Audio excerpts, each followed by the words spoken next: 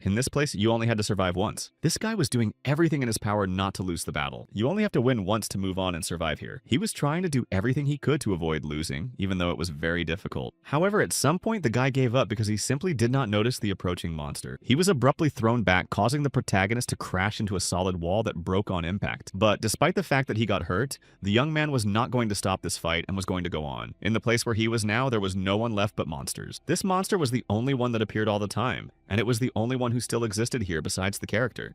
He knew that this was the last thing to do, and in the end he managed to earn points. The necessary experience for the guy had finally been collected, so he also managed to level up. His name was Ryu Hanbin, and now he managed to move to the 4th level, although he was still very weak. He was hoping for something, but it turned out that he could only move to another area after reaching the 5th level. A whole year has passed since the protagonist found himself in this place. Then another year passed and he spent 24 months here. Also, after some time, he received a notification that there was almost no chance of survival here, and the system asked if he wanted to end his life. Ryu Hanbin could no longer perceive anything normally, he just wanted to get out of here. Then 7 years passed, and then all 10 years while he was in this terrible place. The guy even stopped counting dates as he had done from the very beginning. He was in complete isolation from everything and was starting to go crazy because of it. But there was something in this place that helped him change for the better. Hanbin was finally able to become stronger because all this time he kept fighting to survive. However, he didn't even always pay attention to his level because he just wanted to get out. Later, everything moved to a small village located very close by. It was calm and almost deserted, although it was a bright day outside, but there were people hiding somewhere. There was a girl and a man who sighed heavily, realizing that those creatures from other worlds had appeared again. However, the girl seemed very happy to hear the cries of help. She hadn't destroyed anyone for a long time, but the man added that if she was caught by a Latni resident, she would be in a lot of trouble. Although it was never too late to destroy the man himself, even if the plans were fulfilled and the girl was happy. They were going to go further to find someone like them who came to this dimension. They wanted to find a person from Earth even though they knew it could be difficult. Only after a while they stopped when they saw a flame in front of them. This place is an imitation of Zelch-Latin, and it was then that one person was chosen for this role. His goal was to survive in this world and level up, even though it came as a big surprise. The guy who was already barely surviving was given an additional task without even realizing what the situation was. He barely threw away the large beast that attacked him and then looked around, not realizing where he was. Then he turned his attention to the dog that had just attacked him. He had absolutely no time to assess the situation and to move away from the attack as well. However, the guy suddenly grabbed a brick that was lying next to him and hit the dog with all his might to at least somehow prevent this attack. When the dog fell to the ground, having received a very strong blow, the guy first exhaled calmly, but then thought that he was not even in the real world and was not alive. In the end, although the dog was very badly wounded and bleeding, it got up and was ready to attack again. But Hanbin realized that if he did not destroy it, it means that he himself cannot live. The dog began to approach him, albeit slowly but very confidently, and the character himself was approaching the cliff, trying to order the dog not to come closer. But then, out of nowhere and very suddenly, someone's voice appeared and began to say that he had no right to throw these bricks. Hanbin looked around and noticed a screen with instructions in front of him, so he calmed down a bit and decided to read what was written there. It turned out that this dog belonging to the Manapsa tribe was at the 1st level. They were the lowest level monsters in Zelka-Latni, and they also had the fighting strength equal to that of an adult physically fit person. It also said that the character could gain experience in completely different battles with powerful monsters, and that he would also be able to increase his own level. Hanbin was surprised to read all this and thought that he was being laughed at, and for a moment he thought that he was stuck in a virtual reality game. However, now he really lived in this city and had to survive, although he could not understand exactly where this glitch occurred, and he ended up here. Every day he got up at about 12 o'clock, his whole body was in pain and he could barely get up, and one could even say that he was very lazy. But it turned out that Hanbin had returned from the army only 3 months ago, so he thought he could afford it, and at least relax a little bit, thinking about how to spend his day to day. When he was in the army, he always thought that once he returned home and forgot about it, he would be able to do everything he hadn't been able to do before. However, these 3 months have passed and the young man realized that he does not like anything at all. Although at the beginning, when he joined the army, it seemed that he would not change at all during these 2 years in the army. But despite this, now he had exactly this reality, and he was annoyed by absolutely everything. So the main character did not know what to do because he could not find a hobby for himself. It was a real reality, but incredibly terrible because he didn't know what to do. He sat in front of his computer all day long looking at the screen, and then went to bed. Hanbin continued to eat a lot all this time because he was only interested in this food, but he was completely indifferent to what he would eat today. Suddenly, while he was eating another packet of snacks, something strange happened, and he didn't even realize what it was. But a moment later, in his room, on his own chair, There was no trace of the boy, he had simply evaporated. Hanbin looked around and only heard a distant voice saying that all eligible players had been accepted, but he thought that this was the end of his life. Then the young man looked around again and noticed that there were very few players. Although the people who spoke said that the candidates had an income of more than 7 billion, the players who were chosen were very surprised and did not even know who was talking to them. After that, another voice was heard, and they started talking to each other while the guy tried to understand at least where he was and where he was going, and what had happened to him in general. Then it was said that it was necessary to move the instructions in the fly seemed too artificial, but they were assured that it was very good for motivation and adaptation, which had already been confirmed by existing players. Soon after, they started dropping these instructions, and something hit a character who was standing nearby. He only felt a sharp pain but did not remember anything else, could not even realize what had happened, but felt that there was some kind of mistake. These people or beings were saying that there was a mistake in the management, but only one person was injured, and they thought that if it was over, it would be no big deal. That's why they started transmitting measurements to the player who was number 398 and was already unconscious. The young man moved but heard only frantic screams, and later it turned out that this place appeared as an imitation of Zelch Latin. It was this place that appeared to be his current reality, and the young man cursed everyone who had been involved in sending him here. But then he read the instructions again that if he managed to destroy the Monopsa, he would gain combat experience. Hanbin continued to think for some time that this was not really happening to him, and was just a joke, or that he was asleep and would soon wake up and forget everything. He really could not believe that he was living in such a place now, so he continued to be angry, unable to cope with his own emotions. He began to worry about his parents and what would happen to them and his friends, and really did not understand what was happening to him. Hanbin had just returned from the army 3 months ago, and he just wanted to rest, not to move to some unknown dimension where he had to survive, period. He began to worry even more, saying that he didn't even have a girlfriend and didn't know why he was chosen here, because there were even many who were hiding from the army and trying to avoid service. Then he was shown a sign saying that the probability of survival in this place with his abilities was even less than 5%. He began to laugh nervously, not understanding what was happening, saying that those who created it had absolutely no conscience and finally did not want to believe in what was happening to him. Suddenly, an ordinary guy was just kidnapped from here, and that's it. And then he finds himself in another world, as if in some movies in this genre. Quite by accident, this guy was destroying monsters and leveling up. And then a sign appeared asking if he wanted to end his life right now. After that, he was finally convinced that he was being laughed at, but in a second he realized that it was true, but in a second he calmed down, asking himself if he could go home if he destroyed the monster, and then decided to calm down. He thought that if it was possible to return to his real original world through killing himself, then this kidnapping would be absolutely meaningless. And then he tried to get up thinking that it doesn't matter how his life ends, good or bad, because in any case, it will end quickly here. However, first of all, the protagonist decided that he needed to find a way to survive and get out of this place if possible, and then the system began to test his morale and desire to live, and he successfully passed this test, which strengthened his fighting skills. Immediately after that, a screen appeared in front of him, and he was told that he would need to choose his class.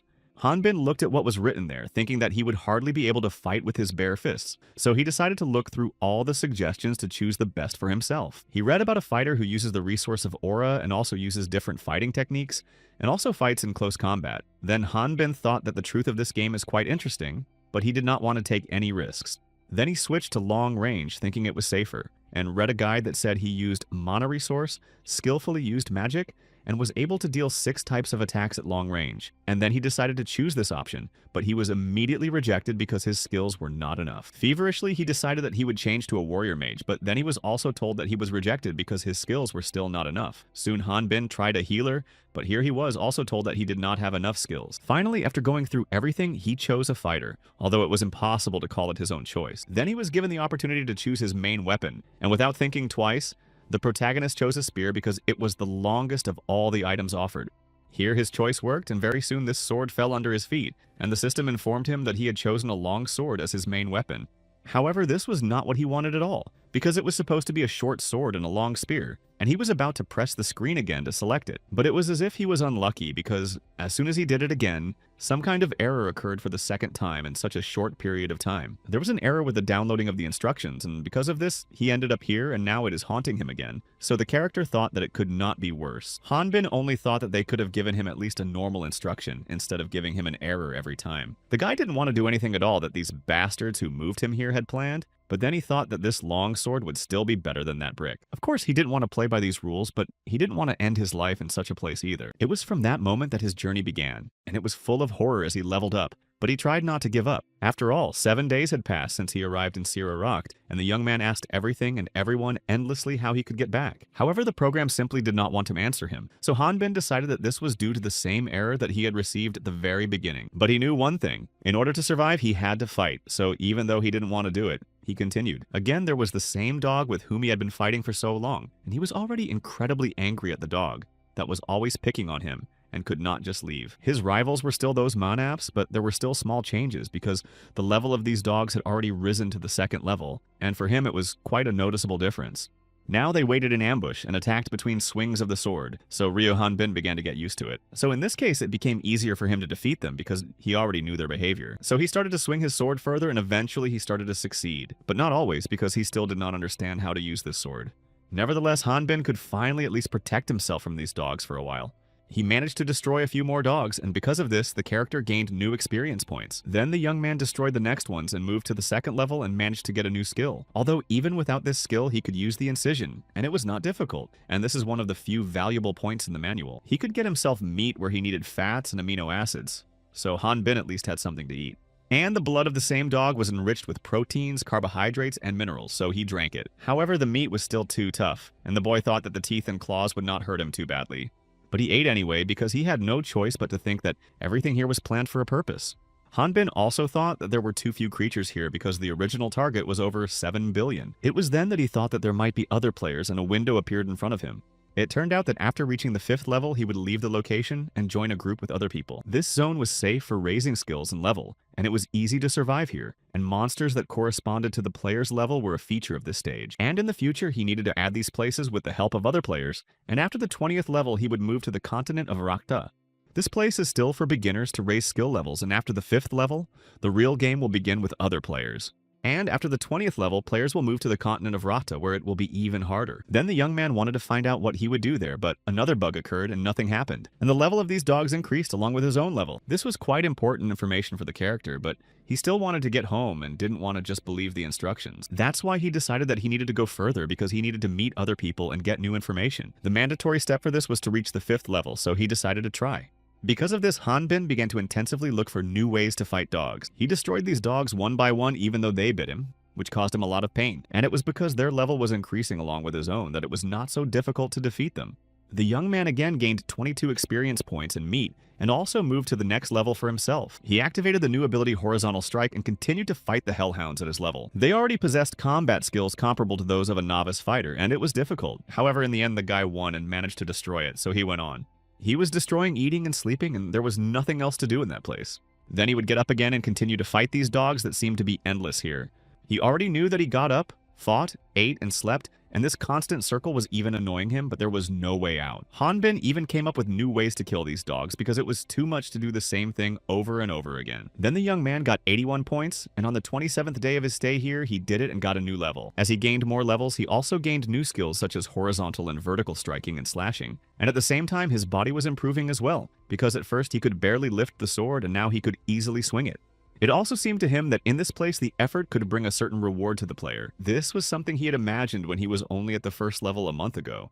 When something happened again, he thought that the instruction failed him, and the guy thought that the problem was in the graphical interface, and that when he went further, everything would be fine. That's why he quickly opened the window in front of him to see what level he was at, but saw that it was only the first one. Hanbin tried to calm down and think optimistically at first, but he didn't understand why this happened to him. Continuing to tune himself to that optimism, the young man thought that those hellhounds would become the same level as him, because this was a safe zone. He was so scared because of the situation that he tried to calm down and convince himself that everything would be fine. And later he had to meet the same dog again and raise his sword against him. But it turned out that they did not become the same level as him, on the contrary. They were stronger and gained more strength despite his level. From the 4th level, he went to the 1st again, and now every even small mistake could cost him his life. However, despite this, the guy was not going to give up and assured himself that this time he would succeed. The main character continued to destroy those dogs that became stronger, and it became a routine for him to check the number of points earned every hour. He was already incredibly exhausted, but he had only 77 points left to reach the 5th level. Hanbin knew that he had to work very hard, but he tried to ignore it and move forward. He continued to improve from the first to the fourth level endlessly, and during these incredibly hard 7 years he spent here, he realized something. It turned out that players don't age, and thanks to his recovery skills, his small wounds could heal in just a day. And after he returned to the first level, the skill points did not disappear, but because he could not move on, he could not get new abilities. All he had were 3 abilities, vertical and horizontal punching and slashing. Then a giant monster appeared, and the guy thought that today was his lucky day. It was the same hellhounds that were getting stronger with his experience points. The system said that this place was created for players who need to level up quickly, but it seemed to him that it was to destroy them morally and physically. Despite this, the protagonist continued to fight, but at some point he noticed something. For a year he realized that he had finally managed to adapt to what was happening here. Then these people or beings who were in charge of it said that all the instructions were given to the players, so they wanted to move on to simulating the world of Chernrak. It was strange to them that this was the 5th simulation, because usually it takes a long time and you need to clean everything up afterwards.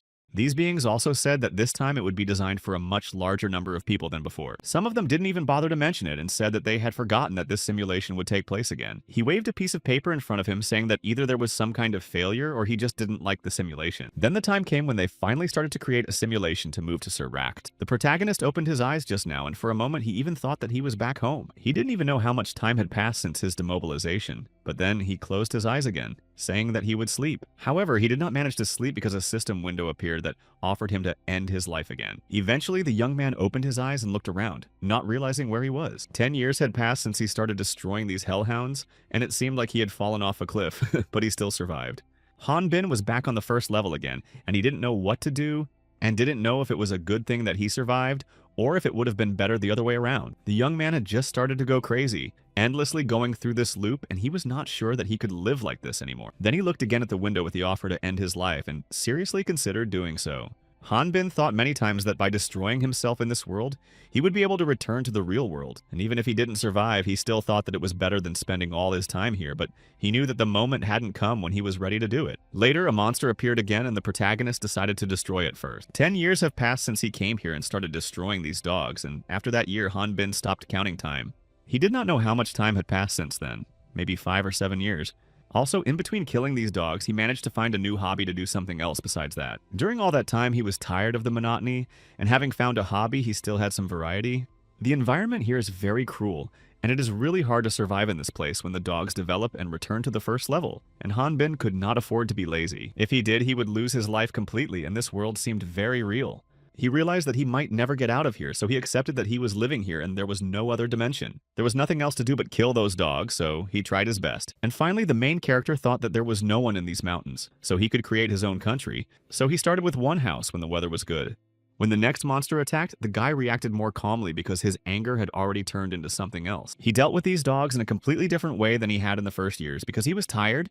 Then the monster managed to destroy the house, and the guy was very disappointed because he had been working on it for 3 years. He did everything with his bare hands, even though it was not a big house, but since it was already destroyed, the young man thought about building a whole palace.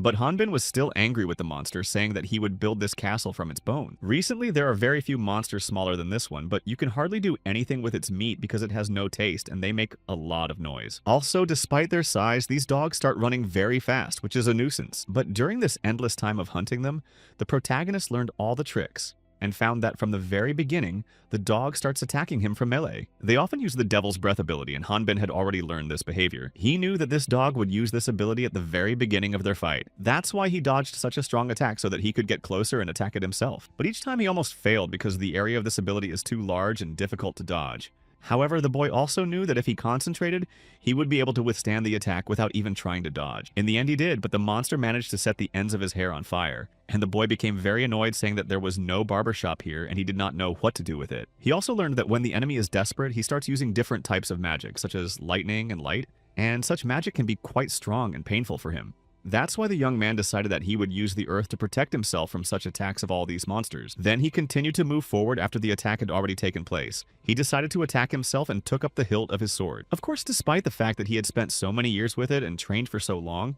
he still lacked the skills to use it perfectly. But despite this, Han Bin still tried to survive and destroy all these dogs, so he approached going to hit him, and in the end managed to even knock out a few teeth. And the level of the main character did not increase, and new abilities still did not appear despite how much he trained. But Han Bin eventually realized that when he repeats all these moves, it still gives something. Over the years, he managed to perfect these strokes because he repeated tens of thousands of times the same vertical and horizontal strokes and slashes, and now he could do them better than he did in the beginning. Then he began to use some new skills that he had invented himself, because it was not a real ability and the effect of the skill was not particularly similar to the cross, but despite this, Han Bin sometimes got out of trouble. After a while, the day ended and the young man realized that today he had managed to survive again, just like hundreds of previous days. In the process of moving to the continent of Sirarakta, something happened to him, and those beings who ran everything noticed that he was the same boy who had made a mistake during the transfer.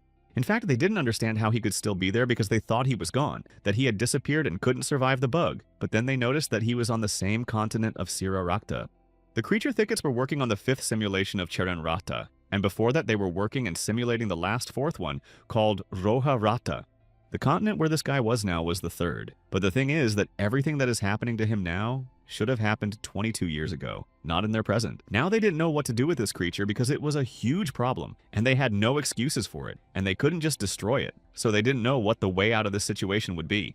This guy had only the 4th level all this time. That was his maximum, and the creatures didn't know how he lived all 22 years there being so weak, because even his skills and various abilities were incredibly low. They really didn't know what it was, how it could exist, but they wanted to figure it out as soon as possible, so they quickly found one great way to do it. Han Bin was already sitting by the fire again, roasting the same tasteless meat that had almost no flavor but was his only food in this world, and he had reached the 4th level of his maximum here again. At some point, the young man decided to view his status, and opening this window, he noticed that an additional status was opened, and also saw that his abilities had improved again because points were added.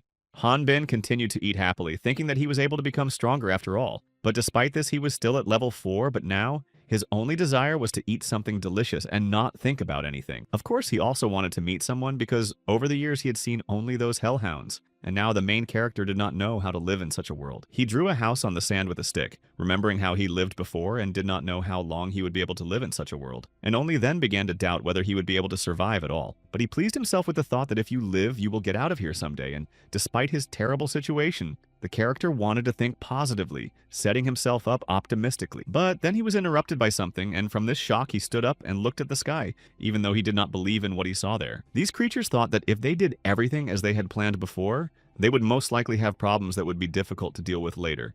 That's why the guy received a notification that Sir Rak's preparations were finally completed, and these creatures thought that they would be able to destroy all the stocks of this idiot, because with his 4th level on the continent, he would definitely not last long. Han Bin still did not know what was happening, but he began to fly up with his sword, which he held onto as if it was all he had, and these creatures only wanted to destroy him as soon as possible. The protagonist could not even believe his eyes. He thought that nothing like this could even happen, and besides, it all started happening when he was doing his banal routine things in this place. After all, he couldn't do anything now, only the player began to move to the next continent, and his entire previous world, in which he had lived for so long, began to be destroyed and torn to pieces. Then some creature sitting in complete darkness said only that no one had disappointed him despite the fact that he had some doubts. It was something like a dragon sitting in his cave below, but he hated those idiots who lived in another world and did not allow him to live in peace.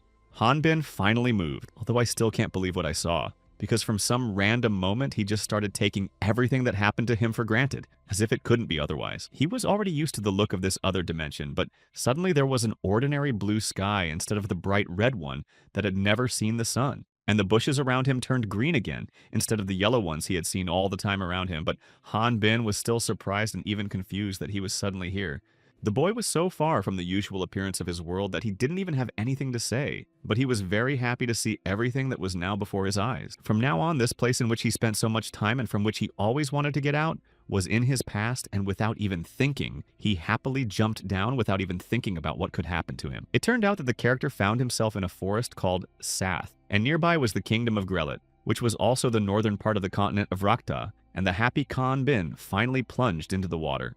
The character was already quite accustomed to the rocks where he spent so much time, but despite all the years he spent there, they never became his home. Of course, he knew little about the new location, but he was glad that at least something new had appeared. But it was still strange that he had reached the 5th level. It was unexpected, and he had also acquired another interpretation skill. And now he remembered what the system had told him earlier, namely that the entrance to the continent of Rata would only open after he reached the 20th level. Han Bin still couldn't understand why he was in this place so suddenly, but remembering all the past bugs he had encountered, he thought that this was another one, and then thought about the fact that he was like an idiot starting to establish a dialogue with a system that didn't want to answer him. The guy sighed and then noticed that another new tab appeared in the status window, so he decided to check what it said. When he opened it, the last mission appeared there. He had to destroy one of the 6 goddesses of the continent of Rakta, and the reward could be a saved age returned to Earth with all the skills he had acquired, and the right to fulfill 3 wishes. And there were also tips on what to hide from other residents that he was from another world, and also better to join the Guild of Hunters of the Free City of Onpros. Before he could read the whole thing and realize everything, monsters suddenly started flying at him, and of course Han Bin instinctively wanted to fight. He already wanted to reach for his sword to destroy this creature as he had done before with the dogs. But this creature was completely different from those he had fought before. This is what puzzled the protagonist, and he just stared at it in silence for a while, thinking that it was the first time he had ever seen such a monster. However, this creature reminded him very much of a dragon, and someone was sitting on top of it. And then they started asking him how he managed to get into this forest, and also called him a demon from another world. Now Han Bin was not prepared to fight with anyone and did not understand why a strong monster was attacking him at that moment. In addition, he did not even know where his sword was, because while reading all this and looking around the new world, Han Bin even forgot about his own weapon, which was on the other side of a small lake. However, now it seemed that this creature was not going to stop and wanted to attack him. So the young man realized that he did not have time to look for his weapon and grab it. It began to attack him with its dragon and its flames, intent on destroying the trespasser, and Han Bin, being in a difficult position, began to dodge. Although he had learned to act in this world for all these years and realized that he needed to move quickly and make decisions just as quickly in order to survive, he rushed at her to attack. The guy was not sure that this monster would be on par with the dogs he fought, but he was not going to retreat either, so he struck and managed to throw the creature far away from him, so it was time to pick up his sword again. In the knightly order of the Kingdom of Ixard once lived a real natural dragon, and he was called Ether, and he was also called the Pride of all the Knights because he was very powerful. However, the trials and various tasks became difficult even for such a strong dragon whom everyone loved, and the stupid king constantly needed to be ridden by this dragon who was so cool. He did not even care that flying was not a joke, and in the end, when he finally got on the dragon's back and started flying, he did not fly long and fell down, after which life was impossible, period. The knight who was the guardian of this dragon was immediately executed, but before that the knight managed to help Ether leave this kingdom because he knew that if the animal stayed there, it would meet exactly the same fate. Eventually, the dragon managed to hide in the forest and survive there, but he had no time to worry and be sad because some aliens from another world began to appear in this forest incredibly often, intending to gain new experience points. Despite this, they could never be a worthy rival to the natural dragon, although sometimes he said that this time he would take pity on these people. But they tried to return and take revenge. The Ether was too kind to destroy them like that, and perhaps this was the root of all his bits. The aliens from other worlds themselves were only thinking about destroying this dragon, and they started attacking him in packs to give him a better chance. He realized that all his troubles were because of these people, so he was not going to let them live any longer. But people kept appearing in his forest. This dragon was with the Wyvern race at the 27th level, and although he did not want to do it, he destroyed these people because they wanted to destroy him, thinking that this was the only way out. But the fact was that he was not a full-fledged dragon, because instead of front legs, he had wings, which was a characteristic feature of wyverns, and that is why he was called that afterwards. Han Bin listened attentively to the dragon who told him all this, saying that it was the complete truth and begged the boy to take pity on him. But the young man was only interested in how he knew he was an alien from another world, although Ether said he did not quite know about it. He added that when aliens are destroyed, their bodies evaporate, and that the locals don't often come to this forest, so it was just a guess that turned out to be true in the end. Han Bin looked at the dragon for a while, thinking that it did not look evil, and then decided to ask if this was the Soth Forest of the Grellet Kingdom. But the Ether said that this kingdom had been destroyed, and now Exrad was here. And the young man realized that the information in the manual had not been updated for a long time. Now he was only interested in how to get back, and the Ether continued to beg for pity. But the young man asked why he had attacked him if he was so peaceful. The dragon explained that he thought he was a demon from another world, so he decided to fight, although Han Bin still didn't understand why he was calling him a demon. The dragon immediately began to apologize, saying that it wasn't his idea, it was just the goddess who said so, and the main character told him to tell him more about this goddess. The dragon began to tell him that the first aliens had come to their world 40 years ago, and then began to whine that he was in great pain and said that he needed to go home. But Han Bin was not going to let him go just like that and ordered him to continue the story. After that, he sighed, saying that once they could live well with the aliens, but at some point everything changed and their peaceful life did not last too long. It turned out that in order to raise their level, these aliens began to destroy the Rothayan, and at some point those aliens who were the strongest decided to gather in a group and attack together. They later created an organization called Great Off, and the purpose of this organization was to destroy the goddesses. And the dragon also said that those aliens were really very strong. People could even destroy their enemies with the power of a dragon. And besides all this, after each destruction, they managed to significantly increase their level, which made them even more powerful. Even no magic could destroy, or at least stop their group. Despite the fact that they took it seriously and the leader of this group was a member who had reached the 100th level. Until these aliens who only wanted to destroy came through, everything was quite calm, and they could live and not think about something terrible happening. Among those people, there was a really powerful participant. He was called the Lord of the Sword, named Beothal. Also, one of the members of this great team was the Archmage Genobia, who was also a very skilled and powerful member of the team. An assassin named Karhan was also a very terrible enemy for all of them, because he could easily destroy his rivals. The next member was the Lord of Life and Darkness called Hollier, and like all the other members of this group, her powers were on par. This creature was the 4 heroes of this continent, but they were destroyed one by one in an incredibly short period of time. And after I destroyed them, the responsibility for this entire continent fell on the shoulders of the 6 goddesses, which is why Earthlings are considered to be the associates of evil demons from another world. Ether said that they wanted to destroy all the aliens in order to be safe, and Han Bin said that he had been kidnapped and spent several decades among the Bare Stones. But now he did not even understand why it was all there. He was very sad because after that the whole continent began to consider him their enemy. But the dragon said that he had nothing to do with it, because all this happened before his birth. It seemed that no matter what you tried to do, whether it was an attempt to negotiate or just to live in peace, you would be branded as a demon from another world, and would want to destroy you as soon as they saw you as an alien. But despite what they thought of the protagonist, he was determined to return to his home alive and well, so he said he would fight to the last. Then Han Bin thought again that in this case, no one should know who he really is in order to make it easier for him. At that moment, he got scared, thinking that this man was a demon like all the others who had come before. And then the dragon said that this guy knew absolutely nothing about this world, and that one very smart wyvern could help him understand it. Eventually, the young man agreed, and 5 days passed at this pace, after which he realized that if he left the Soth Forest, he could see the giant walls of a fortress on his horizon. This was the city of Anpraz, located in the northern part of the kingdom of Exrod, and this city is known for its large size and large population, which is located next to the Soth Forest. And also on these vast plains of the Ifan Valley, there were incredibly many dungeons, and in them an even greater number of monsters that were quite powerful enemies for others. An incredibly large number of hunters risked their own lives in order to get rich quick, and the Onpros Guild was one of those hunters. Many people were going to join it, and as soon as they crossed the threshold of this building, it became immediately clear that these people were ready to do anything for the sake of enrichment. There were really an incredible number of hunters here, and they were all focused only on getting rich to get even more money, regardless of what might happen to them. And they realized that there was a great risk of not coming back from there, but their desires were still stronger. Many wanted to become a hunter and came here to get more, regardless of their experience and goals for the future. Also, those who were so-called aliens from another world could enter here, and there were quite a few of them here. It was this place that the protagonist decided to enter, but as soon as he crossed the threshold from this room,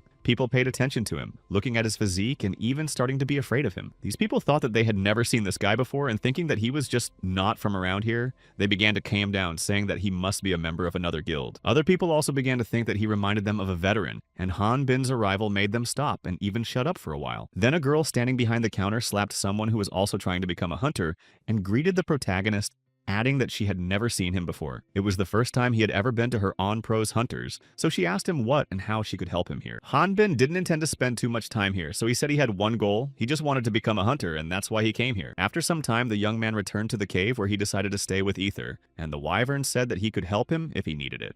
Ether sighed, saying that it was difficult to recognize an alien by the boy, but even without that, there is a lot of danger in this world. Although despite this, sooner or later Han Bin could destroy him. It would not be something too difficult for him. But the young man found out that Ether was also wanted, and that the dragon hadn't killed any humans, although Ether didn't want Han Bin to follow his every move. However, Han Bin just smiled, saying that he hadn't talked to anyone like that in a long time. Eventually, Ether sighed and said that he would agree to help him, but only if the boy didn't ask about every little thing. The dragon sighed again, saying that maybe there were a few different rules and customs here than in his previous world. But first, Han Bin needed clothes. And when he started to change, Ether screamed, asking what he was doing, and Han Bin calmly said that he would take the clothes, even though he was sitting without them. He also added that he felt quite uncomfortable in it because his legs were a bit tight, and it was very uncomfortable to walk. At first, Ether said she would tell him about the customs of this city and added that it was not customary to take off his clothes anywhere. But Han Bin was only interested in how he could meet the goddesses. However, it turned out that in Rakt, only a few could be honored with an audience with them, and first they had to get the blessing of the 4 great heroes who had stopped the aliens.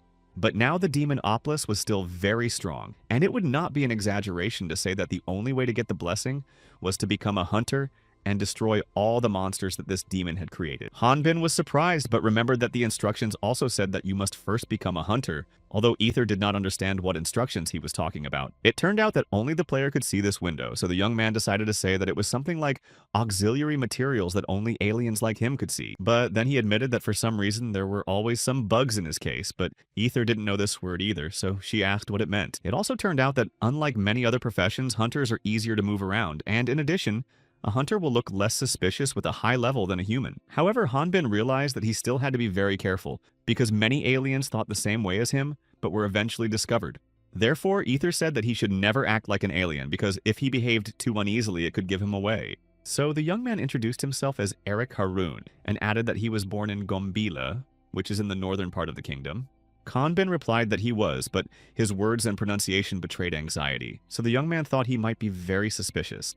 But then the girl smiled and welcomed him to the On-Pros Hunters Guild, and he managed to pass, even though it was with great difficulty. An important stage was passed, and Ether said that all those who want to become hunters are now asked how they got to the kingdom. So she suggested that the boy tell them about the village because it exists, but few people know about that wilderness. So the girl said that they would send a request to the previous guild to find out more about Eric, and asked if he had applied there, but the young man said no. Then the girl who was trying to understand this asked why he had decided to become a hunter in the first place. Then she was silent for a while and then asked if Eric was saying that he had never been a member of the guild before. Then the others began to hear this and realized that he was not a hunter, and most likely an alien, but they tried to sit quietly and not make a sound. Hanbin was also silent for a while, not even knowing what to say to that, but he could feel the tense atmosphere. He realized that he had made a mistake somewhere, although he did not understand where, but it was too late. They were ready to attack. There were many thoughts in the hero's head. He thought that it would be necessary to join the battle, but he knew that he would not be the first to attack, because if he did so, he would give himself away, and it would only get worse. But then the other people sitting there said that, according to the rules of other guilds, they had to conduct a test to evaluate the skills of the so-called Eric. However, as it turned out, they weren't going to attack him as soon as he touched the test stone next to Hanbin. The young man began to worry, thinking that those people wanted to check whether he was an alien, and realized that if he was discovered here, he should not even hope to meet the goddess. He decided that it was best to run and escape while there was still a chance, although he realized that this would also mean recognizing who he was. Hanbin also thought that he could take care of everyone here very easily. It would cost him almost nothing. The girl who accepted them all into the guild was very surprised that he had so many new skills. It was only then that the others also started to notice that Hanbin was a hero level, and only then did they notice it. Some people thought that he would be able to destroy the demon Omless who sent his servants to them. The inhabitants of the other world might be cool as these people thought, but eventually Hanbin left this place. Ether told him to listen carefully because she was shy, but it turned out that if he tried, the hero would do as well as she did. In the end, the guy decided to put his hand to the stone to check the level, and it turned out that he was a 5th level fighter. After that, all the people sitting there breathed a sigh of relief because, until then, they thought Hanbin was an alien. But now everything seemed to be fine. The young man did not understand what was happening, but the girl apologized for some reason, saying that she needed some time. The thing is that any remote village is called a place of birth by aliens. But Eric's level was not high enough. The aliens usually had it at the 20th level, as if it were some kind of pattern, so everyone who tried to join the guild with that level was rejected.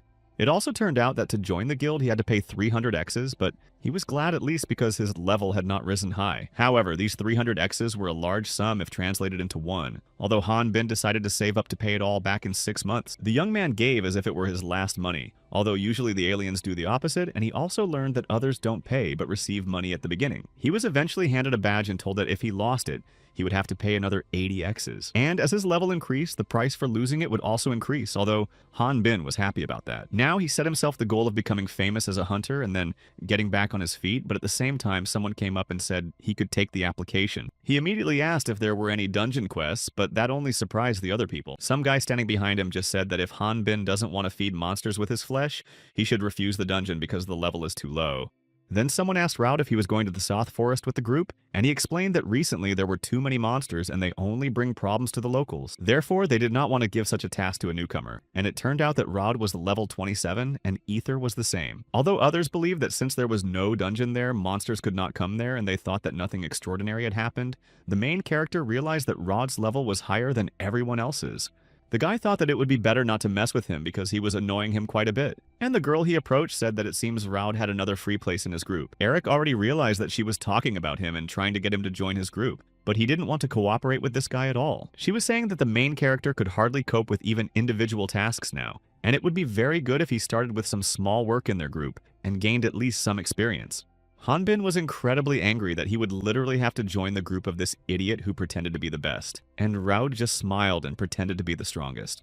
But suddenly Raud looked back, sighing and saying that they already had a new member in the group, so there were no more free places for anyone. This girl's name was Atis. She was also human, and the status window showed that she was 37th level, although she said she was a 25th level mage. As the young man noticed this difference, he wondered if there was a purpose to Atis's deliberately hiding her high level from others. Despite this, Hanbin breathed out more and more calmly, realizing that since there were no more vacancies, he would not have to work with these guys. But suddenly, Raud said that the On-Pros Hunters Guild is very proud of its members, and if this request is from them, he simply cannot refuse to help such a little lamb. Even if an insect like him is only level 5, he is ready to take responsibility. Of course, the protagonist was not happy about this, but he only thought that Raud should not be his rival, and all these taunts annoyed him, so Hanbin thought that sooner or later he might break down on him. Then Raud tried to take his sword in his hands, asking why he was carrying such a huge toy, but it was hard for him to move the weapon. However, Hanbin decided to show him and easily lifted the sword from behind his back and showed him how to use it. The other people in the room noticed and started calling Eric a tough guy and insisted on starting a fight. One of the men, who was also a hunter, paid special attention to him and looked very happy to realize that he had finally found what he had been looking for so long. Then another old man approached the protagonist, saying that he had a very cool form that could reach even the 10th level, and that was the minimum. Raud was still trying to somehow keep control, thinking he was in charge and trying to pretend to be the strongest, but he was still just hanging on to the sword that held Hanbin in the air. The man appraised the boy, saying that they could start fighting each other right there. But he knew that in this case, Eric would smash everything here and nothing would be left of this place. And after that, he would have to kill them all at the same time.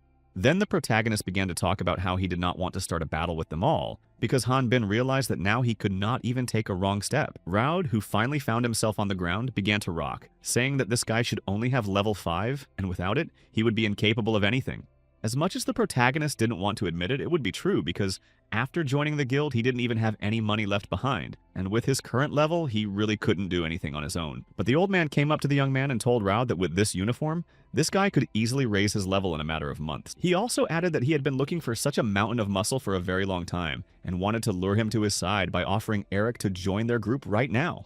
The old man realized that it was impossible to achieve such a shape in one day, but judging by his level of experience, the boy still lacked. This man was a person at the 25th level, which was not bad. And since Hanbin was an alien, his leveling speed was much higher than that of the Rocktaians, although he doubted that he would be able to stay in this group for very long. However, he realized that he had to do something and gain some experience in order to achieve what he had set out to do. On-Pros developed thanks to the monsters that walked through the dungeon, and most of the jobs here are related to hunting these monsters, or even materials that can be obtained from those sides. On the outskirts of this city, there were two famous places in terms of hunting. The first was the dungeon in the Ipyong Valley, and the second was the Soth Forest. There are quite a few small villages near this latter place, but the monsters cannot harm people and rarely attack them. Recently, however, a very large number of monsters have been noticed on the outskirts of one of the villages in order to find out the cause of what is happening, and at the same time, a lot of hunters from all over the country have come here to hunt monsters. There were many different monsters, and one of them was Dwolks, of course. He is quite slow, but his muscle mass can even break a stone without much effort. Of course, the hunters tried to overcome him, but they were actually quite bad at it, despite the fact that they were preparing for this fight. But there were also those who were already experienced. One of them was On-Pros's first shield. His name was Björk Rupol, and this man was a 25th level fighter. He could handle these monsters quite well, which were quite powerful. But then he began to notice that the creatures became even stronger and began to use distractions, so he thought that the flag was too relaxed. Also among this clan was a key figure in the attacking vanguard of Björk's group, a girl named Embo Vanetta, who mockingly told him that if this monster could attack him so easily, it was time for the man to retire. But then realizing that Björk had a wound, she rushed to him saying that she needed to stop the blood from his wound, but he assured her that he would be fine. Björk said that she didn't need to worry about him so much and that the wound was not something too serious. There was also another person who started to direct the wind of nature here to get his life force. It was Björk's younger sister named Even, who was a healer on the 16th Rin, and asked if her brother was okay, to which he said that he would survive and everything would be fine. Then there was another man who was also a member of the clan who turned to Björk, mocking him and saying that he could not do anything without him. This boy began to use his key power, the Hammer of Fire, and sharply attacked the monster that was approaching the entire group. In fact, his power could have destroyed everything around him, but this young man was a level 18 mage and his name was Hubo Crutus. Björk's group was actually a pretty good and balanced team, with everyone knowing their place and doing their job well, which is why they won even in difficult battles. They were always the first in terms of the number of successful missions. They were also considered the most reliable of all possible clans and on-pros. In fact, these are the best conditions for a novice hunter, and the main character was well aware of this. He knew that he would not find better conditions for himself here. That's why he decided to accept Björk's offer, but all this time he was incredibly bored because Eric Haroon was responsible for the muscles in this group. He was the fifth fighter, but he only carried their things and did nothing else. Although he could not participate in fights because of his low level, Han Bin thought that there might be some weaker monsters that even he could handle. He thought that everything would be fine, but there was only one problem, because a lot of monsters gathered in one place and noticed another person, period. Soon after, Lord Dwalk, who was at the 25th level, came out and noticed Eric, not understanding why he was their enemy, but he smiled. He looked around and saw the stone ball and began to guess something. Eric discovered who had the highest level of them all, but it also turned out that the monster's level was too high for him. But eventually one of the clan came up and called Eric back, saying that the monsters were gone and it would be safe to come out. Evan smiled, saying that she had found something and showed it to him, adding that it could be worth a lot of money if sold. The others who saw what she had found were very happy because they realized that the pay for this mission would be even higher. Han Bin watched all this from the sidelines, realizing that he would need it now, although he would have been sick of it before. However, being in the mountains, it had already become a habit, and Eric managed to cut everything very quickly, surprising everyone, but he simply replied that he had been training for 20 years. When he said that he was 24 now, although he hadn't aged since that age, he simply said that he had a very difficult childhood.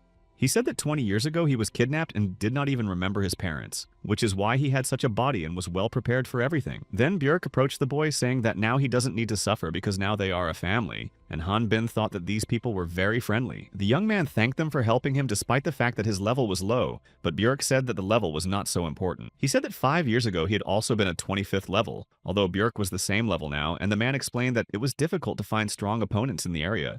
Except for the two lords, but Vanetta said that they didn't even need to hunt for stronger monsters. That's why they had already decided some time ago to make a rule that they would not go into the dungeons.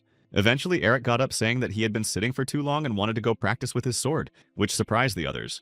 The others told him not to overexert himself to avoid making it worse and also emphasized that Eric should not go too far, because it was dangerous. They were surprised that such a sincere person could be considered an alien, and Hubo stood up saying that he would go with him because there could be many powerful monsters. Sometime later, after another conversation, Hubo approached Eric asking him how his sword training was going. But the guy found that no one was around and tried to find Eric for some time and shout to him, but in vain. Meanwhile, Eric ran forward with all his might, surrounded by monsters, but it turned out that there was not a single creature that could give him any experience. The guy did not believe that this was possible at all, but he continued to run on, hoping to find at least something that would help him. He would like to find at least someone one level higher, and then he looked at a Haka that was level 13, and looked at him fearfully. There was also a monster of the Modian race that was level 21, but it was still not what the protagonist was looking for. After a while, he remembered the moment when he found himself with Ether and asked her if she was scared to live in such a place. But she replied that there were no monsters stronger than her in the Seth Forest.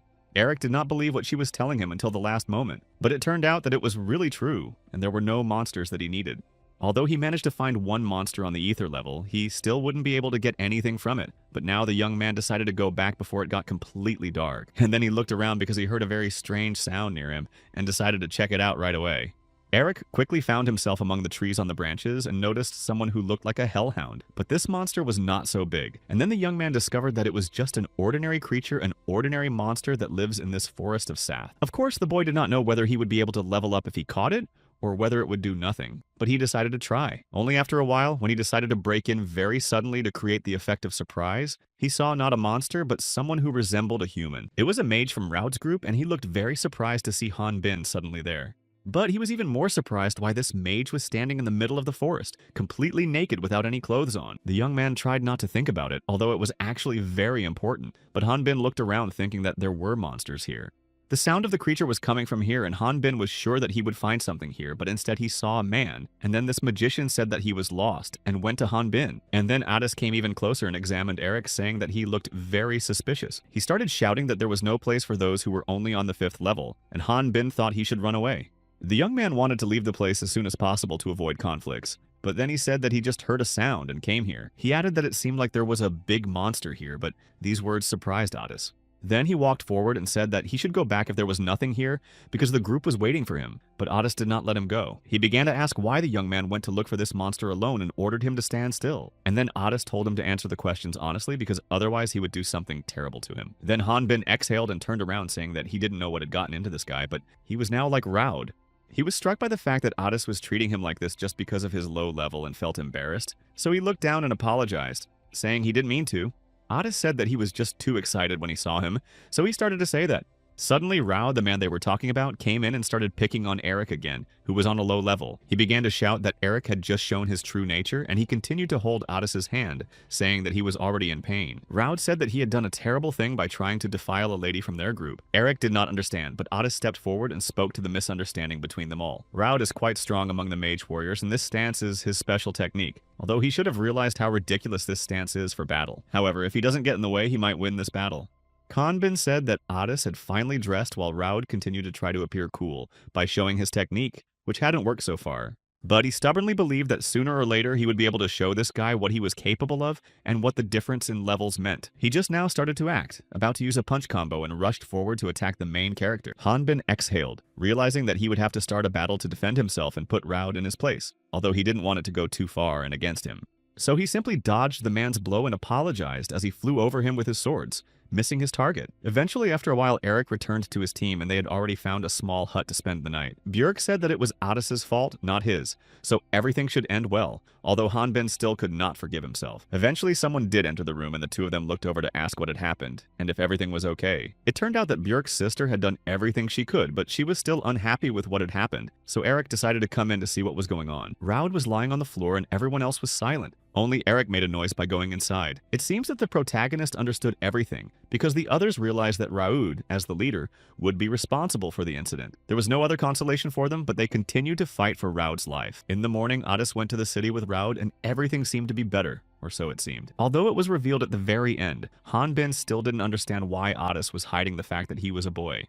They failed to find the creature that caused the sound, and since then he stayed with his group for another 3 months, and everything was gradually forgotten. But then the subject of Raud came up again. It turned out that he was single-handedly destroying the monsters in the dungeons they were talking about. Although others believed that if Raud went to the dungeon alone, he would not survive, because with his level, he needed the whole squad to help him. It is suitable for fighting local monsters because if they attack, they have almost no high levels for survival. Then the protagonist thought that Ether and Lord Devolks were special cases, so he asked Embo what the difference between monsters and dungeons was. It turned out that dungeons have existed since the beginning of the world. They were created by the demon Amlas, and monsters appear from there by themselves, while some of them are said to have 30th and higher levels from the moment of birth. The young man did not know whether the 30th level would be enough for him, but he knew that even if he had to secretly sneak into the dungeon, he would get there. Then the others said that monsters were a big problem, but that aliens were a bigger danger, and Hanbin realized that he would have to postpone entering the dungeon. Then Björk said that Raud went there to find an artifact that can cure almost all diseases. These are things that do not belong to this world and are endowed with magic, all of which began to appear in the dungeon even earlier, and can have many forms and abilities.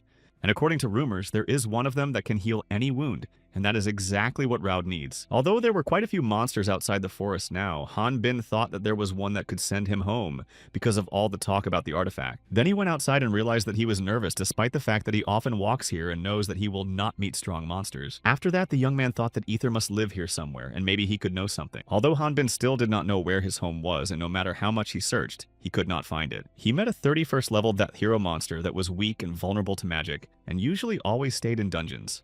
The protagonist prepared for the battle, not knowing what the dungeon monster was doing here, although seeing that it could have good defense against cold steel made him even more wary. Of course, it was very bad for Hanbin who had such a weapon, and then more monsters gathered. Only more of them wanted to eat him. They were approaching, and Hanbin, who could distinguish their speech, heard the monsters talking about his ridiculous weapon, and that he was definitely not a magician. The creatures were ready to attack him, but the young man did not give up even knowing their strengths and attacked with his sword. And he did well, because these Dathiro began to fear him, and Hanbin stopped believing what was written. These monsters began to think that their ancestors were idiots for thinking something like that, and perceived that Hanbin had magic in the form of a knife. But despite this, they did not want to back down, saying that the knife would not harm them, and they would eat everyone who had such knives. However, Hanbin had already come to his senses and prepared for the fight, so he dodged the stroke of one of them. After that, they began to realize that it was too dangerous outside the dungeon, where they mostly lived, and they had to flee. However, Hanbin was not going to let them go because he realized that he was stronger than them, so he chased after the Dathiro. The monsters continued to run as fast as they could, but the protagonist caught up with them despite the fact that they were trying to run as fast as possible. And then at one point, the tree in front of which Hanbin was standing suddenly flew into the air. The boy himself did it, sensing something, and he also saw the hero there, but he did not understand what it was doing. After that, the magic in the air began to intensify, and it turned out that this was the place where the dungeon of the Ipyong Valley was located. Hanbin thought it was a great chance, but he was still very cautious about the portal leading to the dungeon. It turned out that this is where the monsters are released from the dungeon, and increasingly migrate to the homes of other people who live here. Hanbin asked who opened this portal, but the hero did not know, saying that they did not have magic, but it seemed strange because the young man did not think that the entrance to the dungeon would open just like that. However, the monster actually said that he knew nothing about it and that it happened here as well. He also added that he would have been ready to let the monster go if he had told him everything, but now he would not do so because he had not received the information. So Hanbin raised his weapon and told him that he would have to destroy it because it was useless. However, the hero began to scream even louder, begging him not to do so because even if he wanted to, he would not be able to go back because of this order. Of course, Hanbin did not know who this man was who gave the orders, but he decided to take a look himself, going inside the portal and ordered the monster to keep quiet about it. He asked if he would find out if no one told him, and decided that he needed to sneak in there himself. And of course, the very scared monster agreed, saying that he would not tell anyone at all and would keep quiet. Meanwhile, there were already several hunters inside the dungeon who were actively fighting the monsters, and it was obvious how hard it was for them. Despite this, they continued to actively try to fight in order to at least survive here. These hunters fought attacking monsters that were quite strong, and only after a while they started to do well. However, it was still too little for the attacks to work on those underground creatures, and they were not capable of more than distracting maneuvers. Even the axe could not deal with these Thathyros, meaning that only magic remained and nothing else was left to escape. Alice was still almost in captivity and could not even move because the monster standing next to her was about to attack her. Even though she was trapped, she was a mage and the Thathyro are vulnerable to magic, so she continued to cast spells to overcome them. After that, Alice used an explosion and a very bright light spread through the dark corridors of this large cave. This guy couldn't dodge the spell, it hit him too, but he decided to fight on because he had one eye, but it was not very good. Another member of their team was standing behind him, so he told him to try to heal him right now. They were almost at the end of their rope and could not stand it anymore because the monsters were only attacking more actively, and Alice had no strength left for a magic attack. The hunters were already exhausted, and because they had been here for so long, they became too inattentive, which helped the monsters catch them. However, despite the fact that they might not survive right now, something began to happen and the monsters that had just attacked stopped abruptly. The boy was very surprised to see someone destroy a monster with one blow, but then realized that it was clearly not one blow, but several incredibly fast movements. The Thathyro begins to defend himself with his front limbs if the opponent attacks him from the front, but the monsters have a weak spot on their necks, which is difficult to reach, but it will help to bring them down immediately. And in order to make the Thathyro lower its claws and expose its neck, this guy first hit the monster in the groin, which made it powerless. They knew that only a warrior magician who practiced fighting with two swords would be able to do this, and when Raud asked them if they were members of the Onpros Guild, they recognized him. This guy knew him, although Raud was surprised, but the hunter said that he had heard that the mage had started defending the dungeon on his own a few months ago. Raud was still surprised, although he had actually fallen into the dungeon 70 days ago by accident and had been unable to get out since then, so he had been walking around trying to find a way out. He didn't remember anything at all except that he was sitting very calmly in the guild that day, drinking another glass of alcohol, and then suddenly found himself in the dungeon. Raud did not understand how he got there, and for some time he could not realize what kind of place he was in, but when he sobered up, he realized that it was the dungeon from which he needed to get out.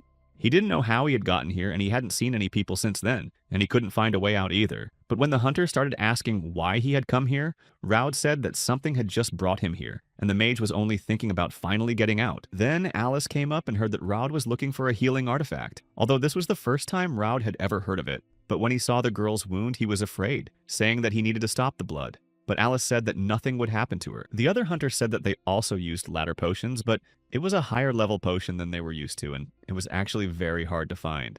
Alice said that she shouldn't waste such an important potion because she would be fine, but Raud had already started, so she only asked why he had such expensive medicine. Raud just said that it was useless for his wounds anyway, although he was really doing it because it would be harder to get out of here with a wounded person. But he told them that the price was not important, as long as it was useful.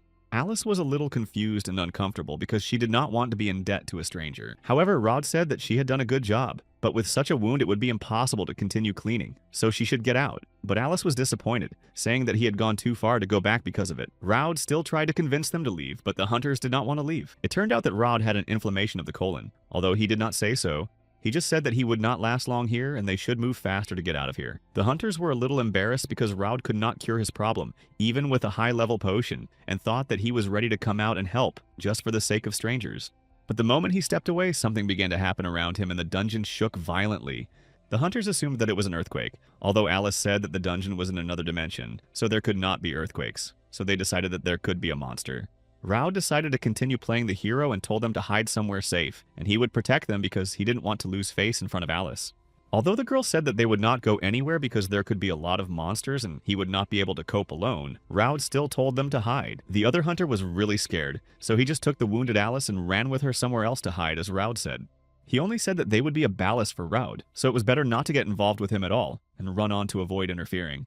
Then Raud began to suspect that something was wrong because this guy was not wounded, but he still ran away with Alice and he did not know where he went. Raud thought that this could end badly for him again, but on the other hand, it would be a great opportunity to quickly improve his level, so he rushed forward. The mage thought that there can't be more than a few of these monsters here, so he will quickly deal with them and go in search of these two to finally get out of here. And indeed, when Raud came out of there were monsters who saw the opponent and began to shout that a great danger was approaching. Raud was quite confident in himself, but he was very surprised that the monsters were so scared, just after he had just walked out to them and hadn't done anything yet. While he remained in place, not knowing exactly what had become so exciting for the monsters, there were also a lot of monsters in the other part of the dungeon. Hanbin had already managed to move there, and he was very easily and quickly destroying the creatures on his way with his sword. But the young man was incredibly disappointed because his expectations were not met at all, because he came here to gain experience points, and these monsters could not give him that. In addition, he had a big problem because he could not swing his sword properly because of the very narrow passage. But Hanbin was glad that at least here, he could not control his strength. The monsters immediately heard that danger was approaching, so they informed their own about it. But for some reason they did not run as one of them told them to which the other creatures said that although they were idiots, they would be brave. They believed that they could not just retreat and had to fight back against the one who scared them so much to stop him and not let him pass on. This place belonged to them and they were not going to give it to anyone else, but Hanbin immediately came here after hitting the monster and was happy to realize that it gave a little more points. But it seemed that there were no more monsters here. At least the boy could not find them now, but soon he came across something interesting. When the young man approached, he was even more surprised by what he saw in front of him. It turned out that there was a magic heart flame artifact that had accidentally appeared in front of him. Hanbin was really very surprised because he thought that such important things should be guarded by bosses, but the Thathero King had already been destroyed by him. If he took this artifact, the monsters might not appear anymore, but he would not earn any experience points, although there was no one else besides the Thathero. So the young man thought that the boss was somewhere there, but the options were not very good. And if the owner of this thing can throw fire spheres, he will also be able to get the ability to ignite the balls himself, and eventually there were 30 charges left. And after that, Hanbin decided that he would use it along with his power. He thought about the fact that there was no one here, so he just rushed forward to move even further through the dungeon. He wondered if the monsters in this place would appear endlessly, and those who survived the hunters told him that monsters do not reproduce. They just appear in a certain place. And the source of energy in this dungeon for the monster factory is the magic heart located in the very center of this place. The young man said that it looks like an ordinary thing, and if he didn't know what it was, he wouldn't have guessed that it was something so important. However, in fact, this magical heart could give its owner a lot of power. It is also often called an artifact, but when he tried to use it and apply that power, he failed, so he thought that the heart was broken. It turned out that the minimum level for use was 31, and compared to ordinary equipment, the artifacts had a minimum level for the wielder. It would seem that if the owner was able to get this artifact, then there should be no problem with the level, but Hanbin had only the 5th. For hunters, finding an artifact is a glory and an honor, because they can still be sold for a lot, and the young man hesitated for a long time whether to sell it or keep it. But it also turned out that there were very few hunters who had visited the dungeons. Later on, the guy continued to move forward, but very suddenly and unexpectedly felt that the room started moving by itself. And also because of the resentment for everything that happened, before all the suffering and self-confidence associated with the fact that he got this legendary artifact for himself. A mysterious voice from the darkness began to whisper to them that the hell that had unfolded before them was a real possibility. But Hanbin, who entered the place, began to realize that it could be a real opportunity for him. Finally, he went further out and saw the light, which made him very happy. But he decided that he had to go back quickly before Björk and the team woke up. Somewhere deep in the dungeon, Hanbin decided to find the boss and destroy it and return, but thought that it would be quite easy. But he did not meet any monsters here, although in fact this place was the most important in the dungeon. So he started shouting, saying that he would just take what he wanted and leave. And no one came up and said anything, so the main character just came up and said that he would take what he wanted. But after that, the whole dungeon would disappear. But as soon as the young man came closer and reached forward, he immediately heard a voice saying that he was waiting for him. It turned out that it was the dungeon boss who was at the 45th level, so Han Bin realized that he would get a lot of experience points. He could not say that he was completely immobilized, but he felt that it was very difficult to move his legs and arms because they were being squeezed by something. Although so far the creature had not attacked him, as if it was just waiting for a certain moment. But then, very suddenly, Raud appeared there and started shouting joyfully that he was finally going to get out of here, and breathed a sigh of relief. But then when he looked around and saw the same guy who was on the 5th level, he was very surprised. It turned out that he had been discovered, and Han Bin began to worry, not knowing what to do next. Raud started talking about how everything had changed too quickly, and it was very funny that a person with that level was walking around the dungeon. He said that he had long realized what had happened to Han Bin, and added that the young man was just visualizing his old trauma to make the situation worse. Raud began to say that this could not be true, that a person like him would not come here because he would not even pass through. However, the young man seemed to be even happy, saying that Raud had really managed to reveal him, but he was having a lot of fun. Raud was going to destroy him and level him to the ground, saying that he would fight to the last. Also, this monster can't look in all directions at the same time, so it can't attack or defend everywhere either. But it also had the molecular vision of a predator. But it seemed that Raud didn't care about that at all because he was only interested in this 5-level guy. Han Bin didn't mind fighting him, and in the end he did a good job of it and won easily. But they shouldn't forget that they had another common enemy, the boss monster of this room and dungeon. Later on, this monster started to fight them and almost sucked Han Bin in. But he managed to get out of there unharmed, although it was really dangerous because Han Bin almost fell further down, where it would have been difficult to get out. But then, when the protagonist was on the ground, he looked at the monster again and thought that the boss was too weak for a dungeon of this level. Raud, meanwhile, decided that this would be the perfect time to strike. So without thinking, he just hit the guy on the cheek. He said that Han Bin should beg him to take pity on him, because Han Bin was the only reason for the problems here. Although the magician had just said that the boy was not real, it seemed that Raud did not understand anything and just wanted to fight.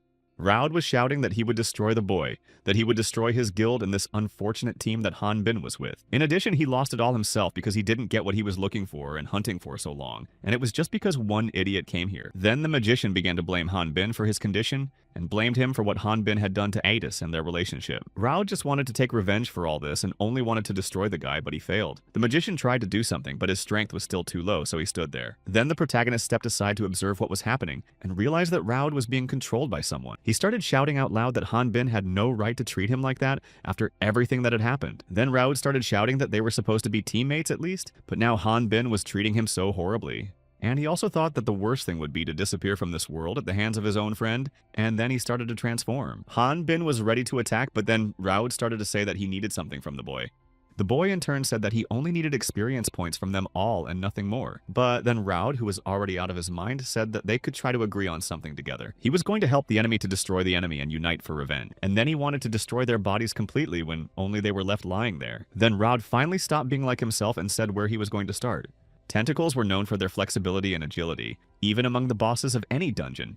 And until they deliver their fatal blows with their intelligence, they can fool a person quite easily. They will usually take group members hostage and then infect them with parasites. After that, these monsters just start turning these hostages into their slaves, who become powerful creatures. It didn't matter now how strong he was because he was still just a human being. And it didn't matter how cruel he would act because, in any case, he would not be able to destroy his own friend. But Han Bin didn't pay attention to all these words. Instead, he just started attacking and gathered himself to defend himself, and eventually he managed to strike the monster unexpectedly. Then it happened that the monster's eyesight deteriorated, as if it had just split. Because of all this, Raud hit the wall and was silent, and Han Bin now realized that he had overdone it with this punch. In fact, the protagonist expected this battle to be long and quite difficult, because the monster was of the 45th level, but now he easily defeated it. The boss himself also did not understand anything, because he considered himself invincible for such a person, but now he was destroyed. The simple pressure from Han Bin's sword was so powerful, and the guy sighed, realizing that the monster was too weak and he hadn't gotten anything. There was no point in opening the portal with a monster like this roaming around, but the boss decided that he would do something before Han Bin went and took the dungeon core. This creature decided that he had to act immediately, so he took his messenger and was going to report to the mysterious man about everything that had happened. Eventually it happened, although the boss was already lying down and barely breathing, but it was like a bug had flown somewhere that Han Bin saw. However, knowing that this dungeon was useless, the young man just sighed and said that he had to go back. So he did, and soon he went to the place where the whole team was waiting for him. Björk was the first to stand up, saying that this morning was just wonderful. But his sister came and asked if he had seen Eric. Embo and Björk continued to practice, saying that they hadn't seen him, but maybe the guy had just walked away. But it turned out that the guy's weapon was also missing. The girl was very scared and started to think about ancestral scenarios and the possibility that Eric had gone into the forest. But soon Eric himself came up to her, scaring her and holding a giant fish behind him, apologizing. Yvonne immediately said that he had confused her and made her worry when he disappeared so suddenly, and she began to ask if something had happened, but the young man remained silent. Of course, he wasn't going to tell her that he had been walking through the dungeon and met so many monsters on his way and killed the boss. However, just a few minutes ago, he was doing what he called nothing special. The huge hellhound had given him only 258 experience points, and he needed 1,100 to level up from the 4th to the 5th. And to get to the 6th level, he needed another 2,200. And then he was happy thinking that he had earned 140,000 points during this time. However, as soon as he opened his status window, he saw numbers that reached more than 54 billion, which is exactly what he needed to move to the next level. He really thought about everything that had happened and did not know how to proceed. But then he realized that it was time to leave because he didn't know what else to do when he saw such a huge number in front of him. A whole week has passed since then, but Han Bin has not been able to find even one monster outside the Soth Forest. It was after this that he and his team returned to Onpros, and it happened sooner than they expected. They were riding in a carriage for their guild, as the man who was driving them said, but the guard asked for a pass because they could not pass without it. The others were also surprised, although Embo and Eric thought they could just show the guild emblem, and eventually they would be allowed through. Björk then spoke up, saying that they were on a mission and had been away for 3 months, and it turned out that the guard recognized Björk. It was Gorman who remembered the captain, so he was more kind to them. But Björk asked what was going on here. It was hard for him to say, but it turned out that the guild had canceled all quests outside the city 5 days ago. Also, the Ipen dungeon was now permanently closed. Of course, this did not please anyone in the guild, and the atmosphere was not good at all, but they went ahead. Now the members didn't even know if it was a good thing that the dungeon was closed or if they should celebrate. Hanbin had used the portal, but he hadn't taken the dungeon core, which meant that someone else had done it for him at the time. So Hanbin decided to ask the others about what happened, and asked them who they thought closed the dungeon. But the boy replied that for a hunter, closing the dungeon was a great achievement, and only an alien would hide this fact, although Embo believed that this was not the only problem. The Inquisitor was sent by the church to find and destroy the alien, and he had to ask them everything until he was sure that it was an ordinary citizen, because they could not distinguish an alien from them. Also, Björk and Embo were at level 20, and the guy said that many hunters had left the city because of the possibility of suspicion. Despite all this, Hanbin felt somehow sad because no one here is ever happy about the arrival of aliens. But Björk said that now nothing was clear at all, so they had better go and finish their business. After all, they had spent the night on the street and had shown the guild well, so they should get their reward. So Björk said that they should go to the guild and hand over the demon stone. They also decided to sell everything they had taken from the monsters in Eric's bag, and after that they could celebrate the guy's first completed quest. Björk also asked if Embo could go to the Bolton store with Eric, but he said that he knew where the store was and could go by himself. However, the young man did not even know the prices there, so they did not want to let him go alone, even though Eric had already run ahead without hearing anyone. Björk came closer, saying that they didn't have to talk about it, that Eric would find out for himself. Later on, Eric went to the Bolton store because he really knew where it was. But it turned out that he would not be able to buy or sell anything, despite the fact that Björk was a regular customer of the old man. He believed that he would be an accomplice if he bought or sold any of it. And besides, the only reason the city was so prosperous was because of the dungeons. Since the dungeons were closed, there would soon be no one left here, although Eric begged them to do something about it just this once. He begged for at least a half or a quarter of it, but the old man was adamant that he would not do that. The seller began to say that he would not care about the price. But suddenly someone else appeared in the doorway, and he noticed that the stranger did not want to interrupt them, saying that they were continuing and he would wait his turn. The shopkeeper was startled to see the representative of the Church of Darkness, but he only thanked him for the introduction. Han Bin, who was still standing nearby, did not understand anything at all, but thought that this stranger might be an Inquisitor. He wanted to find out what level he was, but Han Bin could not do so. Instead, the representative of the Church of Darkness said that the old man's products were of very high quality. Han Bin then tried again to test his skills and level, but this time it was useless. Although the stranger then asked what exactly this guy wanted to do. Han Bin said that he was not doing anything but waiting, but the man suddenly and unexpectedly closed the distance between them. Then he began to ask Han Bin about his religion and what kind of fairy tales he liked, to which he said that he had no religion and did not know fairy tales because he was an orphan. However, it seemed strange to him that an orphan and a hunter could be walking down the street at the same time, so he decided that Han Bin might be an alien. Han Bin told him that he was confusing him with someone else because he had only recently become a hunter and had just completed his first quest, so the stranger wanted to check if it was true or if Han Bin was hiding something from him. If he became a hunter recently, he should have a low level, but his level reaches the 5th. And in the end, it turned out that his level was indeed low. So Han Bin again approached the old man saying that he was tested and asked if he could sell the thing. The old man was surprised that Han Bin was doing this in front of the Inquisitor, but he had no other choice. However, the shopkeeper sighed, saying that even so, he could not buy all of it, because he would have no one to sell it to. Han Bin had already thought that everything would be okay because of the low level, but now he felt like his heart would explode. This stranger seemed very strong, even though Han Bin could not see his level. And then the old man picked up one item and asked if it was for sale. But the young man was about to deny it and reached for the item the shopkeeper had taken. Han Bin said that he could not sell it, but at the same moment it fell out of their hands. It is strange that this thing flew so far away and no one caught it, but it was right in front of this stranger. He slowly bent down and picked up the fallen thing, saying that there was no explanation for it, and laughed. It was indeed very strange and unclear how a 5th level hunter could get such a powerful artifact that many people were chasing. The old man said that he had nothing to do with it, that Han Bin was already thinking about what to do, and that it would be better to hide and lie. The stranger examined the artifact again, saying that a hunter on the 5th level would definitely not go to the dungeon. But then when Han Bin came closer, he put the artifact in the boy's hands, saying that it was a very valuable thing and should be protected.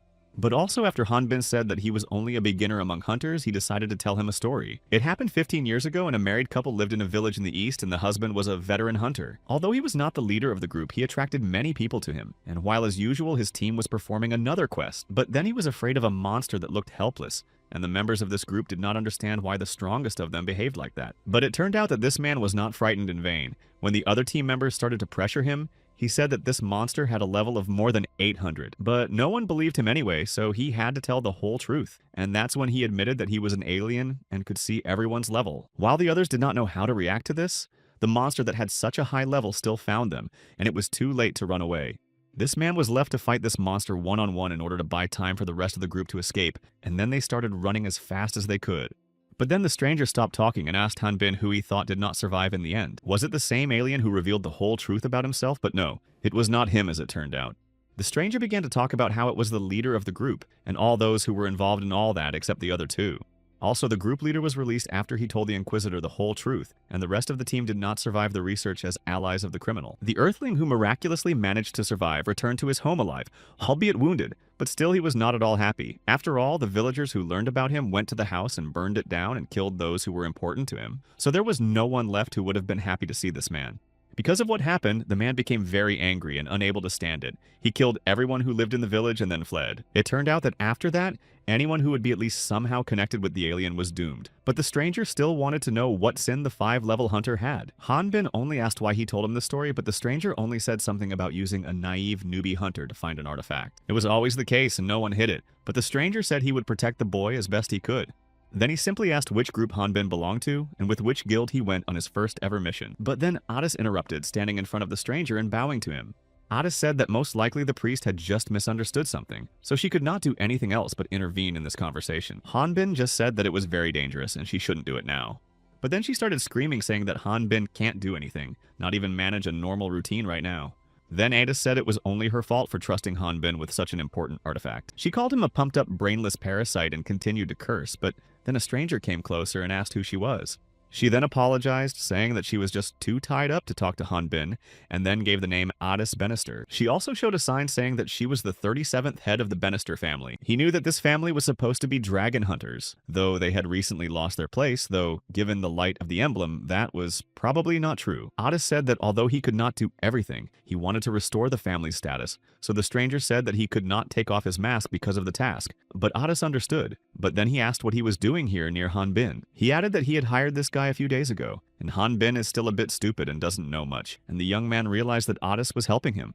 Otis allegedly asked Han Bin to bring the artifact here for research, but it didn't end well, even though Han Bin didn't understand the story he had made up. That's why, realizing that this was the only way to get out, Han Bin decided that he needed to confirm his story and behave accordingly. After that, Otis came up to him and took him away so that Han Bin wouldn't say anything else, and they finally said goodbye to the representative of the Church of Darkness. Han Bin thanked him for his help, but Otis very quietly told him that he would never behave like that again. Then the boy asked if Otis was not surprised that he had such an artifact at his level, and if he was not afraid that it could be dangerous. But then Otis said that the young man had not said a word about what he had seen in the forest and did not mention it, so he himself might be unseen. Han Bin only replied that Otis had seemed suspicious to him even then, although he did not understand what could be suspicious about him. But then the stranger under the mask, even though they had already said goodbye, decided to ask about the power of this artifact. Hanbin answered that it was related to the fire sphere, and Otis said that it was related to electricity. After that, the representative of the Church of Darkness only came closer, telling them to stay put and not to move. It turned out that on the first day of working in Björk's group, the guy noticed an ancient ogre in front of him. There were many more different monsters. For example, one of them was a small phoenix that was now at the 15th level of power. After so much suffering, Hanbin finally managed to get out of those rocks, but he only encountered small and weak monsters, such as those at the 21st level. These bastards couldn't even give him any experience points, and he realized that those hellhounds were many times better than this garbage. Even though the hellhounds gave him 1 experience point, it would be at least something, but Hanbin got nothing. Despite this, Hanbin was still very angry, so he continued to beat the monster in front of him, saying that he needed to raise his level. However, while the young man was doing this, Björk came up to him and called Eric over. The man brought him something to eat, saying that Eric was new to the group and was nervous, and that this dish was a welcome treat created especially for newcomers, although he could not vouch for the taste. But hearing this, someone who was preparing the dish came closer and started to get angry because of Björk's words about it. It was Embo, and she said that it was like war on the battlefield, and maybe the good Björk had already recognized and acknowledged it, but it was definitely not. And Hubo said that they didn't need people who would nitpick about the garnish, so he laughed and asked how long Eric would stay here, and the hero thought that these people had done something to the food. He already knew what the meat of the hellhound tasted like, and it was as awful as possible, so he thought it couldn't be worse than that. He couldn't even remember if he had ever eaten anything other than hellhound meat, and in fact, he hadn't used cutlery for a long time. Of course, he still wanted to believe that he was not alone, and that sooner or later, everything would come back. And while everyone else was arguing that Eric might not like the food, the young man had already started to eat what was prepared for him. Only then did the others notice what he was eating, and later that day, Hanbin realized something. The dish was very hot and very tasty, just as he remembered, so he immediately asked for another serving for himself. They started talking about how he shouldn't force himself to eat it, and admitted that they were just trying to play a joke on him. But Hanbin felt like he had finally gotten out of the Rocky Mountain. At that moment, the representative of the Church of Darkness said that he and Adis should follow him. The young man thought that this wind was caused by mana, but Adis said that he did not feel any magic flowing at all, so it was not. He also felt that this wind was healing, so he could most likely be a spiritual magician of a fairly high level. Realizing all this, Hanbin realized that this battle would definitely be difficult, but there was nowhere to go. The stranger began to say that they both should not worry so much, and Hanbin thought only that if he fought at full strength, he would expose himself immediately. He added that even if it happened that they lost their arms and legs, they would continue to live as long as they remained inside the vortex. But then he added that he wanted them to follow him on their own 2 feet. Hanbin had already realized that there was no other way out, so he moved forward, asking if the stranger was looking for someone who could close the dungeon. Then he asked if he could find the one who did it. Would he not move the others? And the stranger replied that he would not do so, because he still had little time. Eventually, Hanbin decided to do so and came even closer, saying that he was the one who had closed the dungeon. However, at the same moment, someone entered the place and immediately said that the hero had returned. It turned out that it was Raud, along with the 2 hunters he had met on the way, who were shocked that the magician had managed to close the dungeon alone, which is very difficult to do alone. Raud also said that he was stunned, but managed to overcome the monster while unconscious and return. Then Raud said that when he won, he took the dungeon core and successfully closed it after going outside. However, later a new problem appeared because they found themselves on the plane being very hungry and thirsty. They found out about this when they were leaving Onpros, and since Raud had saved them, these 2 hunters wanted to thank him in some way. And Raud said that the legend about him would begin right now and started to speak. But then some conflict started between him and the others, and Raud started shouting very loudly. It turned out that they decided to put Raud, who was 21 years old, in a cell because they thought that the artifact was real, and Hanbin now knew who had closed the dungeon. He was sure that he had turned into a monster, and Adis himself did not know that Raud was the one who did it. Then the guy started apologizing to them as a representative of the Church of Darkness, even though they hadn't done anything. And Adis asked what would happen to Raud. He said that the place where he would be kept secret, and then the case involving Raud would be investigated. But if there were no problems with his place of birth, he would be released, and Hanbin himself thought that just putting him in jail would be enough. Everything went well thanks to Raud, and then Adis noticed a machine that worked on demon stones, and it was very rare to see such a thing in the village. But then this man asked Eric to come to him because he felt that he was to blame for the fact that the young man could not sell his things because of him. He said he didn't have any cash yet, so he asked if he could give him a promise and a contract, but Bannister would have to act as the official recipient and sign it. Hanbin thought that this looked rather suspicious because his mother had taught him that you should not sign without thinking and reading everything. The young man asked if they would try to lure him to their church later, but the man said that they did not use such dirty methods, although the Church of Light might do that. And then he was asked to sign. Adis was happy just because no one was hurt, that everything ended well. And after that, Hanbin came closer to ask Adis if he could help him in this case. It also turned out that everything in the hunting guild of Onpros was destroyed, and the things that were inside were scattered around their room. The girl who was there began to apologize very much, saying that she was very sorry for what had happened. But Björk said that she didn't have to apologize because the guild master had run away, even though she didn't know that his team hadn't been in touch. But Björk said again that everyone was leaving in a hurry, so it was no big deal. Then everyone else sat down at the table and Embo was the last one to come up to them, and Evan asked if she was able to sell the demon stones. And she did, but Embo threw 5 silver coins on the table, and it turned out that that was almost all she could get out of all those demon stones. She angrily said that this was all the money the guild had, which of course surprised the other people in the guild. Embo was ready to wipe the guild master into the ground because he was the one who ran away and took all the money with him, and he didn't contact them because they would not have let him escape like that. Björk came with beer saying it was free, but instead of enjoying it, Embo said that she couldn't drink beer when they had no money and where to earn money. Then he asked if Embo remembered what happened 20 years ago, and it turned out that Björk had defended a girl who had no guild or dungeon, although Embo said that she had defended him a bunch of times. However, it didn't matter whether there was a guild or not for Björk. Something else was more important. He said that nothing had changed in his heart, and Embo turned away, saying that this was the reason why she was still alone. And then she turned to him again, saying that it wasn't what Björk had thought, looking very embarrassed. Despite the fact that the others were saying that there was still a lot of food and drink, Björk only looked at Hoibo and asked if it was too late for them. Hubo said that they could still have a welcome party for Eric, who was still not here. And Embo, who was quite angry at Hubo's interruption, got up and said that she and Björk should talk later after the party in Eric's honor in private. Meanwhile, they continued to eat quietly until a noise was heard outside the room. It turned out that it was Otis carrying Eric's bag, and he was immediately questioned about why he was doing this and where Eric was. Otis could hardly breathe, and after a few seconds, he could only quietly ask for help, even though he was completely wet. Björk ran to him very quickly, but by that time, Otis had already fallen to the ground, right under this big bag on his shoulders. Eventually, they picked him up and gave him something to drink, but Otis just said that he could not believe that Eric could carry that big bag so easily. The materials in the boy's bag were gone, and so was Eric himself, so they began to ask about what had happened, but they already began to suspect what might have happened.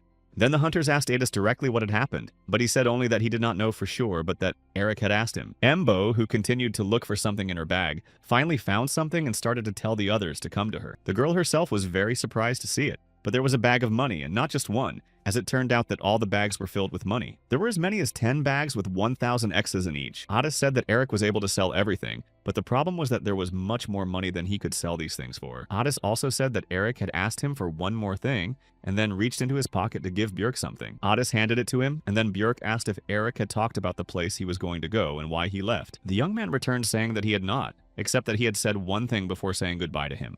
As it turned out, Eric was very much afraid of something, and he talked about it, and it was very noticeable. After that, he immediately went somewhere with the man who was a representative of the Church of Darkness. He showed the boy one thing, and then read what was written on the medallion about the Great Land. Hanbin was of course very surprised because he was sure that it had been destroyed by the 4 great heroes 20 years ago. When the young man began to read something, he said that he was seeing something like this for the first time in his life. After all, hunters of his level really shouldn't have known about something like this, and besides, such knowledge would not lead him to anything good. Then he started talking again about Hanbin's level and how it was unlikely that he would know about something like this, but it could be possible. Then the masked man came closer, saying that if it really could be so, this person would be an alien. And in this case, the alien would be able to find out about this thing because he would simply remember what happened to it once. Also, the masked man said that he would really like the alien to remember his story all the time, which he told earlier. Hanbin just started to get angrier, realizing that nothing good ever happens to him throughout his life. But when he was angry, he didn't even notice the other people in front of him, who were looking at him in surprise, forgetting about their business here. Of course, the team was very angry, and Hubo said that Eric had no right to leave so suddenly and unexpectedly, and should have talked to them first, although Embo didn't know what he would have said to them in that case. They would have tried to convince Eric that he didn't need to go anywhere and that everything would be resolved, but Björk stopped him, saying that there was no point in thinking about it now. Hunters sacrifice their lives throughout their careers, and the higher the level, the greater the danger, and of course they can't force someone to sacrifice in the same way. Then Otis was about to leave and had already opened the door, but Björk turned to him again, trying to stop him. Björk asked Otis to tell him that if he ever saw Eric again, they would always be happy to see him, even though Embo was ready to do it.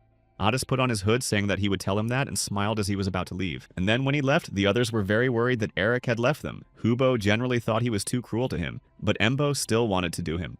Then Eric, who was already unconscious, finally almost regained consciousness. It was water that was poured directly on his head, and a man sitting next to him was happy that he was awake and calling someone boss. Then another man looked at him, saying that the ward could go, and Hanbin woke up completely tied to the chair. This man had never seen Han Bin before, but judging by the sword, he thought he was a hunter. But the fact is that he was told that it was Eric who had killed his servants. In addition to sleeping on their territory, he also broke all their equipment. Han Bin apologized for the broken equipment, but as for their limbs, the young man said that they had started beating him first and that he had no place to live, so he just spent the night in one of the abandoned places. The guys who had been beaten up began to say that Han Bin's body was stronger than a stone, and that this could not be so they assumed it was magic. They didn't believe him, so Han Bin suggested that they should just hit him. But if not, the man was as cowardly as those guys said. Although they immediately began to say that they had never said anything like that. Han Bin was of course very annoyed by this and continued to say that these guys were lying. And at that moment, this man was about to hit him with all his might. But then Han Bin hit him first, and then he really managed to hit him because he was only at the 11th level. But despite this, he was still tied up because of all of them. So the guy started thinking about what to do in this situation.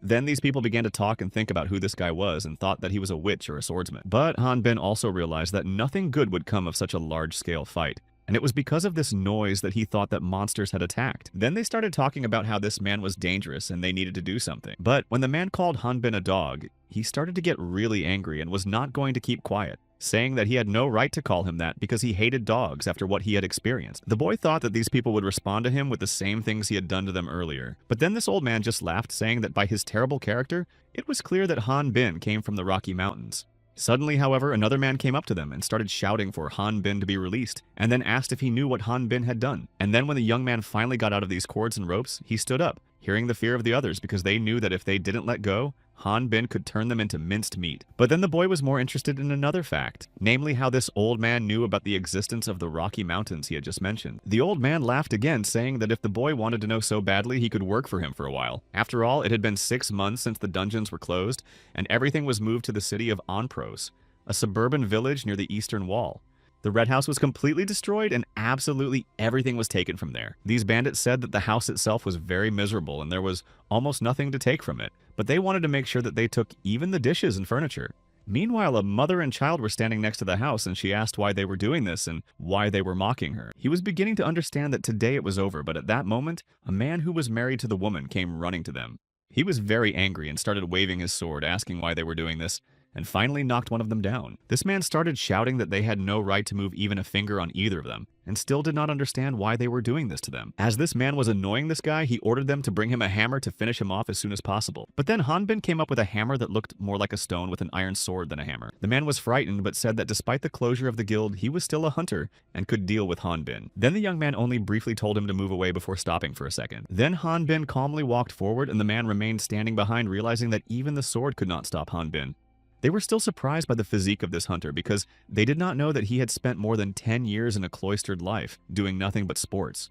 After that, Han Bin came straight to this house and again hit it with all his might with his hammer dragging behind him. It turned out that this project was actively supported by them, even from the point of view of the architectural side of the city of Onpros. It turns out that these people were not bandits. They were just destroying houses that were barely standing and building something new for normal life. Thus, the residents can be guaranteed long-term housing because their materials are used to build expensive houses and ordinary ones at the same time. And finally, they're reinforced with goblin magic to make them even stronger. They also cover the houses with a special thing to prevent monsters from climbing the walls, and they also needed to find out if people would mind if soldiers used the house for rescue in case of emergency. In this case, they can live here without paying rent and even get paid for maintaining the wall. Although it was explained later, this man was drunk. He added that now it is incredibly difficult for the hunters and he does not know how to thank these people for what they have done for them. He was especially ashamed of Han Bin because he had hit him with his sword, and now he did not know how to apologize for such a strong blow. However, the young man did not seem to care at all, so he asked the bald man if his help was still needed, even though the man who had hit him then was still there. He began to ask Han Bin not to talk like that and invited him to dinner, saying that he could stay with them and eat. However, it seemed that Han Bin was not too happy to hear this request from him. Baldy thought that it was too rude of the boy because he could have at least said something different to apologize, but Han Bin seemed to be fine with it. But then he heard something that seemed very strange to him, and it was these words in his direction that surprised and hurt the protagonist. The young man began to ask further why he seemed strange to him, and the man said that they should definitely not quarrel over such things. The child who was running around the house also began to repeat the words that Han Bin was strange, and the bald man kept saying that Han Bin was very rude. And despite the fact that they tried to resolve this quarrel somehow, it seemed that nothing good would come of it. The whole situation put a lot of pressure on Han Bin because this man insisted that he at least listen and accept the apology. The child who was running around the house kept exclaiming that this guy was very strange and big. All these memories mixed with those of the masked man, and Han Bin remembered how he called him an alien. Then the bald man said again that Han Bin was a rare freak, despite the fact that the man tried to stop him and tell him that everything was fine. But Han Bin eventually just walked out. He was even embarrassed that it happened that way, but he understood that Han Bin was very angry after this situation. But there could be another reason. Han Bin had already been working for the association for 6 months, and was paid 600x for each task, which was more than a mid-level hunter would be paid. The young man was famous among the architectural houses of the association and other cities because with his help and strength, a month's worth of work could be done in a day. But the problem was that no one had tried to talk to Han Bin properly during all this time. Then he walked into an old man's room without knocking, and the old man noticed Han Bin's lack of manners because it was not his room. However, the guy didn't care about that and just started asking him what was going on, thinking that the old man was pretending, but he really didn't understand. Han Bin said that such houses are not built here, and he confirmed this, adding that perhaps none of the locals knew about it. But that explained why he was paying Han Bin such a large amount of money for the task. But the problem was that he never spoke, and most people thought that Han Bin was mute. Then the young man just couldn't take it anymore and slammed his fist against the wall, saying that the old man was mocking him with such words. It seemed that the master of this association decided to just play with him and make Han Bin a convenient toy for himself. He promised to tell him how he knew about these rocky mountains if Han Bin would work for him, and the young man agreed. And now he has been working with him for more than 5 months, following his orders. However, the old man did not say anything further about how he knew about it, so the young man began to shout, asking what the old man wanted from him. Han Bin really didn't know what to do next. He was exhausted by the fact that he couldn't get the information he needed. Eventually, the old man finally started talking and said that 40 years ago they all lived a completely normal life. But then those aliens like Han Bin appeared, and then everything became clear to him, although the guy admitted that he had guessed at this idea. It was just quite obvious because Han Bin did not talk to anyone, hid in the bushes from others and hardly slept, and the old man knew why. Han Bin said that it was because he was from another world, but the old man objected, saying that it was not really about that. He said that the young man simply could not live the way other ordinary people live here. The aliens only see hunters, although 40 years ago, when the first one appeared, there were many more people who were not involved in hunting. But in fact, there was a lot of technology and culture from another dimension. And if Han Bin continued to live quietly, no one would even suspect that he was strange, and everything would be fine. If he wanted to live as a human being in this world without these thoughts, he would have to do things differently than he was doing now. Han Bin already knew what the old man would say, namely that he shouldn't get involved with hunters after this job. But then he saw a request for a job as a hunter. The guy didn't even think for a minute and immediately replied that he had no reason to accept the contract. At the moment, such a job was completely unnecessary for him, so he did not know what he would be good for. The old man just sighed, saying that there was one person here who said that Han Bin would do the job no matter what. The next moment, he called someone to him and the door opened, after which Han Bin looked back. It turned out that it was Adis who calmly walked inside looking at Han Bin. He smiled happily, seeing that Eric was fine now and seemed to need nothing more. The young man didn't know how Addis had found him because he always hid his face, but Han Bin could hardly be hidden behind a piece of cloth. But then the old man asked Han Bin not to panic, because Addis had come to him so many times that he had decided to listen to him, so he added that he would make sure that no one would touch him again. Han Bin thanked the old man, but although he felt sorry for Addis, it would be better for him to forget about Han Bin. He finally found him and Addis introduced himself again, although he immediately said that it was better to leave all these formalities aside. The old man already knew that this guy had experience in hunting, but right now he was working for an architectural association, so in other words, Han Bin was part of their family. And Addis said that even though they gave Han Bin to him, the old man thought that he looked down on him and their entire architectural association. But Addis said that this was not the case at all and that he was only asking about Han Bin on his own behalf, not from the guild. And the old man asked what this boy had to do with him. Addis thought for a while and then said that they were on different teams and he didn't know much about Eric. Then he added that when a member of his team started to spy on him, Eric saved him by intervening. Addis said that there was a moment when he was standing naked, but he could not tell all the details, and the old man said that he understood everything. And after Rod's return, Eric was tormented by a sense of guilt because he had a rather difficult situation after returning to the city. Then Eric asked him to bring a plan for 1 million X's to the guild. He was just paying back a debt and then quit his job as a hunter. After that, Eric was simply thrown out of the window and told to go where he wanted. Since there were a lot of problems with his past career as a hunter, the old man said that Eric should solve all of them first and not even come back without solving them. Eric only told Addis that he had left out too many details in the story, but he only replied that he didn't want to talk about the Inquisitor. Then the young man just sighed, realizing that the situation was terrible because it had been 5 years since he had stopped being a hunter, not a month as Addis thought. However, Addis said that there was no need to worry because his quest was to explore the South Forest and collect samples, so there would be no danger to him.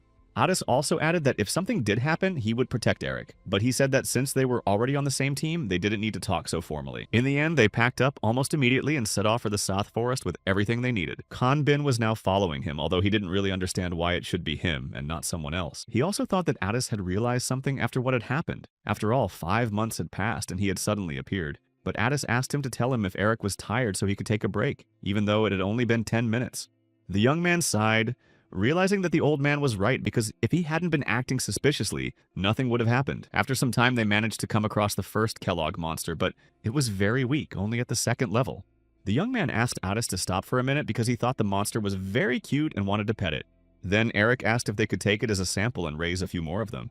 But Otis seemed to have a different opinion and immediately blew the monster away with a fireball. After that, he started running around Eric asking if he was okay because the monster could have been poisonous and bitten him. But fortunately, he didn't have a wound, but Otis still gave him a potion. The boy also added that as soon as Eric found the samples, he should call him immediately. And then Eric thought that Otis had blue blood, although he said it was red. So they continued their journey and went quite far, trying to find at least something interesting. But instead of walking calmly, Otis was burning the absolute on his way, allegedly thinking that there was danger there. He allegedly wanted to burn the entire forest and leave absolutely nothing alive there. Otis explained that there were a lot of strong monsters there, so it was better to be safe and destroy them at once and by surprise. Only then did he ask Eric if he was okay and if he wanted to take a break, since they had been walking for quite some time. The young man replied that he was fine, but he didn't want him to continue using fire magic, even though Otis assured him that everything would be fine. Eventually, since Eric insisted that he not do it again in front of him, Otis promised to try his best. The young man then asked if Raud's team was the first team Otis joined, and Otis said that it was. Otis said that he was not comfortable with Raud at all and ended up leaving his team, so he had no such experience and went to the forest because he thought it would be fun to collect samples for research on his own. He said that mages can level up even through magical research, so there was no point in him joining battles. Although Hanbin said that he did not know of any dragon hunter who caught them in his home, Alice only said that he had nothing to do with what his family was doing, and that there were almost no dragons left in their time, so it was quite difficult to find them. In fact, the young man was surprised by the story about the absence of dragons and wondered what happened to them. Hanbin just knew that if he caught at least one, he would definitely level up, and Atisu said that there were no dragons where he lived. Then he went on to say that dragons are quite rare monsters, and it is quite difficult to see them. Otis looked at the branch thinking about the fact that Eric called dragons monsters. He said that dragons are definitely something to be feared because they fly in the sky and flap their giant wings and can burn everything with an endless stream of mana. But there is a main reason for their danger. They increase their level by destroying their own enemies, and Hanbin thought that this is the same principle as aliens like him. And you can talk to dragons because they are really smart, so maybe they are just hiding to survive without prying eyes. Otis also said that dragons almost always live alone and not with someone. Although it doesn't matter how lonely they are, it's much better to live in safety. And Eric added that he knows one wyvern who speaks well but hides. Otis just laughed at this, saying that the joke about the talking werewolf was really funny, even though Eric claimed it was true. Instead, Otis stopped laughing and then looked at Eric again, asking him if he wanted to be a hunter again. Eric said that it would be rude to go back to Björk, but Otis had something else in mind, because he wanted to create his own team. The young man asked why he wanted him to join the team because he said that he could run away again, as he had done with Björk before. Otis said that he didn't know why Eric had left that group, but he was definitely afraid that Björk would find out about his big secret. Although Eric said that Otis himself seemed to have a lot of secrets to hide. He used magic as a mage but without spells, and Otis replied that they both had secrets they were trying to hide. But Eric thought differently. He said he wouldn't be a fool to agree because there was no guarantee that Otis wouldn't leave him first. Of course the same could be said for him, but Eric was a novice level 5 hunter. Eric said that it was good that they were alone in the dark and deep forest and that night was coming. Otis was about to attack him, seeing that he was not in a friendly mood. But at the same moment, Eric asked him to put down his wand right now, and he didn't make any sudden movements. However, he did not obey and immediately attacked his target, hitting it. He said that this place was even more dangerous than he thought. Later, when Eric looked back, he saw exactly what Otis meant. We can say that he saved him because Eric did not even notice the monster that had already come so close to him from behind. Then Otis himself approached the creature and Eric looked at the monster in surprise, asking what he could do to him because his mouth was still burning. Otis said that he had shot a stream of mana and burned the monster's lungs, and then it would simply suffocate. And when asked why he had used such an attack, he replied that the monster could have called for help. Eric was surprised because he thought that Otis was a fragile guy doing research at home, and now he realized that compared to the mage from Björk's team, he was many times stronger. Otis only said that it would be nice if Eric joined his team, but that perhaps now was not the best time to have this conversation. Then he asked Eric to get demon stones, which surprised him because he thought that the rich were not interested in them at all. Otis said that usually monsters in the forest do not approach people, so there are so few quests and guilds to destroy them. But today there are too many of them walking around. Now Eric began to understand why Otis was walking around burning everything around him, and that it was not just for fun. Also, when he looked more closely, he realized that this 21st level monster was a creature from the dungeon. However, Otis was already getting angry, telling Eric that it was not that difficult to get demon stones and ordered him to do it immediately. Then they both noticed 2 more kobold monsters in the tower watching the area. It also seemed that most of them were in the village, but it was hard to see in detail because of the darkness, and the finger they found in the kobold's stomach might have belonged to a resident of the village. Most likely, they had already eaten all the wild animals in the area and started hunting people, and Eric asked if it was possible that a new dungeon had opened somewhere nearby. Otis said that this could not be, because the landscape would change and it would be clearly visible, but then it was unclear where the dungeon monsters came from. Eric had already said that they had investigated everything they needed to, so it was better to return to the guild and report back. But Otis noticed something. Somewhere nearby he could see a man tied up with ropes, but it seemed that he was still alive. Otis immediately rushed forward, saying that he had to save him, but Eric tried to stop him at the last moment. The young man said that it was unlikely that the man was still alive, so he should think soberly and pay attention to the fact that there was a huge danger. Then they looked again at the monsters that had taken over this small village and were hunting people. They continued to play with each other as if they were not responsible for their work. Then, when the young man said that the man might already be dead, Otis's fire arrows flew into the tower where the dogs were sitting. Eric was even a little frightened, asking what he had just used, and Otis explained that the weapon fired demonic stones charged with magic. Otis said that he would take care of them and let Eric hide somewhere, even though the boy tried to stop him.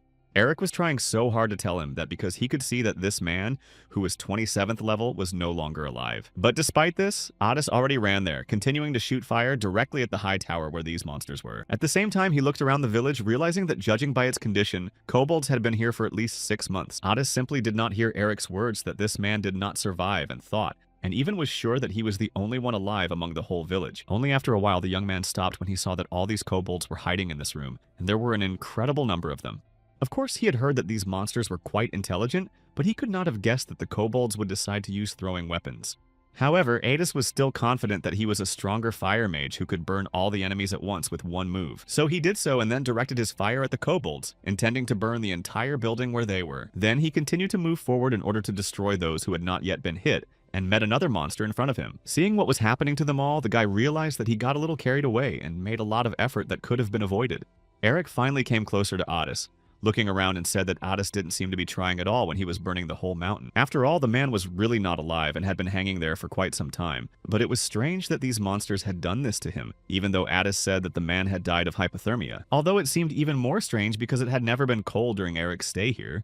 Also, this man was a level 27 hunter and belonged to the On-Pros Guild. Eric picked up this badge because there were a lot of hunter badges in the dump. But it is impossible that all the inhabitants of this village were hunters because there are not many quests in the South Forest, and the guild would definitely notice the disappearance of one hunter, which means that they disappear gradually in a certain place. Together, Eric and Otis decided that the dungeon was the place where the hunters were disappearing. Raud had closed the dungeon 6 months ago and the time was running out, but it was unknown how the people from the Eifen dungeon were getting here. That dungeon was located between Onpros and the village, and it was a very long distance. At the same time, Eric found something and called Otis to him, showing him a glowing portal. Since some fragments of different things were still flying over the portal, it was clear that it was still open. Eric asked if kobolds could do something like that, and Otis said that those monsters could only destroy and trash. Then the young man decided to ask the Thathero if they could create such a portal. However, Otis replied that in order to create a portal, a mage of at least the 40th level was needed, and he must be well versed in teleportation magic. But if we take into account the difference in distance between the Eifen dungeon and this place, the mage must be at least 60th level or even higher. Otis continued to try to see something, and Eric said that it all sounded very scary. What scared him the most was the fact that the mage who created this portal could be their enemy. Of course, in that case, they would definitely have a hard time. And at that moment, the place around the well with the portal was covered with fog. They could see little because of the poor visibility, but then they saw a skeleton creature in front of them. Otis looked at it and thought that it was probably a lich approaching them. Eric also thought the same thing, but the worst part was that this Lich was quite a high level. He was 72nd level, and a Lich is a magician who specially transforms himself into a living dead person and can also heal physical wounds. And eventually he started talking about waiting for guests. He quickly examined Addis and Eric and saw that they had no wounds, and realized that his wards had only entertained them both. Then the Lich began to examine the traces of fire magic and said that it really impressed him incredibly, because the magic was powerful. He pointed to Addis, saying that he must be responsible for it, and then asked who was standing next to him. Eric didn't know what was wrong with this Lich, but Addis told him to be quiet because when he became a Lich, this living dead man lost 5 senses. However, in exchange, he gained the ability to sense the energy flows of mana around him. That is, he could sense Addis, but not Eric. Addis added that the young man could escape from here quite easily, but Eric asked if Addis himself would escape with him. Meanwhile, Lich put his eye in his head, saying that it was very rude to ignore his question, and then looked at them, realizing that he could see them both. Eventually, he almost hit Eric, but still missed, and the young man told Addis not to worry about him, just to keep an eye on the enemy. It seemed that now this monster was not going to let them go. But it also became clear that even though Addis is a very strong mage, he does not have enough power to overcome this Lich. Lich once asked his married colleague about getting married, and he said that they would have to look in the same direction. He was very fascinated by these words because of this and took James and Catalina with him. Then the monster said that they would be a married man and woman forever, even though Catalia had treated him horribly before she met James. But no one cared. He was also starting to get annoyed that maybe one of them wasn't listening to him. Lich thought they were just giving up, but fire appeared around him. Addis continued to try to do something, although Eric did not understand what he was trying to do. Then Addis said that this Lich was reflecting his magic with its own mana, which made the attacks almost ineffective. The Lich said that Addis's attacks would not reach him, but he was still very pleased to see people suffering, so he decided to play with them for a while. Eric watched all this thinking only that he could have done something if his level was at least a little higher, and Addis was trying to restrain this monster. The Lich only laughed louder, saying that it would be pointless as he had said before, but he didn't have time to finish his sentence. As everything was on fire, Eric and Addis ran back to attack the Lich again. They had already managed to get quite far, but Eric, who had just looked back, asked how this could help them get rid of the enemy. Addis said that physical attacks against this monster would do nothing, and he was blocking these demon stones because they had no mana, and that was why there was such a powerful explosion that could delay it for a while. They continued to run, and the magician said that they needed to run as far as possible to hide in the forest, and it would be easy because it was full of mania. However, although Addis was sure that they were doing everything right, Eric felt as if something was wrong, and this monster would not be fooled. Just as they were about to run behind a tree and bring back the Lich, he used his magic and created an ice barrier that prevented the two of them from going any further. Moreover, it started snowing heavily inside the ice prison, and Addis thanked Eric for just saving him by grabbing his hand and pulling him back, but now they had to decide what to do next. If they stayed in this place too long, their lives might end right there, just like the undead hunter they had met on the way. And then Addis discovered another terrible thing. The mana that was in stasis was completely frozen. Eric was surprised and asked what he was doing, and the mage replied that the Lich had lowered the temperature so much that he would not be able to summon fire, and that was very bad. Fire magic ignites mana, and ice magic, which he used on the contrary, freezes, so these two forces are completely opposite. Therefore, the monster decided that freezing Addis's mana would be a good option because he is a fire mage and was about to finish his speech. But after that, he really wanted to start an experiment and see what would happen to these two. When he got a little closer, the monster decided to use his ice storm magic again. The air temperature dropped very sharply and dramatically. Of course, Eric felt it, but he realized that he could withstand such changes. In this regard, he had really very good performance and some hardening, because he had been in those rocks for so long, but he did not know whether Addis would survive. It was already clear that he felt terrible and could barely stand on his feet. His lungs could even freeze, and even though the healer himself had no lungs, he was told that it hurts a lot when the mana that circulates in you starts to freeze. He also said that if you lose consciousness in this state, you will not feel this terrible pain. Eric was sure that the skeleton's plan was to destroy Addis, and he was going to join the battle when the mage lost consciousness. That would be the only way to survive because Eric did not want to make Addis suffer. Addis really felt terrible and could not get up, but he quietly said that he had been too selfish before. Then he began to use magic on himself, although Eric was only alarmed because it could have ended very badly for the mage himself. Lich just kept laughing, saying that he liked it very much because in this way, Addis almost completely burned his remaining mana. He did this to keep his body temperature up for a while, but he wouldn't be able to last long in such an exhausted state. Eric wanted to stop him because it was too dangerous, but Addis said that it was their only way to survive, so they had to go for it. Addis said that as soon as there was the slightest opening in that wall, Eric should run and get as far away as possible. However, Eric was against it because he was sure that a magician in this state would not be able to do anything on his own. But Addis insisted that Eric promised to do as he said. Although it was difficult for him, the main character said he would do it, and hearing this, Addis thanked him and went forward to deal with the Lich. The monster was only happy to see this in front of him because he wanted to be entertained further. Otis, despite the fact that he was really exhausted, said that he would continue to fight until he destroyed it. After that, he threw his wands up sharply, knowing exactly what he needed to do to destroy his opponent. Because there was a strong explosion, the forest shook very suddenly and fell to the ground after the impact. Then he stood up sharply and moved away, realizing that Otis had used the demon stones from the wands to cause these explosions. But it was too weak to make a hole. But then a smoke screen appeared, which made Lich just laugh, saying that he expected something more epic from him, and then decided to find a mana mage. Although the demon stones had exploded and made too much noise, judging by the large amount of mana on the left, they could still be burning. However, he didn't feel even a trace of the mage, so he began to think that absolutely nothing had worked now. In addition, the dungeon disappeared and the Lich began to be more careless and reckless. Realizing that Otis was gone, he decided to play with the guy who was level 5. But at that very moment, a giant dragon flew up to the Lich, and only now it became finally clear what the sound that was heard earlier in this giant forest meant. Now Eric understood why Otis was there when they met in the forest. Eric realized what that sound was, that he had come to think that it was some big monster that would bring a lot of experience points. It turned out that he was right, and there was indeed a large creature that Eric had come to hear. But that creature was Otis, who had now turned into a dragon. Otis said that he could not explain anything in detail now, so he asked Eric to just trust him and then tell him everything. Lich, who had just seen this, could not even believe his eyes because he saw a real dragon in front of him. The monster wanted this fight again, thinking about how he would overcome it and how he would win. In addition, he realized that Otis was 100 years old and no more. That is, he was very young for a dragon, which is why he used fire magic without a spell. Red dragons like him have the ability to breathe fire from the moment they are born, but Otis told him not to act too smart if he trusted only what he heard in the legends. Lich laughed, saying that he really didn't know much about red dragons, but perhaps now was the right time for him to correct that. The monster also knew the fact that dragons can gain experience points by destroying their own enemies. Lich had already thought about what he himself would be able to achieve when he fully understood how it worked, and if he did, he promised to take advantage of it. Though Otis was still young, he was already very powerful and a dragon, so now it was important for him to catch him. In this form, his strength is not comparable to that of a human, and he is now very large, so it would probably not even make sense to try to freeze the dragon. But still, the forest realized that he would not be able to do more than that, so he decided to act at least in this way while the Otis was releasing fire. Eric had already noticed that this level and the powerful heat of Otis's fire would be enough to melt the ice of the Lich, but something was still missing. In the form of a dragon, Otis had a higher level than in the form of a human, but now he had moved to the 52nd level. He wasn't going to give up, so he rushed forward again, calling out to Eric and telling him that he needed to hold on a little longer. After that, Otis continued this fight again, throwing out powerful fire magic right in the forest, which did not expect such an attack. However, he still jumped up and dodged the attack quite easily, laughing at the fact that it was too easy. In addition, it was easier for the monster to fight now because they were in its territory, which was completely saturated with Lich mana. Even Otis's strongest attacks might not reach their target because of this. And eventually the dragon would give up before breaking the dome, because it would be exhausted. Lich began to think about why Otis was doing this so hard, considering that he clearly didn't want to end up here.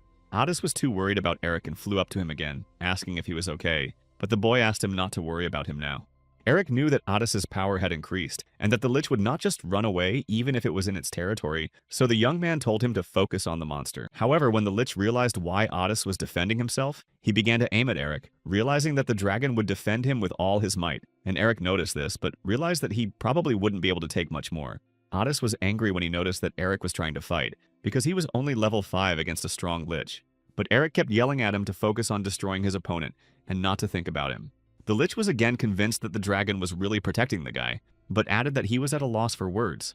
Otis could have blocked the blow by enveloping himself in fire, but he had put himself in harm's way just for the sake of that boy. And Lich would never have thought that the dragon would protect an ordinary person. The mage was still trying to move Eric back, saying that it was too dangerous for him to be in front. Otis knew that he was setting himself up for failure by doing so, but for his real body had not yet reached the 70th level, he was confident that he had a chance to win. Then the monster laughed again, saying that he understood why the dragon was so protective of Eric, and said that he must be his snack, and Otis was angry that the Lich was trying to take his food. All these words only irritated Otis more, and he rushed forward again without waiting another moment. The Lich laughed again, noticing that Otis even spoke like a human being, and the battle between them began again. However, the monster still took it more easily, as if he was completely confident that he would easily defeat the dragon. Lich said that they shouldn't live outside of normal conditions just because there are people there, and they will just start hunting them. Otis had already started breathing fire again, and Lich continued to call humans inferior and weak creatures who did not deserve what they had. The monster said that it was not they who should hide, but people, and even more so, he said that people should worship them and be afraid of them. Lich did not stop and kept talking while Addis continued to try to destroy his opponent. Eventually, although it seemed impossible for a while, Addis managed to break through the ice wall with his punch, and only then did the Lich fall silent in shock. Then the monster fell to the snow, assessing the situation and saying that it was quite good, and if the dragon's level was a little higher, it would be even better. Eric only begged for Addis to finally lose consciousness because then he would have just started fighting and defending him, but the dragon was holding on with his last strength. In addition, Addis thought that Eric was afraid of him because he was a dragon and not a simple man. But Eric laughed and said that he had already met many monsters who were stronger than Addis, so he was not afraid. Eric added that Addis is still a toy compared to those he has seen, although he had previously said that there were no dragons in his homeland. Addis would have loved to hear more about Eric's homeland and talk to him more, but it seemed that his time was up, so the dragon only asked him to fulfill his promise. Eric still didn't understand why Addis was doing this, and why he was so concerned about his survival. Meanwhile, Lich was really surprised because he did not think that the dragon would be able to blow up the wall from the inside. Addis again told Eric to run as fast as he could before the ice melted, but the boy was in no hurry because he didn't want to leave him alone, especially when he was exhausted. However, Addis told him that he had to overcome the Lich alone and that Eric had made a promise to him and had to keep it. Eventually, Eric did go back as ordered by Addis. But what really surprised him was that he was going to fight until he lost his life, giving Eric the opportunity to escape. Eric didn't want to leave him behind, so he thought he would run away and quickly come up with a plan and then go back and help. Lich laughed again, saying that it was strange and unexpected that Addis would do such a thing just to give a man the opportunity to escape. However, the monster also realized that all the magic he had prepared would simply escape through this hole, and his efforts would be in vain. Then, realizing that this could be the end of the line, he decided to act drastically and unleash the ice apocalypse. Most of the planet was covered with rains of sharp pieces of ice, and Eric stood there looking up and not realizing when everything went wrong. He began to blame himself for thinking differently, for making himself a hero who could stop his opponent alone. Or maybe it all went wrong when Eric failed to stop Addis by telling him that the man was definitely not alive. Eric didn't stop Addis knowing the level of Lich, and now the guy was worried that he might not survive because of him. Perhaps Eric just wanted to live a normal life, but he couldn't, and he continued to blame himself for what happened. Eventually, all these ice needles fell to the ground and most of them ended up on Addis's body, completely weakening him. Lich, in turn, was very unhappy, saying that it all looked very stupid and he was not having fun at all. He spoke to the dragon saying that he was a monster as well. In the end, though Eric promised to run away, seeing what happened to Addis, he just couldn't leave him, so he rushed forward, hoping that the dragon was still alive. Eric saw that he was lying in a pool of blood, but he tried to reach Addis and hear at least one word from him. Addis just smiled, saying that he was glad to see Eric was okay, and added that dragons are tough. Eric could see that Addis was trying to hold on, but even that was difficult with his injuries, so he didn't know how much longer he would last. Also, those ice arrows that hit the dragon's body melted, and thus caused heavy bleeding throughout the body. Therefore, Eric was not sure that Addis would survive until Addis lost consciousness, and started the battle with the Lich himself. Even if Eric had the right potion to heal him, it would not be enough for such a large body, but the young man knew what would happen if he saw the battle. But out of these thoughts, Eric was pulled by Addis's voice telling him that he didn't need to make such a face. Addis continued to speak barely audibly but immediately apologized to Eric, saying that they would not have been in such a terrible situation if he had been stronger. He had promised to protect him, but now he was lying on the ground powerless, so Addis apologized to him again. This only made Eric feel worse because Addis was only asking him to keep his promise because of something like this. And Lich started laughing and said that the dragon seemed to love people despite all their past training. He asked if the dragon considered it an honor to protect the weak, and then laughed out loud again looking at him. The monster said that it was just an illusion that the weak decided to create, and they invented it so that someone would protect the weak. Later, he came even closer, and there was a statue of ice holding a giant's punishing ice sword. Then the Lich said that perhaps this boy on the 5th level would not keep silent about the Lich if he'd let him into the world alive. The Lich said that Addis should destroy this person, and then the monsters would accept him, and he would be able to live among them in peace. With the last of his strength, Addis finally stood up, saying that the monster was right. Unfortunately, it was true because people did not see them as anything but cruel monsters who could only destroy everything around them. But Addis said that he would rather say goodbye to his life than give up everything human. He didn't want to be like the Lich and turn into something like that, so he said that he chose human life. After hearing this, the monster finally realized that he would have to destroy them both, because the dragon did not want to play by his rules. Then Eric laughed, saying that Addis's life was too complicated, and that the promise he had made was not really important. He admitted that human life is not too easy either, and it is sometimes difficult to keep promises even when you are sure of what you are saying. Addis was exhausted, but still protested that Eric should join the battle, because he was sure that he would not survive with him. However, Eric said that perhaps he too could live like a normal person someday. It was after these words that Eric flew up to join the battle with their common enemy. The guy managed to take off and the monster did not even know what magic he used to fly, but on the other hand, he did not care because Eric did not have much time to live anyway. The monster called him a loser and a 5th level weakling who could not be hurt by anything. However, even though Eric had only a few skills that he had perfected in the Rocky Mountains, he began to fight using the horizontal strike. However, the ice dome did not collapse even after such powerful and numerous explosions, so Eric thought he had swung too hard. He just hoped that no one else saw it because he managed to demolish the walls with just one swing of his sword. Eric was really surprised because even a fairly high-level dragon could not defeat a lich, and he was at the 5th level of the dragon. Adis was also surprised because he could see Han's level on the stone, but then Eric said that it would be a long story. The young man smiled, saying that they both hid their identities, so he asked Adis not to be offended by this. Adis was surprised because even if he hid his identity, he didn't know that there was magic that could deceive a stone to measure strength. But the very next moment, they were grabbed by the tentacles who did not let go, and it was quite difficult to get out of them. Lich, who had already fallen apart, said that he had tried not to use it before, but now they would take all the life force of the victims and not let go until they lost consciousness. Even if the victim is the one who summoned them, it was a pity because he would be able to take their bodies for his own experiment. Eric was surprised to see that the lich was still walking because he had completely destroyed the upper part of its body. But Ada said that the lich's body was made of mana, so physical attacks could not overcome it. Then the lich said that it was too late for enlightenment, so if he wanted to live, let Eric tell him how he was able to do it. However, the young man was not going to give up, and then in a second he tore his tentacles to defeat the monster. Of course, the lich was surprised because he had never seen anyone tear the ropes of hell with his bare hands. But instead, Eric had a question for the lich because neither he nor Adis had said anything about their level. Then the monster said that he was not very upset when he found out that he had lost his life for the first time, because his life on Earth was terrible anyway. But he decided to treat his second life more cautiously because he did not want to allow himself to lose this life for the second time. In order to steal the scroll of the undead, he had to come up with a very reliable plan. And then the lich was very happy because he thought he had already defeated them both. Or at least he tried to do so, and then a huge storm of dust and sand began to gather around Han Bin. Adis came closer, saying that no matter how many times he had seen this, he was still very strong. He could not even imagine that Eric would be able to destroy these tentacles with just one blow to the ground. However, the problem was different now because Eric was sure that he could break the bones of this monster, but it turned out that he could not. In addition, the lich seemed to have already healed itself and looked the same as at the beginning of their fight. The monster still wanted to know very much who Eric was because for a moment it seemed to him that the guy was not human at all. But Eric was more worried because before meeting the monster, only one person had been able to assume that he was now at the 5th level. So there were two possibilities. Perhaps the lich is actually a seer and just sees what an ordinary person cannot see.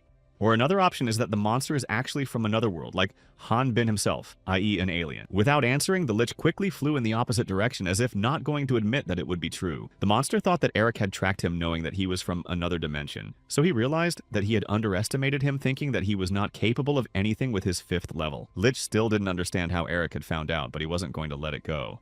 Eric was very angry, saying that so many normal people were suffering because of people like this monster.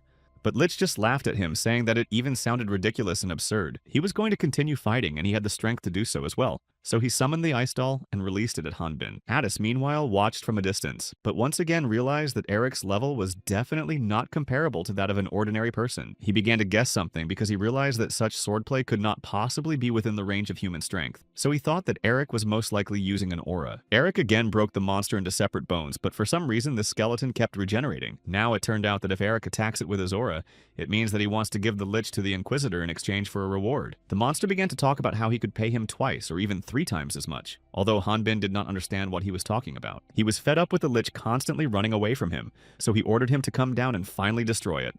Eric was really annoyed by this because the hellhounds he had fought for so many years at least didn't regenerate, but then Adis shouted at him to use his aura. A lich's body is made entirely of mana, and if you block its movement with your aura, you can easily neutralize it. But Eric already realized that he needed to use mana aura, physical strength, or prana, and he knew that a swordsman could also use it after leveling up. But Eric was only at level 5, and that was not enough. But Adis told him that aura was like a life force, so he needed to visualize it. When they were talking about this, of course, Lich also heard it and was surprised to realize that Eric could not use his aura. The monster rushed forward again, saying that in this case the boy's attacks would not do him any harm. Then he smiled, saying that such powers could work perfectly on his friend the dragon.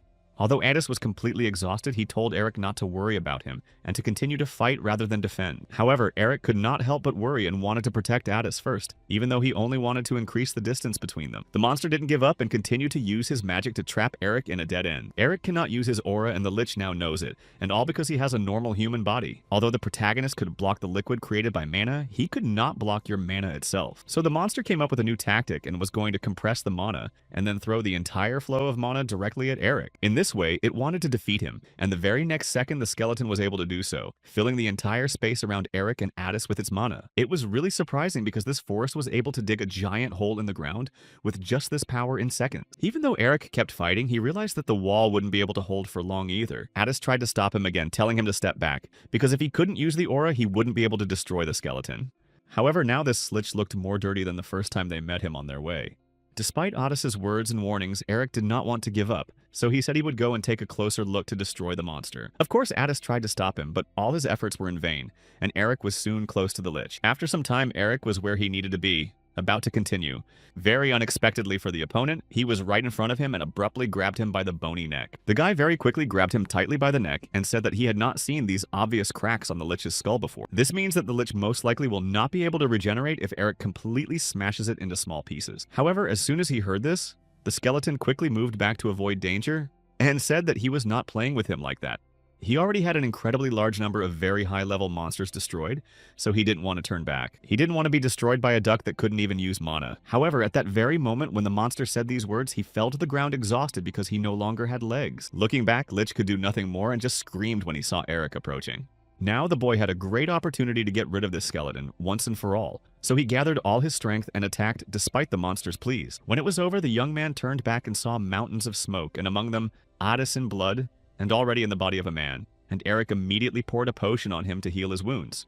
Then he covered his naked body and still sat next to him, supporting him, and when asked why Addis always remains without clothes after transformation, he replied that he dreams of clothes that would not tear after turning into a dragon. Although he was exhausted, he looked around asking what was wrong with his Lich and whether Eric could do anything about it. Then the young man said that he had just incapacitated him a little, but the monster could still speak and was alive. His legs and arms were already destroyed, so the monster could not really regenerate anymore, so it was not dangerous and just lying there screaming in helplessness. Its bones were made of mana, so it was unable to use magic in this state, and Eric only managed to stop its movement, and the Lich still vowed to take revenge for such behavior. Addis said that the lychee was still alive, and it was a bit confusing, but Eric said that the upper part of the skeleton was more powerful than he expected. But Addis laughed, saying that Eric didn't need to be cryptic because he understood that it was difficult to capture an enemy without destroying it. And then he said that if the enemy was a dragon like himself, he would definitely not be able to destroy it. From all this, Eric realized that Addis had known about him for a long time, but he stopped him, saying that he still did not understand something. He approached the Lich, who was no longer in a state to fight, but turned to Addis, thinking that he was looking down on him in his human form. Eric said at that moment that he thought he didn't feel pain, but it turned out differently. Strikes with that amount of mana are not dangerous for humans, but for a Lich that is literally made of mana, it was very powerful. Then Addis told the monster to answer him honestly if he wanted to get rid of this terrible pain. He asked about the Lich's associates and why he was spending so much time destroying innocent people. However, the monster just laughed, saying that the little dragon still does not know how this world works. He added that a dragon who would be 500 years old would have already learned about everything, because even they had joined them. While Addis did not understand anything, Eric looked at the medallion of the Great Land and seemed to understand what the monster was talking about. Lich smiled, saying that they would all be better off watching this world being destroyed elsewhere when they were dead. Meanwhile, someone was folding their sheets as if they were going camping. There were also nail clippers, a toothbrush, and everything else, so there were confessions that nothing was forgotten. It was Ether. She was going somewhere, although it was actually quite difficult for her, but having everything packed in her suitcases, she thought it was time to go. Wyvern said goodbye to her home and began to drag a giant bag with everything she needed. But then, when Ether could not carry it with her, and she had a long way to go, she thought that it would be better to leave something here. But she didn't want to because she had spent so much time packing it all up, and it was the most important thing for her. She felt sad, but the bag was really too big and heavy to carry for so long, and there were a lot of strange things happening around her. The fire in the forest started just like that without any sign of it, and her forest burned down completely to the last tree and grass. Then when she turned off the nightlight before going to bed, and a huge piece of ice appeared out of nowhere right on that spot. In addition, there was a very strange earthquake, as if the whole continent just broke apart. Her scales became very dull, and because of all that happened, Ether could no longer sleep normally. For some reason, it all happened very suddenly, but then Ether thought that it was the higher powers punishing her for helping that alien. She was very sad because she was just a smart and pretty wyvern. But at that moment, someone entered her cave. Then she looked back because she had also noticed it, but the next second there was no one there. Ether looked around, realizing that she had to leave as soon as possible because she felt that something was wrong. But at that very moment, the person who had entered her cave appeared and was surprised that the wyvern was talking at all. Ether didn't notice when he came so close, and worst of all, the man heard that she could speak. However, he immediately reassured her that she should not worry because he was just looking for a friend, and when he heard someone's voice, he came here. Ifir knew that no one lived nearby, but the man said that was why he was looking for someone to talk to. He said that he hadn't seen anyone in this place for a year, but Ether immediately said that she could hardly help him. But the man assured her that the wyvern had to see someone and could not have missed it. It was supposedly a friend, and he told her about the skeleton, and then asked again if Ether had seen anyone nearby. Meanwhile, Addis realized that the teeth of this skeleton were magic stones, and after everything that had happened, he could not think about self-destruction. He knew he couldn't stop it now, even with his own mana. Eric still stood there, but Addis, who was next to him, told him to run away immediately because he knew how this could end. Despite the fact that he was completely exhausted, he did not want to involve Eric, although Addis knew that his mana would not be enough now because he was very exhausted. A giant pit appeared in the epicenter of the fight, as if it had happened after a large meteorite had fallen there. A girl with a small team went forward to examine the place, thinking that a bomb had fallen here. She turned to Richard, asking what the instructions said and what to do next. The man himself was silent for a while, continuing to look for an answer, but then said that according to his research, magic was used here about a week ago. In addition, according to all his research, these traces also point to Shin Ha-jong's self-destruction. However, the girl was surprised by these words because she remembered that he was going to turn into a lychee to avoid the end of his life. Meanwhile, the man who had recently visited the wyvern approached Leslie and put his arm around her shoulder, asking what she was doing here. However, the girl was very sharp and immediately pulled out her knife and fought back, although the man did not understand why she reacted the way she did. She turned to Alejandro, saying that she had already warned him to keep his hands away from her if he didn't want to say goodbye to them now. But he only said that if she had used her healing magic on him after that, then maybe it would have been worth it. This only made Leslie more annoyed. She just wanted to rip the idiot apart after what he did. However, Richard, who was still doing his research, shouted at them to stop fighting with each other. He turned to Alejandro, saying that he might not know because he came later, but it was in this battle that Shin Ha-jong's skeleton died. It turned out that he used an explosion that was more powerful than his regeneration, so there was not even a trace of the enemy, and Richard asked him to at least show respect for what happened here. Alejandro seemed to still not fully understand what had happened here, because it even sounded strange that an enemy had appeared that could make a 70-second level count self-destruct. But that was not the point. Richard said that most likely while they were walking here, he noticed the ground where they were most likely fighting, about 2 kilometers away. There were also thoughts that the skeleton was trying to move away from the battlefield while it was self-destructing, but at the time Richard didn't understand why he didn't feel any more energy. It was still a big mystery to the whole team, and Eric was still very angry with the skeleton and kept kicking it. The young man told Addis about all this and said that he just wanted to kick the skeleton's skull for a while to gain a few minutes. But something went wrong, and then when Eric did it, the opponent just exploded on the spot. Eric's excuse was that he hadn't kicked it hard enough to make it explode, but Addis said he didn't believe it, because the skeleton exploded because it wanted to self-destruct. And then he realized that he wouldn't get any experience for destroying a level 72 opponent. Eventually, Eric said that he had brought Addis back to the village while he was unconscious, but Addis screamed that it was against the law to cross the wall in this way, although Eric did not know how he could cross it with a naked boy in his arms. In any case, the young man did not know where his home was, but soon he was thrown out of a house. Then Eric decided to go to the old man and the Architecture Association, but they didn't accept him there either, calling him a criminal. Then he was chased by the guards and ran into a gang of smugglers, and although Addis didn't say it out loud, he thought that Eric was even more ridiculous than he was. In the end, the young man just sighed and was glad that Addis had woken up during the day thanks to the old man, and that everything had ended well in the end. Addis said that he didn't think I was as strong as Eric, and now he didn't even know how to thank him, so he took a piece of the apple he had carried on his plate. In fact, it was hard to imagine what would have happened if he had been captured by a demon alien. Addis realized what he had said only later, and added that he knew that Eric was different from those aliens. But the young man took it well, saying that there were many destroyers in his world as well. But he admitted that even if he had been tasked with destroying the goddess Rata, he would have preferred to live a normal life, to be calm and adapt to this world, because he did not want to become like that. Addis then began to realize that most aliens could live like ordinary people, and Eric was sure that once they did live like that, but then something changed, and in reality many of them began to destroy, unlike him.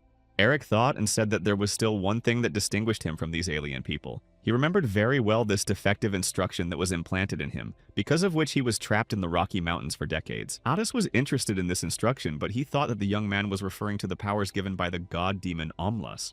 Only then did the protagonist admit that one of the powers was to see the levels of others, but Eric also thought that there was another ability they did not know about yet. According to Otis, there is something that makes the aliens start to destroy and at the same time follow the orders of the demon god Omlas. Eric finally got up and said that most likely this 5th level defect is also the result of the faulty instructions he received. Of course, it was making it very difficult for him to live, but Eric didn't know how serious it could be. He smiled and looked at Otis, saying that maybe one day he would lose his sanity and turn into one of them, like most aliens. That's why he believed that communicating with him would not lead to anything good. So he went to the door, about to leave Otis's Kai, even though he wanted to stop him. Eric said that he had saved up quite a lot of money, and now he had no desire or reason to stay in this village. And finally, he told Otis to be careful. Otis did not want to let him go and finally told him his real name. His name was Otis Emphatir Ragnaraka. He told me that he was created by a great shadow goddess named Kivriel to become a descendant of dragons. And among all the dragon species, fire dragons are famous for keeping their promises. It was even painful for Otis to talk about it, and he still wanted to say something else, but Eric interrupted him. He said that fire dragons like Otis never forget their debts. Finally, the young man said his name was Ryu Hanbin, and added that he was a veteran of military service, after which he left the room and closed the door behind him. Then he started working and was told to use a map and a cart to get him there, and if he showed the documents of the Association of Architecture and Construction Workers, he would be allowed through the gate with ease. The old man said he would send Hanbin's documents through a broker, and told him to meet him there. Then the young man had to sell his belongings and leave the visa in place. When the young man asked what to do with the money, the old man smiled and said that he could keep it. Knowing how problematic he was, it was better to send it away. Hanbin thanked him, saying that he would not stay in front of him, but finally the old man wanted to tell him one more important thing. When the young man was ready to leave, the old man told him that he should never in his life, no matter what, destroy a person. If he did, he would immediately become a monster, and he asked Hanbin to never forget this no matter what. The guy just smiled hard and said that he understood everything and would not forget his words. It was already quite dark and Hanbin said goodbye, saying that he would come back here one day, and the old man went home. Then the old man prayed to the goddess to save them and keep them alive. Meanwhile, the team of Richard, Leslie, and Alejandro continued their research, finding the place where the skeleton allegedly fought, and Ether was with them. But Richard found only traces of magic and no confirmation that there was a battle. Of all the people possible, Ether had been captured by the Great Land, and when she thought about it, she considered herself a complete failure because she thought it could only happen to her. Leslie, in turn, said that such a powerful 72nd level lich could never lose to such weak magic, so she asked what the reaction of the second energy was. However, the fact is that they had already checked the presence of other powers and energies a long time ago, and more than once. It means that the bones of this skeleton were destroyed by physical force alone, and therefore it was forced to self-destruct. Richard said that despite the fact that they would not like to admit it, there are those creatures that will exceed the power of the lich physically. Such a creature could be, for example, a dragon that lived for more than 500 years because its strength would be enough to turn the lich's bones into dust. After that, the team saw a lot of traces of the dragon's blood on the ground, so Richard ordered to use it to find the one who destroyed the lich. Meanwhile, Hanbin continued to ride, and it was already morning when he reached the next location, but he did not know what to do. The fact is that the wheel of the cart he was riding on broke, and now he did not know how to travel further with one broken wheel. At this rate, all his food would be lost, and despite the fact that the young man tried to fix something, he failed. But at that time, a group of people were watching him. They were aiming at this guy, but they were not going to wait until he threw away his limbs from hunger, and their leader ordered them to attack immediately. It was after that that they came out, pretending to be ordinary people, so the leader of this group addressed the protagonist as a traitor. They were armed and approached him together, asking if he needed help with his wheel because they saw that it was broken. And then he added that Hanbin should be happy that the most prominent criminal in this place, not named Kalinor, wanted to help him. He himself stayed standing next to the boy while the other two ran away, but Hanbin seemed to pay no attention to him. Only after he stood up did he deal with the criminal, and he did not look as confident as before. Kalinor was now sitting and driving the cart, having helped with the wheel beforehand, and Hanbin said that he had completely memorized the map because he did not know where the right road was, and since there was no one around, he was already starting to worry. The young man said his name wrong because he didn't care what to call the criminal, but it annoyed the man and he was already angry with himself for coming here and getting into this situation. Hearing that the man was unhappy with his name, Hanbin reminded him that he had introduced himself as Gondon, so he would call him that. Eventually, Kalinor realized that in his situation he would just silently ride along and follow the man's orders, but then he saw something strange on the side and told him to look there. Hanbin looked very pleased as he looked to the side because this place seemed to him many times bigger than Onpros itself. It was the entire dungeon of Ethan City, and in the gorge in front of it was the most popular dungeon in the north, next to Crater Valley. They continued to move forward, but the young man thought that it was very dangerous to build a city directly over a dungeon that was dangerous. It was at the very bottom of the dungeon, but monsters rarely come out of it, so they built it here because everyone knows that it is better for hunters to be as close to the entrance as possible to stop the monsters right away. This was true, but the young man realized that it would be better to sneak in secret, even though it would be difficult, and Kalinor said in a moment that they had arrived. The man also said that there was a traffic jam and that it would be incredibly difficult for them to get through the gate now. Kanbin said that he had documents, so there would be no problem. But Kalinor didn't even listen to him anymore and ran in the opposite direction from him. Of course, as a criminal, he was worried about not getting to the checkpoint because he would be caught there immediately. But without seeing it, the man ran into another person. It turned out that it was Han Bin again who was allegedly chasing him, and Kalinor was only more frightened, not understanding how he had ended up here so quickly. The man had already started to beg and cry, saying that if he was caught at the checkpoint, it would only lead to execution, so he begged to be released. Kanbin said that he made him feel like a stranger, but Kalinor explained that since it was his first time here, he had no idea what kind of order prevailed here. The man also said that at the bottom of this dungeon there was a huge prison, and absolutely all the criminals from the north were imprisoned there. But there were really very powerful criminals there, so a small caliber robber like him simply would not survive there and would be killed by others. He also said that recently an alien had been detained there, and even those criminals who were very powerful were very afraid of him. Kalinor continued to rock that this was true, and if he suddenly got into this prison, this demon would definitely destroy him first. If he was caught, it would be the end of the matter, but a policeman was already approaching them, asking if they were in trouble because he heard them making a ruckus. Han Bin smiled, saying that the fool had messed up his assignment, so he told him off and then showed him his pass. The young man added that he was here for a short time, only on business, and the policeman let him through, and Kalinor noticed a bag of money in his hands, although he did not understand why he needed it. Then the protagonist began to talk about how when he started his life, he didn't have a penny in his pocket. So the young man said that he advised him to forget about his crimes and start a new life and live differently. Kalinor continued to sit there, but promised that he would use the gold that the boy gave him for good purposes. But hearing this, Han Bin was surprised because if there was gold in that bag, he did not understand what was in his wallet and decided to look at it right away. It turned out that there were only silver and copper coins instead of the gold coins he had left behind. And then when Han Bin looked back to find Kalinor, of course he didn't see him there. Han Bin started shouting all over the street that he had given him the wrong sack, and of course tried to find him to return the money. After a while, Han Bin found himself on another street where there were a lot of advertisements for insurance for hunters, some looking for Mr. Area, others selling equipment, some trying to lure hunters to their guild. Han Bin saw all this and realized that he would definitely not be able to live here on the money he had left, seeing the prices. Most of all, he was tormented by the thought that he would have to go back to the Builders Guild, and now it seemed that this was his karma or life's destiny. But on the other hand, he realized that at least they paid better than some hunters, and Eric began to blame himself for leaving Onpros. The young man was really upset and saw someone in front of him and was going to ask if this person knew where the Builders Guild was. It turned out that he ran into Adis, who was supposedly looking for a retired hunter holding a sign above him. Without thinking for a second, Han Bin grabbed Adis and ran away with him and his sign, away from the others. After a while, they were sitting on a small veranda in the house drinking something and discussing important things. Adis looked around at the city, saying that there are not so many places like this here, and if you sit here, you can realize that your own problems are not as big as you think. In any case, the protagonist calmed down a bit while eating, and then Adis asked him why he was 2 days late. However, it was Han Bin who should have asked him why he was here earlier, and then added that he himself got lost and left later. And Adis really had no idea what he was doing here. But Adis didn't understand why he was so worried, and then asked if the head of the Builders Guild had given him any instructions.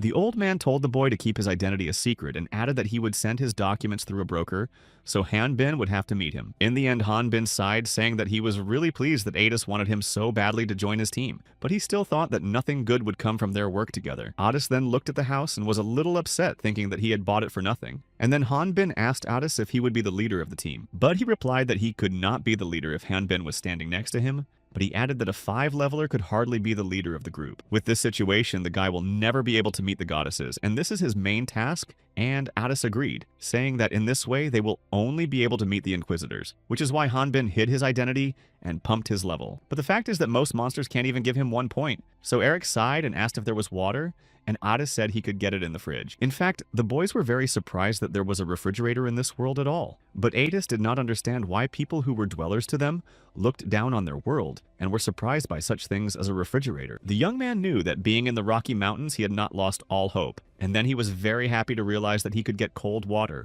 and ice at any time. But his joy was instantly dashed when it turned out that in order to open the refrigerator, he needed a certain level, and he was not enough to do it. But Adis explained that the refrigerator was a magic thingy that had certain requirements.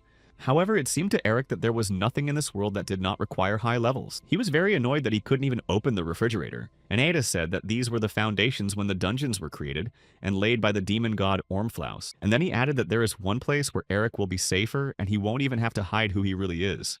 Although Adis had said earlier that there was no magic that could hide his level, the magician said that it was actually much simpler than that. Adis said that all they had to do was get rid of Hanbin. Later, they decided to go to the Hunters Guild of Hayton, and after a while, they arrived. There were already a lot of people inside, and they were all going about their business, but when the two walked in, there was silence, and they all looked only at them. There was already a long line of hunters inside the guild who wanted to sign up, but only the two of them entered. The others did not take their eyes off them. The girl checked Adis first, and according to their data, he was level 37, so there could be no problems with hunter registration. He just smiled and thanked her, not thinking that everything would be so easy and fast. The girl behind the counter was looking at Adis, thinking that it had been a long time since someone so handsome had come in here. But she was interrupted by Eric, who also went to register for a hunter's place. She was furious that she had to help this pervert who looked so unfriendly, so she decided to ask someone else to help her with this. However, just then, other people approached him and at first tried to politely ask Eric to put on something. But when he looked back at them, they all immediately smiled and began to apologize, saying that everything was fine and that it was not necessary. Then the girl standing behind the counter also apologized, saying that she would need to check his level with a magic stone, and immediately took it in her hands. The other hunters were talking about him, saying that they hadn't seen such a strange hunter here for a long time. But sometimes there were those who liked to show off their physical form. But that didn't mean that such large bodies couldn't be destroyed by swords. When the guys were about to check with the stone, Adis came closer, saying that it would not be a good idea, but otherwise they would not be able to register Eric as a hunter in this guild. Eric, not listening to anything, immediately took the stone in his hands and started to squeeze it, and then they really realized that it was probably a bad idea to test him like that. He really looked very angry and furious, saying that this stone was only evil and it would not help them in any way. Eric also exclaimed that he would not allow such magic as this stone to touch his pure body, so he was not going to pass their so-called test with it. He managed to break the stone quite easily with one hand, and of course it amazed those around him, but it was not just that. The people standing next to him were surprised by something else, because this guy had just called the magic checkstone an evil thing. People began to talk about how an ordinary person could hardly have such a physique, and of course they had heard all sorts of rumors, but they could not have thought that this would suddenly turn out to be a true story. Then the girl who was supposed to check him in looked up at Eric again, saying that she didn't want to be rude, but she had to ask him something. She mistook him for a Walther, a legendary warrior race known for their strength and endurance.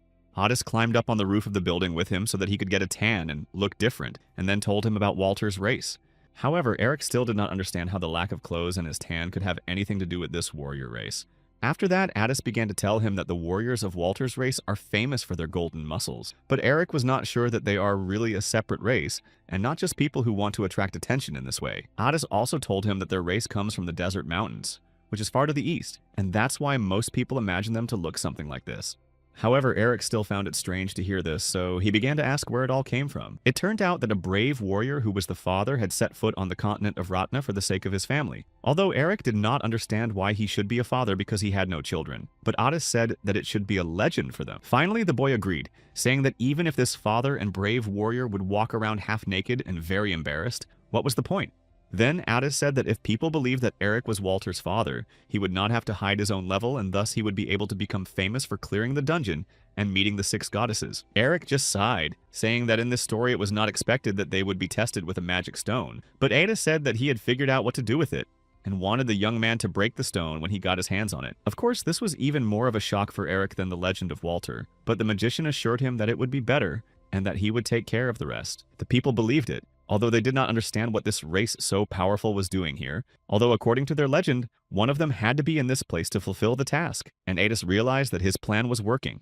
He walked closer, addressing Falad, as that was the name the young man was to use for cover, and Adis said that the stone should not have been broken. Falad just apologized, saying that he was just too carried away, and Adis then turned to the girl, starting to apologize and telling her that everything here seemed very new to his friend. Magical devices like the test stone use magic stones, and according to the legend that everyone believed in, Walter's race was forbidden to deal with such artifacts. Adis also added that they would of course compensate for the full amount of the lost stone, but the girl said that in any case they could not work with him as a team without registering him as a hunter with the guild. But Adis then held up the same medallion of the Great Land and said that he didn't need to be registered as a hunter here. Let them register him as a guard. Eric didn't know about this part of the plan and was very surprised because if Adis already had such a strong argument for a guardian, why would he pretend to be Walter at all? Although he later realized that his level was not measured precisely because he pretended to be the father of the race. However, the guy still knew that registering a bodyguard would not be as easy, so the girl asked Adis for the documents, but he sighed, saying that he had accidentally forgotten them at home. And then he smiled and asked to keep it a secret between them. Then she said she would register them right away, and another girl who also helped him with the registration offered to drink alcohol or coffee together sometime. And Eric was only annoyed by his popularity. But then Eric thought about the main thing. Thanks to Adis, he had nothing to worry about and could continue working. Instead, he was approached by other people who began to offer him to join their team, and at the same time, asked him to move his muscles. Eric didn't know where to go, he had nowhere to run, while all these people were offering him to join the team for a lot of money, or just to touch him for a lot of money. Eventually, this continued for some time and they could not leave the building of this guild. Meanwhile, in another place, the research continued. It was Richard and the rest of the team, and he looked around, realizing that the place had also grown, and now looked completely different than he remembered. Alejandro had already captured many Ratnians, though the man said otherwise, saying that he was just sheltering vagrants from the dungeon. But Richard thought otherwise. The man said that the hunters were much more profitable than ordinary citizens from the point of view of the owner of the territories, and that they only accepted homeless Ratnians as citizens of the city because no one could fulfill orders better than them. Leslie realized that Alejandro hadn't done anything, although they had been given this place as proof of their alliance with the great dragons. But the man said that he was the reason they had been able to collect so many prisoners. As Leslie had said earlier, any dragon over 500 years old could join them, and if there was a traitor among them, they had to wonder what their goal was. However, Alejandro said that it was a relief for them that he had escaped quickly, which was only good because in human form he could only live in cities with dungeons. Leslie only thought it was a shame that the blood they had collected had dried up, because now they wouldn't be able to use it in spells, but she smiled and said that Alejandro would have to work hard to find him. However, Alejandro believed that it was not his personal fault that they could not find the dragon. Only then did Richard come up to them and tell them that Alejandro had brought them to this place, but now he was silent. However, Richard knew why the man had decided to gather here and what he wanted to talk to them about. Alejandro was the only one who constantly acted like a king and considered himself more important than the others. And when Richard asked about it, the man confirmed his words and guesses, but then he said that it wasn't really true and then pointed somewhere to the side where the stage opened from behind the curtain that had just parted in front of them. Leslie looked at the empty stage, wondering what Alejandro had come up with again and what he was going to show them. But then the man ordered someone to come over. After a while, they heard timid and quiet footsteps, and Alejandro said that it was the same former hunter he had recently managed to catch. The destruction of monsters gave this hunter indescribable pleasure, and he then began to destroy the female hunters in the dungeons, and apparently there were about 25 victims on his account. But in any case, Alejandro took him away before the execution. Then this hunter turned to his boss and asked if he would do everything the man said, could he expect to be free? And Alejandro said that of course he would let him go right away. Although Leslie thought that the hunter, although he was level 37, was too tired, but the man said to look at him more closely. It was only then that she noticed the chip implanted in his neck and realized that it was an artificial control that Alejandro had decided to use. She was really surprised because she thought that no one survived their implantation, but Alejandro said that they just changed the technique of getting the dungeon to the technique of getting people. And Richard also assumed that Alejandro had completely minimized the side effects of this implant, but then added that even so, it did not meet their expectations. The man said that Richard really understood everything correctly and quickly realized, and then Alejandro asked what should be done to improve the effectiveness. Richard answered immediately and very briefly saying that a sacrifice would have to be made. Then they looked at the wyvern saying that it was very kind, and then Ether finally realized why she was taken here and still tied up. Then some girl said that the wyvern had nothing to worry about because it was definitely not her fault. After that, the former hunter looked at Ether saying that his boss had great taste and asked how quickly he needed to destroy her. And then Alejandro said that since they were celebrating his freedom, he would allow the hunter to play with her a little. A few seconds later, the man said that they could start putting on a show. Then the hunter stepped one step closer to the girl, saying that he was actually quite nervous at first. But then the more he used the instructions, the more he began to enjoy what he was doing, and reached the 37th level. This girl was level 34, and the hunter was very proud of the fact that he was higher, although in reality it was a very small difference, and then he said that she could start begging him to save her life. Only then did the girl open her eyes, saying that it would be completely unreasonable to ask for something like that, because it would lead to nothing. Then he rushed forward, saying that it would be even better, and finally a battle began between them. Ether was always reproaching herself for being caught and frightened by the hunters, because she had previously defended the kingdom of Ace, and now she was so easily captured by these idiots. Therefore, Ether decided that they should wait for some time, wait until the aliens are distracted and then rescue the girl, and then escape from this place together. However, right now the battle between the two of them has just begun, and it is unknown how long it will last. However, when the girl managed to get away from the hunter, she started dancing, which of course surprised her opponent. It annoyed him a little, but he laughed, saying that she had better start acting because the audience was waiting for some action, not a dance from her. But then she sighed and stuck to her guns again, saying that in that case, she would let him enjoy her new hairstyle for a while longer. She also added that she hoped he would like this new hairstyle and then swung her sword very sharply and quickly, running the blade through her opponent's hair. Leslie guessed that this girl also had an instruction manual, and then it was not surprising that she got such a high level at a young age. Although even so, the difference between her and her opponent was insignificant. The girl also added that she was surprised that Alejandro had brought this guy here because he seemed to be suitable for experiments. But the man asked her not to talk so much, just to watch carefully. Of course, the hunter was very outraged that this girl dared to touch his hair and cut it.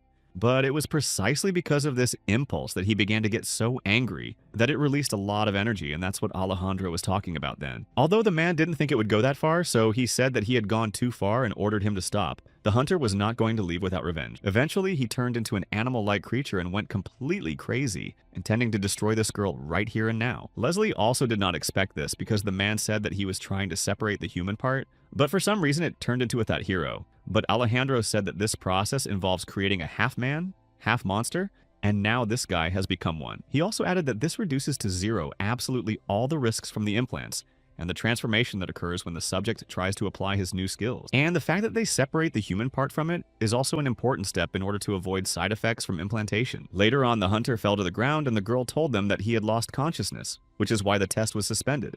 Alejandro just laughed, saying that they probably wouldn't be able to use this hunter anymore, so he asked her to take care of it before the creature ran away. But at that very moment, the transformed hunter stood up, saying that he was fine now and could continue the battle. Ether watched what was happening and saw this girl destroy the hunter, who, although a monster, was still half a citizen. It turned out that she is also in their team and fulfills absolutely all orders without even batting an eye. Alejandro also told us that this girl is blind, and then she would have to use her skills as a swordsman and a magician, but she also has other senses. However, this could also indicate that their experiment with implanting the implant into the body was successful, and Richard did not understand why Alejandro did not report this to the creature. But the man explained that when a creature with an implant destroys its opponent, it does not receive experience points regardless of the level of the opponent. Leslie was shocked and angry when she heard this, because she thought that this could not be true and did not understand the meaning of what Alejandro had already done. Then the man said that destroying their opponents is not the only way for aliens to earn experience points, because there are also monsters from the dungeon. That's why they were experimenting on them, but as you can see, there are still some side effects, but Richard still thought that the source of these abilities was not here. Alejandro understood that he was talking about the Dragon Core, but because of the agreement with him, they could not test this theory. However, Richard abruptly said that if there was a traitor among them, it would change everything. Their leader had also given them one thing to use if they destroyed the dragon, and this thing did the trick. So Leslie asked if Richard could use it with his level. Alejandro was very happy himself because this incredibly valuable artifact was given to them for free. But Richard said that he had to report to the creature that they were close to making the perfect app for the manual, and Leslie had to go with him because they still had work to do while Alejandro was catching the dragon, and maybe then he would be successful. She happily left him after Richard, ironically wishing him good luck. Alejandro just laughed, realizing that if it happened that he could not find the dragon, he would be the last one to be blamed, and all the blame would fall on him. He really didn't know how to find a dragon in human form without even knowing about its abilities. Then he turned to Eli and told her to tell the wyvern to clean up after the battle, and he was going to go on his own. Ether could hear all of this clearly outside the door and now realized that this girl was also one of Alejandro's subordinates. Everyone here was out of their minds, so Ether realized that if she stayed here, she would definitely be dead soon, and the wyvern was going to run away. Though she didn't know how, she knew she had to find a way to get out of here before it was too late. So she flew to the closed door. Luckily for her powers, it was easy to open, so Ether quickly flew out, ready to fly on. However, as soon as she did so and was ready to leave the place, Ali ran up to her and started yelling at her to stop. The girl was hostile and had already grabbed her weapon to strike Ether, and the wyvern realized that she might be caught soon. However, she managed to take off because the runway was quite short and Ali did not know how to fly. But Ether started to rejoice too soon because Ali jumped off the building and ran after her as if she didn't care that there was no ground under her feet. She wasn't going to let the wyvern get away because that was her boss's order, so Ali was ready to do anything to catch Ether. Ether realized that this girl wanted to tie her up and make sure she didn't escape, but she said she didn't want to do it. And then the wyvern began to look very angry and said that she hated the sky that could limit her in any way. Ali had never heard a wyvern speak before, so of course she was very surprised to hear human words, but she didn't stop. After that, the girl began to approach as close as she could afford and ordered Ether not to try to fly even higher than she was already. Ether continued to fly away, thinking that as a mage swordsman, this girl could definitely land safely, and Ether was also glad that there were no archers on the rooftops. She was afraid that this would hinder her escape, but when she looked around, she realized that there was not even one archer. Instead, she saw something below her and continued to fly forward in order to at least somehow get away from her enemy. Meanwhile, someone else came down to the lower floor where the entrance to the dungeon itself was. Hanbin immediately went straight there to avoid wasting much time and encountered the monsters, so a battle began between them, in which the protagonist was winning. The young man did not intend to completely destroy this monster, but he forgot to adjust the strength and accidentally did it himself without expecting it. The only thing that Hanbin has already realized is that there are too many monsters, and if he spends time on the individual destruction of each one, he will not be able to stand it. In the end, he thought that he needed to somehow solve this problem and destroy many at once. And although he was not going to come to a certain decision at first, now it was the only way to go further. Therefore, the protagonist took up his sword again and began to cut using his own invented technique, the Way of Ryu Hanbin. It was a skill in which you hold a weapon above your head and run under tall monsters, destroying many of them at once. Of course, the young man realized that this ability was too weak to take them down completely, but he also thought that this was one of the features and advantages of this ability. After a large number of these monsters had been killed but not completely, the young man called out to the table that it was set and they could begin again, and the monsters rushed at him. And then when he stood there for a while, he saw strange spheres levitating in the air and soon realized that it was a burning life force. This happened because a bunch of monsters had been destroyed at the same time, but he had never seen anything like it while gaining experience points. Then he approached Addis, who was now in the form of a dragon, and he only apologized for taking his loot, but Hanbin said it was okay and that it would even play into his hands later. But then the young man found out that he was worried that his level was still not rising, despite the number of monsters he had destroyed, to which Addis replied that his level could not rise in two easy ways. Levels reflect a creature's ability to control its life force flow, so one would assume that leveling up would be harder than a skeleton transplant. But Hanbin knew this, and he remembered that dragons can gain experience by devouring their opponents. But Addis explained that, to be precise, they do not absorb the experience of the opponent, but simply take away the enemy's life force. And after that, the same life force is absorbed into the dragon's core, but he added that this force can be quite unstable and often has a life of its own. That's why in order to level up, dragons need to deal with this unstable life force and should not absorb more than they can. Because of this, they may simply not survive because of the explosive life form, and at this point, Addis turned back into a human, and Hanbin stood there for a while and asked if he could put on something. This means that dragons have a limit to their absorption, and even if they drink too much water, they can also fail and die. Although he was very curious about what would happen, and how he would be able to level up in the next 15 years, which meant that if Addis did not raise 30 levels, it would mean only one thing. Although later, thinking about these 15 years, Hanbin asked how old Addis was now, and he said that this year he would turn 150, and to the boy's shock, he replied that dragons are considered teenagers at that age. They could actually live for more than 1,000 years, although for some reason, Hanbin hadn't thought about it and was very puzzled by it. However, he then added that there is no exact way to confirm the level of a dragon, so Addis added that they are most likely in the same position. Hanbin thought that it was because they had no one to hunt to raise their level, but Addis explained that there were simply no opponents to hunt often, and it was also quite risky.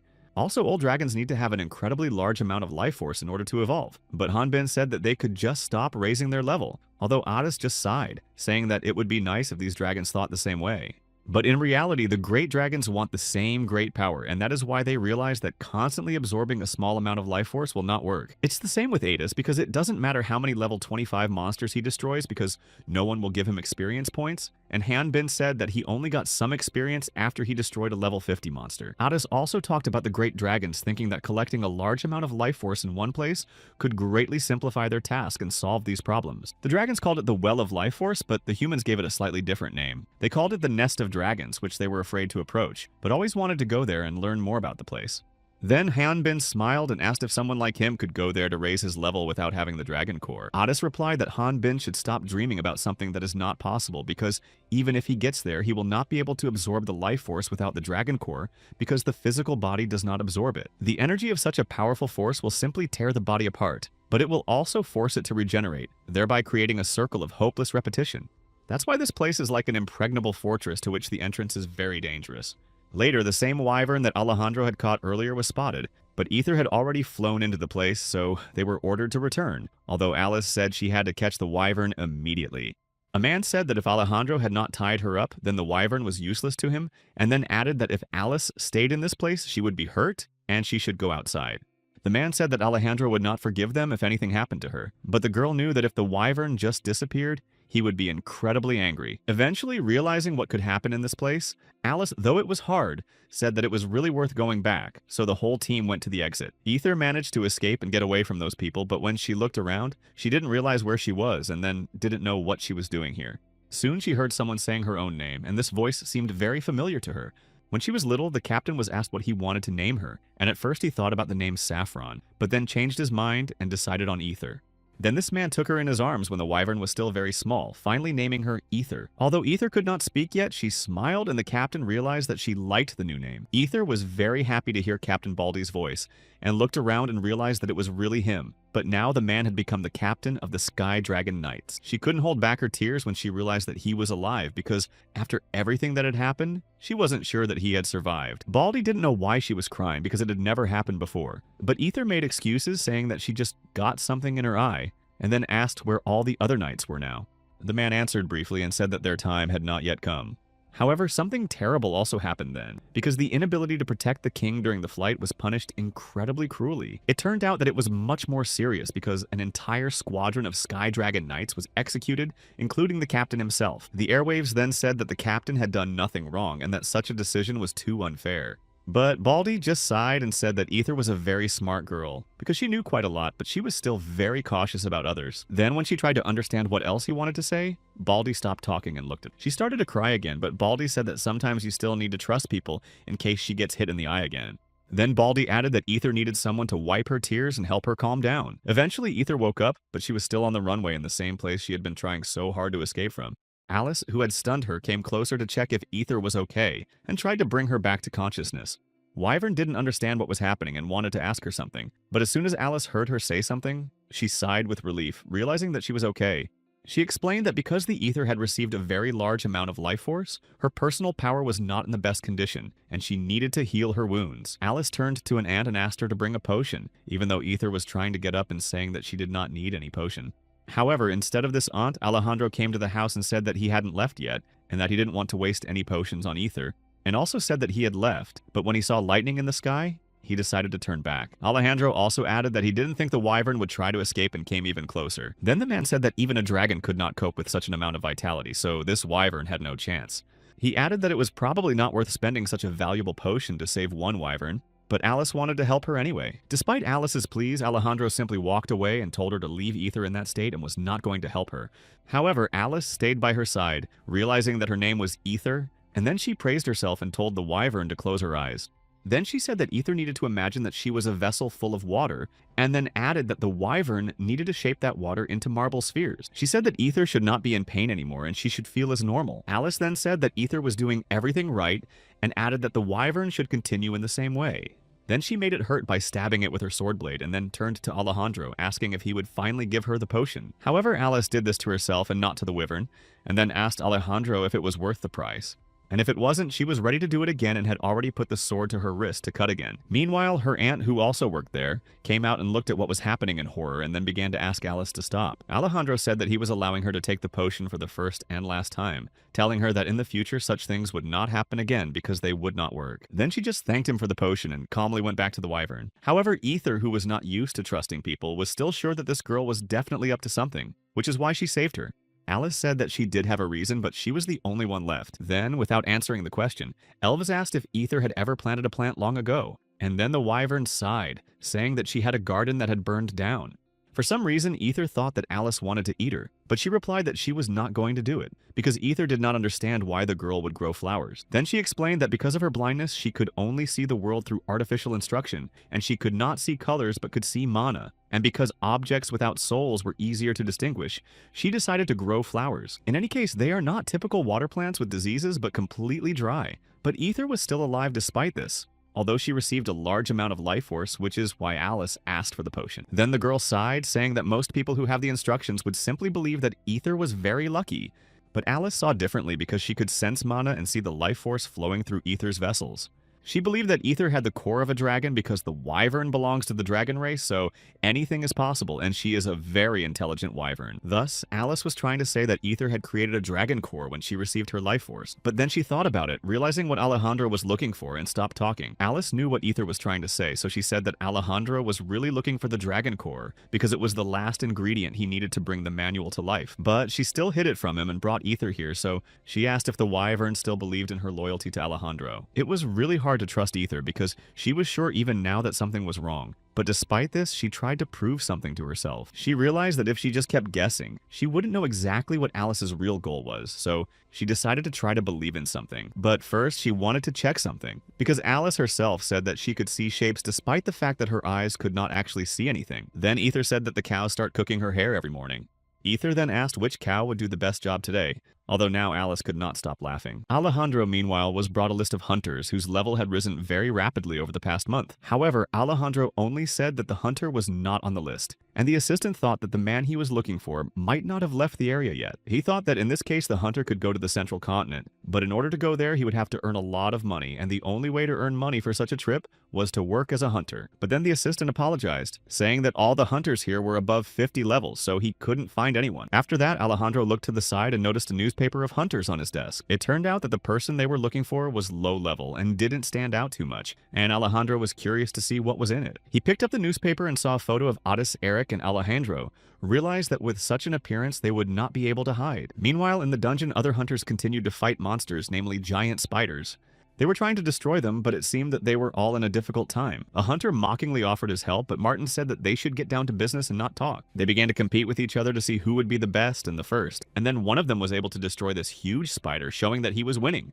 In this case, he was faster, but Martin said that he had more monsters to his credit. The hunter replied that he had killed 10 more monsters than Martin, but in any case, it would be better for them to heal and then resume the battle. They looked around the area and saw that the two girls were still trapped in a large web in the passage. This web appeared very spontaneously, and they did not understand where it came from, but then it turned out that it was not the end. Seeing Elia and Foal in such a state, the two rushed to help despite their own injuries. It was really hard for them, but the battle could not end now that their allies were in danger.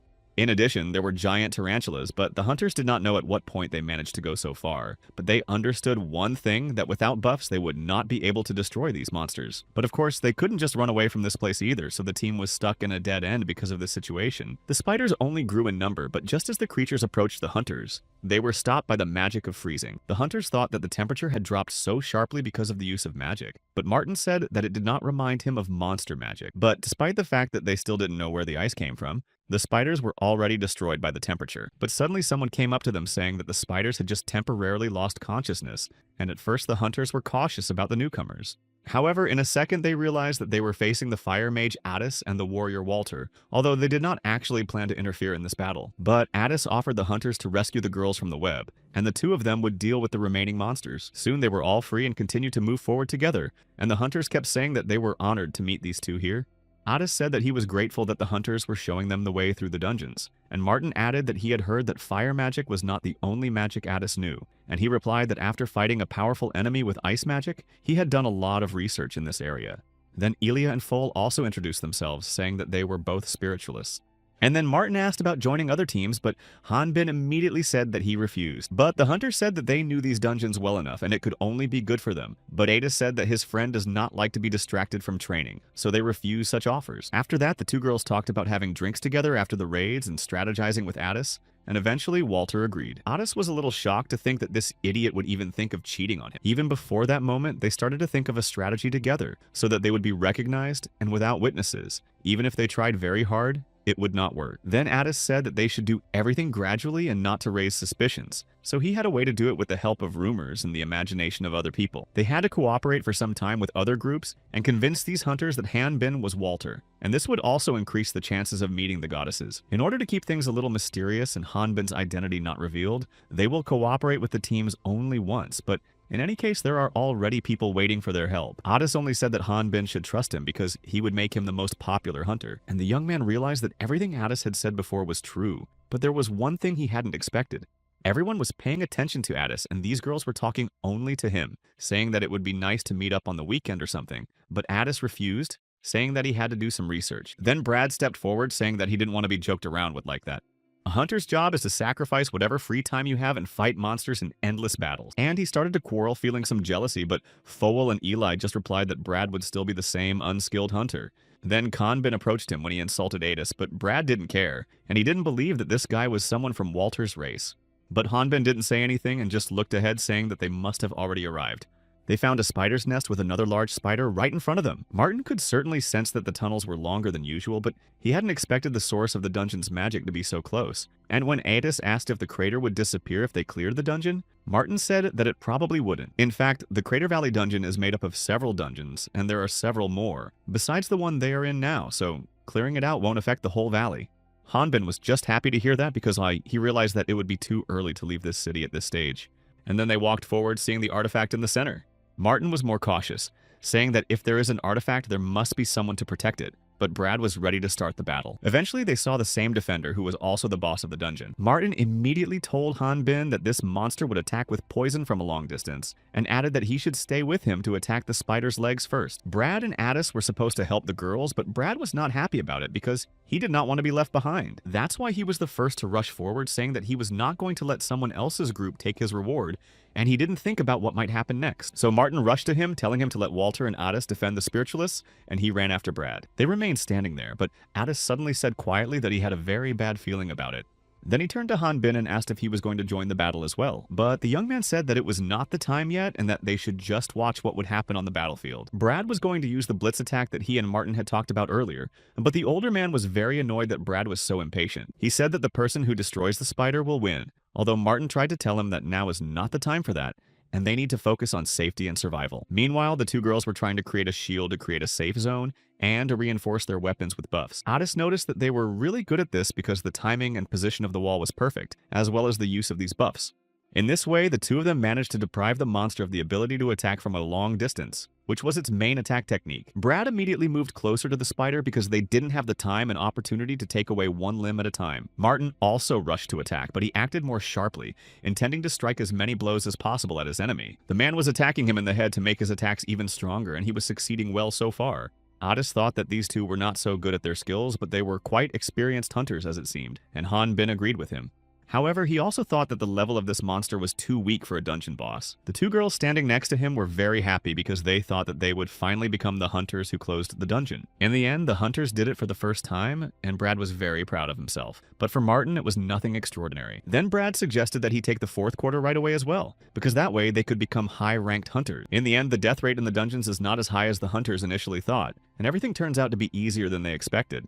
All this is because hunters are paid depending on the level of monsters they encounter, but they have clear rules that they must follow. However, the hunters also do not have any devices to measure the level of monsters, so the survivors of the hunters begin to tell every detail that they remember after meeting them. Accordingly, the more monsters they encounter, the more information they accumulate about them. But this method will not help for unique monsters. That's why many hunters say goodbye to their lives when they reach the boss room, because the monsters there are different from those they have already met on their way. Only at this point, Brad was really scared, realizing that he didn't even know there could be something like this. This spider was even bigger, and in fact, the man did not know what to do now, and how to attack such a giant monster. Brad hid behind Adis in fright, still looking at the monster, and the mage used ice magic to create a shield. The two of them had the same level, but Adis could control it much more, so Brad didn't understand how it worked. But Adis explained that he had dealt with reflection magic before, but the problem was that he had no more wands left, which only made Brad panic more, and he didn't understand what kind of wizard would sacrifice wands at all.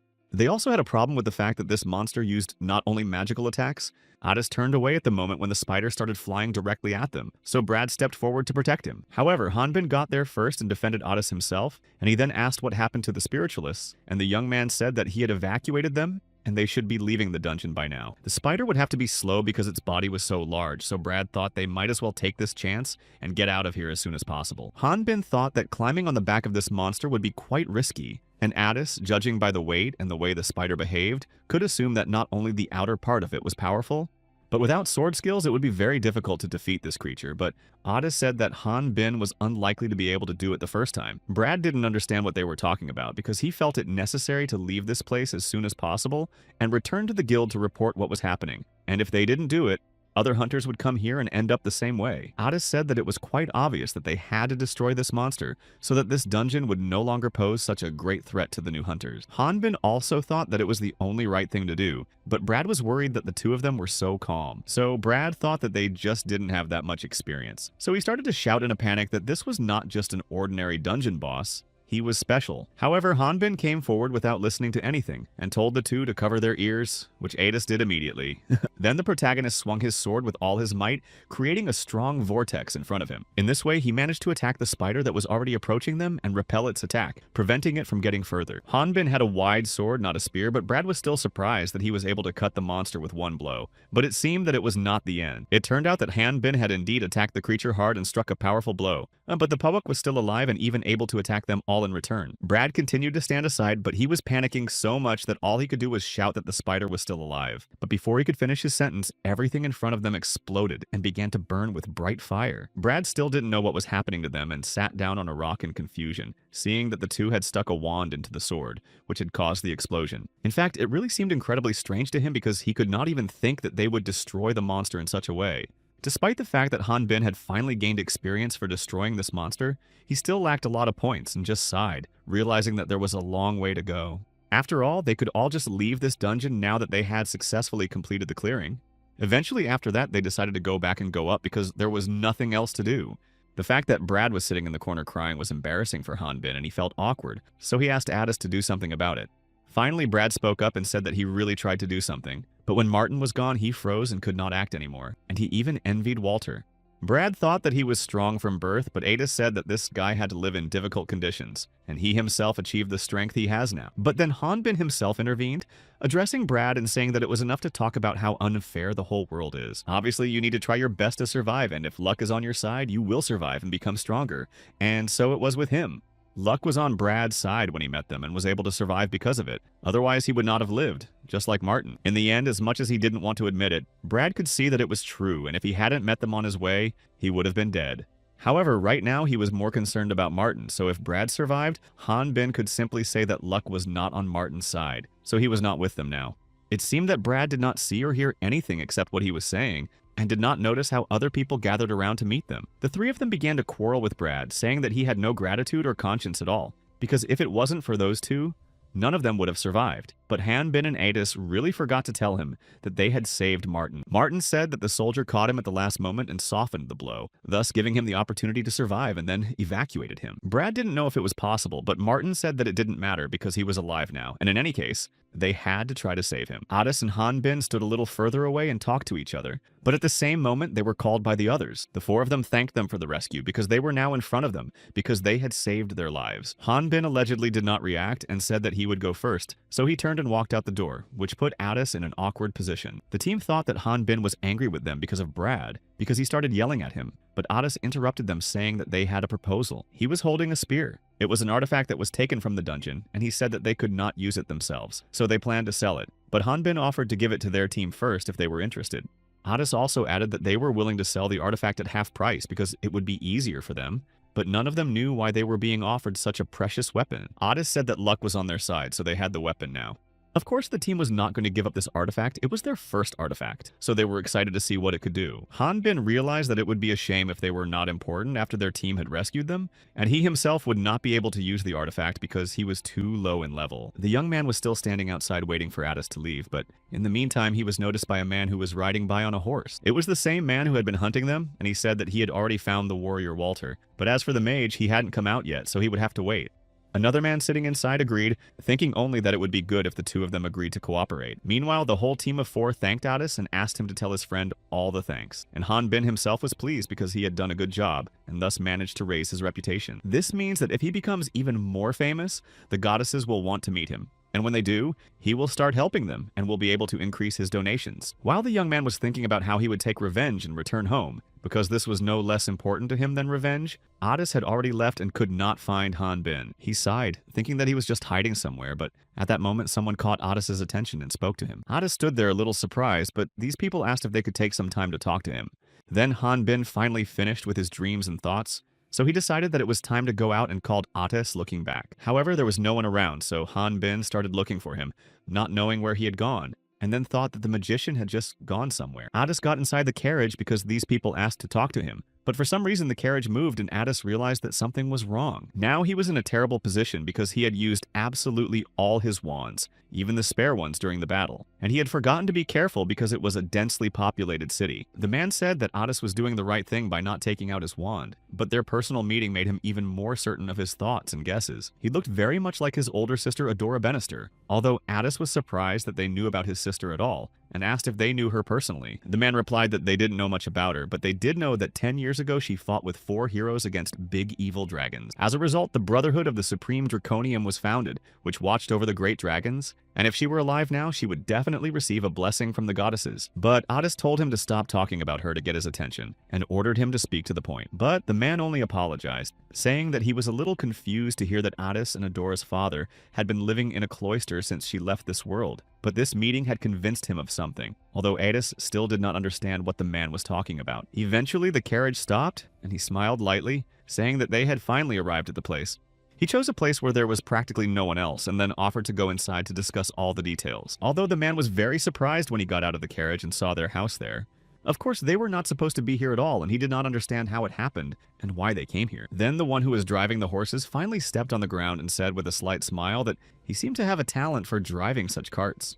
The man was very angry to see Han Bin there, but the protagonist only said that the coachman had gone in the wrong direction, so he decided to let him rest and take over. This was not part of their plan for enlightenment, as they called it, but Addis did not think that they would be chased, even though the man assured him that he did not mean it. However, now that they were together, Han Bin suggested that they finally listen to the man about what he wanted to talk about earlier. Addis also said that he could feel a faint holy energy coming from this emblem, which belonged to the goddess of light Altea, so this thing was really real.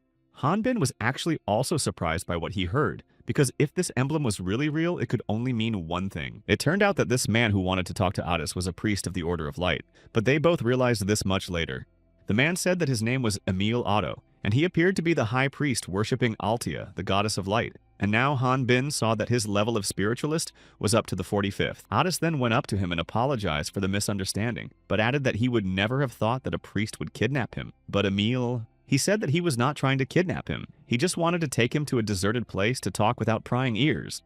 Of course, Emil understood Addis and why he thought of kidnapping, but he could not forgive the guy he called a savage for turning violent and not even listening to him, demanding that Walter say something. However, the young man decided to wake up to the fact that he could not speak Kuran, the language of Walter's race, and used his ability to pretend to be a foreigner, but Emil ordered him not to impersonate anyone. Addis then returned to the conversation saying that it was not expected that the Order was waiting to meet him and not looking for Walter. So if Emil wanted to talk to him separately from everyone else so that no one could hear, it means that this mission is incredibly confidential. And the man said that Addis is really very smart because after most of the great dragons died, he was looking for the most inexperienced head of a family of dragon hunters. But most likely it was a mistake, judging by the way he handled that savage, and it was hard to believe that he was only 17 years old, which is 150 in dragon terms. Emil said that now they had to trust Addis and officially offer cooperation with the Order of Light, so he asked to listen carefully to him because the information was incredibly classified. At the moment, Emil was studying a man named Alejandro A. He appeared very often in the refugee villages surrounding the Crater Valley. Addis said that he had never heard of the man, and then asked if he was the head of a criminal organization using the villages as a base. However, Emil T said that this was not really the case, but in order for them to better understand the situation, he first needed to tell them about the refugee settlement. Initially, the refugees were not residents of this city, but with the appearance of the Crater Dungeon, and the Russians not being able to hunt them, they were forced to live outside the city because taxes also increased greatly. Their living conditions could be truly compared to incredibly terrible, and some parents were absent from their families for a very long time because they had to work hard and long hours. The father finally returned to his family and they asked him how things were in the city, and the child who came up to his father asked how much he managed to sell today. He said that he hadn't sold much because apparently his appearance didn't attract customers, and the child laughed, saying that it was because his father looked scary, and his wife tried to encourage him, saying that he had just started and that things would soon get better. She then asked if the man had found the person who helped him then, but he had not, although he had seen someone who looked like the warrior Walter when he had requested the destruction of the monster. After hearing this information, most people also started hunting for him because they also wanted such a powerful warrior to come to their home. That's why Dennis's husband ran to the family intending to talk to him about something. His name was Joseph, and the man said that his wife and child were running to the center of the village, so he began to ask Joseph what was going on. It turned out that he was not just running here, but was trying to escape from a giant monster that was chasing him. However, soon Joseph was eaten by this giant mutated frog, and he did not have time to run anywhere to escape. Eventually, this monster stopped while it was trying to survive the body of its victim. A lot of villagers started to panic. Some were running away from fear like a magician. But this man decided that he would fight this monster even if he was alone.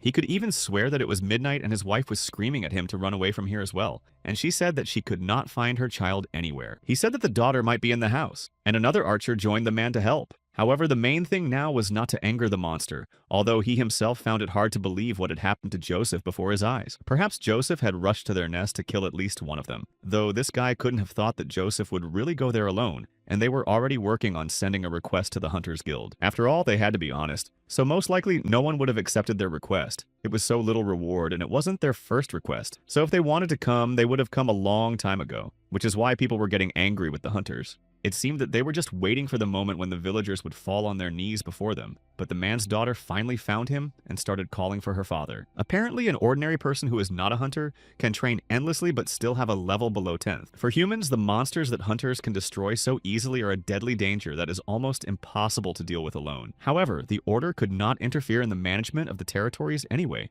which is why they decided to cooperate with the hunters to help those who really need it. By doing so, they could raise their level of contribution and increase their chances of meeting the goddesses, and Addis said that in that case they agreed. But Han Bin put his hand on his shoulder and stopped the mage, saying that they would not do that. He told Emil to stop waking up, as if he was being very fair, because if all this was true, then why would he go to the dragon hunter and not to many others? And then the man finally confessed, saying that he was right and that the real goal of their order was Alejandro's base. In other words, they were interested in the dragon's nest, and if Addis was a dragon hunter, he must have heard of this place many times. He exclaimed, saying that it was impossible because in this case they would have already destroyed everyone. Even if one nest existed, then the Order or Brotherhood itself should deal with it. And Emil said that their bodies were going to investigate absolutely everything. However, they also cannot accuse Alejandro of anything until they have enough evidence, and his actions cannot be considered a crime. Many refugees even went so far as to call him their hero and savior. In the end, the little girl was saved, but she started crying a lot when she saw what happened. But very suddenly, this monster was destroyed. The man stood puzzled and frightened, looking at the image of the person standing in front of him, and asked who this person was. It turned out that it was Alice, and Ether was flying behind her, and the girl managed to save the child and Joseph, and Ether also rescued him from the monster's jaws. The girl just smiled and said that they would be safe now and then, answered his question saying that they were from the dragon's nest. She also added that Alejandro sent them here and they were here on his orders. Some time ago, the man came to their room and said that he wanted Alice and Ether to help the refugee village to escape from the giant monsters that were there. Alejandro wanted them to think of it as a small help from him to those who really needed it and whatever needed to be done around the village. Mr. Handy was to handle the rest and said that he was very happy to get this opportunity from him, considering that he had joined Alejandro and his team only recently. Handy only added that he was doing his best not to disappoint his boss. But Alice did not understand why Alejandro was sending her and Ether to help refugees escape from the monsters. She really couldn't even guess what the man was up to. And then Alejandro added that he wanted Handy to take care of the wyvern from that day on. The man said that the last time she tried to escape, and then looked at Alice to confirm his words. Alice only said that she had constantly warned Ether about all this, and she realized that if she let Ether go, Alejandro would put the blame for the situation on Handy. The man added that up to this point, all their actions in the name of justice have been kept secret, but there may be a possibility that some refugees will want to move here. It was then that they would hear about the dragon's nest, and of course, the man was going to take them in, but only after an assessment. Alice still didn't know what Alejandro was talking about, because then she didn't understand why he would reduce the number of inhabitants of the nest in order to keep the place secret. She also didn't understand why her boss was suddenly so insistent on telling the world about the dragon's nest if he had kept it a secret for so long. The girl thought about it for a while, and at that moment, when she let her guard down, Ether saved her from a monster that was approaching her very quickly. The Ether was worried about her, and after rescuing her, she asked if the girl was okay and if she was hurt. She started to ask the girl if she was okay and if she was not being hurt, but Alice could not say anything at that moment. She just started to cry. She seemed to start remembering something that happened in her childhood when she was in a terrible situation when she got very dirty. Ether then began to help her again, trying to blow on her, but Alice said that perhaps that would be enough and thanked her. But the wyvern said that she needed to dry her beautiful hair completely, so the girl thanked her but said that there might be monsters there and they needed to help people. It turned out that Alice was going to completely destroy all the monsters, but then the girl replied that in this case they would quickly realize that there were people around, and the Ether said that maybe she could not be seen, but she had lived the life of a wild monster for a very long time. She also began to ask the girl if she had ever used the match without instructions, and Alice said a few more times that she had, because trusting only the instructions was not good, and she had already noticed that. Ether added that she had seen her movements many times before when she used the controls, but she also noticed that sometimes the pace became erratic, which is why she asked about it. Alice was curious and said that magic fencing and its controls were quite precise, but she wanted to learn the magic fencing she had seen as a child. She didn't know about the possibilities when she was a little girl, and her mother used to brush her long hair every morning. Her mother never showed this side of her. She wanted to protect her daughter. But when she was older, Alice learned that her mother was a sword mage. Before she found out, her mother hid it, and the girl thought that her mother was a dancer. Her early training sessions were just wonderful, and the girl loved watching her mom train, and that morning was just like any other. But no matter how long the girl waited for her mother, she never returned from that moment when she went hunting in the morning. A few days later, Alejandro came for her, despite the fact that she was eager to see her mother on the doorstep. Then the man took her to the dragon's nest and, despite her objections, forcibly implanted instructions into her body. Because of the side effects of these instructions, she lost her Z, and now every time she practices her mother's technique, she thinks of her.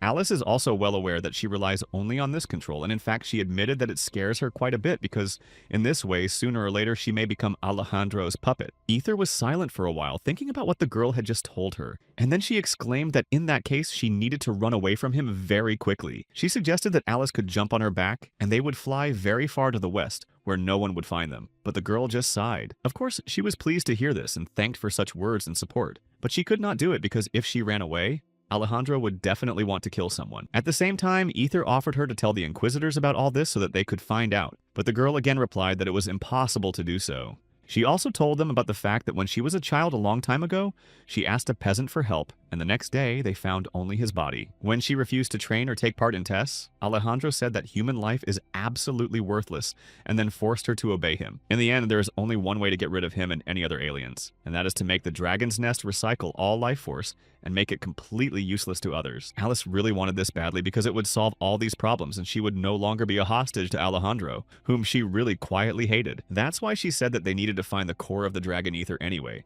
and then they could proceed because it would help a lot. Wyvern knew this very well, but she still didn't know how to recycle the life force, and it was a pity that she couldn't help the girl in this matter. Alice said that she didn't need to force herself and then called Ether a genius, so she was sure that she would soon understand how to do it and be able to. And when that happens, Ether will become a legendary wyvern with a dragon's core, and Ether asked if she could get the title in that case, and Alice said that it could be quite possible. After that, she exhaled, saying that they needed to hurry because otherwise another dragon would come, although Alice did not understand what Ether was talking about. Wyvern said that if they spread rumors about Ani from the dragons, other dragons would also learn about him and want to come. At that moment, the girl realized what she was talking about and understood what the ether meant. It turned out that Alejandro was using the dragon's nest to lure a big dragon there, but Ether said that it made no sense because a man could not defeat such a big one anyway. But Alice knew very well that this man never took any risks, so he would definitely not do something he was not sure of, having many strategies in mind. She was sure that he already knew how to take the dragon core, so he just needed to find someone who would be a great dragon to take it. Emil, meanwhile, said that Otis would not have to leave this place alone, and he was a little confused because he did not want to leave it alone. Alejandro was looking for experienced magicians, so he would be happy to have him. So Emil added that they would give him all the information he needed to pass the test with the grades. They were also going to invite spies to infiltrate and help him. At this point, Han Bin said that he would also go there. Han Bin believed that going alone to the enemy's hideout could end very badly, and so he ordered Emil to make sure that he could go as well. But the man said that he would not be able to remain unnoticed, so Alejandro would definitely begin to suspect the warrior Walter. Then Han Bin Win said that in that case they had nothing to talk about, and that they would not accept this request. Otis understood his excitement, and although he wanted to actually do this, he realized that it would be very dangerous indeed. So Han Bin said that Emil should find someone else to play the role. But then a few more seconds passed and Otis looked up saying that he was accepting the cooperation of the Order of Light, and said that they could rely on him. Of course, Han Bin was very surprised by Adis's decision because he did not think that he would decide to go this way, despite all the risks and the fact that he would be there alone. Then Otis turned to him saying that he was his personal bodyguard, but it was the master who decided whether to accept the request or not. Emil was very happy after these words, realizing that finally the request was accepted and they could start working with him. Then he got on the cart saying that they would be waiting for him near the eastern gate and he was to be given documents and all the things that would be necessary for the inspection.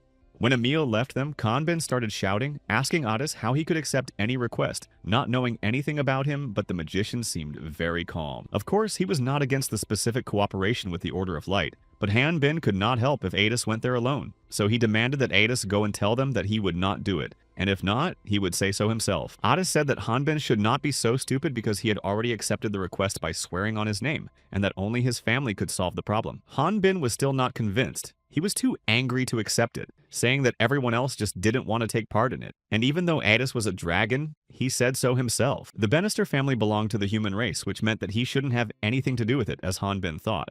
Addis also started to cry, telling Hanbin to take it back immediately. But the young man insisted on telling him to cancel the request, because he didn't even understand what was important about the name Bannister.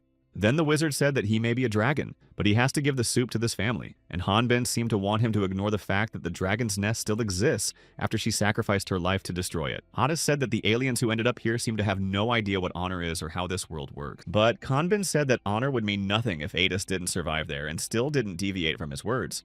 The magician sighed and looked away from him, wondering if Hanbin really thought so. Finally, Hanbin stopped shouting so loudly and seemed to calm down, saying that Addis had become a little stronger after leveling up. So the magician went to the door and opened it, saying that now he didn't need to worry about it, and he would definitely survive this situation. Hanbin was left alone afterwards, hearing only the door closing, but his anxiety still did not leave him. He was worried that something might go wrong. However, Addis decided otherwise and was already at the location meeting with the right people where he was handed a disguise, along with his disguise and identity confirmation. Emil also said that they didn't give him an official document stating that his level was lower than it really was, so that they wouldn't follow him everywhere, and there was also a page that said about the condition of his body.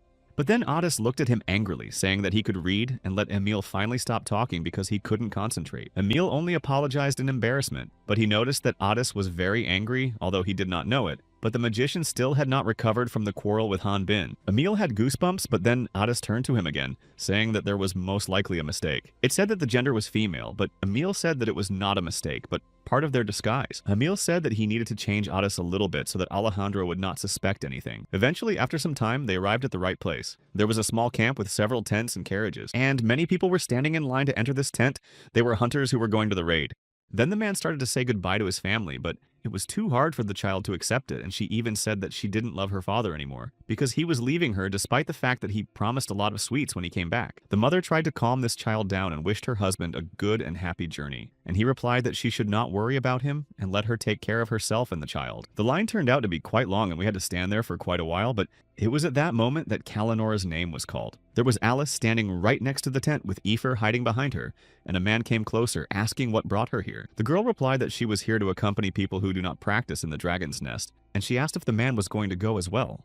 Kalinor said that physical work was all he was good at, so he was going to work as a construction worker and earn money. Then the girl asked if he was with her about not being able to return home until he finished his work, and then asked about his family. Kalinor said that he was very worried about the monsters, but Alice said that Alejandro was going to hire some hunters. There will be a very strict selection process. That's why he felt more confident and thought he would pass. Then the man looked at the other hunters who were competing with each other to pass the test, and one of them fell to the ground, abruptly hitting his head. The winner in this battle was number 57, and this guy just said defiantly that it was a natural selection, so there was nothing to be offended about. The man who registered them congratulated the guy, saying that he had won and could go to the dragon's nest. Of course, he was very happy, and then it was the turn of the last couple to duel, so he called number 56 and number 60 and told them to come forward. Of course, there's a lot of money to be made by slaying wild monsters, and that's cool. Most hunters probably think so.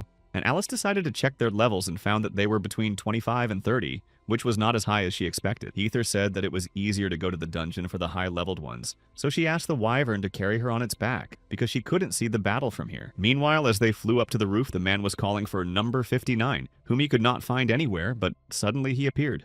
Athos quickly approached them, passing through the other hunters holding a small suitcase with all the things they needed. He introduced himself as Arianastia, and her number was registered as 59. Emil, meanwhile, was standing behind the cart, making sure everything went perfectly.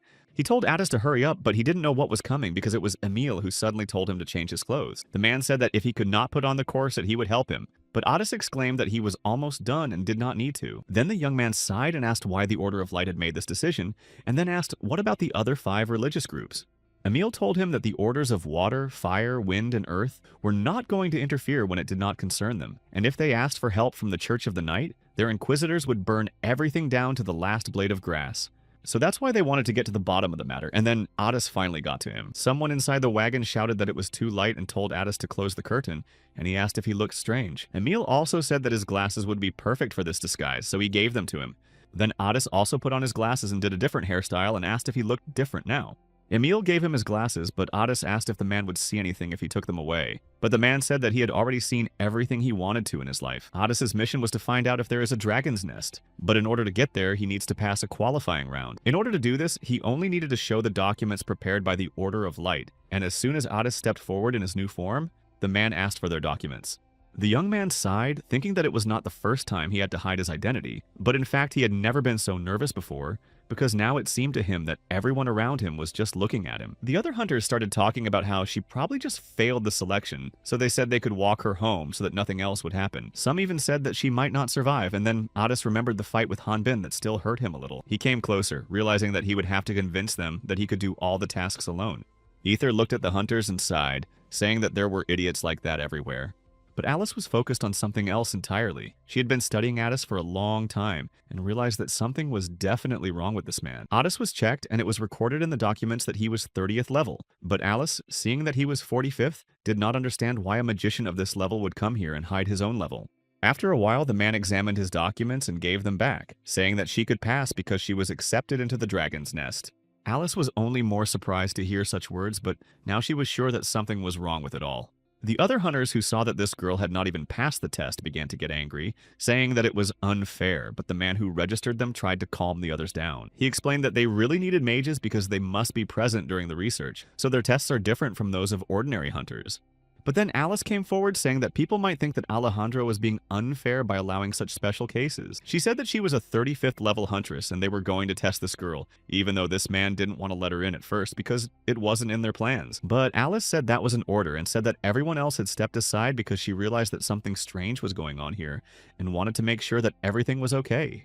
She didn't know exactly what was going on, but she was sure that she had to find out because she wanted to make sure that Alejandro's team didn't have any more powerful people joining them. Addis, of course, did not expect this, but he started fighting without leaving Alice the opportunity to use the sword in the first attack, and she realized that Arianastia was used to fighting, but applied for the research group. The girl said that she was just lucky, but Addis realized that he needed to be very careful not to use too advanced magic, because in this case he would be immediately exposed. So he decided that he would use ice magic, and that would be enough to prove his strength for the 30th level. When he did so, Alice threw one of her swords right into his ice shield, which was very unexpected. However, it was a great chance for him because Alice was a sword mage, and such mages cannot compete with only one sword. But Alice was still not going to retreat and rushed into the attack holding only one sword in her hands. And it all ended much faster than they expected because one of the men standing next to them slammed his sword into the ground with all his might. It turned out to be some man who would be considered to have passed some kind of destroy them both. The other hunters knew him as the Freak Eater, or otherwise known as Polly the Mole. Although you hadn't heard that no one was allowed out of the Crater's mental hospital, so you didn't understand what this man was doing here. But Polly just smiled and said that it was really him, and his level was 45.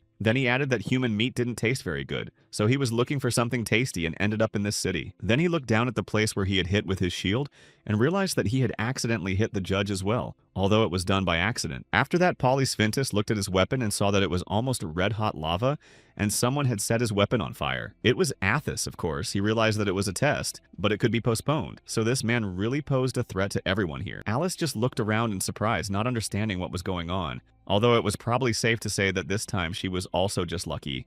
Addis said that it was exactly like that because using his weapon, Polysventus relies entirely on it and sees absolutely nothing else. Although in fact it was obvious that he himself was not light as a feather. Then this man came closer, saying that he was not interested in this meat anymore, so he ordered the others to hurry up and entertain him. He came here to have fun and was going to destroy everyone who got under his hand, and this person was Alice, who almost got right under a piece of huge meat. However, she was lucky this time because someone knocked this giant piece of meat out of Polysventus' hands, and the so-called weapon flew to the side. It was the judge, although the man was surprised that he was still alive, and he only jokingly thanked him for still being worried about him here. But then the judge said that they could not accept any more applications today, so he could not be allowed to come either.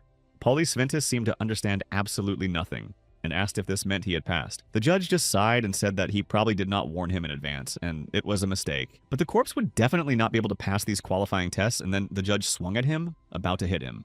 Although he was many times smaller than this giant, The blow was very strong and he managed to attack this idiot. The number of such incidents was actually a one-time thing. But the judge continued to fill in the forms and said that this man was weak, and it seemed that he was lying about his 45th level. Addis realized that this pig was definitely not weak, but the whole thing happened in a split second, and he could have sworn that he saw energy that was red like blood. He thought the man was using aura, but then the judge looked around at all the hunters who had passed and said it was time to go to the dragon's nest. Aura was the red-colored energy that a person begins to emit when he does not train his body and vitality to the maximum result. And once he has this ability, the power of this person will become much more powerful than that of any ordinary person. Hanbin continued to train at this point, trying to become stronger, and at some point he began to feel this aura as if he really had it. He knew that it might not be noticeable from the outside, but this energy seemed to start burning inside him, so he continued to train. But then the guy just sighed, realizing that he was probably just imagining it, and in fact he was still weak and couldn't reach a higher level. However, he could swear that he really felt something very hot, as if it was the very energy he was thinking about. But it was clearly not an aura, but Addis who accidentally did it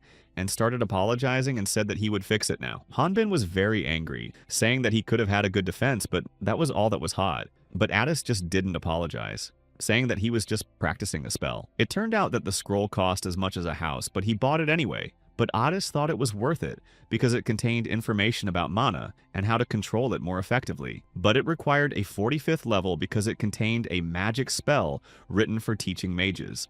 Hanbin sighed again, saying that Addis was lucky to be a mage, and then asked if there were any ways to help him learn how to create an aura. But Addis laughed and said that there was no such thing. It doesn't matter whether it is aura mana or life force, they are all in a fixed state from the very beginning. And all these four energies are what helps to reveal a person's abilities. After that, a person learns and acquires various skills, gets a job that suits his or her abilities, and the life force is given to them from birth, and all other teachers of energies can be learned. However, unlike other energies, one can learn to create them only through intense training. And it is said that even training for 40 years can lead to nothing, because the ability to master Hola depends on each individual. Although people will not suspect Hanbin because it does not depend on his strength, the young man was sure that someday he would be suspected of something, and Addis confirmed this, saying that it was probably both good and bad for Hanbin because they were in the crater dungeon. High-level monsters live in dungeons and are almost impossible to destroy without using one of these four energies. So the inability to use aura will also raise suspicion, meaning that they have defeated many monsters like the Lich they have defeated and will likely face problems that cannot be solved by physical force alone. Hanbin was angry because he thought that if his instruction worked properly, he could easily use this aura now with the help of this instruction. Addis said that if they encountered an enemy that the young man could not handle, they would try to deal with it with magic. Although he himself also had a long way to go and a long and difficult journey ahead of him, Addis promised to try to improve his level so that he wouldn't have to worry about it. But Hanbin couldn't stop thinking about what had happened. He hated himself for being such a stubborn idiot, but he just couldn't accept the fact that Addis had gone there alone. But then he sighed, realizing that Addis had lived for so many years hiding his dragon nature, so he tried to convince himself that his disguise would be fine. However, despite all this, he was anxious and could not concentrate on anything else. Meanwhile, the judge announced that my Miss Estia was the last participant to pass. He said that she would be taken to the dragon's nest, but Addis ran to the giant asking if he was all right.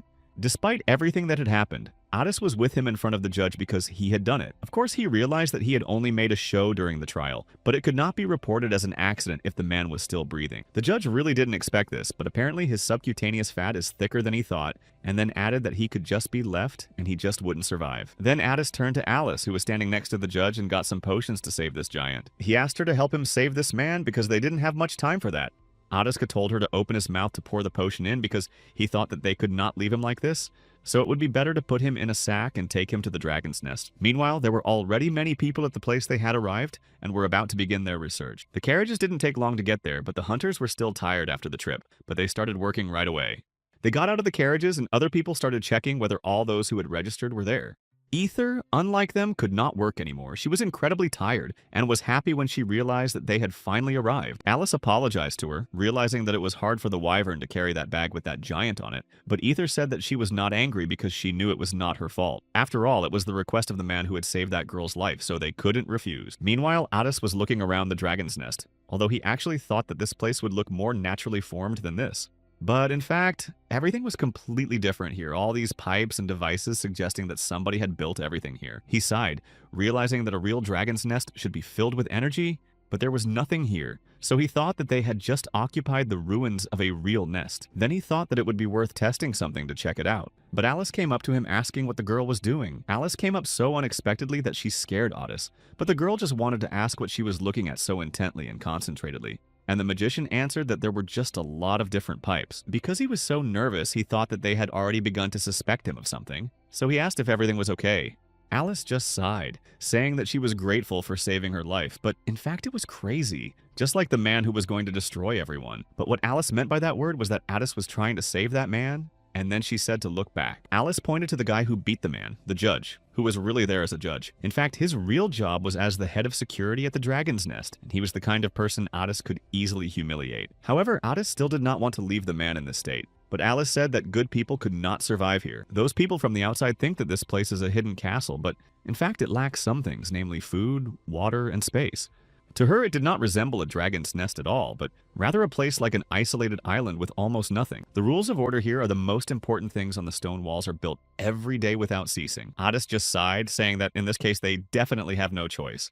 Otis pointed his wand somewhere right at the pipe, and then a fire appeared. Very quickly, this fire reached the giant guy, whom they were able to save after the impact. Alice, although she couldn't see what he was doing with her eyes, realized what was happening and grabbed her wand and ordered him to stop immediately. Meanwhile, Ether sat next to him and looked at the fire, and Alice tried to understand why Otis had started doing this in the first place. He only replied that the patients needed warmth, so he decided to light a fire here to make it at least a little warmer. Otis then just smiled at her, saying that such a reaction showed that people were important to him as well. Alice even felt a little embarrassed, realizing that it was just done on purpose.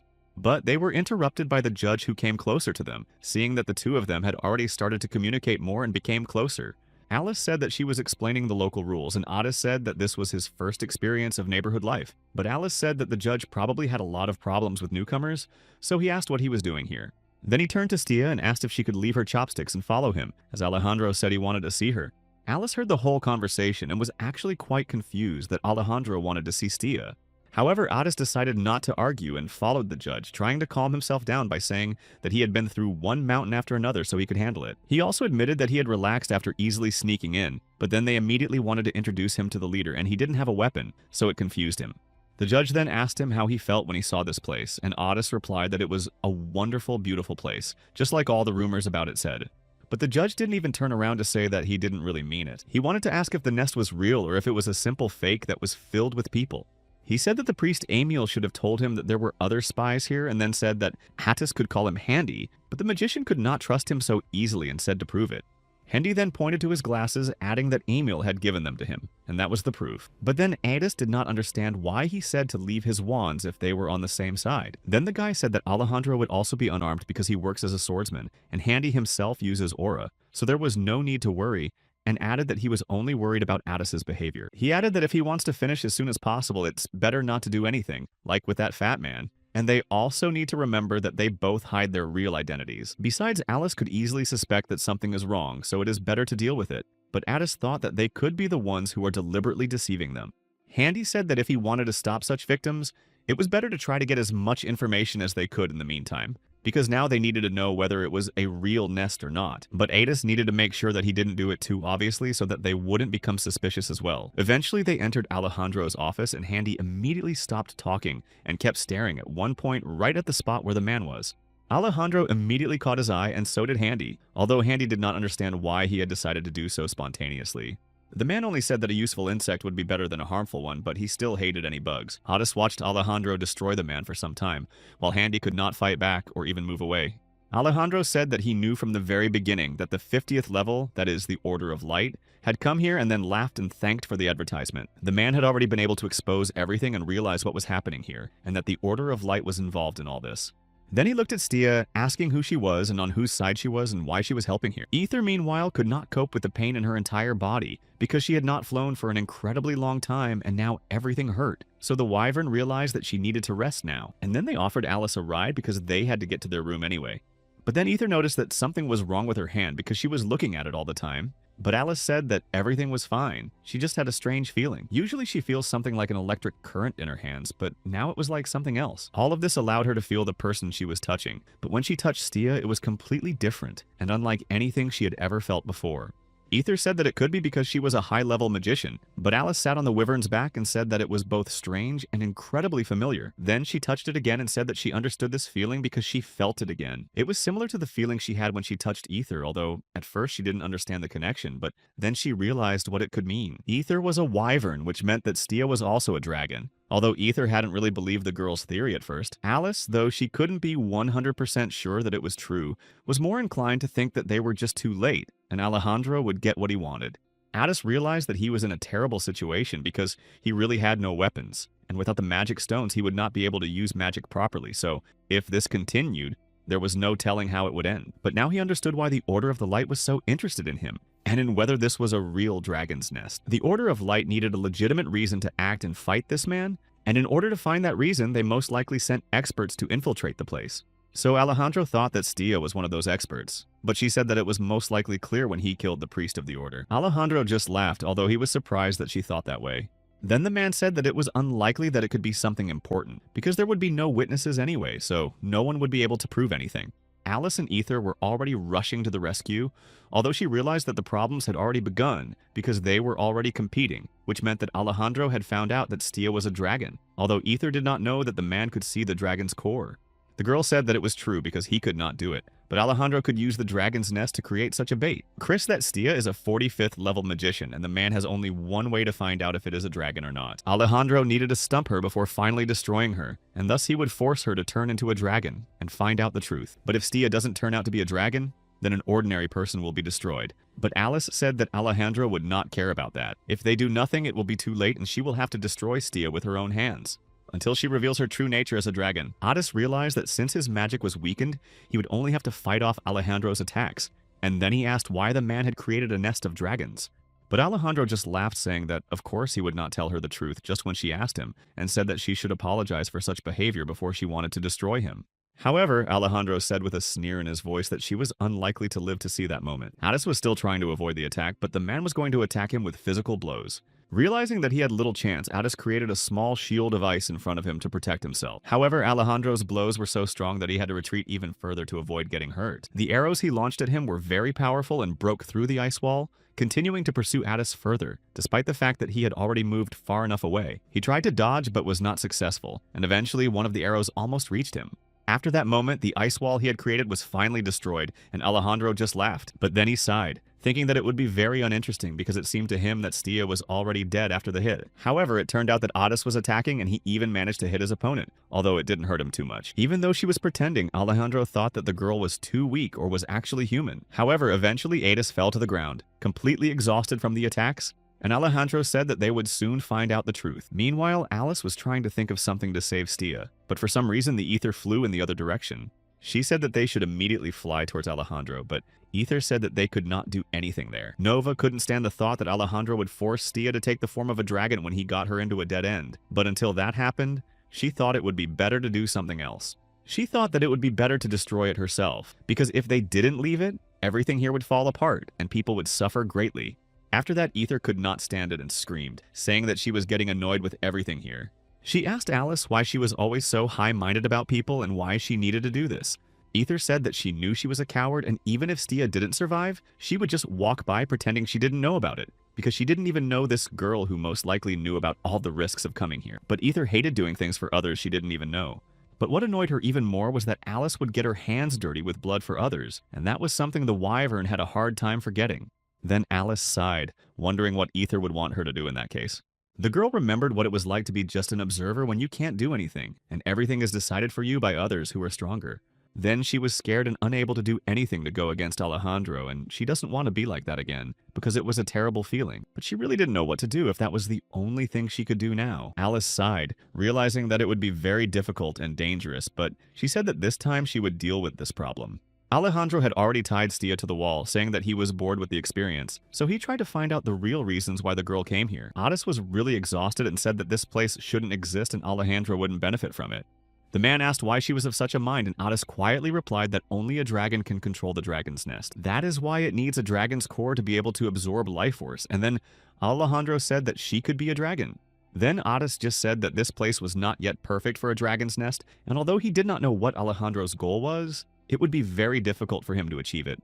Then the man lifted her up, saying that he was the only one who should worry about it and not anyone else. Alejandro said he was giving her one last chance because with a little more effort, he could easily break her neck.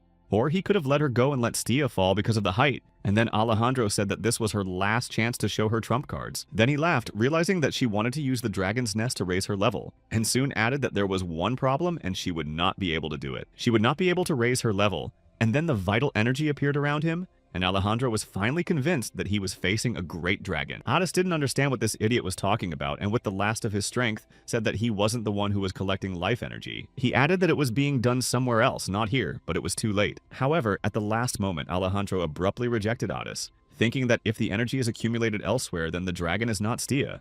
Hades managed to escape only because of this, although he did not even think that there might be another dragon besides him. After all, his identity had not yet been revealed. Then he wondered if it was all planned to summon the dragon here, and if so, Alejandro was a cruel fraud who could come up with such a plan. But it was already too dangerous here, so Hades realized that he needed to escape from here and report everything to the Order of Light as soon as possible. But now he could do nothing. However, at that very moment, Alice came here to tell Alejandro something important about the dragon's nest. Then she noticed Stia alive and said she was glad to see her conscious. Then the girl quickly ran to Alejandro, saying that most likely the dragon had entered through the other side of the wall.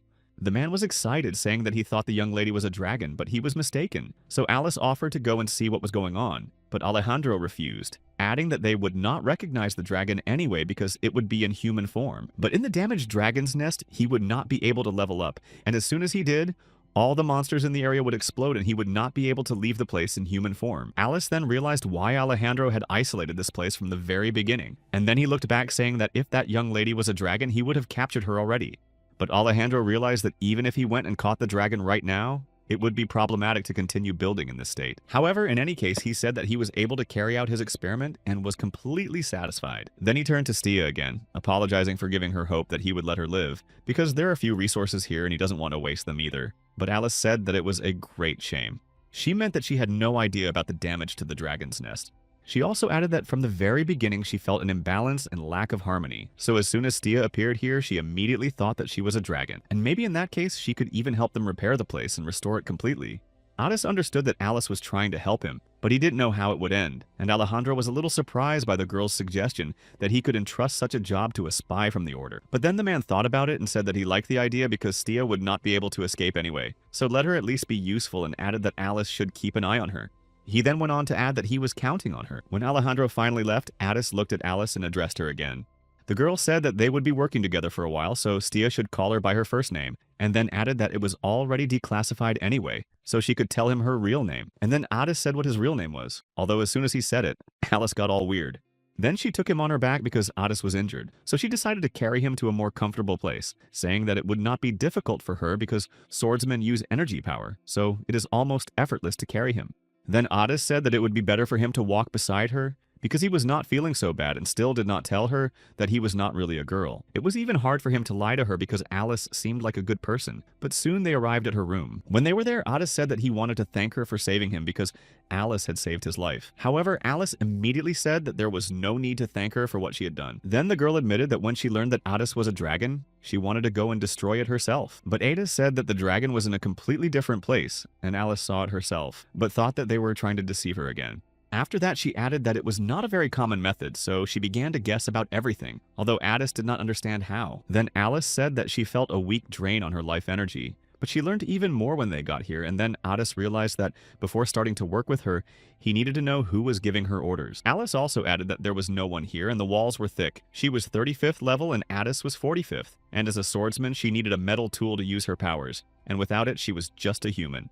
And she doesn't have a sword or metal things on her right now, so it's likely to be much easier for a mage without a wand to destroy them. However, she then said that even if Hades felt threatened, she could still somehow assure him that she would not do anything. Hades didn't even listen any further and started asking her about what Alejandro had told her to find out about the true nature. He began to yell, adding that the dragon's nest was an evil created by greedy dragons, and Alejandro was just deceiving her, although the girl was still trying to deny it. And then he couldn't stand it any longer and said that he was hiding his identity as a human while being a dragon. He said that instead of rescuing him or trying to keep it a secret, they had to do something. They have to fight Alejandro, but at that moment, Ether, who flew up to them, knocked him down. She saw him screaming at Alice, so she shouted at him to stop him from mocking her anymore. But Hades was only interested in the fact that he saw another dragon, so he assumed that it was her who had used the life energy recently. But then he looked at her limbs and realized that she was a wyvern, and that Alice had told her to hide and not come out. But Ether could not listen to the girl being yelled at. Ether's words meant that she didn't care if rumors about her spread, and then turned to Addis saying that since they had the same goal, she would tell him something. Alice said that Ether was the one who pretended to be a dragon to save him,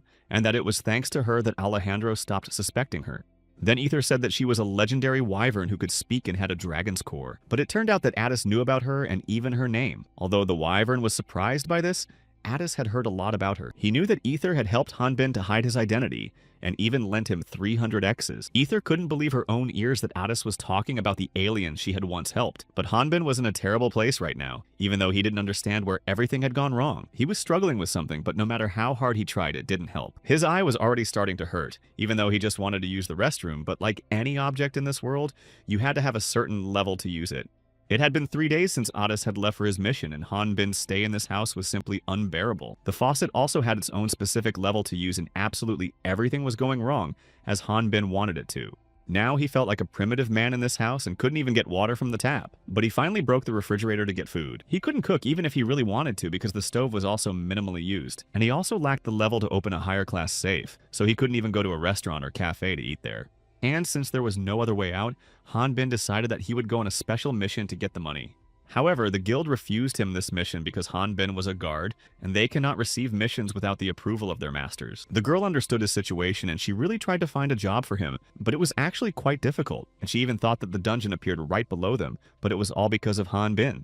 After that, the girl said that she would give him a job, just let him calm down, and let it be considered a personal favor, which is why the reward would be small, but the guy still agreed. The girl realized that she really shouldn't do something like that, but she could only help him by telling him not to tell anyone about it. And this incident happened a week ago. She told me that she had bought new things for herself to practice for the party. But then when she came home and put them in the closet, she couldn't find them for 4 days before the party. She tried to look absolutely everywhere and turned her whole room upside down to find these things, but it was all in vain. However, all she managed to find was a hair of the thief, although Hanbin looked at it and said that it would not help him much. The girl added that there was only one person who could come to her room and take all these things, and that was her older brother. Then the boy looked at the photos and realized that it was the priest Emil, although Hanbin was surprised. But the girl said that he had talked about some kind of disguise for the mission and took her makeup bag. The girl said that she needed to track him down and get her things back and then burn the bastard. And Hanbin said that he would do his best and was glad that he had at least gotten a mission. However, the problem was that he had no idea where this guy could be, and if he was undercover it would be difficult to find him, and he needed at least some kind of clue to find him. But at that moment, a window appeared where he was asked if he wanted to use the skill of tracking using genetic information. This was actually the first time he had heard of something like this, and didn't know that he even had it. But he was at least glad that it was working at the moment. That's why he clicked on what he wanted to use, and after a while he went very far, incredibly far from the city where there was not a single soul. After that, he started tracking his target again, hoping that at least something would come of it. But in a few seconds, it was reported that the tracking was over and the wand fell down. It was said that the face was in motion, so the location may not be particularly accurate, and it would take 6 hours to recharge the skill. Then the young man thought that it would really be too hard and thought about going back home and waiting for Addis there, because it could be an easier task. After a while, he came to a certain place. It was a rather large cave in a high mountain. However, in this very place, there were already people in a very violent conflict. One man was beating the other, saying that he had told him where the thing that the spy had given him was, and the one who was the victim was Emil. He could hardly speak because he had little strength left after numerous beatings. But the priest repeated that he did not know where the thing was. The man continued to pump, confident that he was lying because it had already become known that Handy was also one of the spies, and Alejandro knew that they were with Emil. Then Emil sighed, saying that he realized one thing, because artificial leadership has very serious side effects that cannot be avoided. After that, the man, who was already a half animal, said that if he was talking there, it was his. But suddenly, a voice from the other side ordered him to stop. Emil and this creature also did not know who came here because they had chosen a place that was far away from all people. It was some crazy person who said that he had been in the depths of the dungeon dragons for a long time, conducting research, and then he found out that he was the one who created the artificial guidance and similar products. Emil was furious when he heard this, saying that this idiot had no right to turn the people created by the goddess Altea into such creatures. They were becoming unimaginably horrible creatures, but this researcher called them his products. However, this man called his statement very uncultured, because for him it was an incredible great value, and he also believed that great value lies in the appearance of people.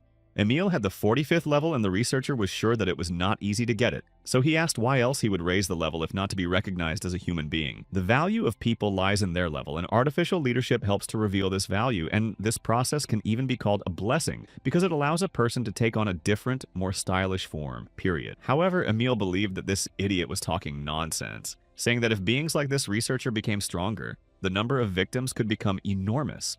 And anyway, the world was no different now because the weak were also demoted, and besides, such an artificial leadership would eventually be ready to be used as a framework. Emil still had a lot of questions, but he took him by the scruff of the neck, saying that he had probably told him too little at the moment. The researcher said that he would like to try it on a living body with a high level of consciousness, but it was his skill that he called the ant nematode. It enters the body through the nose and begins to devour the brain. In this way, the host's willpower falls and it becomes incredibly easy to control. Emil already thought that this was the end of him, but he realized that he had to find a way to tell the Order of Light about it anyway. However, just as the man was losing faith in himself, a sharp blade struck the fly and it flew away.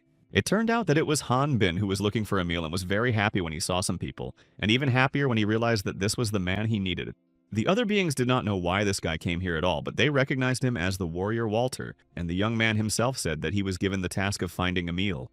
The priest thought that it was the Order that had given the order to start looking for him, and so he said that, as expected, the Order of Light had other spies besides him, but Han Bin said that he was wrong. Han Bin was worried because he thought it would be difficult to find Emil if he was disguised in his sister's clothes. But it turned out that the problem was different, because he had been badly beaten and his face was deformed. The young man said that it looked really horrible, but the other creatures started attacking him, although it was very easy to dodge them. They were in a state of shock for a while, but finally realized that they had to destroy first this giant that had come here and then Emil. Then an even bigger voice started, and they continued to fight it again, recognizing Walter. Han Bin, who was standing behind, did not realize who was hiding there because the monster was too far away, and because of the pile of dust, he could not see who was standing there. It turned out that it was a half-human, half-monster, and when the protagonist looked at his status, it showed the 56th level and the type of human. But instead of how many letters, there were question marks, and he recognized his broken manual, blaming it on a faulty instruction. He wasn't sure that it wasn't a human because the monsters didn't know who Walter was, so he didn't know what to do. Because he had to behave according to his race, but on the other hand, he didn't want to try to talk to it. Another monster appeared, one level lower, but its race also had question marks, which made Han Bin doubt that it was a human, because it looked like a lizard. Although the young man knew that Ratna had many intelligent subspecies, he came to the conclusion that it was some kind of beastman. But the fact was that there were none on this continent, so the boy decided that it simply did not fit in with local life, but he did not want to be racist. However, he didn't know what to do if these creatures were so aggressive towards him and tried to destroy him by attacking him together. They tried to attack him together, but it didn't work out very well, and Han Bin always managed to dodge their attack. All this time, the guy was still thinking about what to do, but he started to notice something strange. These monsters thought that he was just walking around pretending to be Walter when he was only level 5. They stood over him, seeing that he was still alive, although they had to restrain their power to leave him in that state. Then the statues tried to bring him to his senses, asking him if he was going to tell them anything, because if he would stop entertaining them, they might let him live. Han Bin finally began to speak, saying that he didn't know if they would believe him, but he didn't have to say any more because these creatures noticed that the main character was perfectly fine. But to their surprise, the boy only apologized, saying that he would never have thought that that cave was their home, and he admitted that he would never have wanted to make such a big hole in their house. He understood why they were so angry, because some crazy man broke into their house and destroyed it. So it was logical that they would not forgive him for nothing. He also told them that he remembered how a huge hellhound had completely destroyed his house, and he knew exactly what it felt like to be left with nothing. Han Bin didn't know what their prisoner had done to them, but he was going to take him with him after he rebuilt their house. Emil, who came out of there, did not understand what was happening because Walter would never have continued to negotiate. Instead, he would have just joined the fight, although he thought that there might be exceptions. However, then the man noticed that the boy did not know the nature of the two creatures. That's why he started shouting at the boy that these two did not appear to be human, and added that he needed to take a closer look at them. It was at this moment that a strong explosion occurred near the two beings and the boy himself, and a pile of stones flew upwards, creating a curtain of dust. Han Bin flew up after hearing Emil's words that these creatures were not human. Then those creatures approached him again, saying that they did not know who this guy was, but they really wanted to eat him right now.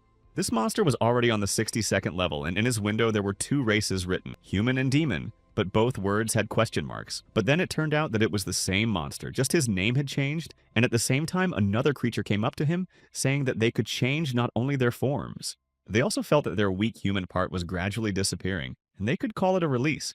Han Bin heard that their human part was gradually disappearing, so he began to realize that these beings were not really human. After all these words, he began to realize what was really happening here and what Emil was talking about. The priest spoke again, saying that it was his fault because they were able to catch him, and the researcher who crawled out of the cave on his hands said that it would be too late. All of these foods would be indistinguishable from an alien when they went wild, and the artificially intelligent Rathenians would be incredibly angry after they destroyed another citizen. In fact, their level was as high as the boss monsters in the depths of the various dungeons. Han Bin realized at that moment that he needed to keep fighting because he wasn't going to give up and punch the ground again. Realizing who they were, he finally decided to fight in full force and not spare them. The protagonist thrust his sword forward, intending to defeat them, and although he had few skills, he began to use them to the fullest.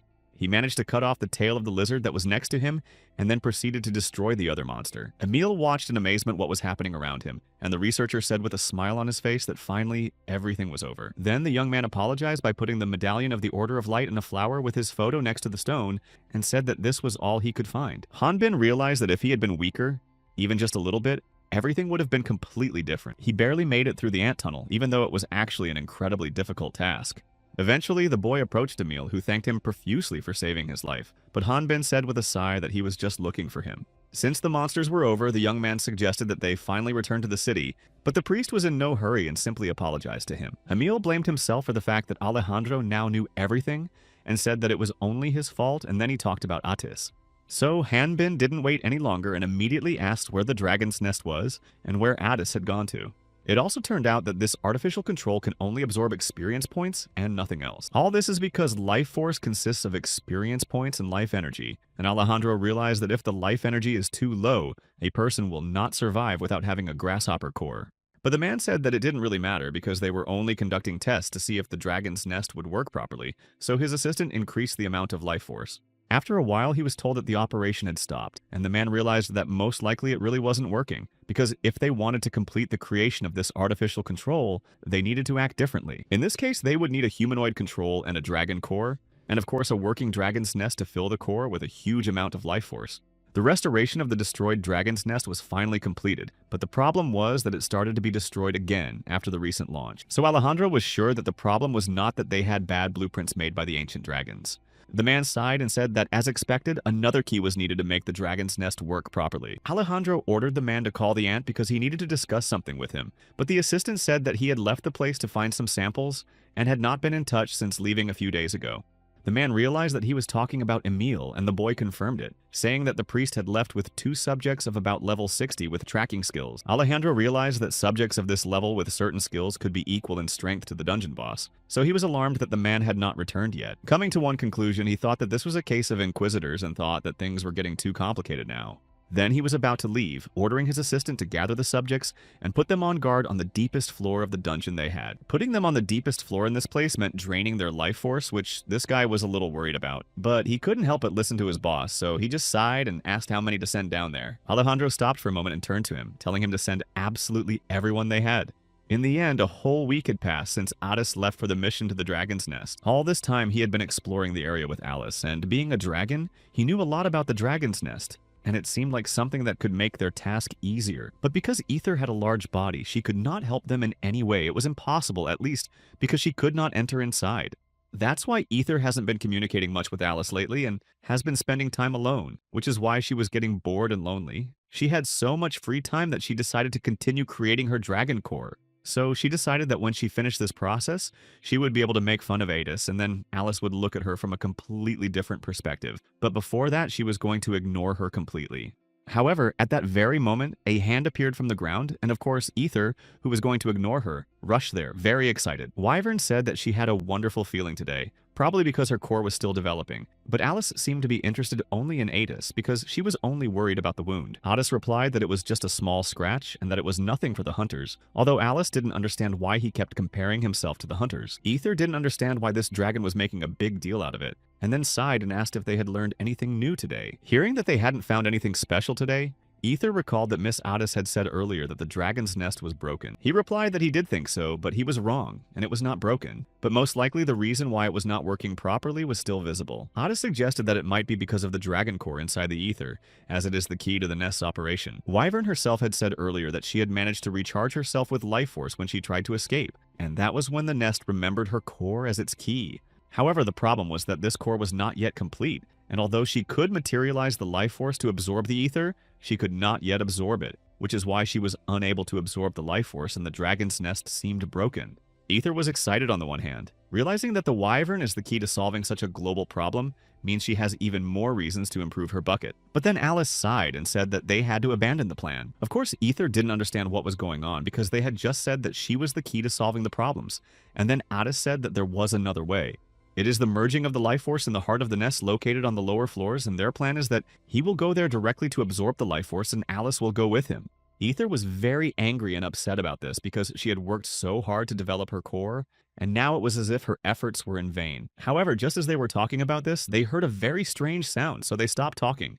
Together, they walked to the edge of the building to see what was going on and saw an incredible amount of people standing there. Alice couldn't be sure what was going on, but she realized that it was probably something very serious.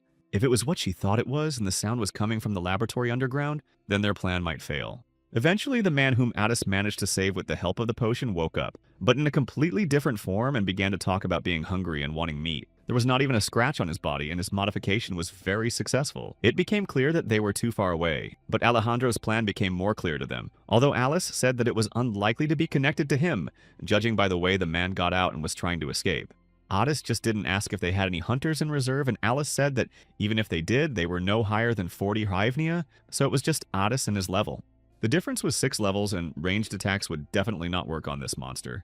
Alice then turned to Ether, telling her that she needed her to lift her up in the air. But the wyvern didn't seem to be listening to her and only said that she could do the same. Not wanting to discuss it anymore, Ether wanted to prove that she was also much more capable, and so she took off flying forward. Alice stood in place trying to stop her and shouted after her that it was too dangerous, ordering her to go back. The other hunters began to run away, but Kolinor, who also saw all this horror, could not escape because his leg was pinned to the ground. The giant mouth of the monster opened right in front of him, and the man realized that this might not be the end of his life. But as soon as Ether flew up, he turned his attention to her because he thought she was a bird, and said that he wanted the meat of this bird. Ether was only angry at being called bird meat, and then thought that she wouldn't need Addis's fire spell if she attacked from the air. Even though this monster was still at level 51 and superior in strength, I could only think of eating this big bird. With the advantage of physical strength, this monster took a giant stone in his hands and was about to throw it into the air directly at the Ether.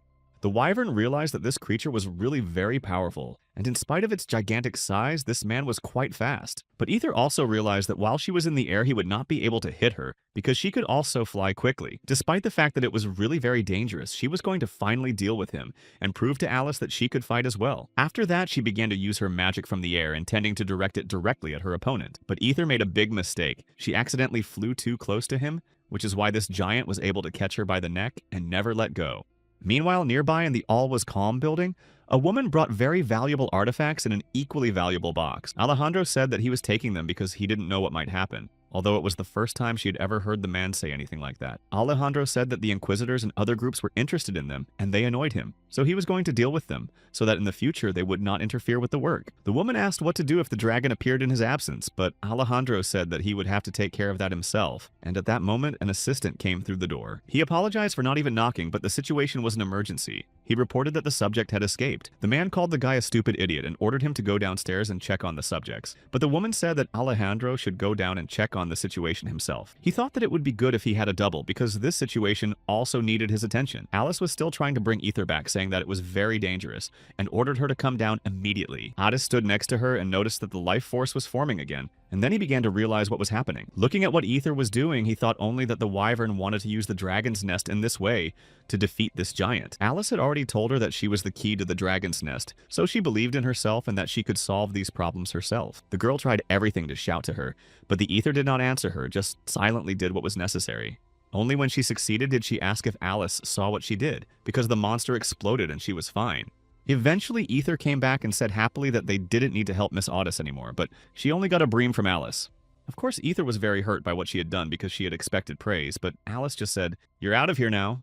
The girl raised her voice and did not say to leave immediately and then reached for her weapon. Eventually, Alejandro appeared there and said that he thought Alice was going to escape and that she had just recently begged him to save the life of this werewolf. The man said that he did not expect this from her at all because to see a wyvern with a dragon's core is something incredibly rare and almost impossible. He laughed and asked if she was going to absorb the life force of the dragon's nest using the dragon's core. Alejandro just smiled, reminding her of his words that she would never have a second chance. Otis, watching all this, began to use his fire magic and ordered Ether to flee from here as quickly as possible. Alejandro noticed that this lady, whom he had initially mistaken for a dragon, was also on their side, but he was only amused. Ellis, meanwhile, tried to attack him, and the man noticed that she was really very fast and able to move. However, when the girl started to attack him, he easily and quickly deflected her attack with one movement. The girl screamed that if Ether was caught, everything would be over, so she ordered him to run away from here immediately. Ether, realizing that she was guilty of showing her true nature, began to blame herself for what was happening, but having no other choice, the wyvern flew high into the air and began to run away. Hanbin, meanwhile, continued to fight the monsters, destroying one stone giant with one skillful swipe of his sword. Emil said that according to their information, the dragon's nest was in the Rocky Mountains, and that's why they had to travel an incredibly long way. But the problem was that all the mountains here looked exactly the same, so Emil told the boy to look for more details, and then asked if this place looked like his home. Hanbin started to get angry with him because Emil was a terrible spy who did not even know the location of the enemy. But the man only replied that he was a low-ranking priest, so if he went into enemy territory, he would have no one to report what happened. In addition, there's no need to expect much help from him because no one outside knows who he really is. And then the protagonist turned to the ant, asking if they were going in the right direction. Emil just sighed, saying that the ant did not understand their language because it had finally become a monster, so they would definitely not be able to find the dragon's nest. So Emil suggested returning to the Order of Light and taking more soldiers with them. But to his surprise, Hanbin was incredibly calm, as if he was feeding a cow and not a mutant who was originally human and then turned into this. So Emil did not understand how eating grass could help this creature remember his home, as the boy said. He sighed, saying that perhaps the ant hadn't really received the report that Otis had been destroyed, and then Emil reminded him of what he might be going through while Hanbin was sitting quietly. Of course, the man realized that he shouldn't say that because he was responsible for it, but Hanbin said that he didn't hold any grudges against him. The young man admitted that he had told Otis that he might die there and treated him like a weakling, but he considered himself to be in the wrong and also blamed himself for the fact that his words were confirmed. But if you look back, the guy was just looking for an excuse because it would be too hard for him without Otis. But then Emil just laughed after hearing him, even though Hanbin did not understand what was so funny. The priest explained that he thought that the Walters were a tribe of barbarians who were obsessed with blood and guts, and he certainly could not think that they could care for anyone. It turned out that all these rumors were not confirmed by what he was seeing, but then Hanbin exclaimed that blood and guts would be the best. They stood there for a while, continuing to talk, but everything was interrupted when they saw a giant lightning bolt in the sky. At least it looked like lightning, but in fact it was coming from the ground, and only a sword mage could do that. Emil missed that if the strike was visible from here, it could be Alejandro, so the man shouted out saying that they needed to return to the Order of Light and take the army immediately. But looking at the younger man, he noticed that he was not even going to retreat and wanted to go straight to the battlefield. Hanbin was only surprised by the words about the swordsman mage, and Emil himself began to recall what he had seen earlier, period. Otis, meanwhile, realized that they would not be able to retreat as soon as Alejandro found out that there was a dragon core in the ether, the only creature that could start a battle with him right now. And he knew that this creature could only be a real dragon because only it can match his strength. Alejandro had indeed begun to figure it all out, but he admitted that it actually took him a little longer than he had expected at first. But in the end, he now had a real and complete dragon core in his hands. He sat on top of the ether saying that they had all done a good job and was incredibly pleased with his work. This man started laughing at her, saying that she didn't need to pretend to be someone she didn't know. Just let her wake up that she never had this dragon core. And then he turned to the girls, saying that they didn't need to worry about what had just happened either. Otis was about to enter the battle, but there was a big problem because he needed to transform into a dragon to do so. But the transformation was not happening. Alice said that it looked like Alejandro had some kind of countermeasure against the dragon, and it looked like the man had planned everything after they found out Miss Otis's true identity. 2404, Alejandro's medallion was a truly unique thing. It was polymorphic and had the ability to turn a dragon into a human. It was because of it that all the dragons in the vicinity could not take their true form. Otis had just found out about it, but the worst part was that they had no other way to fight Alejandro. Alice was incredibly angry because of everything that had happened, and it seems that they were not going to give up so easily. So she took a sword in her hands and a wand, and were going to fight again. The girl said that now the only thing left to complete the artificial control was for her to tell absolutely everyone in the dragon's nest to leave. And if he doesn't, she promises to destroy all his plans and make sure they never come true. Ether lying helplessly on the ground only made Alice more worried, but there was little she could do now. Alejandro said that they had spent so much time together, and all this time he thought she had gotten to know him well enough. Then asked her why she thought he would spend so much time gathering so many Ratnians here and called her naive if she thought they were here to change this place. She would have thought it strange because she could not feel the life force that was gathered here, so he said that perhaps this life force could be contained in an object. Otis could only guess what he meant, although he knew that dragon nests were very unusual places. In fact, it is used to create a whole source of life force from people or any other living creatures. In other words, even if their plans were successful, Alejandro would have to come out on top in the end. After all the citizens of this city would not be able to survive, and then the man laughed out loud. Alice was very angry when she heard this, saying that he was also a human being, so she did not understand how he could do this to other people. Alejandro fought with her again, saying that maybe he was human, and then knocked the sword out of her hands. Then he approached her, saying that all these people are mobs. After that, he stuck the weapon directly into her, which made Alice scream loudly. Even though she was exhausted, she could not watch this. So she screamed and ordered the man to stop this abuse immediately. It was very painful for her to realize that all this happened because of her, because she showed her true colors and now her friend is suffering so much. Alejandro started laughing harder, saying that it was funny because he had used a restorative potion on the test subject. The man admitted that he would never have thought that they would use it on Alice, but if it happened, she should be grateful to him for the rest of her life. In the end, he became the one who helped her meet and a calm mother, although the girl did not understand what was going on. Alejandro explained that in order to minimize the side effects of artificial control, they needed genetic data that was similar to the object itself. It was very difficult for Ratney to understand all this, although it did have some significance. The fact that she and the other citizens did not know this could have helped them leave this world peacefully and perhaps less painfully. Otis, meanwhile, although unable to turn into a dragon, was about to use his fire magic and then ordered Alice to take this chance while she still had it. However, at that very moment, Alejandro's other wards approached, and one of them pushed Alice hard. Ether, who seemed completely powerless, flew to Alice as she began to fall into the abyss, and the wyverns tried to catch her. Otis was still trying to do something, but he could see all his plans falling into the same abyss with them. He couldn't be sure that the two of them would be okay down there, but then he thought that now was not the time to worry about them. Otis was going to assume that they would be fine, and instead do everything in his power to improve the situation. He wanted to do his best to complete their mission together and destroy Alejandro and all his plans. Gathering all his power and mana in one place, Otis released it directly at the man, creating a giant fire vortex. But again, something went wrong as he began to notice that something was definitely wrong with these magical stones.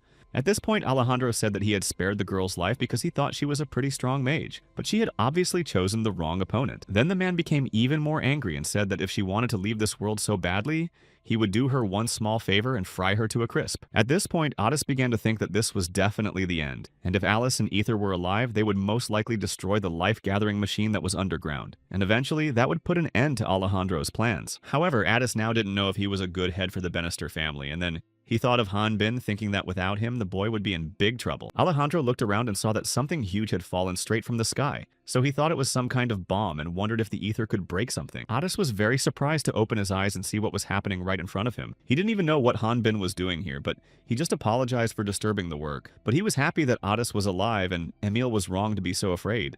But then he looked at Otis more closely, not understanding why he looked so tired now.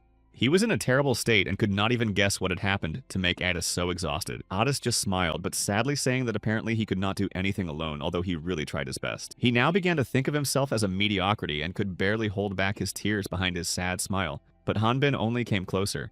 But now they had no time to talk calmly because Alejandro was still alive and was only coming closer, and they had not yet finished the battle. Han Bin only ordered him to get out of the way and not to interfere, but then Alejandro really stopped, not understanding how a 5-level changeling could get in here and create such chaos, so he said that the guy had 3 seconds. The protagonist only came closer, hitting him in the face again, and ordering him to get out of here. Han Bin then called him an old pervert and hit the man in the face again with all his might. Otis just remembered that Han Bin doesn't know yet that Otis disguised himself as a disguise, and that was only part of the plan. But since Han Bin didn't know that, he was overwhelmed with anger at what he had done to Otis. The magician only later said that Han Bin had misunderstood something, but now he was more interested in whether Han Bin had destroyed Alejandro, who was a high level and, as the main character realized, was a leader. Han Bin said that Alejandro was most likely still alive because people like him can have their bones completely broken, but they will still be alive despite the fact that it should have led to their end. Otis just sighed, realizing that he would not have survived without Han Bin's help, so he said that if the boy thought he was useless, he would not protest.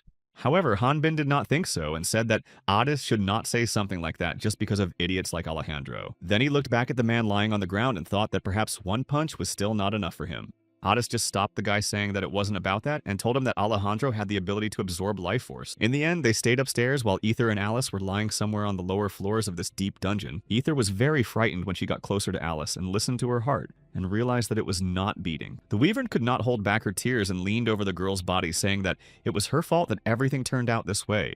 She continued to cry over her, looking at Alice's body, which was no longer moving at all.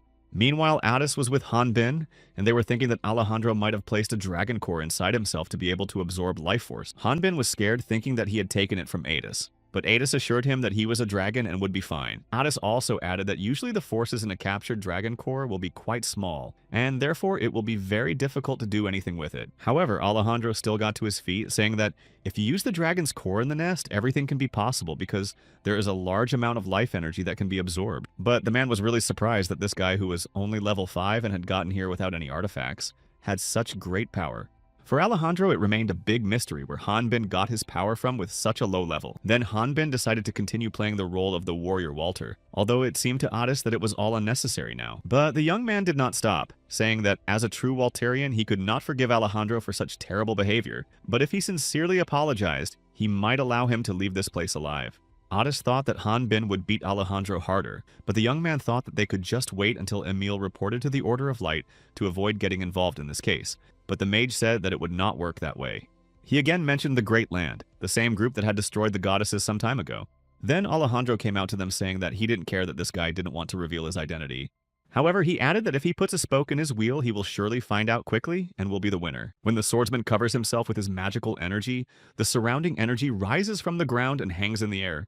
He then began to use the swordsman's lightning path and then quickly rushed forward toward Hanbin. The opponent can also only see the trail of sparks left on the ground when using this technique, so the second name of this ability was Lightning Traces. Alejandro quickly approached them, intending to see what level this stranger who called himself Walter's representative actually had. He started fighting with the main character, calling him a lying imposter. Otis noticed that he was so fast that he could barely see how Alejandro was moving, so he thought that he was not fighting him at his full strength. Hanbin only realized that Alejandro was not even going to call out the fact that he was an alien. But the man said that if Hanbin was at least at the 50th level, his head would have already flown off. But when Alejandro saw the expression on his face when he heard about the other world, he changed his mind. He wanted to see if this guy had actually reached the 60th level or was still weak. Hanbin actually hated creatures with regenerative abilities because they got boring quickly. But if he wanted to learn more about the Great Land, he would have to fight this bastard very close. Then Alejandro talked about what he would have been better off doing now, not just dodging. The man pointed out that if Hanbin wanted the man behind him to stay alive, he really shouldn't do that. The movements of Alejandro's swords made the energy around him spin at high speed, which multiplied and uncontrollably increased the power of his attacks. The man laughed, saying that he would be interested to see how many pieces his opponent would turn into after such a blow. But just as he was about to strike Hanbin, the man suddenly approached him and struck him with his sword, forcing the man to defend himself with his own weapon. The protagonist said that it would be a good idea not to dodge this attack if Alejandro doesn't want to get hurt after his strength runs out. After that, the guy started asking him how the man thinks what level he really has, and Alejandro did not know the exact answer, but he felt an incredible powerful force in the hands of his opponent. However, at this very moment when Hanbin was ready to destroy his enemy and turn him into dust, Otis told him to wait. In addition, Otis's voice was not spoken aloud, it just sounded in the guy's head. It was called one-way telepathy. That's why he could hear his thoughts, and Ada said there was something the boy needed to know right now. Alejandro was the only creature that currently ruled the dragon's nest, which meant that if he was able to absorb life energy, he could heal himself. However, if it is destroyed, it will lead to a huge explosion of energy, which will lead to a huge loss of strength and the destruction of people who do not have a sufficient level. The mage said that the only way to avoid this is to destroy the source of the energy itself, so it would end badly if Hanbin did not control his power in the fight against this man. However, Otis also said that they would have to destroy Alejandro anyway.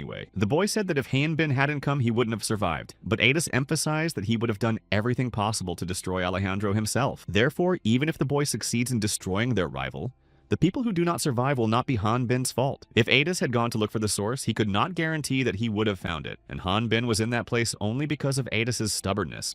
And most likely he just didn't want to be a burden to him, which is what Otis was about to tell him. But Hanbin abruptly approached him and brought him to his senses. Otis finally stopped talking this nonsense, and Hanbin said that he was taking too long and boring to explain, so he had to do it. Then the guy said that Otis should go and break the energy thing, and then Hanbin would try not to kill the freak while he was holding him back. Otis replied that Hanbin was strong, but it would be too dangerous to miss Alejandro's attacks, and he had already said that he was tired of the guy constantly correcting his mistakes. But Hanbin wrote back with a smile and said that he believed in him, but Addis should hurry up and then they would finally go home. Eventually, after such words of motivation, the magician left to fulfill his task, saying that he would return soon. Hanbin looked back and thought with a smile that the guy he had sworn to was too delicate for the dragon. Then he said that he thought the man would run after her, but now it seemed that Alejandro was in no hurry at all. Alejandro said that there was, and he would have hurried if he hadn't thought that some stupid, low-level mob might be trying to hurt him. Of course, the man agreed that his plan could be thwarted, but this scenario could not harm him, because this guy had not been able to leave even a scratch on him so far. Hanbin only thinks that he will simply mock this man until Addis returns, but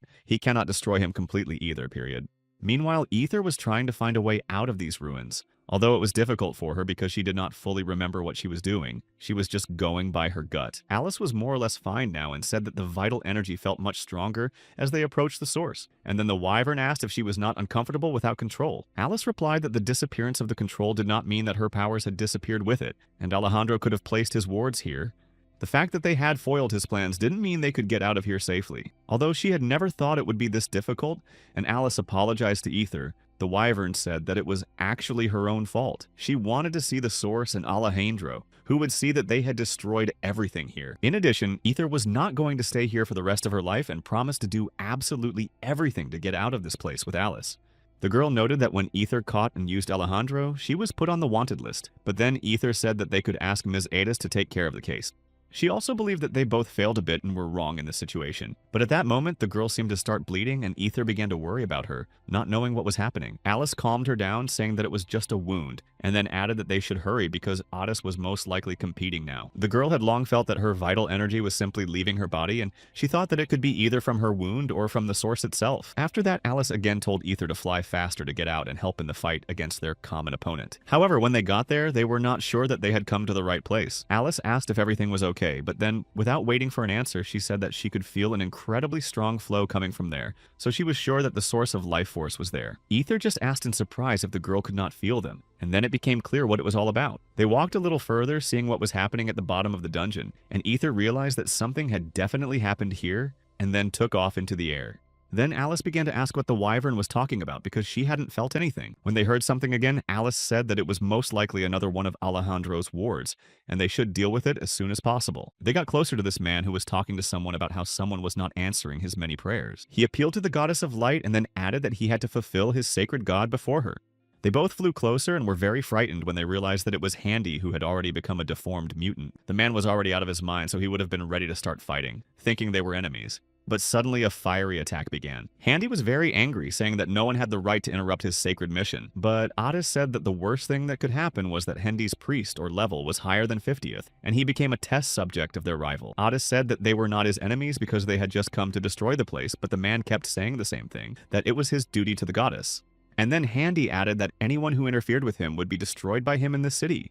He did not retreat from his words, so he immediately rushed forward right at Addis, intending to finish him off. Meanwhile, Hanbin was fighting with Alejandro, and the man said that he was sure that there were many flaws in this guy's style, but in fact he managed to correct them with his strength and speed. In fact, the protagonist could pose quite a big threat to him if he could blow his head off right now. Alejandro said that there is no strike that can destroy him, and even if there is, he will not allow it to happen. The man added that Hanbin had hardly ever met an opponent who controlled lightning. His technique appeared to be perfect, so it worked much better than Hanbin's powerful force. And then Alejandro attacked him again, saying that he was actually an expert in duels. The man was already very close and used a discharge, which was a special technique of a swordsman. Alejandro added that if the guy fell from such a height, it would be easier to finish him off. While the protagonist was high in the air, his opponent used a lightning bolt with 8 ends, and this spell was called the 8-pointed star. Alejandro didn't stop there and crossed his 2 daggers, intending to strengthen his current strike. The opponent added that it was at this moment that Hanbin's entire defense was hit by this giant sword, making him defenseless for a split second. After that, their enemy used the lightning spear of the sword mage, and Hanbin realized that he was dealing with a pretty strong opponent. Alejandro, with the same smile, just said that the boy did not have to worry about his friends because the monster, who was now at the 68th level, would take care of them. Of course, he was curious to know how strong this guy was, since he thought he was so powerful and daring all this time. But then Alejandro's confidence was shaken when he saw Hanbin, who was only level 5, break his spear with his bare hands. It seemed impossible to him because he was sure that a level 5 exactly wounded was just pretending to be fine. but now it seemed that Han Bin was completely fine. Alejandro was already thinking that this guy had a trick up his sleeve, but the protagonist only said that Otis was a 67th level dragon. The man just laughed when he heard that he was called a dragon and could not stop laughing. Han Bingwu did not understand what he was laughing about at that moment, and his expression immediately turned serious. Alejandro was just laughing because his trump card was a dragon, but he actually found it very awkward. And then he added that even if his girlfriend was a dragon, she would not be able to turn into one now. The opponent said that at least while he had one interesting thing in his hands, she would not be able to turn into a dragon. But then he realized that something was wrong and he no longer had this interesting thing. So he remembered Alice, who had approached him at the last moment. Indeed, the girl managed to take the medallion at the last moment, and now Alejandro was completely powerless and had no trump card either. Because of this, Addis was able to successfully transform into a dragon, and they all saw his true form. He could not even imagine that the priest Handy would be in such a terrible state in front of them now, and Addis did not want to destroy him. For a while, the boy just tried to reach him in the form of a dragon, hoping that he had at least some common sense left after the transformation. Then Ether and Alice flew closer to Addis, intending to help him. The girl asked what had happened to Alejandro and who was up there and if anyone was competing with him. Addis replied that his partner was fighting with the man and trying to keep him down, but in order to defeat Alejandro, they needed to break his connection to the source of life force. They need to avoid the explosion of this thing, so Addis said that he would take care of Handy himself. Addis also said that they should hurry up and go help him. Ether then asked Alice if it was possible to make Handy destroy everything here himself, and they would get out and be fine. The girl replied that they could not do that, because if they destroyed this device, it would explode and they would not be able to survive. So there must be some channel that could transfer this energy. Alice thought about it for a while and said that if they cut off that tube, they might be able to do something. However, as soon as they got a little closer, a creature appeared right in front of them and seemed to be hostile. They got hit pretty hard, especially Ether, so Alice asked her if she was sure she was okay. The wyvern only replied that if this was the price for Alejandro's revenge, then she was definitely fine. Then Ether flew down a little bit to make it easier for Alice to jump off her, and then the girl attacked. While they were fighting each other on the other floors of Hanbin, all I could do was try my best to hold back their main criminal and not finish him off completely. The man was very angry at what had happened, but now he began to realize who the real dragon was, and then he wondered if a level 67 dragon could wipe a lich into dust. But then he wondered how this guy could even know the level of that dragon. Knowing that only aliens have the ability to see levels and race, Alejandro assumed that Han Bin was also from Earth. Then the man calmly said that everyone knows that experience points are not given for destroying an alien, but he really could not believe that he destroyed that lich. The protagonist firmly stated that it was really him, and then asked if the man was going to avenge his friend after that. Alejandro said that he was only glad because he didn't like the man in front of him, but he also wanted to destroy the man who had destroyed the lich. Later, they started talking about the demon god Amplas, and the man laughed, saying that he was actually talking about someone with much more influence than this demon god. Alejandro said that there was no place in Racht where their hand could not reach, and to fight them was to enemy the entire continent. However, the man also said that there is one way out, because others like him think that the dragon is to blame for the destruction of the lich, and when he took possession of the dragon's core, he immediately reported that he had destroyed the dragon. So the man offered this guy and his dragon to leave quietly. He, in turn, would receive all the rewards, and Han Bin and his beast would be able to continue walking because there was no point in fighting him. So he offered to leave peacefully, which sounded great to him. But Han Bin didn't care about what he was saying at all, and then he kicked the man in the leg, thinking that he no longer healed it. Alejandro immediately fell to the ground and started screaming in pain, and Han Bin said that his proposal really sounded quite good.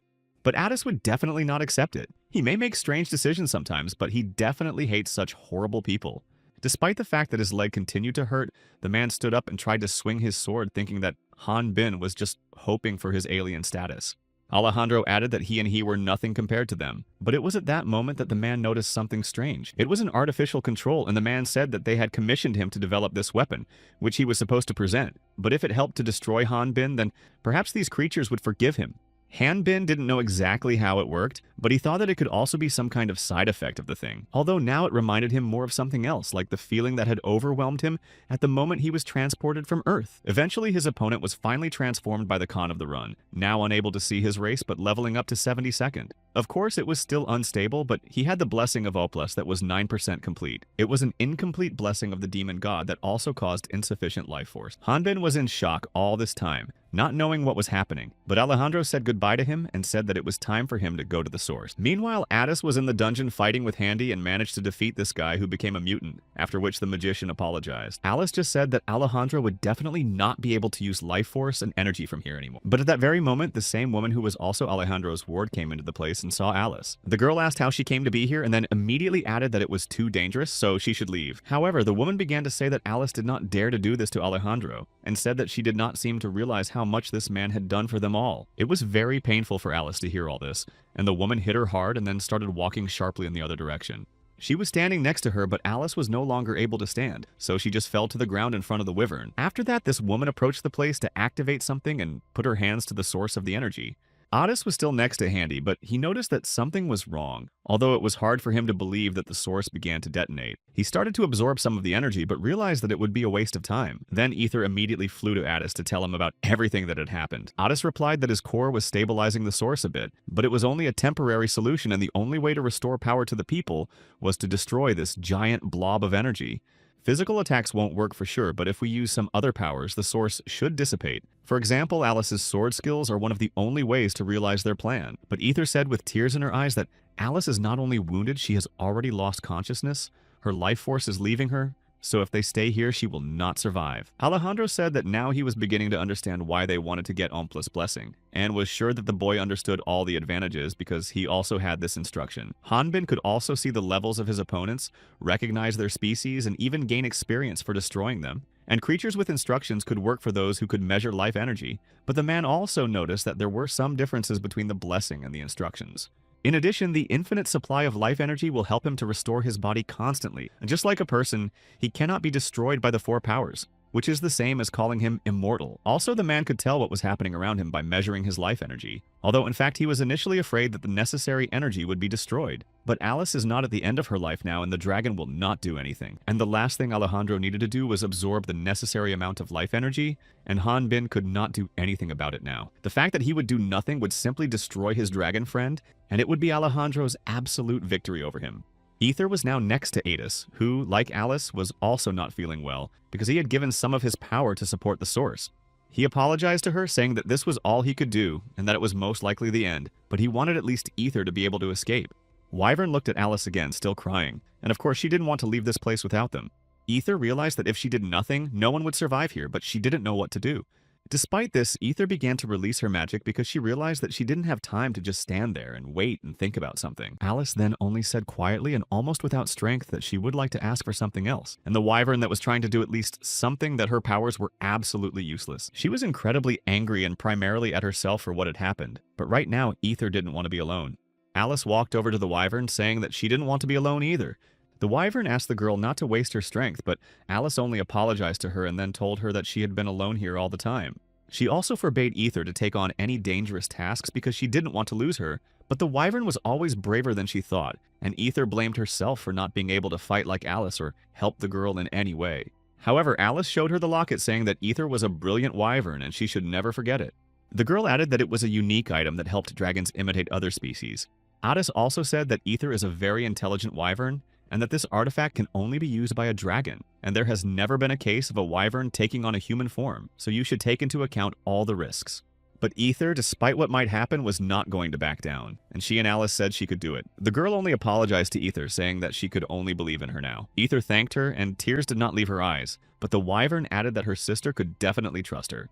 Alejandro just kept laughing, saying that he was tired of repeating that he was immortal and that no one could destroy him. Despite this, the protagonist tried to do it, and perhaps his opponent was thoughtful, but he did not think that this man could appear directly immortal because he at least feels pain. And if you can't destroy him, you can make him suffer incredibly much, so Hanbin was going to tear him to pieces. Absolutely everyone said that there was no such healthy thinking person who would live a very long life. But Alejandro was sure that this guy was definitely a beast, and he was clearly an expert in hunting skills. However, all this could only mean that he hunted standard monsters, which is why the man was simply going to conquer the body with armor that can be compared to the strength of dinosaur armor card. But despite all these words, Alejandro lost consciousness at the moment of the explosion, but the life energy that penetrated through the blessing of Omplus began to restore his body.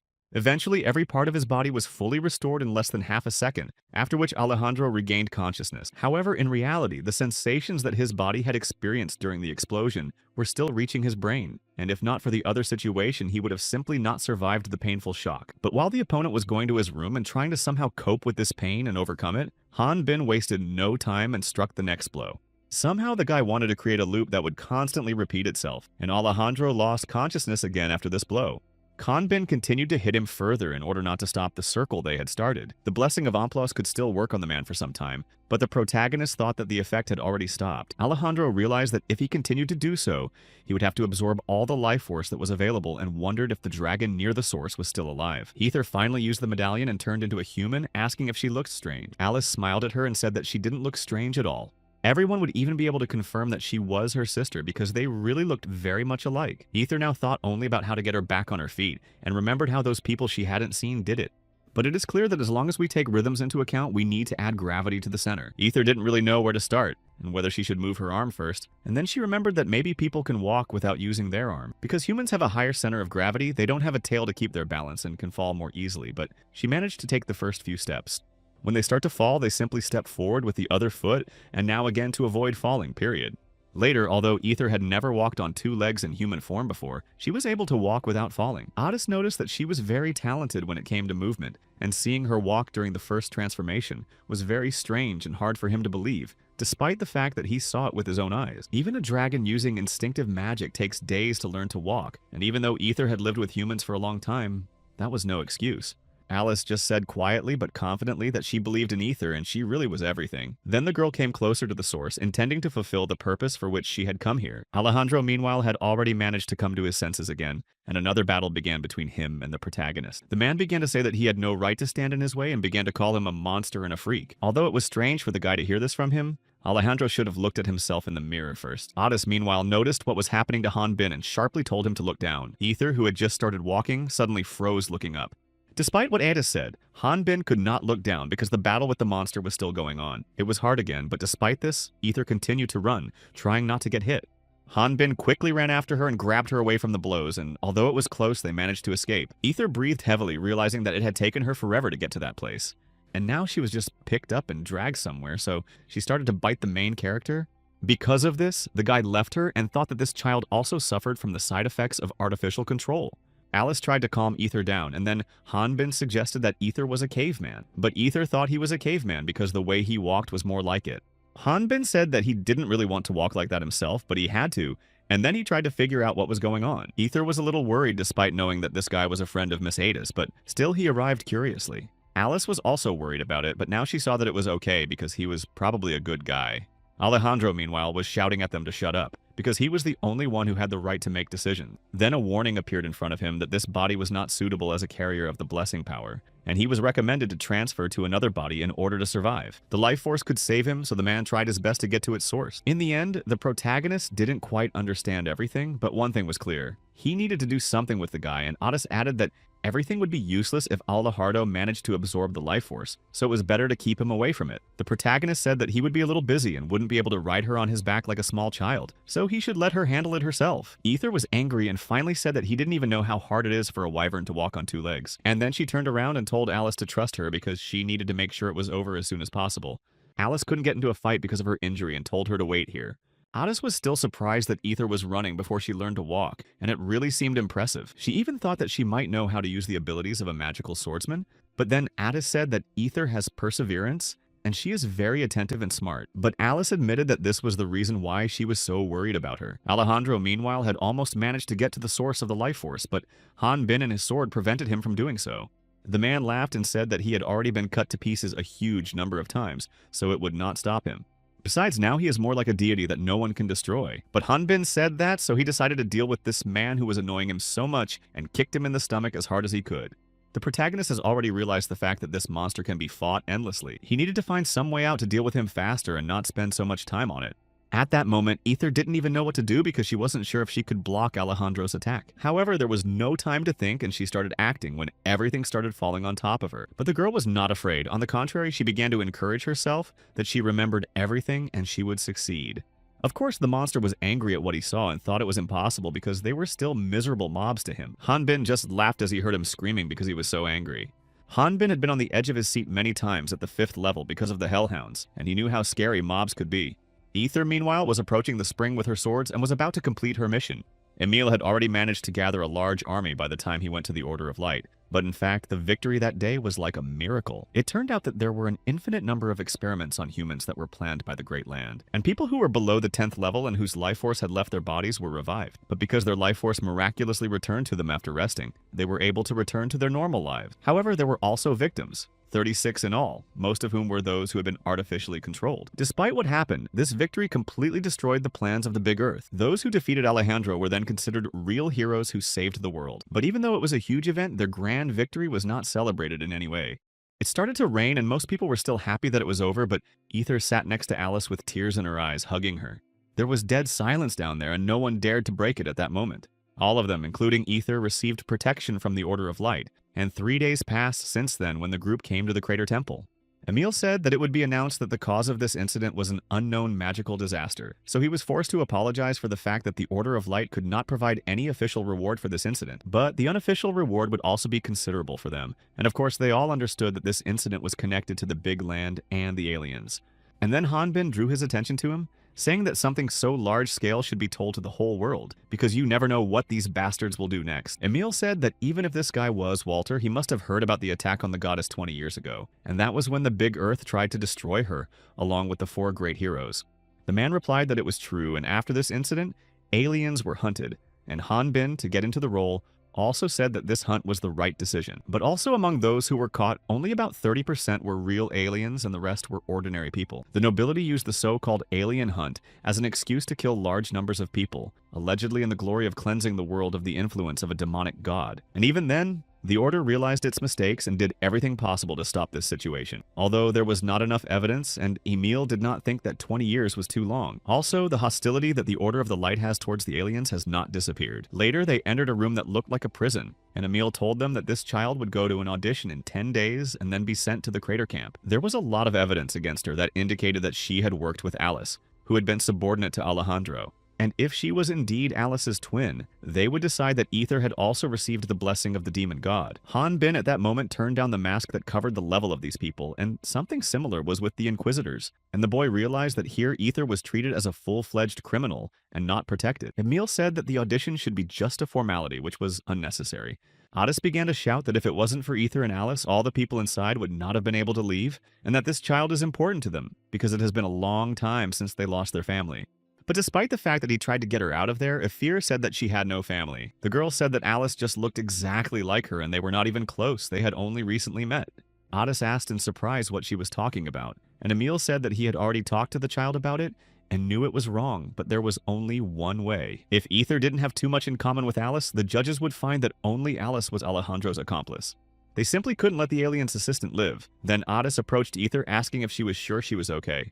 And then he added that they would definitely find another way to help her.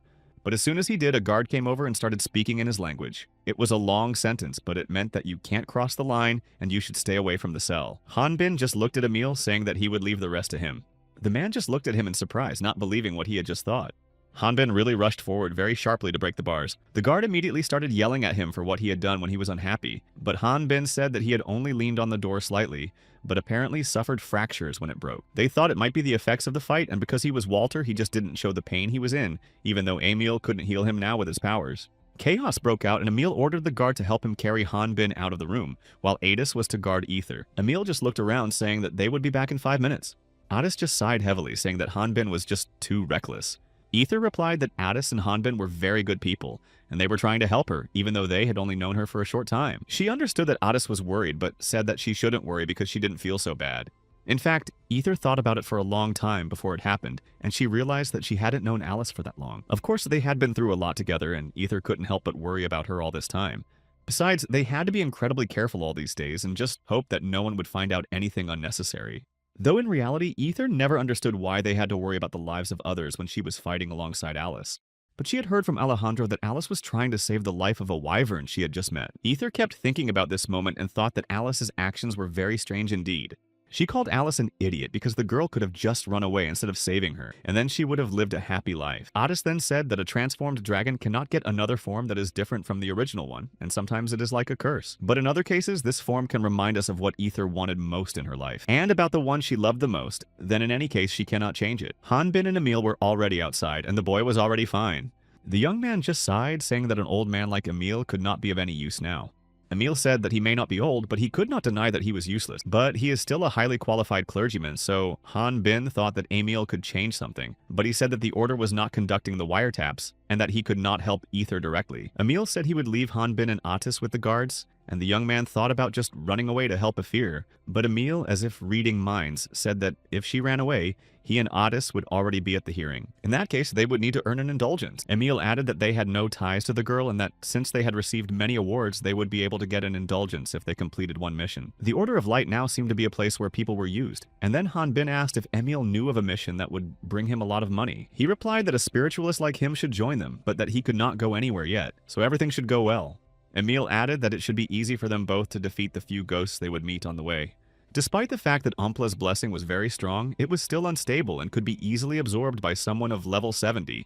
Richard said that Alejandro was too greedy, but Leslie asked if he had anything else he wanted to tell her about it. But Richard said that Leslie had done a very good job and that the Order of Light may have explored the Dragon's Nest. But she had gotten the core because the Rathnians must have thought it was a modified orb and didn't move it. The blessing of Amplas must have been very valuable to them if they waited 10 years for it, and that's why it will be possible to drown out their anger over the lost nest. But the problem is that the Order of Light might suspect something. In addition, they had very good assistants who began to dig very actively under the Big Earth. Although perhaps they were lucky that the Order of Light was doing this, because if it were the Inquisitors, they would have already been taken.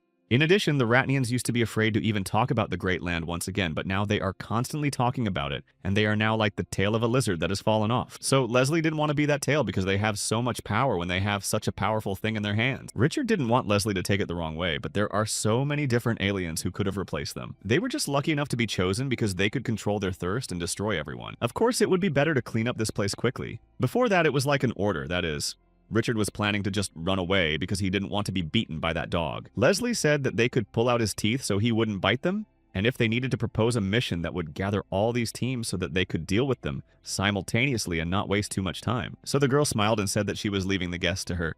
After that, a girl appeared right out of the wall who was 35 levels and was also half human. Eventually, they ended up in an abandoned building that was sold by a family who needed money. This house was located far from the village and was famous for its ghosts. However, in reality, the Great Land conducted its experiments here, and this place hid many secrets, and in order to keep it secret, many traps were set in the house. All these traps were hidden in every corner of this mansion as hidden masterpieces of art that could be destroyed.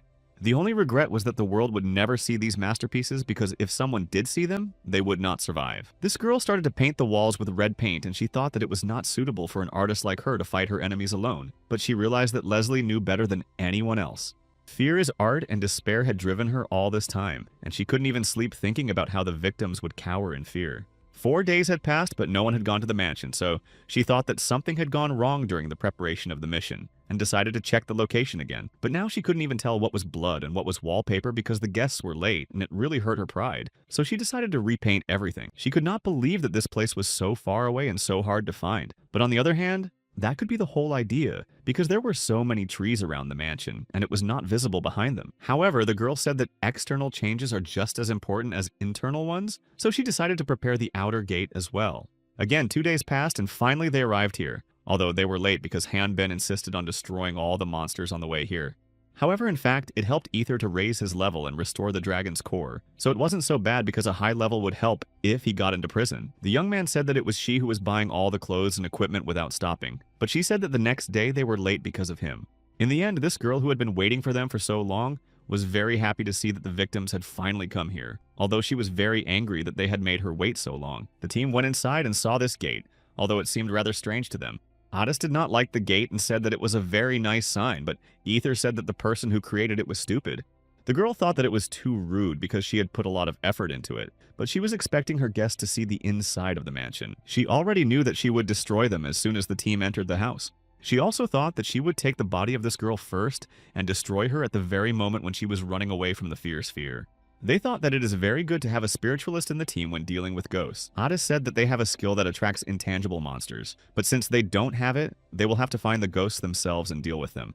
Ether suggested that they split up because they didn't have much time, and Addis thought it was a good idea. But Hanbin said that perhaps they had never watched a horror movie, so they didn't know that it was a standard cliche when the heroes split up and then gradually get killed. Addis said that it was only a ghost and nothing would happen to them anyway, but then he remembered that physical attacks on ghosts would not work. They looked around and realized that it hardly looked normal, so Hanbin was surprised to see them so calm, and thought that there was a hidden camera somewhere and it was all a prank. Of course he can't use any of those 4 powers, he'll just have to wait outside, and if they scream when they find the ghosts, they'll be sure to say hello from him. Addis wondered if the ghosts were different from them, and Ether thought that Hanbin was scared, although he tried his best to deny it. In the end, Addis just sighed and walked in the other direction, saying that he would go that way and let them go the other way. He also said that Ether would tell him about the ghosts, but Hanbin did not really want Addis to leave him here. Eventually, after a while, the first ghost appeared and began to ask why these people had come to her house. Voices began to sound that they had come to find flowers, and she asked what kind of flowers they were going to find.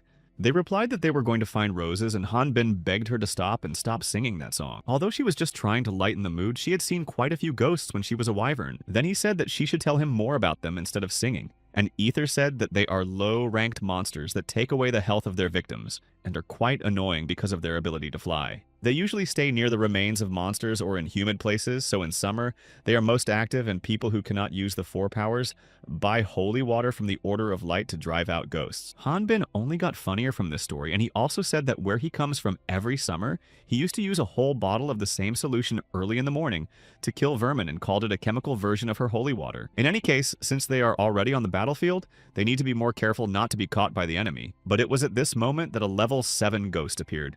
This girl was very happy that the victims were trapped, and then added that there would be a lot of ghosts waiting for them. However, in reality, these ghosts are just a decoy to lure them deeper into the mansion. At this very moment, when they take a step forward to get rid of the ghosts, the belts that are placed here will destroy them. And right now it's time for them to finally activate her masterpieces that were placed here. But Ether, who was standing behind him, shouted at the boy to stop because she saw that there might be traps.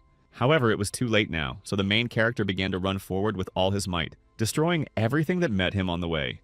And he managed to run and stay alive while demolishing a large number of these traps. The airwaves ran after him, saying that if he continues to run like this, he will activate absolutely all the traps. And in addition, by doing so, he will scare her. However, Hanbin was not afraid at all, or at least he wanted to believe it. But despite this, he started sweating very much. The guy said that it was because of those ghosts, and then suggested that we go back because he was worried about Addis. And even though Ether said that he could easily deal with all these ghosts, Hanbin said that Addis could get hurt because of all these traps. Ether still believed that Addis would not fall into any of them because they are very visible. In addition, all these traps are disposable and the place can be cleared quite quickly. And all this means that the only one who fell into the traps is Hanbin. However, the guy told her to shut up, finally adding that she should apologize to the hunter. The air was really funny for a while, but suddenly she stopped laughing and someone's silhouette appeared behind her. This girl, who looked like a typical horror movie, screamed with all her might that Hanbin had destroyed all her masterpieces. Ether still didn't understand anything because she hadn't been noticed, but she saw Hanbin continue to stare at one spot and keep his eyes on it. Then he suddenly started doing something and did not explain anything to Ether.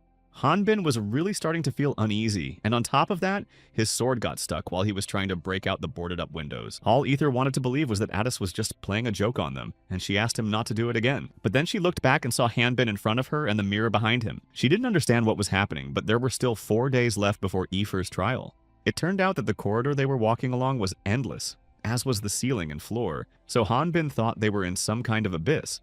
Later, they came across a fake ghost, and Ether decided to ask if the mage from their team was okay. But this ghost said that they were not playing. Someone like that could be in this place, and Ether thought that this girl was also stuck here. But she said that she could come in anytime if she wanted. But they, unlike her, were trapped and had no choice but to do what she said, period. Hanbin was a little relieved that Addis was okay. Although it was the first time he had ever heard of a house turning into a dungeon, Ether said it was very similar to the process of creating one, which meant that even if there was no clearly marked exit, there would still be one somewhere. You just have to find the source of the dungeon, that is, the artifact, and you can clear it all at once. And accordingly, the people inside will be instantly moved outside, so they won't have to look for a way out. This girl started laughing, saying that the rules are very simple and the tests are waiting in each room. All they need to do is complete them gradually and go to the next room. Somewhere there must be a key that can open the door on the other side of the room, and there were also hidden clues around, so she wished these losers good luck. Hanbin thought that it was something like a quest, and Ether was glad that they would be able to search for treasures because now she felt like a real hunter. Although the guy did not understand what was so special about it, because in his homeland, it could be arranged even on a regular date. And then a small quarrel started between them, and Hanbin said that the ether would end if he was the first to find this key. This girl who created all this was very happy to see how much trouble they would have if they thought they would only have to find the key, because every wrong place to search would activate a death trap, so she was looking forward to it. She thought that the hunters would most likely have a hard time with it all because they would have to use their brains. But later on, Ether said that she found the key, although Hanbin didn't know how she did it, but she said that she could use her power to look for metal objects. The ghost said that it was cheating, but she didn't actually emphasize that it was not allowed, and was very angry that they went against the rules. But then they calmed down, realizing that the next test would be much harder, and if they wanted a hint, they could look at the clock. However, this time, Hanbin was able to open the door and didn't even have to look for a key, he just tore it out of the hinges. Here, the ether and the ghost were both against him doing so. The percentage of mages from hunters is less than 10, and those who exceed the 40th level are only less than 2. Most of them are hired to make it possible to study and join the Guild of Mages Thinkers. This is the guild that is the highest level organization for magical research, and they recruit talented mages who specialize in magical science, regardless of their ability or level. If they become a part of the guild, they get the opportunity to move to the Kingdom of Mages and also get access to all the following magical theories. Otis was confident in his knowledge, so when he saw magic that could close a dimension, he was very surprised because it was the first time he had seen it. He didn't even know who created it and why they needed to put this magic in this abandoned mansion, so he wondered if they were separating the rooms and moving them to different dimensions. This theory seemed to be perfect as long as there was a working tool, because then the magic would continue to work, even if the mage who cast the spell was not around. Just like a dungeon, if that was the case, then nothing and no one could be released from here while the magic was working. However, Otis noticed that it was very unstable, and he was surprised that a magician could make such a mistake. But after a while, he realized that it was not a mistake. Everything was clearly calculated, because it would activate as soon as the intruder tried to leave the place. Eventually, the guy came out realizing that he had been guessing about this for a long time. It turned out that it was true, and this is the mansion that will soon cease to exist at all.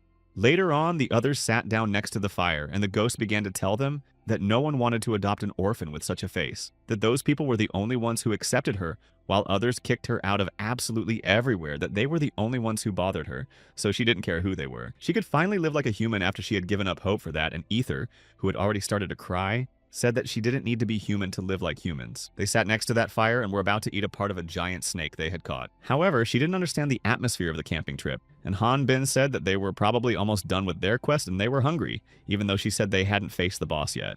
Besides, she didn't know how they could stay so calm when she was trying to kill them. Hanbin replied that all these traps were quite weak for someone trying to kill them, and there was no poison on them, so there could not be any fatal injuries. The girl said that they should stop kidding themselves because she was level 35, and even if he was very strong, Hanbin was only level 5, and the only reason they were still alive was because she just wanted to have fun. But the guy just laughed, saying that he was curious how long she would last, probably until she started to feel lonely. After all, she is not a ghost but a normal person, so she is sad when she is alone and wants to be recognized by others for her hard work. So as long as she has an artificial guide, and if she had destroyed before, she would not have been able to resist the urge to attack them in the open. But those idiots from the Big Earth are completely different, and for them, human life is worth absolutely nothing. Ether tried to lure her to their side and told her that it was still not too late to change her mind. The girl offered to go with them and said that they would be able to get her out of this mansion and take her away.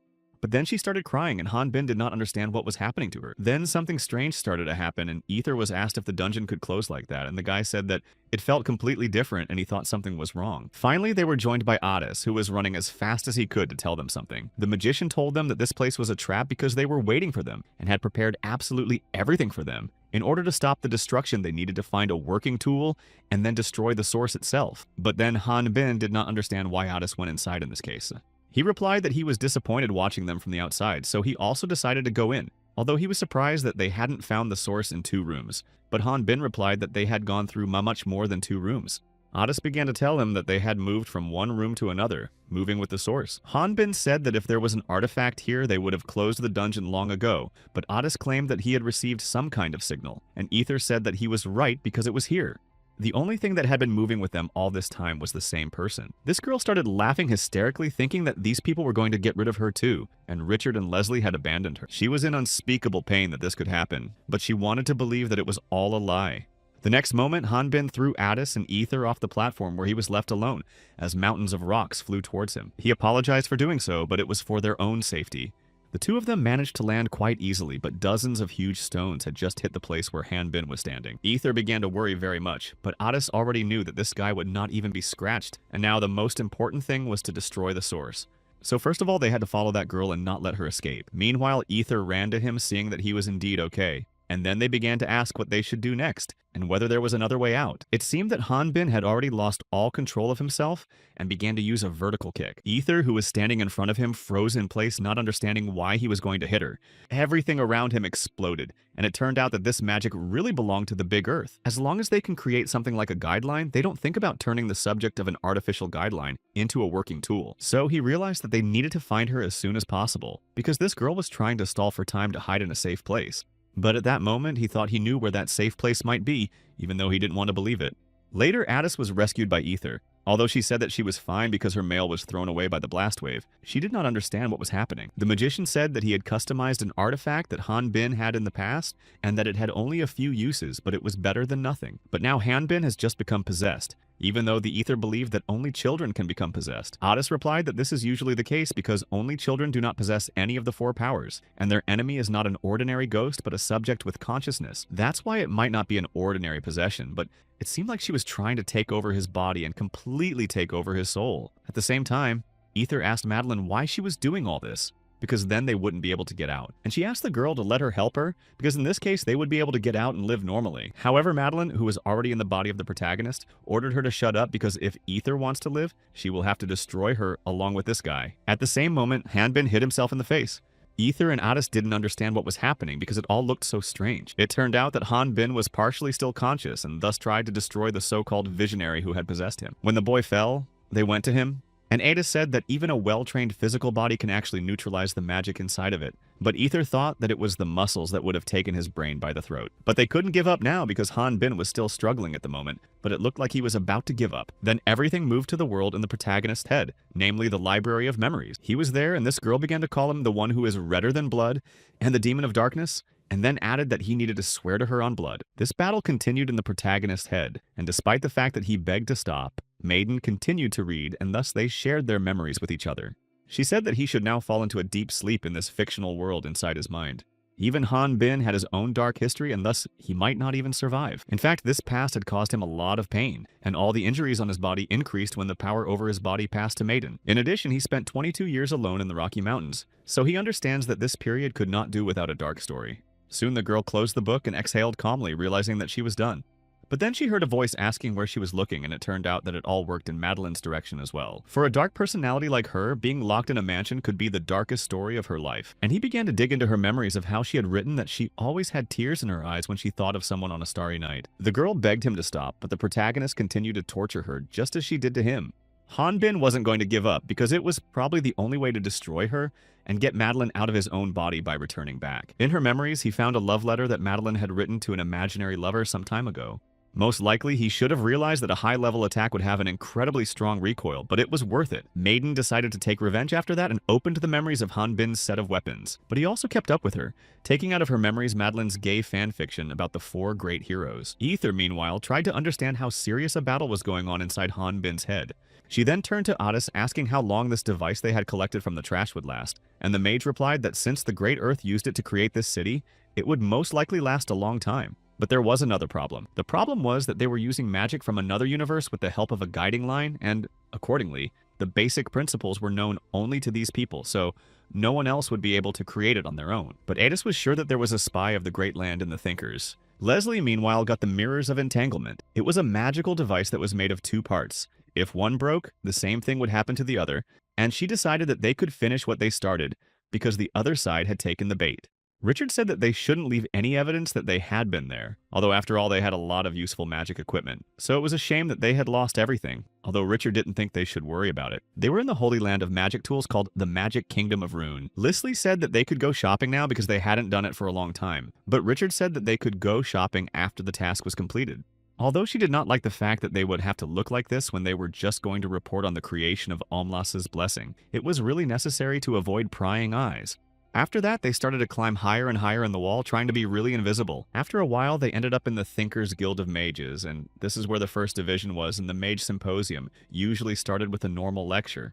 But as soon as noblemen started collecting magic tools created by the Thinkers and considered them as luxury items, The thinkers began to become popular, and the symposium also aroused their interest, so it became a place where new magic tools were shown. It was there that the nobility went to socialize and show off what they had bought recently. Later on, Leslie and Richard found themselves on the roof of this building and tried to be as quiet as possible after entering through the window. At that moment, the guards heard something but blamed it on the fact that it was a party, and most likely the noise was coming from somewhere else. Leslie said that they should have destroyed the gate right away, but Richard didn't say that they shouldn't leave any traces, so they went on. After a while, the two of them found themselves in the next room, and Leslie couldn't take her eyes off it.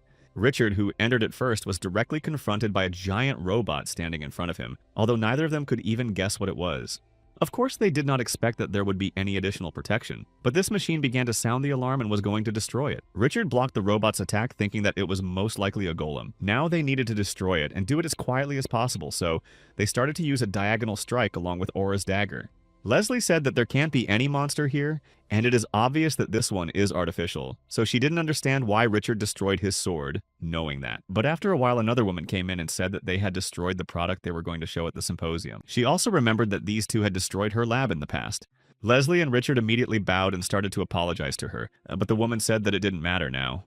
In front of them, they saw a very beautiful girl who was the archmage of the four heroes named Zenobia, and she said that if what they wanted to tell was worth what they had done, she would forgive them, period. Meanwhile, Madeline came to her senses, though she didn't realize where she was because she was fighting a second ago. For a moment, she even thought she was in another world and had been destroyed, but then hell seemed too strange to her. Although she thought that maybe it was supposed to look like that, in the end she was just used as a tool and lived a completely meaningless life, given that she was already dead. It was likely that those people were able to get out of the mansion. But she would have felt sorry for herself if they hadn't, and if she had lived on, they would have continued to hunt her down. And yet Madeline was happy that she had had some fun at the end before she died. But right after that, she saw a dog in front of her, which surprised her. It was also a bit strange because this dog could talk and looked around and told her to stop whining about being dead like a child. He added that it would be over as soon as she stopped moving forward, and at that moment, a big monster appeared behind her. She didn't even want to believe that she was not in hell and was still in that guy's mind. It was true, and that monster was Hanbin, although she saw him a little differently now. In fact, it all happened for only a second, but she was almost dragged down, so she realized that this guy was really dangerous. However, Hanbin was still lying in the middle of the magic circle, unmoving, and Madeline was sitting behind him. Ether immediately started screaming as soon as she saw that this girl had left Hanbin's body, and she and Adis had to take action. The mage already had a plan, so as soon as he saw Madeline, he immediately began to activate the operation. Immediately afterwards, a giant dome appeared over the mansion, covering the building. Hanbin began to breathe very hard, but he was still alive and shielded the other two from the stones, and everything that was flying from above. The guy started looking around, asking what happened to the mansion and the space, and Adis replied that it must have worked despite the fact that they lost consciousness. But he was surprised that it was morning because it had been hard and everything would have been fine, but they needed to be on time for court. Ether just laughed, saying that most likely the last step was still up to her. Madeline was also here with them, but she looked like a completely normal person, but she didn't even remember who she was. Adis explained that he had managed to reset her role as a working tool through a spatial trap, and all her skills and abilities had disappeared, so now she was an ordinary person. Madeline started to ask why they didn't destroy her, and thought that those people were going to hand her over to the Order of Light, and Adis said that he would have destroyed her if she had completely taken over Hanbin's body, and the fact that she tried to do that increases his desire to hand Madeline over to the Order of Light. And also because of her fault, Ether would not have time to go to her own trial because they would have to go all the way back to the Crater Prison Camp, and she still wanted to save her and kept asking Adis to wait until Madeline was out. The girl thought that Ether was crazy if she thought that someone like her would be grateful for the rescue, and said that no one needed pity. Hanbin pointed out that it all sounded too harsh, and Ether said that her sister was used by the Big Earth just like her, and that was why she was sentenced to trial. That's how Ether decided to fight them, even saying that even if she went to prison, she would still do everything to survive and get out. For her, staying alive was a gift because then she would be able to win more and more battles. Adis said that they would never let Ether go to prison, and Hanbin said that they thought Romania was such a bad place. But then Madeline spoke again, saying that in fact they all still had a way out. Then a carriage appeared in front of them, moving with the help of a magic engine. Due to the lack of mechanical parts and power, the engine uses magical power with the help of monostones, although the mechanism does not use a mechanical horse. It seemed that those who created it were very focused on the appearance and wanted everything to look aesthetically pleasing. And Adis was very surprised by what he saw, as he had only seen it in books before. He leaned against the carriage thinking that he could never see it in real life, although Madeline didn't know why he was acting like that either. But the owner of the mansion had used it for a long time, and it was just stored here. Ether was happy in any case because they would get there in time for the trial. But Adis now began to look worried, and Han Bin wondered what had happened to him. Actually, it was true that there was nothing faster than a Tarpon, and for the same reason they didn't need a high-ranked Monostone to charge it, but he just couldn't do it. Adis sighed again, saying that he knew that the Great Land could not have left such a wonderful device behind for no reason, and Han Bin was not sure that he understood everything completely, but all they needed was a strong Monostone. After that, he held out a fragment of the unfinished Omplus blessing and asked if it would be suitable. Without a word, Adis grabbed it in his hands, and the very next moment they were running forward on this Krita with all their might. Maiden asked why she was brought along, but she still had nowhere to go, and Ether asked Adis not to go so fast, but he seemed to be indifferent, just wanting to go as fast as possible. Only the mage said that if only one fragment was so strong, and it was connected to the Thinkers, they could not put it aside. But Han Bin remembered that Adis was part of their group, so he suggested that they just report everything to the leader. However, he said that this was impossible because the leader of the group is one of the 4 heroes named Zenobia, who is an archmage and the most powerful among the Ratna mages. She saved the world by stopping the attack on the goddesses. And she is also the queen of the Belly Kingdom of Rune with all these aristocrats who want to marry her because of her incredible beauty, so they are unlikely to get close to her. But that was 20 years ago when she was on the 100th level, when she encountered people from other worlds, and Adis told her that the 4 heroes were recognized by the goddesses for their deeds and were blessed so that their bodies would never age, which is why they are known as the Blessed One. Han Bin thought that these 4 were like living legends, and he had heard from Ether about them, although it was already a well-known fact, so Adis said he would tell him more about it. The strongest swordsman of the continent was Beryl, the King of Sword. He is the strongest of all 4 heroes and is a Valterian warrior thanks to him. The current situation of his race remains the same as before, but no one has seen him for the last few years. Among them was a spiritualist named Holian, who is a transcendentalist of life and the afterlife, and is the beauty of the spiritual species and was the strongest nymph. However, she is now the Queen of Elendia, the Spirit Kingdom, and her current actions are aimed at maintaining this role. However, one of these 4 is still active in his activities. He is the one who has caught the most otherworldly than anyone else, and his name was Ugent, the monarch of Calduria for thousands of years and the best magical swordsman, who was also called Garhan the Terrible. So all these old people were on the same team, and Han Bin thinks that if they create an alumni club it will be something fun, although he is not sure about the Sword King. But if everyone else comes together as representatives of each kingdom, it will be really interesting. Most likely people watching would not be able to say a word. That is why it is either a place where there is always war, or a place where something very special is happening. Zenobia stood on the balcony looking down and thinking that today these aristocrats who were always trying to look at her could not do anything. And thanks to Gerhan, her new invention was sold, although he had intended to use the authority of military force, but the girl hadn't expected anything else. But he knew that Zenobia had hardly called him just to sell her golems, and another girl said that Lady Holian had thought about it and said she would agree with any decision he made because so long a life had made her lazy. Then Garhan began to realize that this thing was now right in her hands. He was referring to the blessing of Omplos that they had been talking about for so long. And Zenobia said that since they didn't have much time left, they should start right away. Then someone asked if he knew that darkness is emptiness, and emptiness is the end and the end is the beginning. If he knew this, he must have realized that the only goddess who could control the darkness was Siriel. That's why, swearing by her name, the girl began to ask who the person she was talking to was. She was the embodiment of darkness and the one who spoke for Siriel. And this girl's name was Kivier, and she had to fulfill her promise in the name of the goddess. She began to call the children who heard her call. She needed them to meet at the altar and fulfill all her orders. Zenobia and Garhan knelt before Kivier, and she began to ask them who was the embodiment of darkness and who spoke for the goddess Kivriel. After that, the girls said their names and asked if they were really the ones who had received the blessing of the goddess of darkness, Kivriel. Garhan seemed not very happy with what was happening, but then they told Kivier that she hadn't come here just for answers. So she asked what the 2 of them were doing here. Then they told her that 20 years ago they had fought against aliens who were on the side of the demon god Omplos. At that time, they were old and sacrificed their own bodies to fight for the goddesses and save them at any cost. Perhaps not for long, but they still managed to win and believed that they had given absolutely everything to save the world.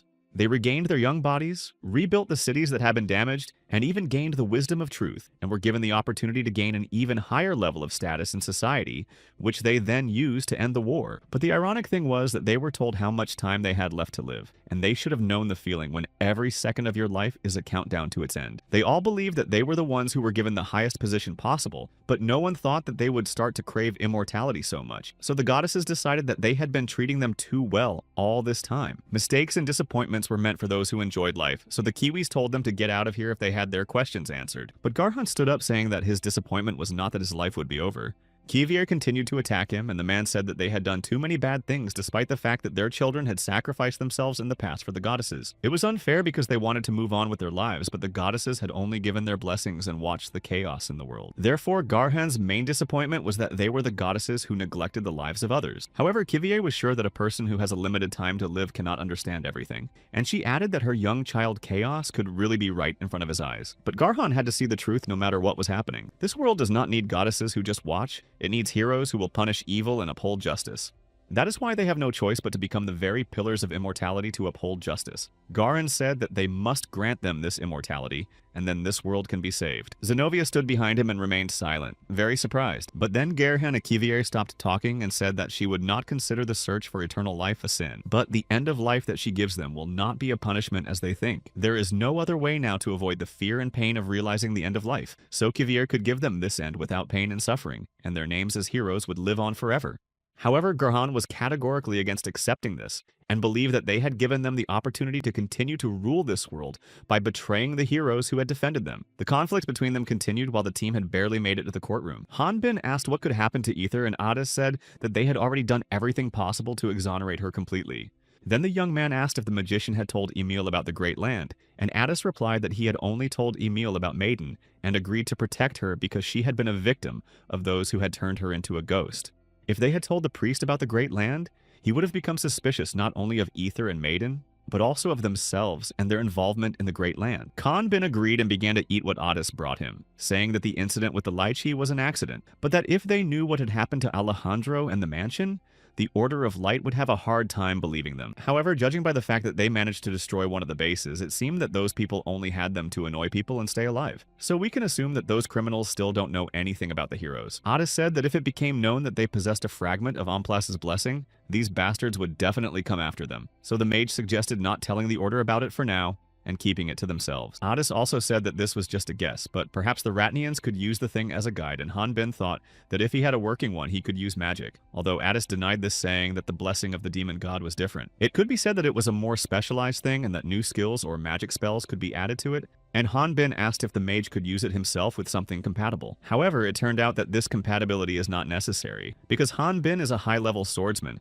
and both can use magic that can read the level of the opponent, and it is very similar to how a dragon absorbs experience. And with this thing, a person can go far beyond his or her limits of magic. It turns out that humans are like computers with low characteristics, and advanced magic is like a high-specification program. So the only way a computer can use the program is either with the guidance or blessing of Amplas. But still, they were very lucky to be able to get out of that mansion, and only managed to stop this magic because Madeline was stuck inside with them. And because it was only a fragment of Ampla's blessing, the magic was stopped quite easily, but it would have been different if there had been more. Most likely in this case, the heroes would not have been able to get out of this trap. Addis would not have been able to do anything either, but while the magician was talking and was very thoughtful, Hanbin leaned over and grabbed his hand and bit off half of his burrito. Addis was almost crying, saying that this was his only normal meal in a long time, but Hanbin only replied that it was not his fault that Addis was so focused on something other than food, and if he had been in that state in the Rocky Mountains, he would have become dinner himself. Then the guy wondered how he would have lived without being here, and probably would have just lived for 5 years in the Rocky Mountains out of fear. Although now it's ridiculous to think about it. You keep going forward, and the only thing that matters is that he was there at the right time. And it's also important that they were able to stay alive until now, which Addis agreed with. Meanwhile, Maiden and Ether had already left the room and were about to go to them to tell them everything. After all, thanks to Madeline's words, Ether and Ether were cleared of suspicion almost immediately, but when they saw Hanbin and Addis very close to each other, they decided not to interrupt them by watching them from afar. When they asked him questions, Addis just sighed and looked at his burrito, saying that the guy had eaten his food without permission. Ether then began to beat Hanbin, although he did not understand why she was so angry.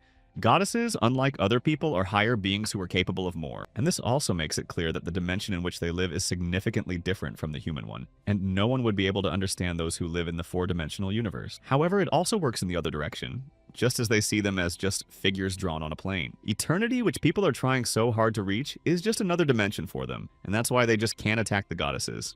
This is exactly how it has been for a long time until now, and the level of the goddesses is impossible to determine. Garhan couldn't really even think that such a being would be closed in the field of the lower universe, and it seemed to him that he and Kyriel had switched roles, and until he understood its nature, the future of the goddess would repeat itself in a cycle in this space. Then he asked Zenobia if Siriel could understand their plans while she was in this space. The girl replied that she did not know, but perhaps if they forced themselves to enter this space, the goddess of this space would call them herself. And it was at this moment that their magic began to be destroyed. And when Garhan beheaded her, the goddess was completely trapped in their magic. And by then it was too late because they had already absorbed half of her power of darkness. And this was true because after that, Siriel could not recognize the blessing of Omplas. But there was one problem, because they would not be able to achieve immortality with that alone. And although it was strange, the blessing of Omplas was incomplete, so Garhan did not know if they would be able to absorb all the goddesses when they created it completely. Zenobia asked him how he was going to create it, because they couldn't even leave the space to keep the goddesses inside. And since there is no time in this space, their lifespan will not be reduced, and they will be able to absorb their power as long as they need. Then only they heard the voice of the goddess, although they didn't think it was possible, and Garhan smiled, saying that if it surprised the Archmage, it was definitely worth it. It turned out that Garhan had just used some of the absorbed power and they could communicate with the other world. But Zenobia reminded them that the Order of Light was still watching them closely. And then Garhan said that's why they would pit one religion against another. They just need to give her a command in the name of Kyriel to the Dark Brotherhood. After that, someone took out a card with a single sword on it. It turned out to be Addis, and Aether joyfully exclaimed that she never thought she would ever want to create her own team with him. Although the guild did not think that he would include a 5th level newcomer in his team, Addis said that he had his reasons. When he wanted to pay for it, the girl said that her brother and herself were in debt to Addis's friend, so she would do it for free. But it turned out that Han Bin did not return the girl's things and burned the Temple of Amelia. Then she asked if Addis wanted to register a new guild card, as it was free for those who cooperate with the order.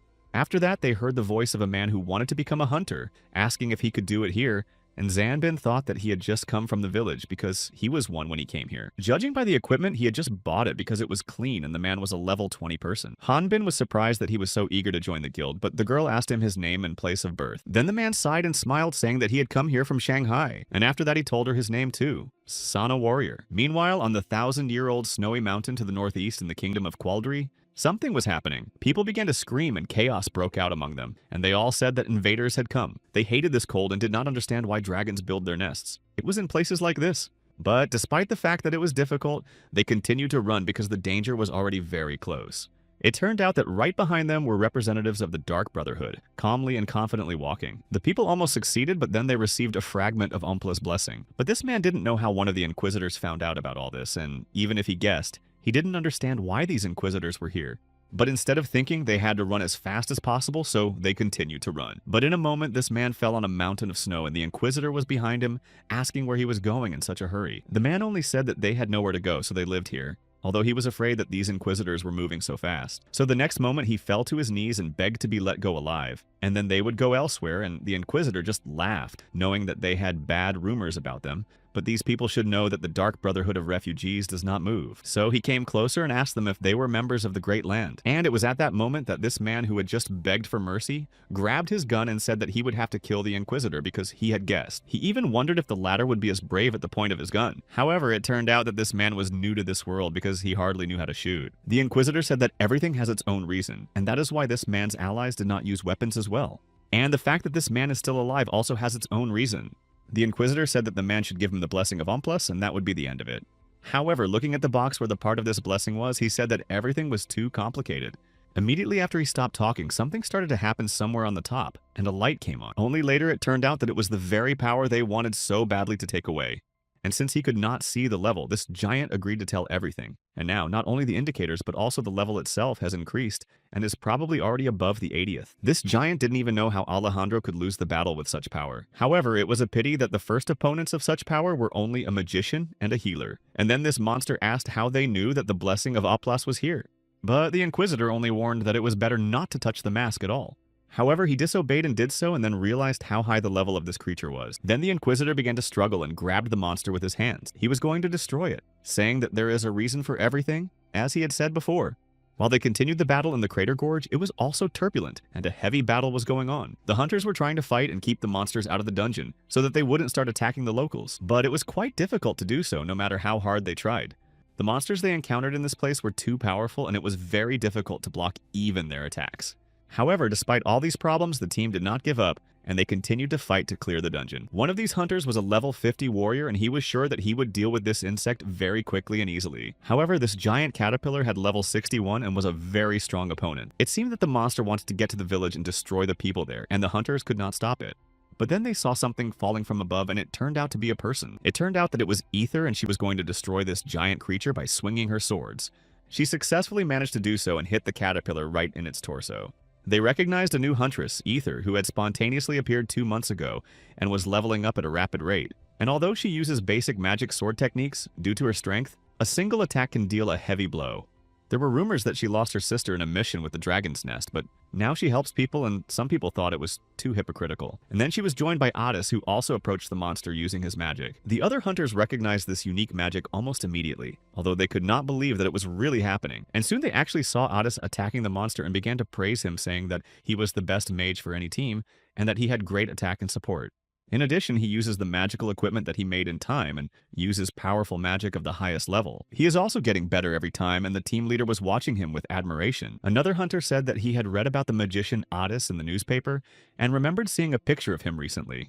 It was the Sword King's clan and the Valtirian warrior was there too, so Han Bin approached and said that he would do the rest. Martin just smiled awkwardly, saying that the other two had destroyed the monster and he was embarrassed, but Brad said that it didn't matter because they were a team. While Brad went ahead and tried to fight the monster, the other hunters started talking about something. It turned out that 2 months ago something happened in the guild and the consequences of the event were not what they wanted. They continued to talk about it until the monster was finally destroyed by another group of the Sword King. Later, in a completely different place, someone began to resent the fact that all hunters seemed to have no sense of beauty. This was the building where the aliens and criminals had been living. But another man said that the building and its technology had been changed and became better after the people from the other world came here. Emil then asked why the Hunters Guild was here, and the man said that he just couldn't stop thinking about that girl with white hair and the name Ether, because she was always in his mind. He emphasized that she was very beautiful, and it was a pity that she was engaged in the requested hunting, and worried about which team Ether was on. He decided to come and check. Emil was unpleasant to hear all this, but he realized that he had to endure it because he was a local nobleman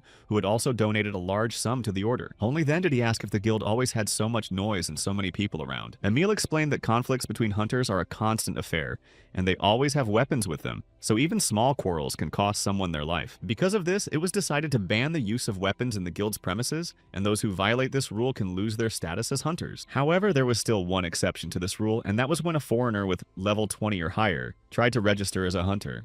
And the conflict begins when this alien is suspected of being an alien and the weapon comes into play. This man named Sana was surprised to be attacked and pushed around. Otis was not sure that this was a person from another world. And then Han Bin asked if the others knew about Shanghai or Changruxian, and it turned out that they did not. Ether thought that it was some kind of food, and Addis, who had never heard of it, assumed that it was another region. Only then the magician answered that these words are used on Earth, so Han Bin can be sure of his identity. But for them it is only an unknown word, and the other hunters only suspect until they guess.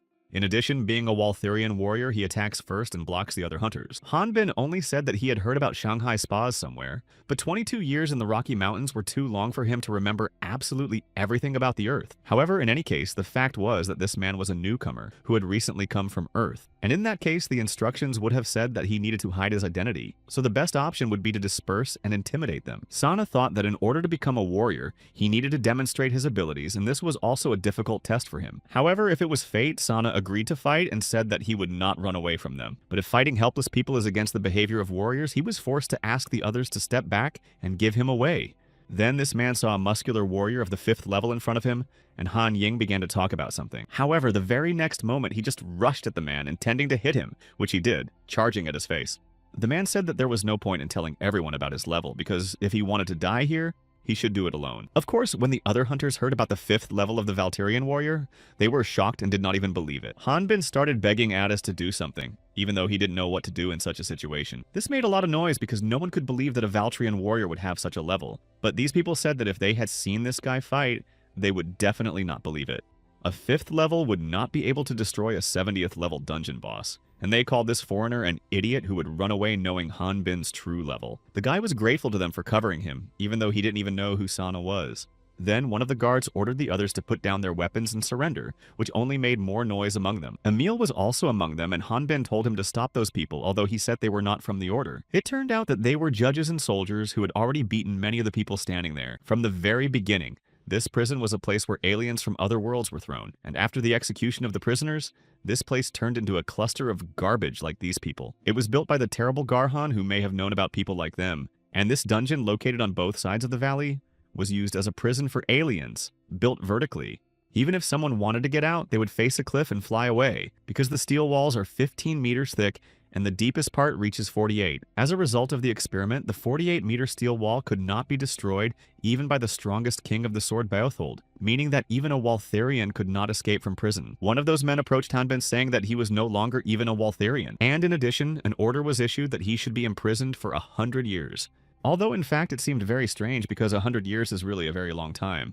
Hanbin tried to find out why 100 years because it was just an accident, and that strange man was the first to be affected. However, the other judges are also from the same group, so an appeal won't help. And even though Emil also asked for an indulgence for him, they are not interested in an indulgence, and the owner of the prison is the chief judge. So if they riot, the sentence will be even longer. But Afir said that the judge loves money, so there had to be a way to solve something. And Adis told Hanbin to wait a little longer so they could find the money and get him out. Hanbin just sighed, realizing that even if he got out of here, he would have to hide all the time. Then his plan to get the blessing of the goddesses through a donation to the order will fail and make no sense. After that, he would no longer be able to ask the goddess to send him to Earth and would only have to trust Adis and Ether and sit quietly.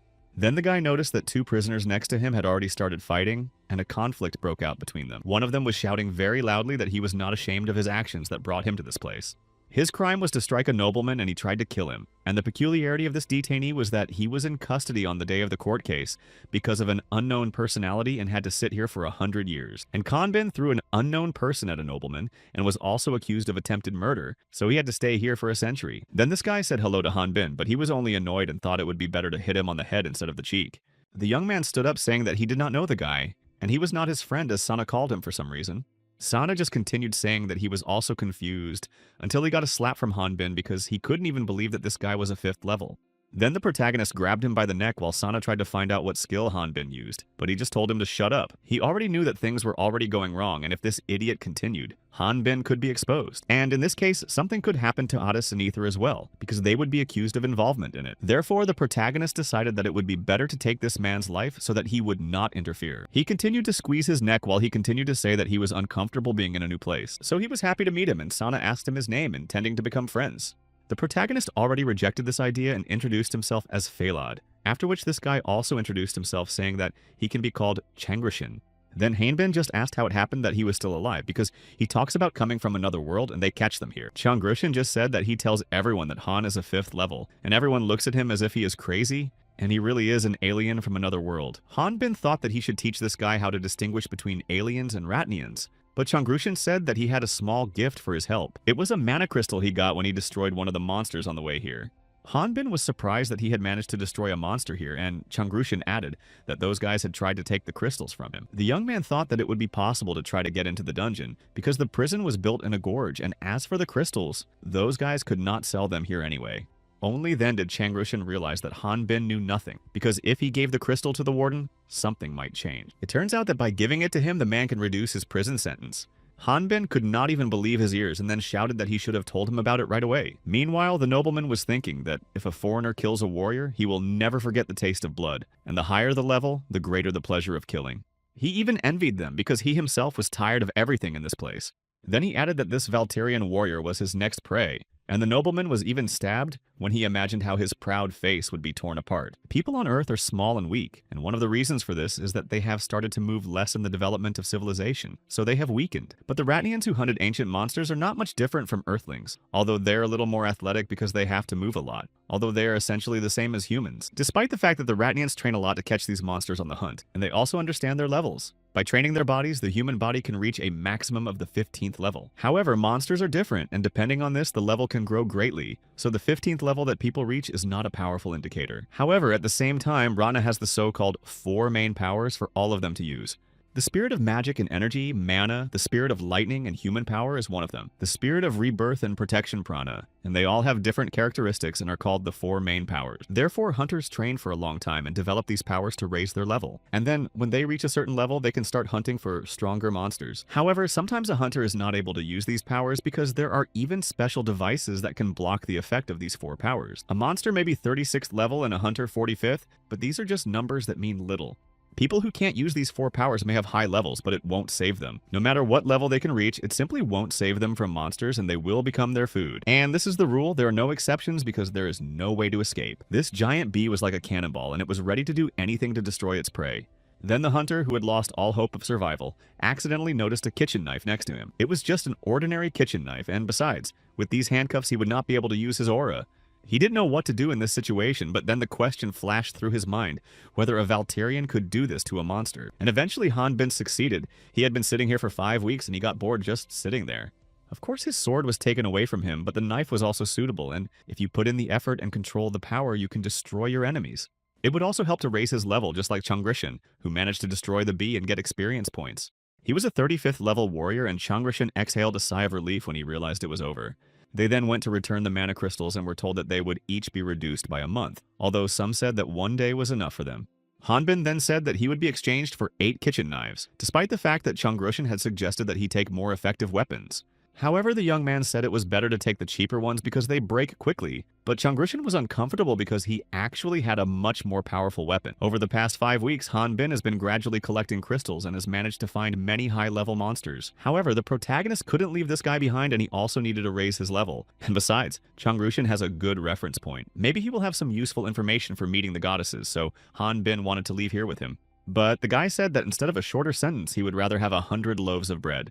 The other people sitting here thanked him because Changrishan had used mana crystals to give them bread, and these prisoners were mostly those who could not overcome the bullies from above. The young man laughed, saying that the monsters would come back anyway, and it was not a sumptuous meal, so he did not think he had done anything special. Han Bin then turned to him, saying that if he didn't want to rot in a prison cell, he shouldn't be so kind. Changrishan replied that he could not turn his back on those who wanted to become heroes, even sinners. Then Han Bin let him go and looked to the side to see the gate open and someone enter. It was the same nobleman and judge who sighed at what was happening. The prisoners rushed to him, begging him to see their family at least once, but he was stopped by the guards before he reached the judge. 5 years ago, this man was detained for 15 years for non-payment of a debt, and he has no experience as a hunter and his family pays for him. But the judge only said that if he wants to meet his family, he has to destroy monsters. Also, this man lost his leg to a monster and therefore cannot hunt anymore, so they wanted to give him another chance. However, the judge only said that he should be sent back to the dungeon to show what he could do.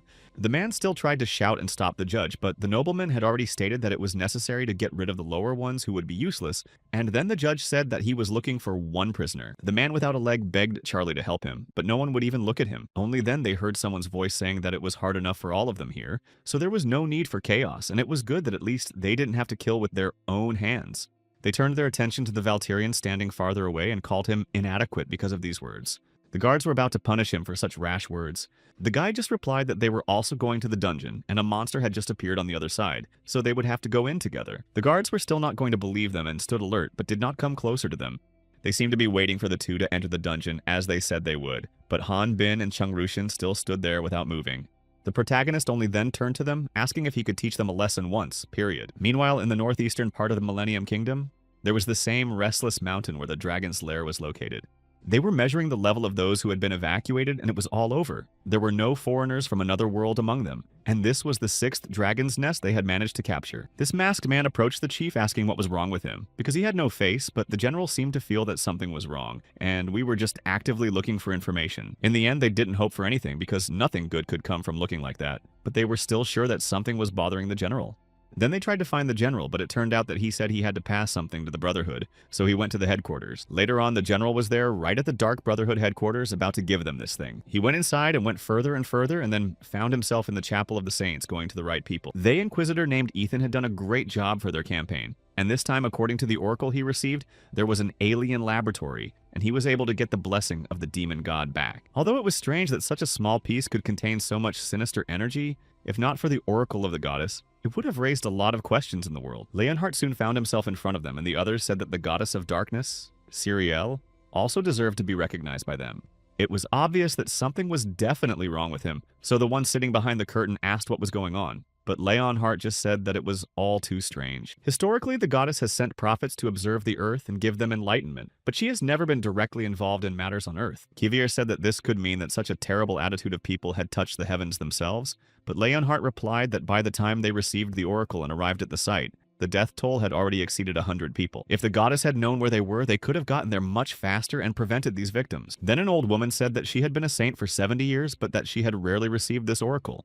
The goddess was very worried about the chaos in this world and sent the oracles, but there was only dissatisfaction. No matter how much they said that Leonhardt was blessed or chosen, this guy was too rude. Leonhardt only apologized afterwards, and then the woman said that he did not age and had young blood in him, But the boy no longer appeared to be a child who could afford to be capricious, so he should watch his words. She sat down again in her favorite place and told Leonhardt to remember to take off his mask next time, and he only apologized, saying that he would wait for the next oracle. The woman said that she was offering this blessing to the demon god, the goddess Kivriel, who rules over darkness. Leonhardt just realized that such a detailed oracle had never been seen before, and thanks to it, he was able to get Ompla's blessing back. But even if he asks the goddess what it is, she says that it cannot be told to any other orders. However, it was at this moment that something strange began to happen behind his back, and the boy stopped again. He did not fully understand what was happening, but for a moment he thought that he had just received the blessing of Omplas. He just sighed and squeezed his hand, saying that the Dark Brotherhood could definitely be trusted after such actions. Zenobia asked how much the blessing of the demon god she had left in the dragon's nest had increased, and he only replied that it was only 3%, because there were too few refugees.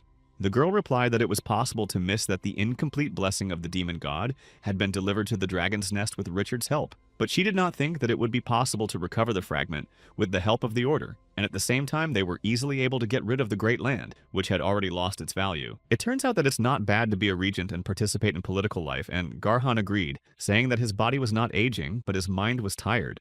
In addition, the great Earth they had created was too easily destroyed, so the girl was a little disappointed, although Garhan could not say that she was too weak, and the Dark Brotherhood Inquisitors were not that strong. Perhaps they gave them too much information through this oracle.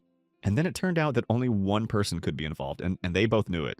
In the Dark Brotherhood, there is one wielder of the goddess's blessing named Leonhardt, and he was the one who would become the hero of the next generation.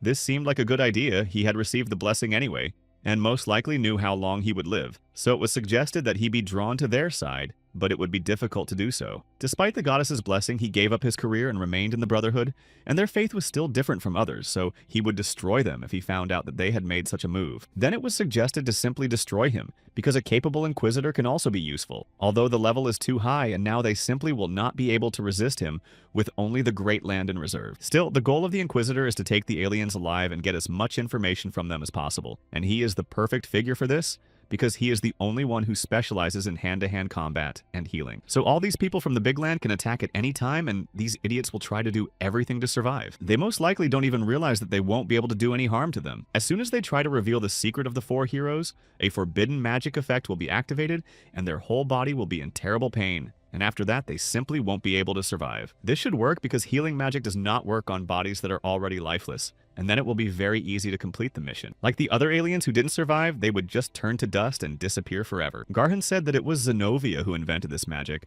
although the girl replied that she was an archmage, so she always creates magic, but she might not remember some of it.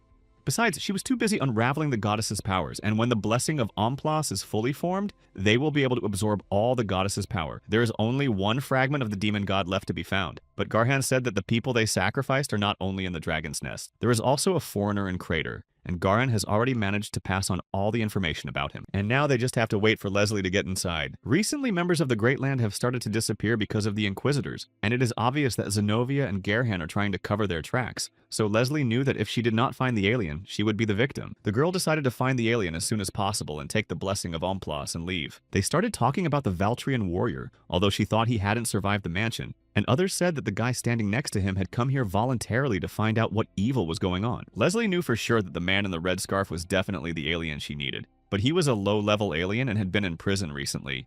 But the problem is that Leslie had reported to Garhan that she had killed everyone who was helping the Order of Light, but seeing that he was level 5, she thought that Han Bin was a criminal who was only pretending to be a Voltarian. The other guards started yelling at him and Changrushin to stand still and not move. Changrushin offered to fight with them and free the prisoners, but Han Bin was against it because he already has 2 dragons around his neck for which he is responsible. It is clear that it is better not to mess with that man, but he wanted to reduce the time in the dungeon and he still walks here. Han Bin was annoyed that he was just standing there looking at something. At the same time, the guards began to feel a very powerful aura and realized that it was coming from that Valtarian. Only then did Chanrushin, who was standing nearby, smile, realizing what it all meant. He exclaimed that they could no longer just stand there because nothing would change if everyone just waited for salvation. And if someone was punished unfairly, they should rebel, even though the guards began to think he was crazy.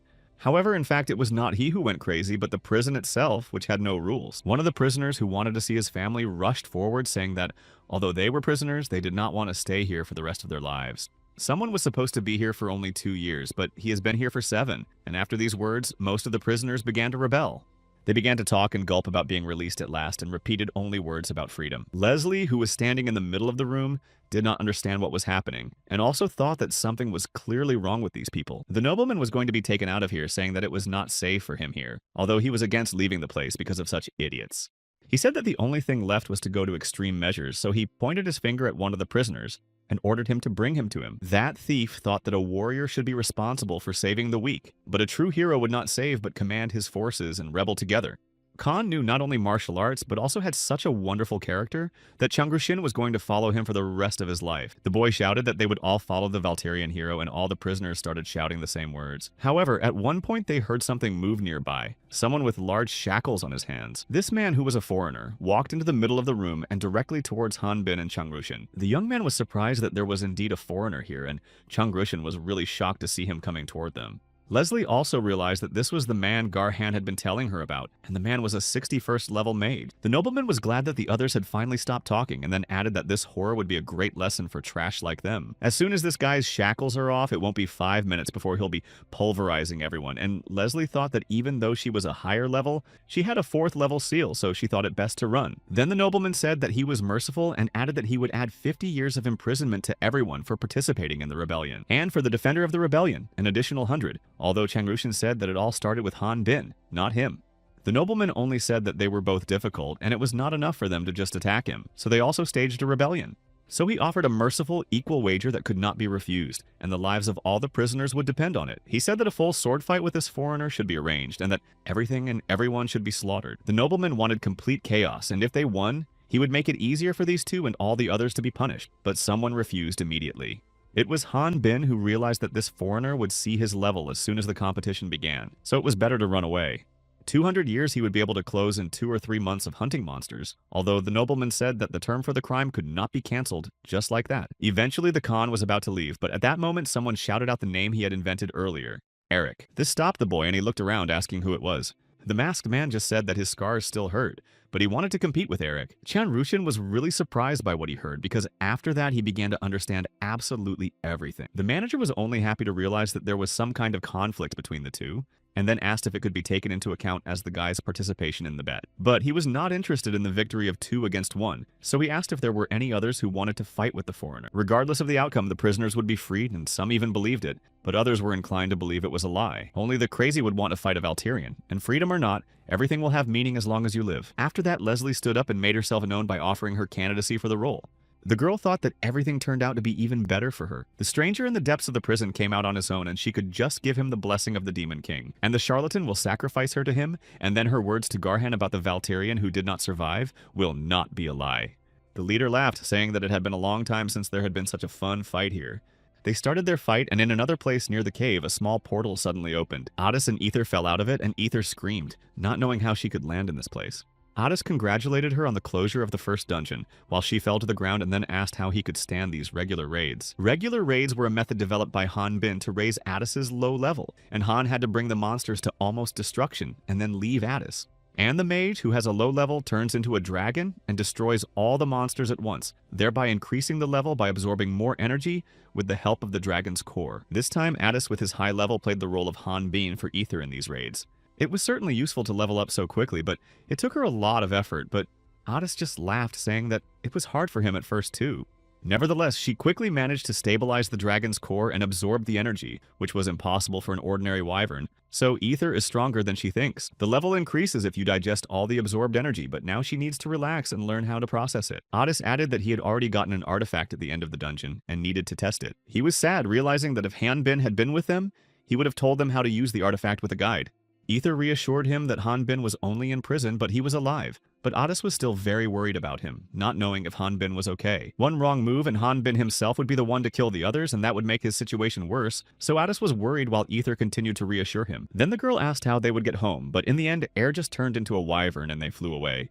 20 years ago, after the attack of the goddess of the Great Land, the aliens became enemies for the Ratnians. Garhan, one of the 4 heroes, agreed with the others to create the Crater Dungeon, which was not yet fully explored, and they kept the aliens there, and as a result discovered some of their peculiarities. These aliens cannot check who is who, and if they destroy each other, they will not be able to get experience points. And if an alien destroys a Ratnian, he will receive experience points. And if vice versa, there will be no points. If you level up, you can automatically gain skills, and if the alien suffers too much, he can take the opportunity to shorten his life, and the monsters in the dungeon do not distinguish between Ratnians and aliens. And if the alien does not survive, he will disappear from this world forever.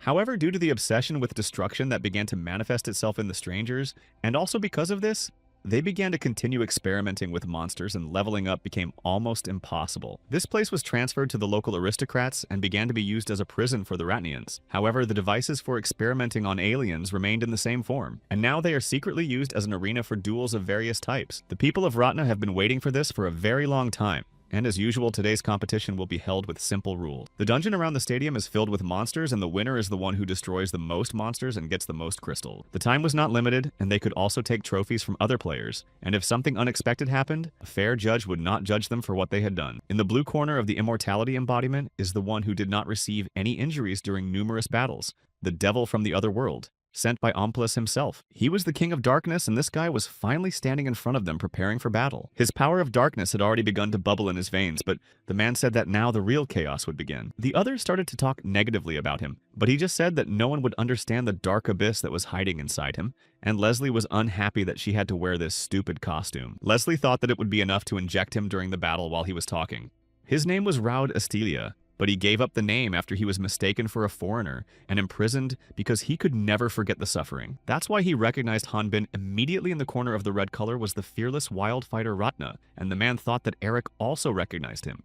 It was Eric Karun, but others knew him by his third name, Felad, who was a Valtirian warrior. Khan did not know who the stranger was, but he realized that he should be careful, because this man knew his name. We can assume that his identity has been revealed, and if the stranger is from the Great Land, then most likely others will also know about him. But knowing who Hanbin really is, he could have cornered him, and Hanbin didn't know what he was up to. But if the stranger knows him, he could start hunting Adis and Ether.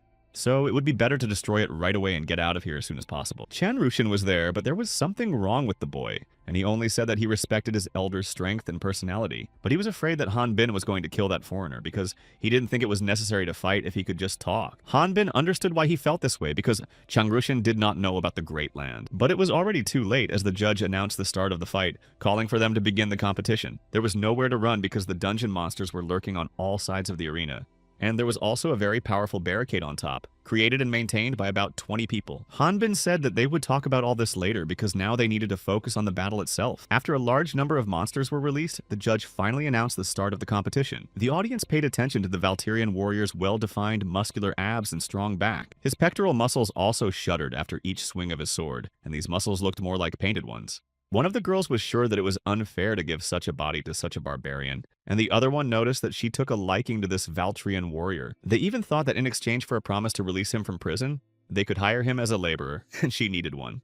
Meanwhile, a man came in and said that it would be difficult for a Valtirian warrior to work in the castle because he did not use magic. It was Lord Felix, and he was honored to be recognized, even though he was not a well-known merchant. Then Felix asked if he could take a photo with them, because it was a novelty of the order called an image recorder. The girls thought that he must be a high level to use it, but Felix said that his status was not high and that he had worked as a hunter with his brother in his youth, although he was not proud of it. At first he said that he should make sure that the thing would work properly. Meanwhile, the battle had already begun, and Leslie wondered if it was really the same stranger, although she couldn't be sure because his face was covered. While these girls were talking to Felix, Count Elkhauer approached them. He said that it would be better for Felix to refrain from trading here, although he added that for a commoner like him, this ticket would have to be quite expensive. But Felix just laughed, saying that he didn't trade, but was glad that Elkhauer was concerned about his finances. Then the man just said that the Marquis had sold the ticket at a very good price. Elkhauer was very angry because he believed that his competition had no right to lower prices even a little.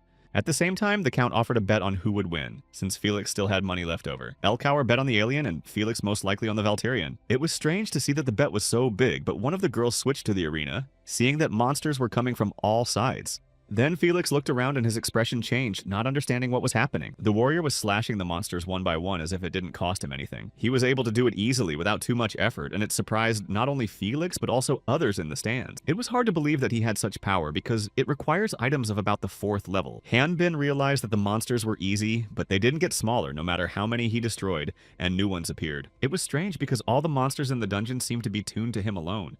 But despite this, Hanbin did not give up and continued to fight, attacking and destroying them further. The monsters just flew away from him even though Hanbin was sure he was still in control. Meanwhile, Changrishan tried to deal with at least one but could not do it. Leslie also saw one pass by but didn't pay attention because the monsters only hunted special ones, although she thought they were just creatures with low intelligence.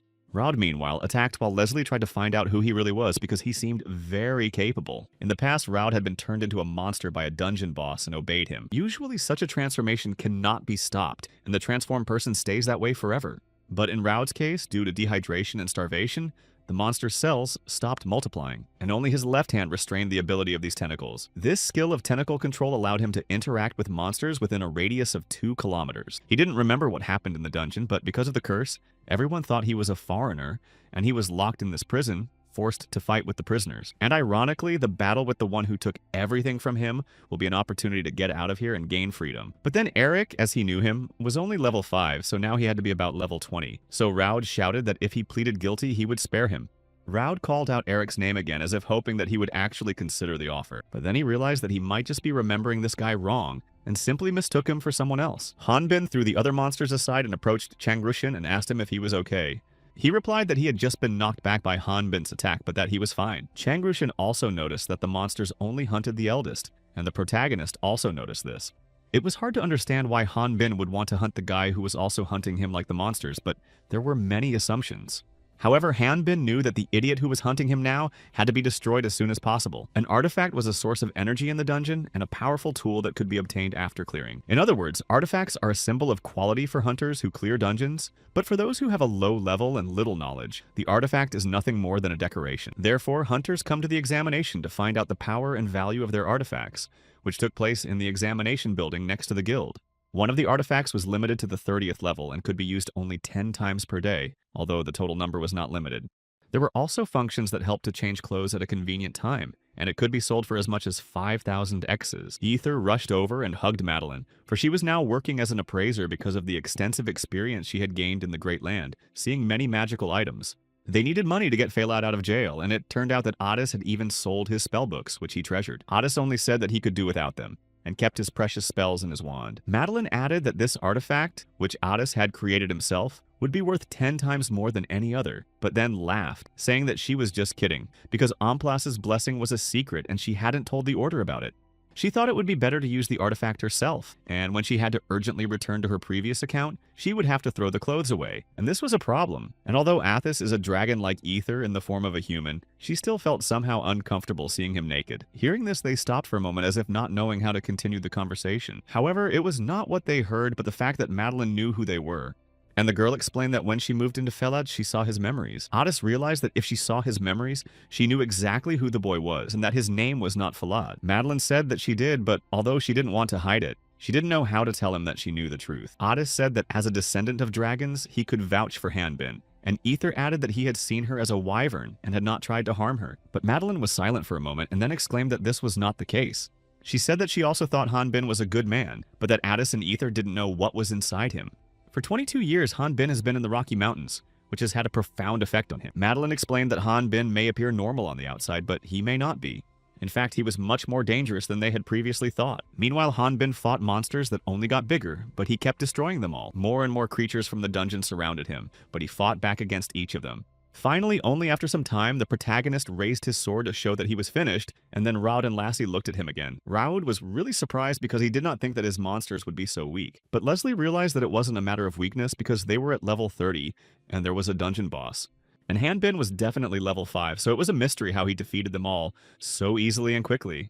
The main character again came forward seeing that there were no more monsters left. Elhauer was incredibly angry at what he saw, and did not even believe that this was possible. These monsters could have destroyed the entire city, but even they could not resist the power of this warrior. The screams of the prisoners had long since faded away, and those who had tasted reality had long since felt the power of the Valterian on their skin. It seemed that the fear of him could easily destroy the entire arena with prisoners and spectators. Hanbin thought it was over, but then he thought that Raud might still be hiding something, so he remained vigilant. This time he decided that he would destroy everyone and everything, and Raud was partially frightened by this, but he did not give up either.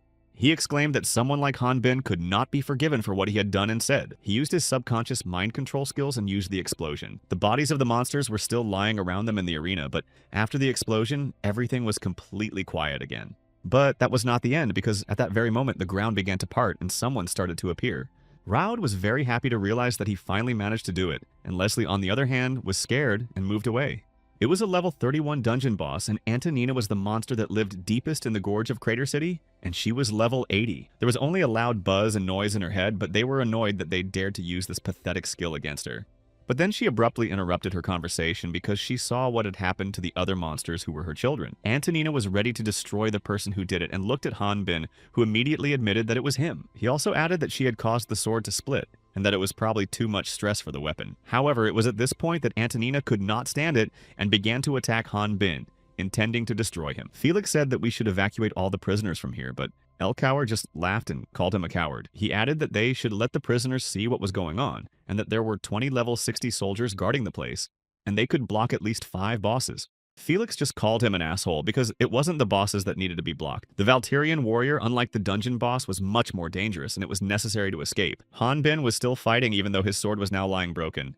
But he really did not give up, saying that now he would have to borrow the arm of this monster to fight on. After that, their battle only became more intense, but it didn't last long because Han Bin smashed it quickly. Now Queen Antonina was destroyed, and he managed to get more than 101 million experience points. The main reason why aliens were feared was that they had an impulsive desire to destroy.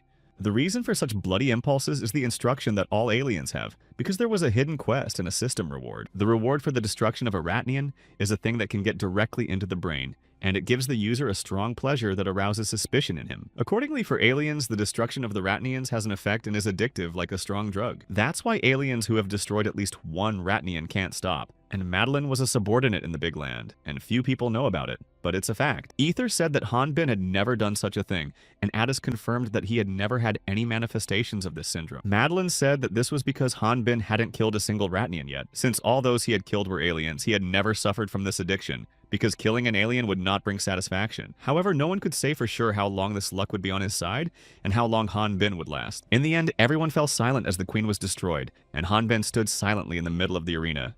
The monsters that had been constantly haunting him for 22 years, he could not get rid of them all the time, and in complete solitude he had to fight to survive. What is absolutely normal for him is not really normal at all. He passed Rotna physically, but in reality Han Bin was still on that mountain. If he was being pursued by the enemy, his repressed instincts could come out at any moment, and it would not be difficult for a man like him to start killing. Then Madeline said that Addis should have felt this desire to destroy at least once.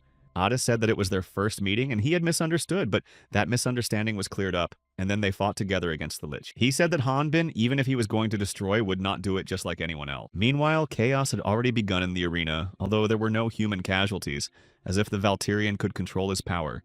But Felix thought that they might just be lucky that there were no casualties. Ether said that it was better to stop talking about such things, because it would not be a big deal if Han Bin started killing everyone even without thinking. Raud just yelled at him not to come any closer, realizing that the monsters were gone. Madeline then said that maybe there was a reason for Han Bin's destruction.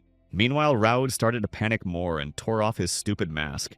Then Madeline said that Han Bin's identity could be revealed, and that was the reason. And the lives of those with whom he had established a connection for the first time in 22 years were at risk. He didn't hesitate, and once he destroyed the Ratnian, he would become addicted to it. Khan Bin had already reached out to destroy him, but Changrushin stood in front of Raud to protect him. The boy was very surprised that Changrushin prevented him from doing so, but stopped because of this shock. Changrushin laughed, saying that he thought he could block the punch, and then added that people should solve problems with words.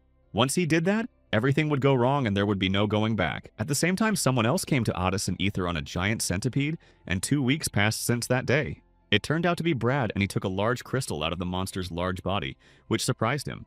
It was the jackpot, and he was very happy and started shouting about it even louder. Such a large crystal must be worth at least 500 X's, and Addis and Ether were surprised when Brad let them have it. Martin said that they still owed the Valtirian a favor, so they wanted to help, and they had received a valuable artifact from them, so that help alone would not be enough. However, Brad knew that he was doing it all for Ether, but he couldn't say it out loud because it was too embarrassing. Ether just thanked him for it, saying it was very nice of him.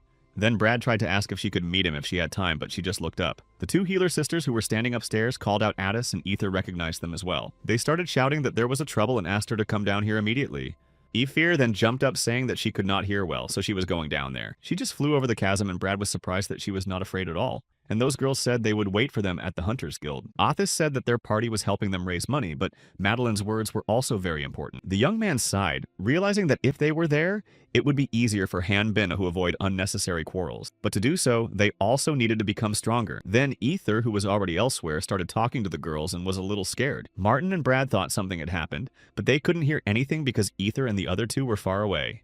Otis also could not hear anything, but he started to worry a lot, thinking that something happened to Hanbin. Only then was an envelope with information about the aliens from Crater Prison handed to someone. Felix took a big risk by doing this, but the man did not even offer tea, saying that there was water behind him, and he could take it himself. He laughed, saying that this kind of research would be faster with the Dark Brotherhood, so there was no point in him doing the dirty work. According to the Baron, it was clear that this foreigner was the prisoner of the Crater Prison, but he also added that Raud was not a foreigner because he had personally checked it. But Felix said that when he checked, he did not find any information about his place of birth. Elhauer most likely wanted to put him in the spotlight in the arena and destroyed all the records presenting him as a foreigner. But the man thought that maybe he had rushed into things trying to control the situation before it got out of hand. Then he sighed and took the next photos that showed Hanbin. His opponent in the competition was a Valterian warrior, and he was rumored to have killed the head of the enemy when the Order attacked the Dragon's Nest. Felix said with admiration that he destroyed monsters with just one sword stroke, and although it was impossible to calculate the level of the Valterian, he had a guess. However, the man stopped him, saying that this year he had taken too much time and money from Felix. He had arrested the wrong guy and had to pay compensation, and Felix thought that he was going to give the money back right now, but he didn't. He just said that he would have to catch the person who was on the 5th level. The withdrawal syndrome looks really very serious in person, and judging by the behavior of those people, they were not in their right minds. And it was not even interesting because their reactions were not what they thought. Holian asked Zenobia not to laugh at her, because she had only seen more dirt since she became queen, although the others behaved quite modestly, and then they remembered the girl sitting in the corner. They didn't remember much, but it seemed that her name was Leslie and she was very quiet, unlike the others. There are cases when foreigners, on the contrary, harm themselves because of this syndrome and as a result destroy themselves, although there is no sense in doing so. They have only two options, either to destroy themselves or to destroy someone else. But they fight against this desire because they want to live and do not want to destroy. And then at some point, one of them approached Leslie and said that her subordinate had recently committed suicide. Holian asked Leslie if she wanted to go with her right now. She hated those 4 heroes who had locked her in this place and wanted to destroy the soldier in front of her. But for some reason, Leslie could not resist her offer, and the girl realized it by Holian's elegant behavior and her voice. For them, someone like Leslie is just a toy they can get rid of at any time. Restraint was her condition for release from the cell, and they managed to suppress their craving for destruction with this. They also took over the dirty work of the 4 heroes, as if they had become a fake Big Earth. The containment was created by Leslie's fear of them, and the fear is enough to swear allegiance to those she hates. Leslie thought she would never feel this fear again, but the rebellion would have been unnecessary. When she saw this power, any level of rebellion, high or low, was useless. Eventually, Hanbin broke the handcuffs on himself and rushed at Leslie asking if she was a spiritualist. He did not wait for an answer and simply asked her to save the guy behind him. Hanbin did not say anything else and did not attack her, but he asked her again for help. Leslie told the Khan to stop the bleeding on Changrushin's arm and give him the bandages he had. But Elhauer, who was nearby, wouldn't let them do it, and said that he was the bastard who had ruined the competition, so he ordered them all executed. They looked around and saw that the same gate from which the monsters had come was opening again. Hanbin was really angry at them all because here was a man who might not have survived and they were acting like this. Then Leslie began to bring Changrushin to consciousness, and eventually she began to succeed. However, they couldn't stop because they hadn't even finished administering first aid, so he would just bleed out if they stopped. Meanwhile, the Valterian was once again called a simple monster, so they were already preparing to fight him. After a few minutes, the fire started and these people started shooting at him. They managed to hit him almost exactly, but at the last moment, Raud was able to quickly jump away. In this way, he managed to save them all, although Hanbin was surprised by what this guy did. But Raud just shouted at him not to waste time, because he couldn't let the guy who saved his life bleed out like that. What he did was to create a pit, and Raud ordered everyone to jump in, and Hanbin began to wonder who he really was. He only said that Hanbin was to be destroyed by his hands, so he told him to survive until then. The young man just apologized, but then they ran together into the pit while Raud stayed outside. He seemed obsessed with looking cool, so he praised himself for what he had just done. He was sure that no one would destroy him because Raud was a secret weapon of the nobility, but it seems he was wrong. Leslie had already been able to stop the bleeding, but all she could do now was to slightly increase his normal healing rate. Hanbin then asked about Changrushin's arm, half of which was already missing. The girl only said that she was surprised because, given that Hanbin had struck him, his body could have been split apart, but it would be too difficult for her to glue it back together. And Leslie said that she really wasn't lying because she was too low level for such tricks. Then Hanbin thanked her and left, telling her to rest now. Hanbin said that when Changrushin gets better, they should break out of the prison, and since Raud had lured the boss out, they just have to find that room. He added that he would just look around the neighborhood and come back, and told Leslie to wait here. She also mentioned that she hadn't had time to give Amplas's blessing because of all this, But it wasn't that important now. If the Valkyrian changed his mind, she would be finished, so Leslie realized that she just had to run. However, the girl did not have time to go far and was met by a level 70 monster that blocked her way. Meanwhile, many announcements were posted on many streets of the city that Falad Bean was wanted. It was discovered that he had escaped from prison, and of course this caused so much chaos among the people. Meanwhile, Addis took a giant suitcase with a lot of mana stones, and then he put another one in it. The boy realized that with so much money and crystals, they could last for some time, and Ada said that they should take Falad and flee from this village as soon as possible. Judging by the information he had gotten, Falad was running away in nothing but a dungeon connected to the outside world. If they moved quickly, they would be the first to find it, and the more monsters there were, the better for them. Ether thought that the fact that no one had found him yet meant that the boy was hiding, and that the dungeon was a very confusing place in which he would not be able to find him quickly. However, Martin and Brad decided to join them, saying that they would help in the search because they still felt a debt to them. Addis and Ether thanked them, not knowing how to repay them for their support. Martin said that they would get ready and wait for them at the 24th lift, and Ether was to do the crystal exchange, while Addis bought 2 dungeon maps in the meantime. If they continue to move so slowly, external organizations will be able to search for him, and if this happens, even Han Bin will not be able to avoid this destruction. Because of these experiences, Addis realized that they needed to find him as soon as possible before the battle began. However, as soon as he opened the door, the magician was surprised by the person inside and said that he did not expect to see Addis here. Foreigners do not have real friends or other people close to them, because for them partners can be more dangerous than enemies, because they need to hide their identity. That is why they are lonely and in hiding all their lives until they meet a monster that is stronger than them and will destroy them. Normally, meeting such a monster would be the end for any outsider here. Leslie also saw this giant and thought that she would not be able to get out of here alive, and this was the end for her. But at the last moment, Changushin threw her away. He told her to run away as fast as possible because this monster had an incredibly high level. Leslie didn't even know what to think or do, and Changushin fell to the ground right in front of this monster who was about to attack. He was ready to attack the guy who was lying helplessly in front of him, but at one point he was protected. Leslie was unable to escape, however, and began to use her magic to create a barrier in front of the changeling. After that, the girl managed to attack the monster, thus preventing it from hitting them both. And then Han Bin joined them, standing in front of them and preparing for his next attack. Although he still had only a few skills that he had learned in the Rocky Mountains, he used his spear skill to strike the giant stone with all his might. Eventually, he managed to destroy the monster, and the shackles on his hands fell to pieces. Han Bin was even a little disappointed because he could not use this monster even as a bait to escape, and he ordered Changushin and Leslie to run back in and apologize, and also told them to add that the Valtarian threatened them, and then they would have a chance to survive. Then the protagonist added that if they understood him, then let them get out of his sight quickly before he destroyed them himself. Chan Rushin laughed and said that this would hardly help them, and in the end they would not go away just like that. Anyone who wants to become a real warrior is probably not able to turn away from someone who is suffering. Han Bin was furious, saying that if they wanted to live, they had to run away, and that it was enough for Chang Rushin that he lost his arm because of him. But the guy said that one arm was a small price to pay compared to Han Bin's help every time there was danger because someone might find out that Chang Rushin was actually a foreigner. Leslie was actually surprised to hear that he was a foreigner, but Chang Rushin said that thanks to his elder, he had heard a lot about what the foreigners had done in Ratna.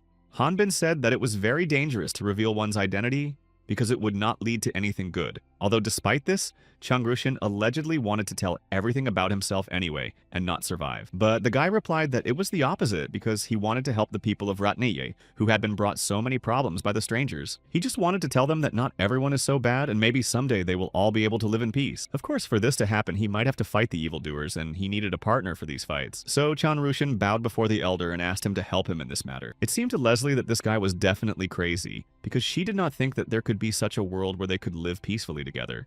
It seemed to her that this was utopia and that this could never happen in reality. The protagonist said that it might seem easy in words, and then asked if Chang Rushin could destroy an Earthling if he had to do it in such a battle. The guy said that this was unacceptable for him, but he was ready to destroy someone who no longer looked like a human. However, he still believed that first you need to solve problems with words, and if that doesn't work, then move on to actions. Han Bin finally sighed, and then they shook hands as a sign of agreement, and that they would now help each other in this battle. Leslie, despite all this, thought that it was impossible and that what these two were doing would lead them to a dead end. It seemed to her that these were just stupid illusions of an Earthling who had recently arrived here. But Han Bin asked if the boy had a plan, and you replied that he needed to think about it. But first, they needed to get out of here, and Leslie, who had been working for the Big Earth for 10 years, finally faced reality.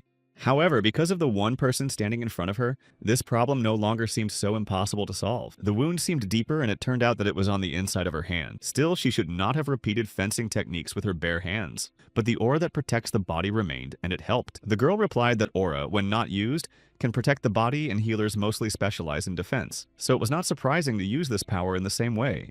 It's not like in the game where you level up and your abilities increase, but the thing is that he had a lot of unused aura in his body, so his abilities increased, but he didn't understand why he could only use physical attacks. Leslie started talking again, recalling what Han Bin had said earlier. She asked if she could join them, and then it became clear what she was talking about. Han Bin added that if someone found out that she had helped a foreigner, she would not be safe. And then he added that if she was caught, she should just say that he threatened her, and then she would have a chance to survive. Leslie replied that she would say that he caught her and made her heal, and then they decided to sleep before clearing the dungeon. In the end, there was complete silence between the three of them, because Changrushin had already fallen asleep. Elhauer was furious because despite the fact that he offered a high reward, there was still no news. It turned out that the dungeon was too far gone and hadn't been reached yet, and the hunters demanded a reward of rank C or higher. The man was furious because if Han Bin came out and started saying that the foreigner was not real, it would come to the court and the order. It wasn't even about the money, but at that moment it was reported that someone was asking for an audience with the Count. But Elhauer just exclaimed that the situation was too dire for them right now. He told the man to leave immediately, even though the guard told him that the Count was not receiving anyone. Elhauer only said that if he did not understand the words, let him be put in a cell. But it was too late because the men went inside and apologized for disturbing him when the Count was busy. Elhauer was very frightened when he saw who came in and asked for help in this investigation. It turned out that it was an Inquisitor from the Dark Brotherhood, along with Addis and Ether, and he said that they were in a hurry so they didn't have a warrant. The Inquisitor was silent for a moment and then stopped, saying that it probably didn't matter anymore. Of course, he had hoped that it was just his guess, but then he met Lord Addis. Now he was right in realizing who the wanted man was, and Addis was finally convinced that he was looking for Falad. The Inquisitor only replied that he did not care which side they were on, whether they supported Eric or the warrior Falad, because it did not concern him. The most important thing for him was his attitude towards foreigners, and the Inquisitor thought that there was already one foreigner in this place.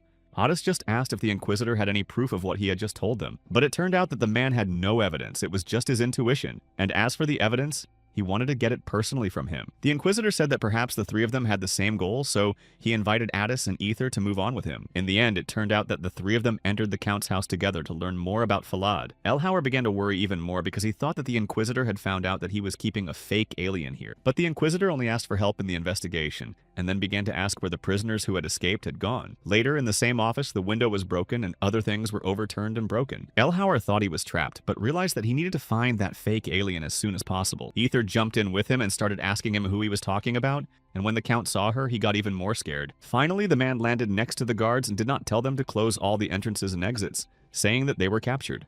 However, no one understood why the hunters appeared here with the Inquisitor.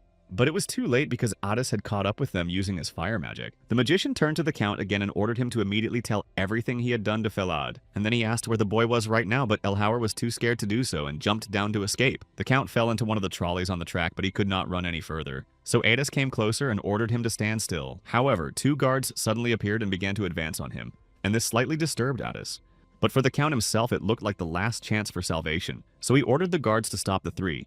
Addis was annoyed that they were interfering with him, so he was going to attack again, and Ether, who was already nearby, began to help him. The girl quickly used her magic to paralyze the two guards and succeeded in doing so, and they stopped in their tracks. Ether apologized, saying that they should be glad that they were still alive, because it is usually impossible to survive after Addis's tricks. Then the magician asked her where the Inquisitor was, and Ether just said that she hadn't seen him follow them. Then the two of us jumped down, thinking that we had missed the Inquisitor, but there are guards everywhere, so it might be even better. And they decided to follow the Count in the trolley. Elhauer, in their opinion, should know where Han Bin ran to, and perhaps they will be able to find him faster than the Inquisitor. If the Inquisitor found Han Bin first, it would probably be the worst situation, because they would have to fight. But Addis realized that no matter what happened, they needed to prevent Han Bin from destroying the Ratnian, because if that happened, it would be the end. Addis realized that in this case, he would have to do something terrible, even if it cost him his own life. And it would take some time to get down into the dungeon, but they didn't have that time at all. Meanwhile, the Inquisitor was already there, although he didn't really think that the Count would be able to escape so quickly. There was a large city here where he had gone on the trail of a lich from the Great Land, and it turned out to be a city called Onpros. But later on, the traces of this lich disappeared, and the Inquisitor thought that most likely he simply could not survive. After that, Alejandro's dragon nest was destroyed, but all the blessings of the Demon King that were obtained with the help of the goddess's oracles were still there. This meant that there was a high probability that Alejandro had made this blessing to Omplas. But the fact is that most likely another person was involved, and the Inquisitor thought of Felad. However, knowing his level, he realized that this person had to be definitely higher than the fifth. However, his allies were not ordinary people either, for the Inquisitor noticed that they had something special, something that connected them to the aliens, but at that very moment, the guards began to prepare ballistae on the orders of their count. The Inquisitor behaved very calmly despite what was happening around him, and thought that the oracle of the goddess had not yet been found. All of this was just his guesswork, and even so, aliens are still the backbone of Oplus military power. He knew that all this was not necessary and very easily stopped absolutely all the arrows that were flying at him. The Inquisitor threw them away, saying that there was no point in forgiveness or mercy. Addis and Ether, meanwhile, arrived at the place with the help of his magic, and were very surprised to see what was happening outside the door. It turned out that it was the same arena where the battles in which Hanbin had recently participated had taken place. Most likely, huge monsters had to fight here, and neither of them knew whether Hanbin had also participated in it, but they were sure that he had. Then they heard the words of the Count, who began to shout that they were dirty hunters who had no right to destroy him, especially with the Inquisitor. At that moment, the Count was holding something in his hand, and next to him was a tied-up guy whom Elhauer took for the man the two were looking for. Addis recognized Raud, although he didn't understand what he was doing here, and Ether didn't even know who the guy was. After that, the Count just shouted, saying that he was a god and a king here, so they had no right to speak without his permission. Elhauer thought they were taking him for an idiot and started to tase Raud, who was already half dead. Perhaps this time the strongest monster in the dungeon would finally be able to deal with them, but there was also one that was defeated by a Valterian, although this Queen Antonina was just a queen, and not the strongest boss of the dungeon. After that, the players summoned the king of the Crater Dungeon, although Addis and Ether had never heard of him before. The mage had only heard rumors about the queen in the Eastern Gorge and talked about the introduction of King Antonino in the Western Gorge, but he was much stronger than her. And in the end, it turned out that these were not just rumors, but the truth, because soon the wall broke down and a huge monster stood in front of them. It was the very king of this dungeon, who seemed ready to destroy everyone who came across him. At first, they could not believe their eyes that they saw such a powerful boss monster, but the Inquisitor was already very close. He was incredibly angry at the Count who dared to do this, and was ready to attack him, saying that Elhauer would not be able to escape. The hero of the next generation, chosen by the goddess herself, also had her blessing. And it was at that moment that Addis suddenly realized that it didn't matter how much he risked his own life, and he thought that there was no point in it if he did nothing else. Then one of the guards, who had been hit hard and was already bleeding, started saying something about the Eastern Gorge in the boss's room. Finally, he couldn't stand it any longer and finally fell down, still bleeding out, and said that the one they were looking for was there. But getting there would be really hard now, because they were facing a giant and powerful enemy. There were also other hunters who were looking for the fugitives and were told that there were no monsters here. But 2 weeks after the competition, new creatures appeared, although these hunters thought that the monsters had come to the artifact. They had already spent so much effort, so they were going to keep going and take the reward, although they didn't think it would turn out this way. It turned out that they had brought the same giant sword of a Valterian warrior with them to fight back. But despite the fact that they kept waving it and fending off monsters, they realized that it was not even sharp, only very heavy. Despite this, the hunters tried to avoid the monster's blows, although they were only coming faster. Then the hunter who was holding the sword suddenly dropped it, as several monsters began to pull him and his partner away. One of them looked at his artifact ring on his finger and thought that it was the magic for such an attack. They began to use the Fire Sphere and the Thunderbolt, but they did not know how to use it at all, because they were not foreigners, so they did not understand it. The very next moment, the hunters thought that this was their end and simply covered their faces with their hands, trying to somehow avoid the monster's attack. However, quite unexpectedly, the same warrior appeared here, grabbed his sword, and destroyed the monster that was approaching them. Hanbin happily said that the sword apparently obeys only him, and then asked the hunters if they were sent here by the Baron to catch them. Then he looked at the others who had been brought here by Chanrushin's cart, and said that these hunters had come here for the same reason. But it seemed that now they had already changed their minds, and began to attack the monsters on Chanrushin's orders. The prisoners were promised that if they found Hanbin, Chanrushin, and Leslie, they would be released from prison, which is why they entered the dungeon. But Chanrushin quickly managed to lure them to his side. By tomorrow, they would be able to clear the dungeon and be free, and all the prisoners thought that it would be better because they would be fed to the monsters anyway, so they had better at least try to escape, period. But Chanrushin said that they would not escape, because they needed to tell the citizens of this city what was really happening in that prison, and about all the crimes that were going on there. They wanted to accuse the prison warden of illegal actions and get him fired, and then get their freedom. Of course, there were many prisoners who believed that it would be more profitable to unite with the Valterian warrior than to fight him, but not everyone thought so. And Hanbin himself said that the best way to solve everything was peacefully. One of the hunters asked if they wanted to condemn the Baron, because he already suspected that they were not all at home, and it turned out that the prisoners had really gone crazy. This hunter said that no one would believe the words of the prisoners, and it was better to start chaos and altogether escape from this city. But what to do then? Because they will have no home and nothing else, because the Baron only wants them to start fighting. If their hands get stained with blood, no one will listen to them at all. If that happens, none of them will be able to live a normal life anymore. Allegedly, the problem was pride, because some of them had wives and children in this place, and if they wanted to go back to prison, the prisoners told them to go back alone without them. This hunter said that they had been sitting in silence in prison, afraid to say anything, and now they started to contradict themselves. Some of them didn't care whether to rot in jail or hide all the time, but others thought it was better to at least teach this Baron a lesson. Moreover, they had a warrior with them and thought that no one would be able to touch them. So most of the prisoners decided that they would follow Chanrushin. In the end, this hunter was left alone because he was the only one who decided to just surrender and not oppose the Count. Chanrushin even felt a little bit lonely when others started shouting his name and saying they supported him.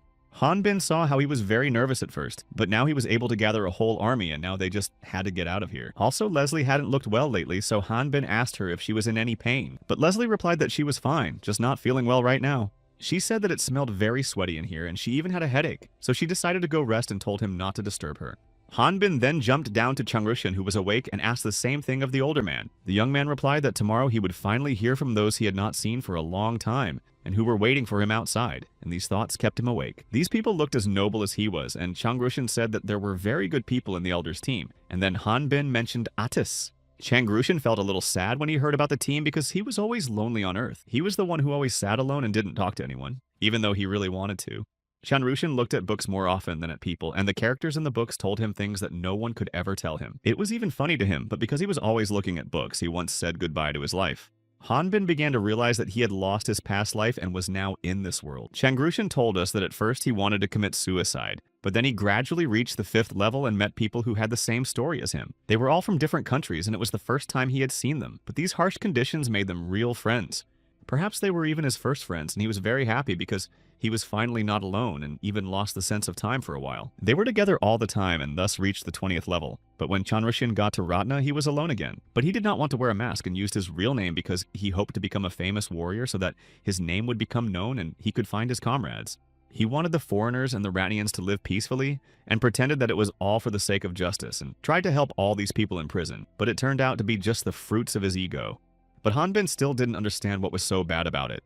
After all, he could have money, fame, and peace of mind. And then the protagonist added that everyone has the right to any dream. The person who says that he did not seek his own benefit is either an idiot or definitely hiding something. And the only difference is whether he was looking for his own benefit or whether he was trying to do the same for the benefit of other people. Everyone who is here at least owes their lives to his egoism. So his dream of creating a world where everyone understands each other can be called a manifestation of justice.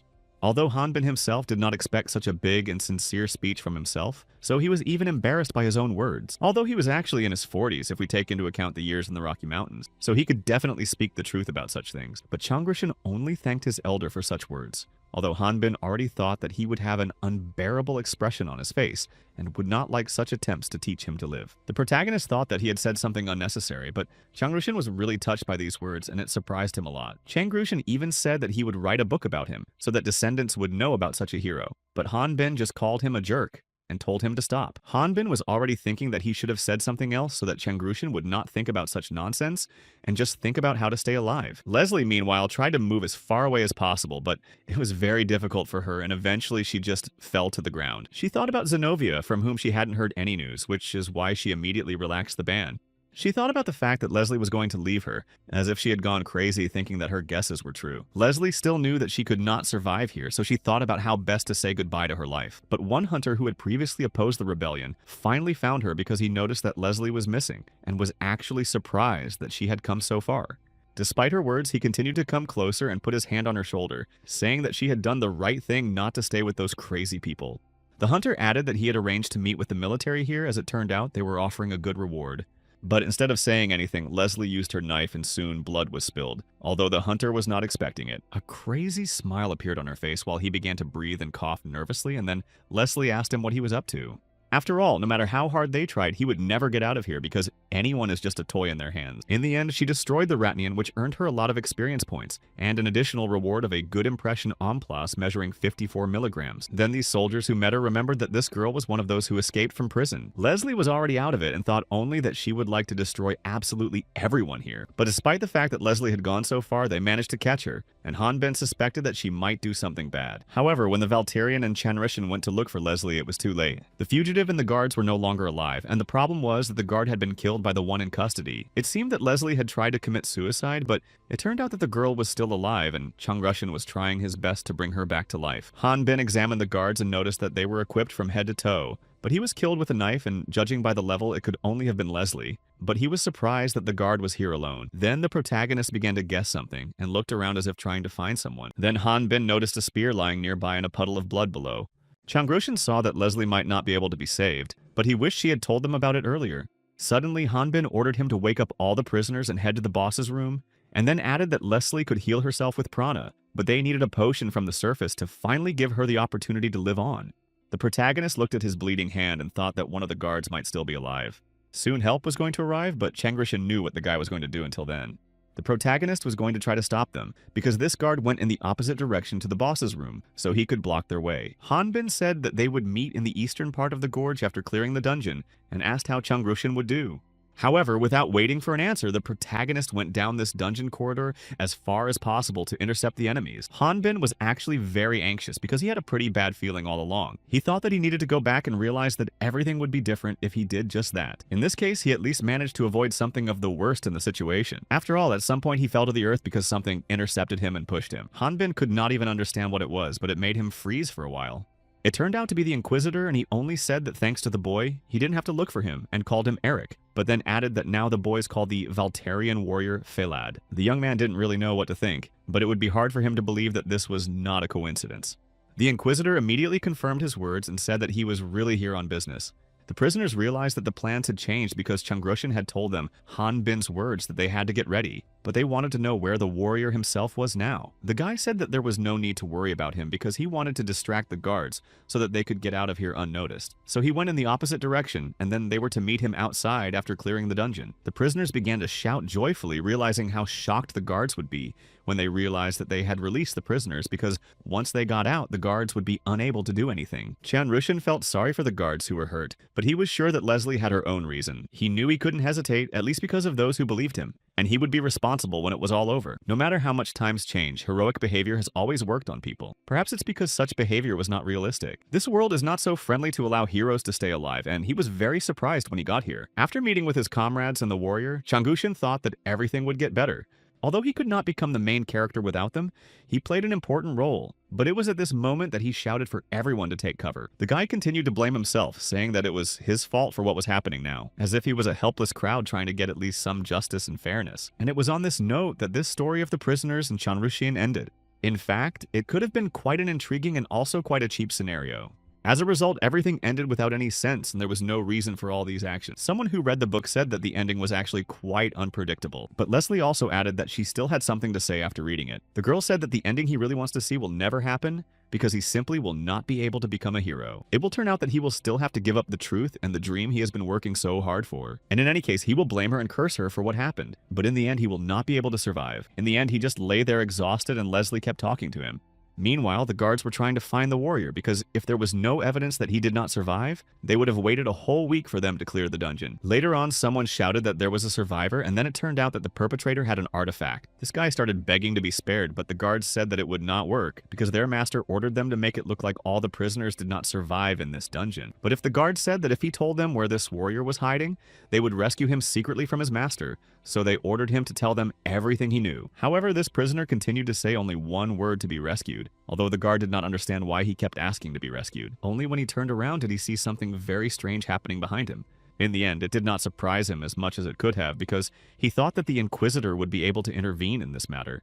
Kanbin only said that the Baron had a lot of such cases, and for no reason he was simply extending the sentences and killing prisoners in his prison. The Inquisitor said that the Baron would receive the punishment he deserved, but that it was only because he had passed off a Ratnaman as a foreigner. A priest is a shepherd who leads sheep on behalf of the 6 goddesses, and they are not supposed to judge whether these sheep are good or not, because they are not particularly concerned with such matters. The task of the Inquisitor is to find the wolf in sheep's clothing, who was causing chaos in the whole flock. Then Hanbin asked if they didn't care that he was pretending to be a Valterian, because he thought that the Inquisitor had seen his level before and knew that he was not a stranger. And then he added that he had a lot of things to do, so he would leave. But the Inquisitor took it as an attempt to escape. Then he said that he would have to ask Adis and Ether about the blessing of Omplus. But at the same moment, Hanbin put out his sword, stopping its blade right in front of the Inquisitor's neck. Hanbin knew that the Inquisitor most likely knew about Adis, but it was strange that he also knew about Ether, where he had sought Omplus' blessing, and so the young man asked what the man had done with them. The Inquisitor replied that they wanted to find the boy first, but he had beaten them to it, but added that he hadn't done anything to them yet. He added that he wanted to know more about Hanbin first. The Inquisitor was calm and said that the boy did not have to answer him right now. After all, Hanbin would not tell the truth anyway, and he would not believe him, so there was no point in continuing this conversation. And then Hanbin began to fight him and did not stop or restrain himself in this fight. However, this masked man was good at dodging, and so far the protagonist has not been able to hit him with a sword. The Inquisitor noted that Hanbin had a powerful strength, but that was all that mattered. Hanbin said that the man was the first to start this battle, but he was too safe. But the Inquisitor replied that he was giving it his all, so he was not too careless. Hanbin tried his best and fought with all his might, but right now his sword was stuck in the wall. 3869. It was at this point that the Inquisitor decided to use this chance and attack him with his fist in the stomach. He punched him with all his might, saying that Hanbin must not be giving his best and that he could do more. Foreigners only rely on orientation skills in battles, but this is not a technique that has been learned through training. So he said that Hanbin simply had no right to fight them at half strength, because after all, habits don't lie. After that, although Hanbin was chained to the wall by his sword, he was able to kick the Inquisitor. The Inquisitor was not very badly hurt, but he realized that this did not look like a skill.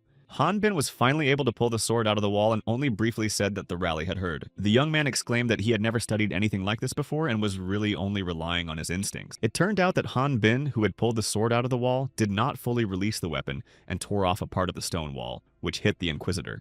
But he was not weak, so he immediately used magic to smash the stone that almost covered him completely.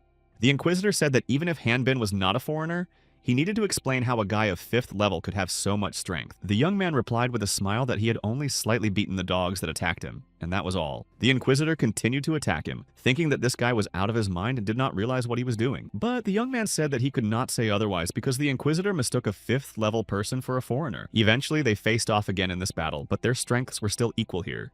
The Inquisitor said that it was not surprising that an alien would be of the 5th level. In this world created by the 6 goddesses, an outsider is not an ordinary being. And then Hanbin noticed how this man was treating a broken arm and said that he was not ordinary either.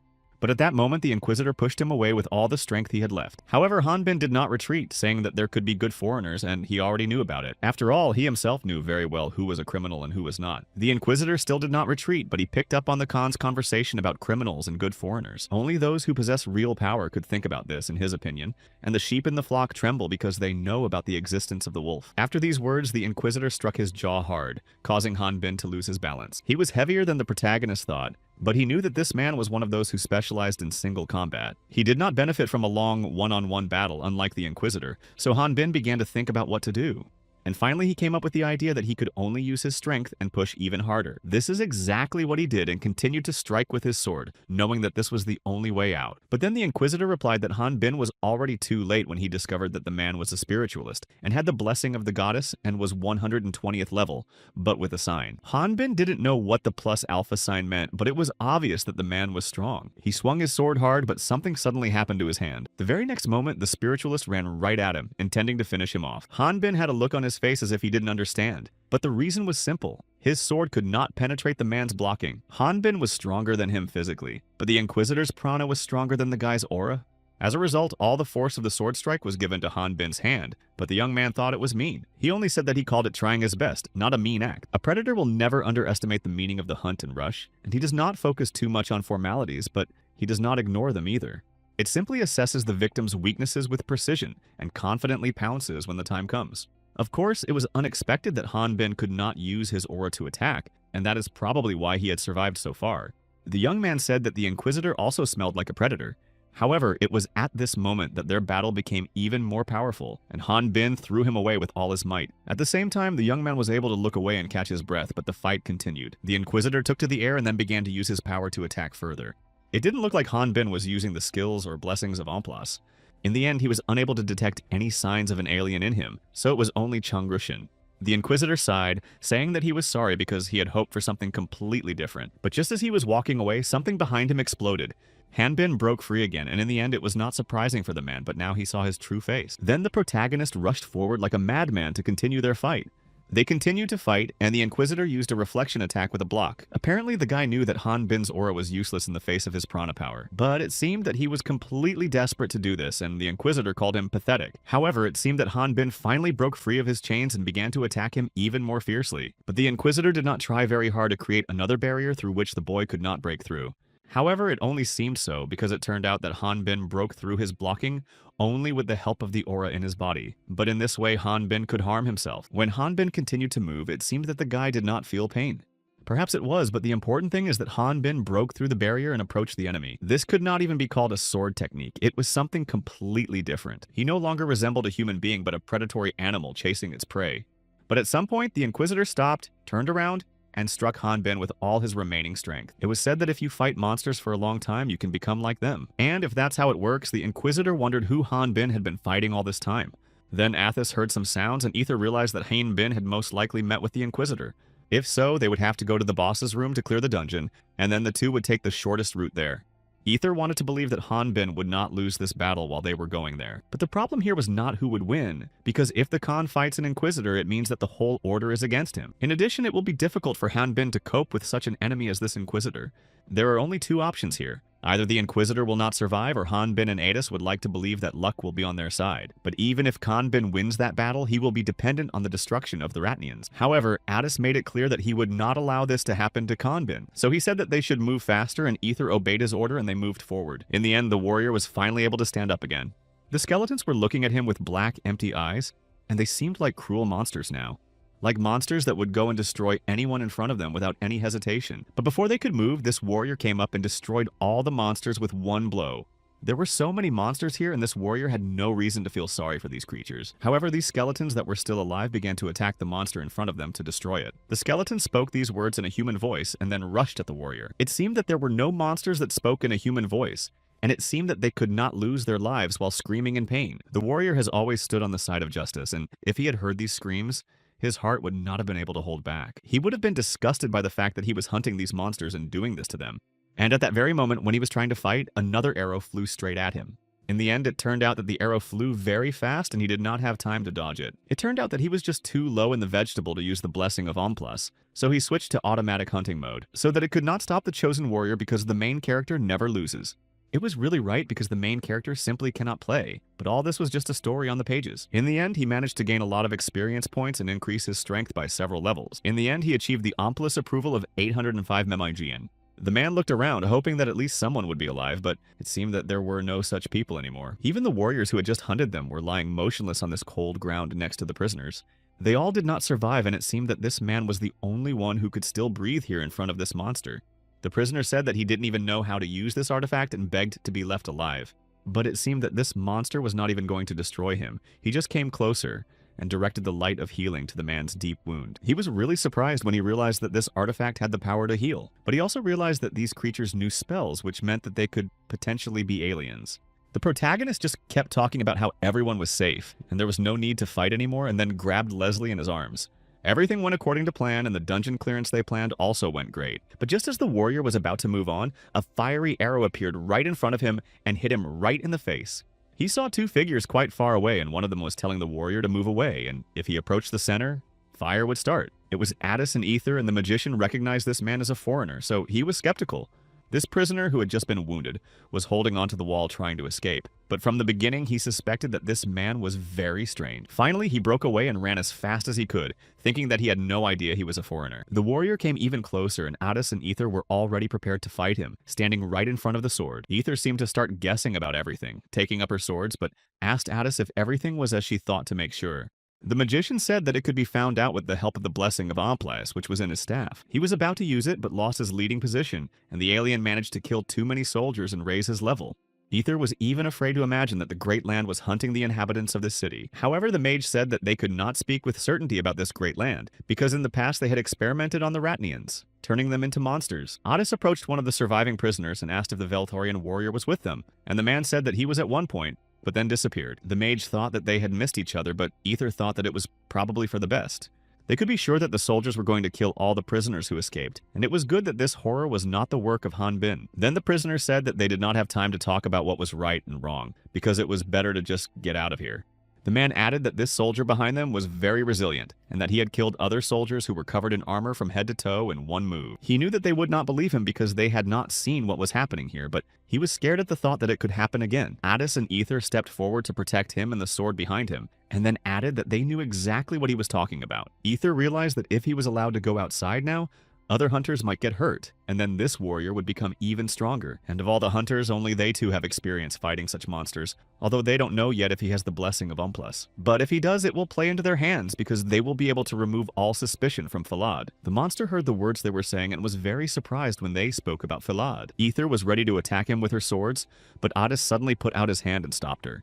It turned out that this warrior still had some common sense, and the mage said that they were also looking for Falad, so they were in a hurry and promised that if he helped them, it would be very good because they would not want to fight him for nothing, and it would be easier for him to escape from here by taking his priority account. But most of this man has already become like a monster. Ether asked what Addis was planning to do right now, and the mage said that this could happen. That was why he had simplified the magic of splitting Ampla's blessing earlier. Although he did not check how it works in reality and whether it would work at all, he had a chance to try it.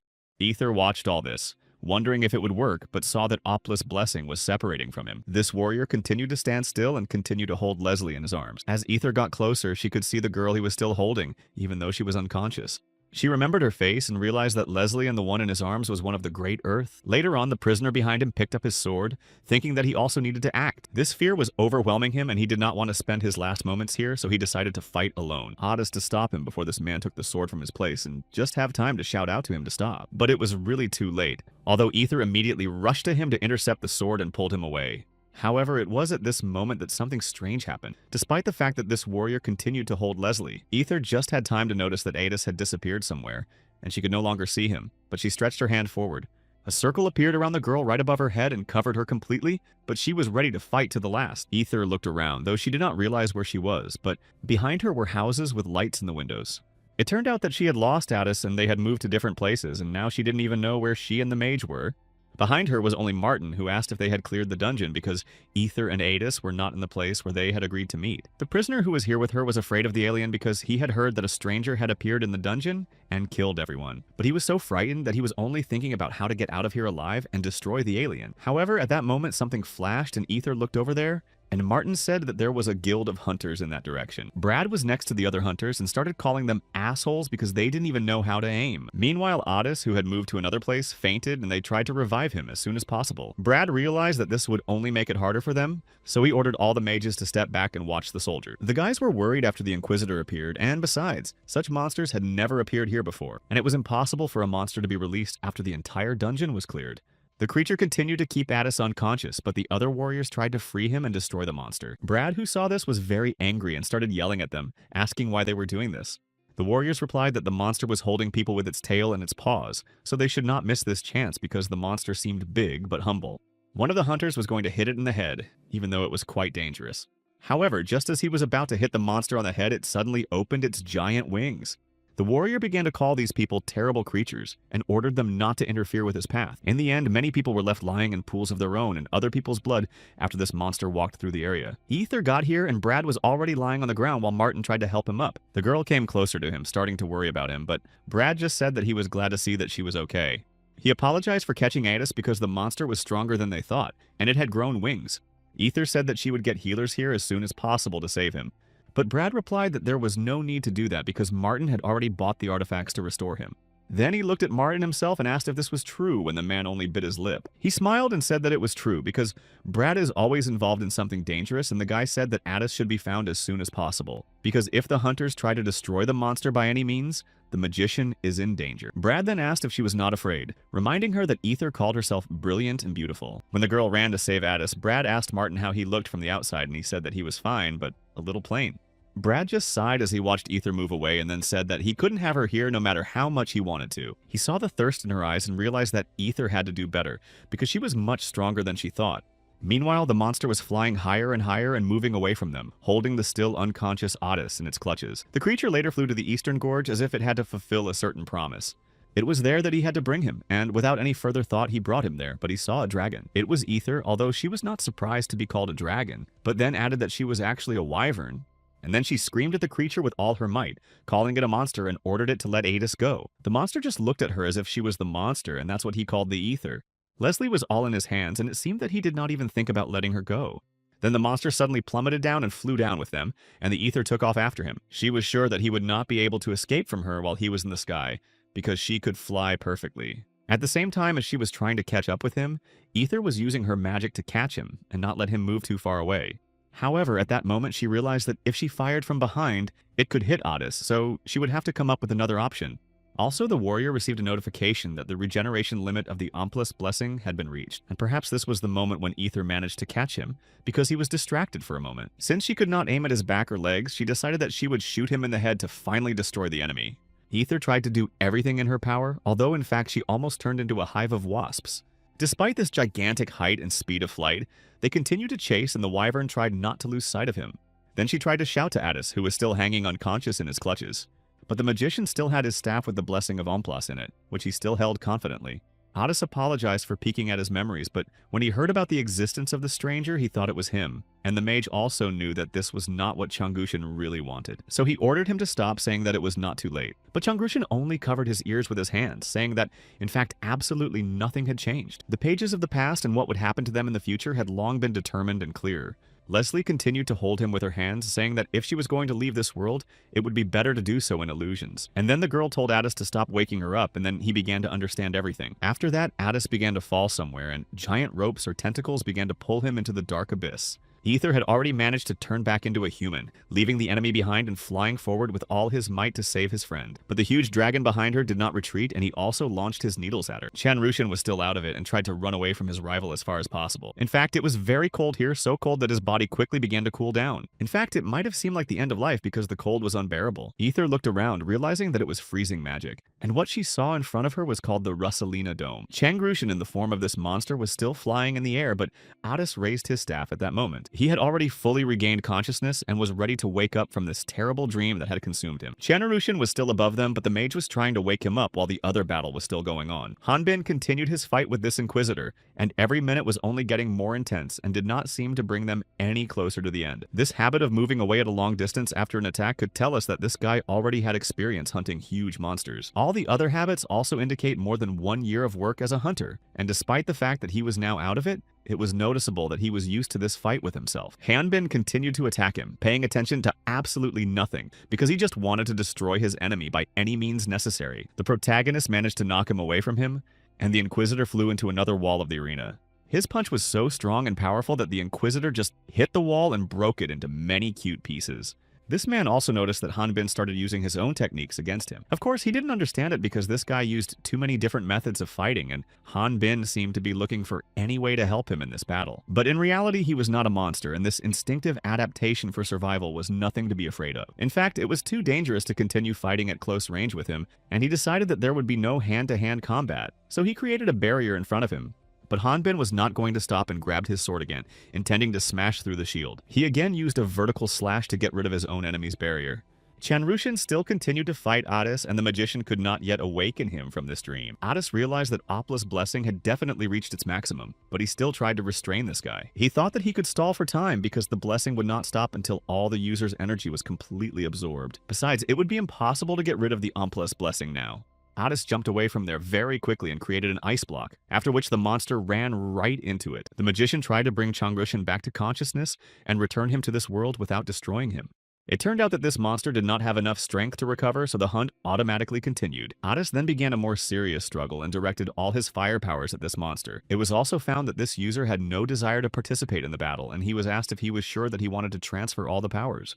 Chanrushan really tried to stop himself thinking about how many people had already suffered because of him. He really wanted to stop, but these ropes tied him even more tightly on all sides. After that, it was determined that this user had no desire to survive, and that was the last straw. After that moment, all user rights were automatically transferred to the blessing of Omplas. Adis was still standing in front of the monster, fighting it with his fire magic. Leslie was sitting somewhere above and had already come to her senses, watching what was happening below her. She had already noticed that the blessing of Amplas was coming to an end, and everything would end up just as she thought it would. But then someone approached her, and this person asked if Leslie was a member of the Great Land. It turned out that it was Ether, and she was already reaching for her sword while Leslie was also hostile to her. Despite all this, Ether remained calm and only asked her calmly if she recognized her. Leslie only replied that she didn't know because there were too many soldiers trying to kill her, so she couldn't remember all the faces. But Ether finally pulled out her sword, telling the girl to put all her jokes aside because now was not the time for them. She could even be hurt to some extent, although she later admitted that she had absolutely no hope for anything here. Of course, they could not remember absolutely all those who sacrificed their lives for them. That's why they used people to achieve their goals and then simply abandoned them. It was hard for the host to admit this, and she said that they didn't dare to do that because they believed that people's lives were absolutely worthless. But Leslie replied that the alien who managed to survive was the true embodiment of evil. That if they didn't, they would be hunted. That is, either they would be discovered and destroyed, or they would be the first to do so. All of this was absolutely meaningless, and absolutely nothing would help, which is why this foreigner who was able to survive in this world is the real evil. She added that perhaps that was why they had all come to this world. It was already fated to say goodbye to life in the pursuit of pleasure and the destruction of a desire that came out of nowhere. So Leslie told her not to interfere because it was a sign of fate to end her life in this way. Ether still completely refused to believe it and said that it was just an excuse because Leslie should have felt something if she was human. But while she was holding the sword next to her, this monster ran straight towards them, running away from Addis. Because he was there very spontaneously and Ether was fixated on something else, he easily managed to throw her off the bridge. Fortunately, Addis saw all this, and he immediately began to use his magic to catch her. He managed to create an ice storm that helped Ether to land softly and not hit that stone cliff. Addis approached her asking if she was okay after such a fall, and it seemed that she was really fine, and Ether smiled, saying that she seemed to be okay. At that time, Addis thought it was just a threat, but the girl said that it seemed like something more. She created a pattern in front of her, saying that she didn't know why she felt that way. It seemed to her that it could at least slightly alleviate her sin, even though it was all Alejandro's doing. Leslie only turned to Chanrushan, telling him to run away because the Inquisitor would soon come here, and she alone would be enough because she was a member of the Great Land. However, the boy in the monster's body just silently grabbed her by the neck and lifted her into the air. His goal changed to a closer level, which was the highest level because he needed to replenish his energy through this goal. Blessing Oplis wanted to destroy herself and become even bigger, but she wanted to actually help this idiot hero. Leslie just smiled, realizing that this was the end, but it was the worst of the options she had. Addis and Ether continued to watch from below, not even knowing what to do now. But then Leslie hit the monster's head with all her might, saying that this was not the end. It was after this blow that Chanrushan managed to get out of the monster's body and threw it away. It turned out that he was really struggling because someone who wants to become a warrior cannot be satisfied with such an ending, and he managed to get out of there with some help. He grabbed Leslie while the body of this monster was still convulsing as if trying to capture him again. Leslie thought that this might be the end of it, but it turned out that the blessing of the Umples seemed to continue to live a life of its own. This monster swung its tail and quickly threw Changrushan and Leslie down, and they flew together without any support. Chanrushan turned to Addis, saying that there was no need to feel sorry for this monster anymore, because he got out of here himself and that creature must be destroyed. It was after this that the real battle was to begin between them against the backdrop of a giant ice wall. Addis quickly began to use his strongest magic, but thanks to Changrushan, he managed to buy enough time. He now had even more power and began to use the magic of the fire dragon and the fire beam. He didn't stop there and began to cast all of this magic in 3 circles at once. He was not going to stop at this stage and continued to attack, realizing that he could not control it to the end. Despite the fact that he was a fire mage and a dragon, this magic was really very strong now. When he was about to cast the last spell to do so and stretched his staff forward, the blessing of Oplas that was inside was shattered into pieces. Athos fell to the ground, exhausted, as the night opened above them with the full moon behind this human barrier. Ether asked why he hadn't used this magic before, and Addis replied that it was above his level, so he couldn't control its power. She asked if he could fight on, and the magician said that his strength was almost at its limit. But despite this, they went forward to this monster, hoping that the strength of this creature was also at 0. Leslie just sighed heavily, saying that the battle was over because there was no point in fighting on. In addition, they had no strength left to continue fighting this monster. Addis asked her what she was going to do next, and if she was going to run away, and then reminded her that they wanted to free Falad from that Inquisitor. Leslie said that if he succeeds in defeating the Great Land, the Inquisitor will have to go back because he is just running for Oplas' blessing. Chanrushan was surprised that she wanted him to catch them, because if Leslie had fallen into his hands, she would have been in more trouble. Leslie replied that the Inquisitor was sure that there was a foreigner here, so there was only one way out, and that Chanrushan could only help save Falad and follow him. Addis was even a little surprised to think that she would start to repent, and Ether added that Leslie was acting like a coward. In fact, Ether was incredibly angry with her for trying to escape her fate. Leslie just smiled and said that maybe that's why she didn't want to end things so meaninglessly. After that, they looked around and saw what was happening outside this human dome, as if an incredibly strong red fire had broken out nearby. Otis recognized immediately that this fire reminded him of nothing more than the aura itself. They no longer had time to just talk, and they had to go immediately to the place where the fight was taking place.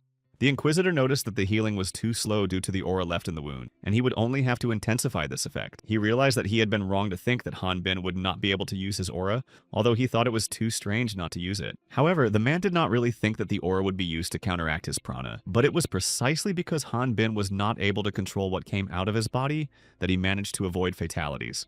It seemed that Han Bin really could not cope with the power that came out of him, and he was no longer in control. The Inquisitor also noticed that this force was incredibly powerful and large, but in such conditions his body should have completely collapsed. Then the lesson would have been completely successful without him, but at least half of this city would have been destroyed. Of course, he would have liked to catch that guy alive and get all the information he wanted.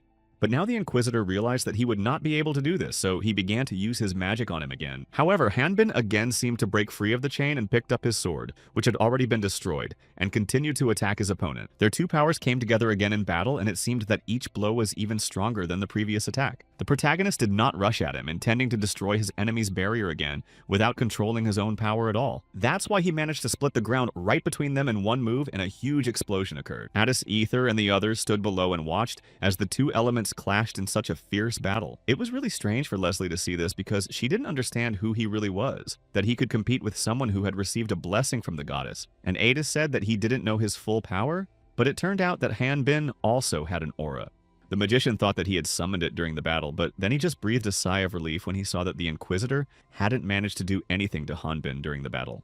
But all this anger is transmitted through him, and to some extent, Addis even stopped recognizing Han Bin.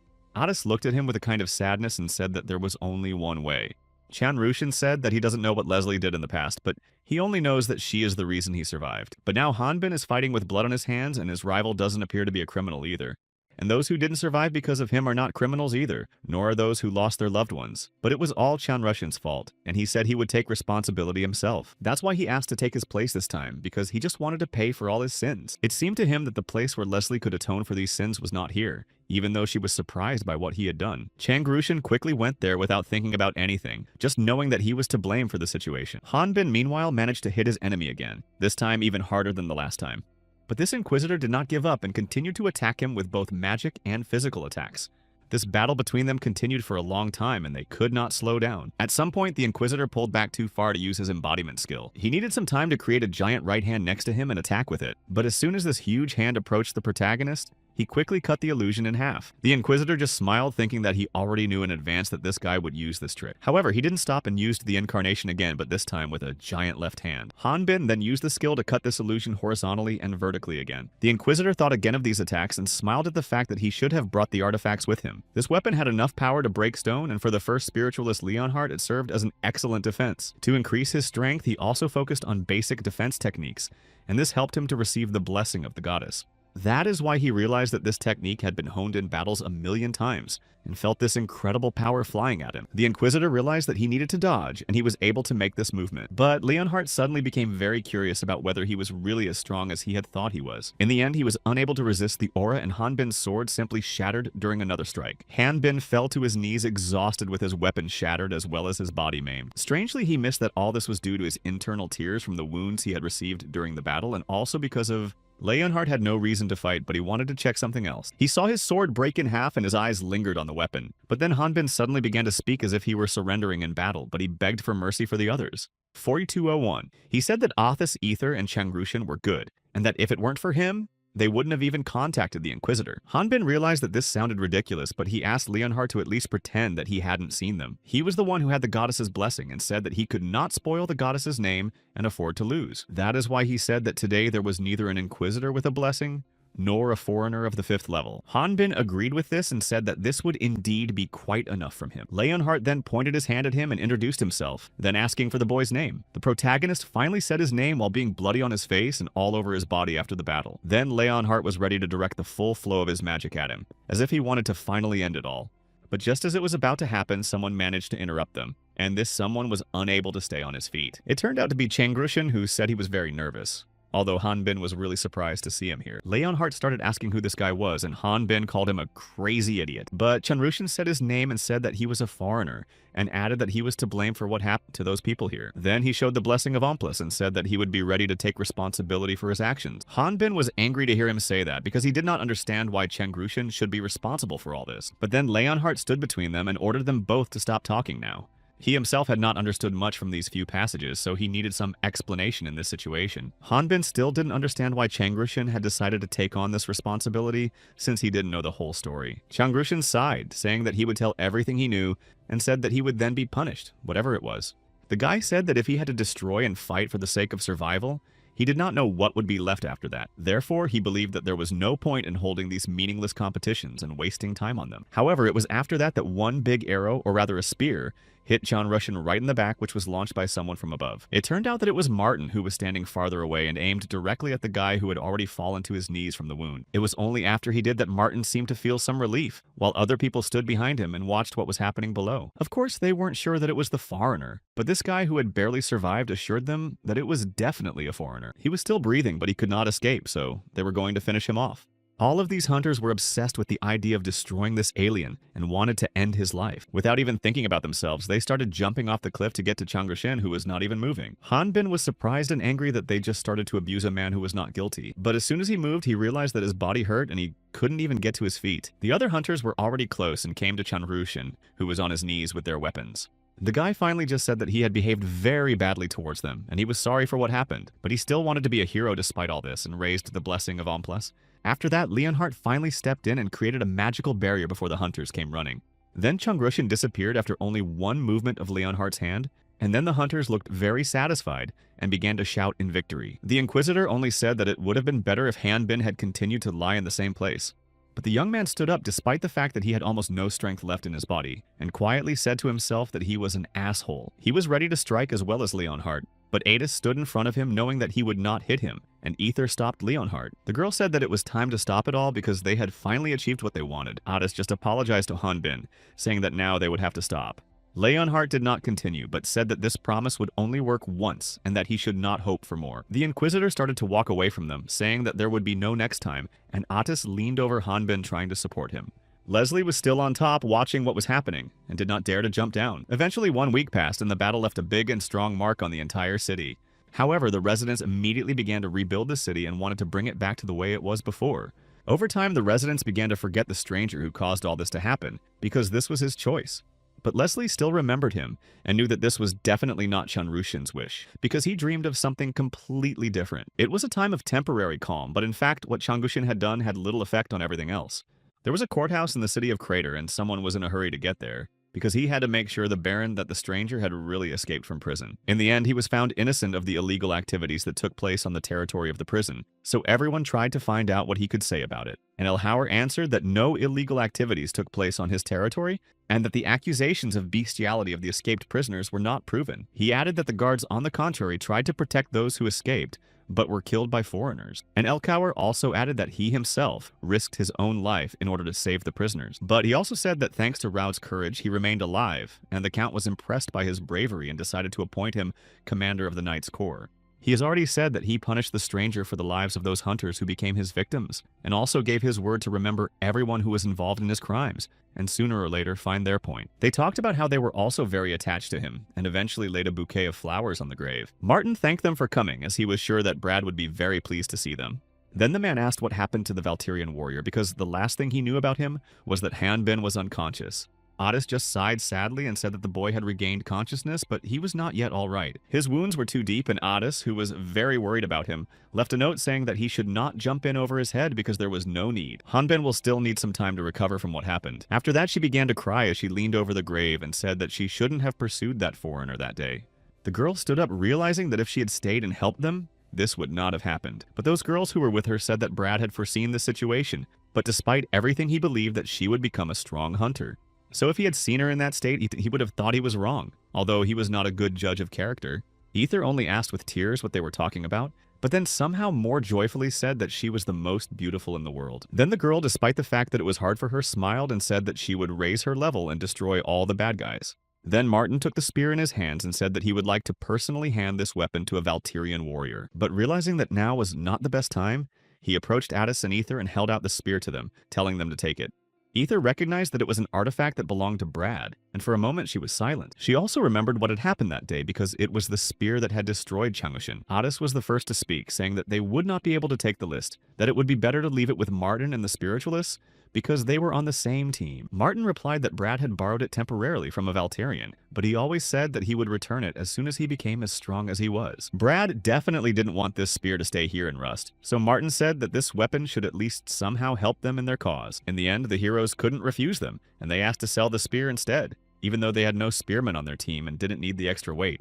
Addis and Ether thought only that they needed to become even stronger than they are now. After that, Ether was quite quiet and uncertainly asked how Addis thought about whether Khan bin Martin hated him for what he did. The magician said that he might dislike him, but he was unlikely to hate him, and that was what worried Addis the most. But they went to Maiden to find out how much they could sell the artifact for or exchange it for something else. They went inside saying that they had come, but as soon as they got inside, they saw drops of blood on the floor. Naturally, they were both alarmed and started walking forward to see what had happened. It turned out that Madeline was still alive but covered in blood, and next to her was a knife and a map. Ether immediately ran up to her asking if she was okay and began to ask her what had happened. It was obvious that she was very nervous and did not fully realize what had happened. Finally, Madeline began to speak, albeit quietly, and said that the girl had come to see her. Then Madeline grabbed a knife to defend herself and said that she could not help but report her. Leslie added that the inhibitions inside her belonged to her and that she was holding a golden scroll. She said that it was a circuit that was contaminated with Madeline's blood, but it still worked. Leslie added that this meant that the prohibition inside of Madeline was still in effect, and if she betrayed it, she would immediately say goodbye to her life. That's why Madeline couldn't say her name properly, but she was going to defend herself to the last. In fact, she was hurt that Leslie had abandoned her at that moment, as if she had betrayed her, despite the fact that Madeline had been faithful to her. But Leslie just calmly replied that this was the fate of all used things. She came closer, and while Madeline stood still, Leslie grabbed the knife she was still holding. She took away the ban she had imposed earlier and finally said that she wanted the girl to live a peaceful and free life. Madeline fell to the ground in shock, but asked her why Leslie had done this. Leslie stopped at the entrance and smiled at the bloodstained walls and finally said that she was just like Madeline. The girl gave Addis the scrolls, asking if they were fake, and the mage said that it was the first time he had ever seen the magic of the ban, but most likely the scheme was real. It seemed to them that it was a kind of repentance while Addis continued to study what was depicted there. Hanbin, meanwhile, was still sitting in the room thinking about how everything used to make sense only when he picked up his sword. Even when he killed that white dog on the Rocky Mountain, or when he caught monsters in Ratna. When he waved his sword and went straight for the enemy, everything was solved by itself. But now he didn't even know how to get rid of this nasty feeling. He was annoyed that an innocent man had been hurt and had taken his own life, so he thought that maybe he should kill the Inquisitor who had caused Changrishin's death. Or he also thought about killing Martin, who had thrown a spear at him to avenge Brad. Hanbin was still angry with himself for being part of this whole situation in which the victim was innocent. Hanbin noticed that Leslie was nearby and he allegedly, I asked if it was possible to destroy the one who put the Omplice blessing into Changrishin's body. The girl replied with a nod of agreement and admitted that what happened to Changrishin was entirely her fault. Hanbin came closer to her and said that she and they were all the same in this. They walked around with a disgruntled and sad look on their faces all the time, but Leslie took the life of an innocent man. She just didn't keep her promise, and while she wasted time on meaningless competition, and Leslie kept the button alive thanks to him. But then he remembered that he was the one who should be grieving the most and the one who should be complaining about everyone else. Chanrushin instead just smiled as if there was not a single person who wanted to end his life right now. So he told Leslie to disappear right now because Changrushin had ended this battle. Leslie only replied that it was not over yet, and as long as there were those who were happy about what had happened and were forcing them to destroy each other, it would continue. She wasn't going to find out how they planned to use the blessing. She was just going to do all the horrible things they ordered. And her behavior could not be called just or good. She was just doing what everyone else said. Leslie said that she told him everything about their existence, but if she didn't give Hanbin, she wouldn't hold any grudges. But she added that she wasn't going to do it again, so she told him to listen carefully. There are those people who make you fight against each other until one of them loses his last heartbeat, and they rejoice when it happens. Hanbin thought about the Grey Cardinal of the Great Land, and now he was finally convinced that he was the one behind all this. This made him more joyful because he realized that he would only have to destroy them, and the end would come. Leslie continued to tell him that she knew everything there was to know about them. She only added that they could help him become a hero, and that was exactly what Changrushin wanted. It was at this point that Hanbin suddenly sat down, almost falling to his knees, and Leslie asked what was wrong with him. Hanbin only apologized for interrupting her mid-sentence, and then added that he had been out of it lately. The young man saw Addis and Ether and then tried to get up to apologize to them. Immediately after that, he went to cook, and finally it was some normal food, so he decided to make a steak. But it wasn't just him. Han Bin had laid out a lot of delicious food on the table for them all. Addis was incredibly impressed by how perfectly cooked the meat was at the perfect temperature, because even though he had fire magic, he was not capable of such a thing. Han Bin laughed, saying that he had eaten only meat for more than 20 years, but now they were all happy to eat this delicacy on the table. Leslie was the last to come over, but she was not particularly happy and asked what they were doing there. Han Bin said that Changrishan wanted the people of Ratna and the foreigners to live together, so Leslie thought he was suggesting that they play at being friends. In fact, she didn't know if it was even possible, although it wouldn't be hard to pretend. But Leslie exclaimed that if they didn't destroy them, absolutely nothing would change because they couldn't even guess who he was. Addis answered only briefly that the person they were supposed to destroy was the Archmage Zenobia. The alien mages use only existing techniques and do not know how to create new magic, although he thought that all the magic he had so far was created here. But when he saw the Heiju technique, he really realized that only an Archmage could have such magic. Leslie was surprised because they had been searching for a way to break the ban for a long time, and then asked if Addis had already understood the technique. Ether said that he had even rid the Maiden House of the magic that was present there, although it was still difficult for him to use this type of magic because of his low level. But the Dragon's Nest also used similar magic, and Alejandro said that he had gotten it, but it was also said that the Dragon's Nest should belong to the worms. After that, Leslie learned a lot and realized that Garhan and Zenobia were playing along, and they were on the same side. All of them already understood where this was going, and judging by their silence, it was a good guess. The ban hadn't worked. Although he'd used it to get around it, Leslie had said that Garhan wasn't the type to let himself be found easily. But the girl herself had just said that Ratnians and aliens can't just sit and talk to each other peacefully. Besides, it would be strange for heroes who had fought so many times with aliens to behave so calmly. Leslie still could not believe that it was true and tried to convince herself that it was a lie. She knew that aliens of the 5th level could not enter Ratna, and neither could a Valterian. Then Han Bin asked her if she knew what kimchi was. Addis immediately replied that Han Bin said it was a food from his country. When he ate meat, he often said he wanted kimchi, and Ether now thought it looked like elf food. But in fact, kimchi had nothing to do with elves. And then when Leslie finally sat down at the table, she told them that she was from France, although Addis and Ether didn't know what that was. The 4 heroes had created the blessing of Omplus for some purpose, but she didn't know where or what they were doing or what their purpose was. But it's actually good that the Sword King Balthold is not in the mood to cooperate with them. The only one of the 4 heroes whose whereabouts are known is the Fairy Queen. Halian, she could go through life and through its end as if it didn't scare her at all. If you walk to the Fairy Kingdom of Erendia on foot, it will take about 2 months. And on the way, you may encounter dungeons with very dangerous and powerful monsters that are much stronger than the local ones. The protagonist said that the information he had gained would not help them much, and Leslie believed that fighting them was easier to call goodbye to life. Han Bin himself knew that they would not be able to win now, so they all needed to become even stronger. But the more of them in the team, the better it would be for all of them. So he turned to her again and asked what Leslie was going to do in this situation. Meanwhile, Raud was trying to solve some cases, although he was not doing a good job. He said that normally in a normal court he would have paid someone and the right person would have been found innocent, but Elcower was passing him off as a foreigner, and the Dark Brotherhood found out about it. And after that, the Count was threatened with punishment by the Inquisition, so he offered Raud to just play the role that it was all a misunderstanding. Elcower was literally begging for this because he had made Raud the head of the army and fulfilled all his whims, so now he asked to save him. Raud said that he would act justly, but in reality he could not watch someone say goodbye to his life because of this justice. 20 million X's every month was the condition he set for the Count, but Elcower said he did not have that kind of money. However, the Dark Brotherhood was already on the doorstep and ordered him to open the door, so the Baron had no choice but to give Raud the money. Elcower took him to the next room, telling him to wait there, and when the Inquisitors came in, he should tell them that it was all a misunderstanding and a mistake. The Count quickly closed the door behind him and went to open it for the Inquisitors from the Dark Brotherhood. Meanwhile, Raud was very happy because he realized that after this moment, he would be able to start his life from scratch. Everything was going perfectly for him, and now he didn't have to worry about anything, because with this kind of money, it would be very easy to get artifacts of full restoration. Later, the Inquisitors went inside, and Raud began to listen to what they were saying. When the time was right, he sighed and opened the door, starting to say that it was all a misunderstanding and a mistake. Raud claimed that it was really a complete accident, but 2 members of the Dark Brotherhood were already standing next to the Baron, who was lying in a pool of blood. The guy himself was also very surprised because he didn't even realize what had happened. While they were dealing with these issues, Leslie had already managed to get to the roof of one of the buildings, but she said that she could not live like him, like all of them, because there was a ban inside her, so she could not leave them. The girl said that she had to go back there, but it would be okay.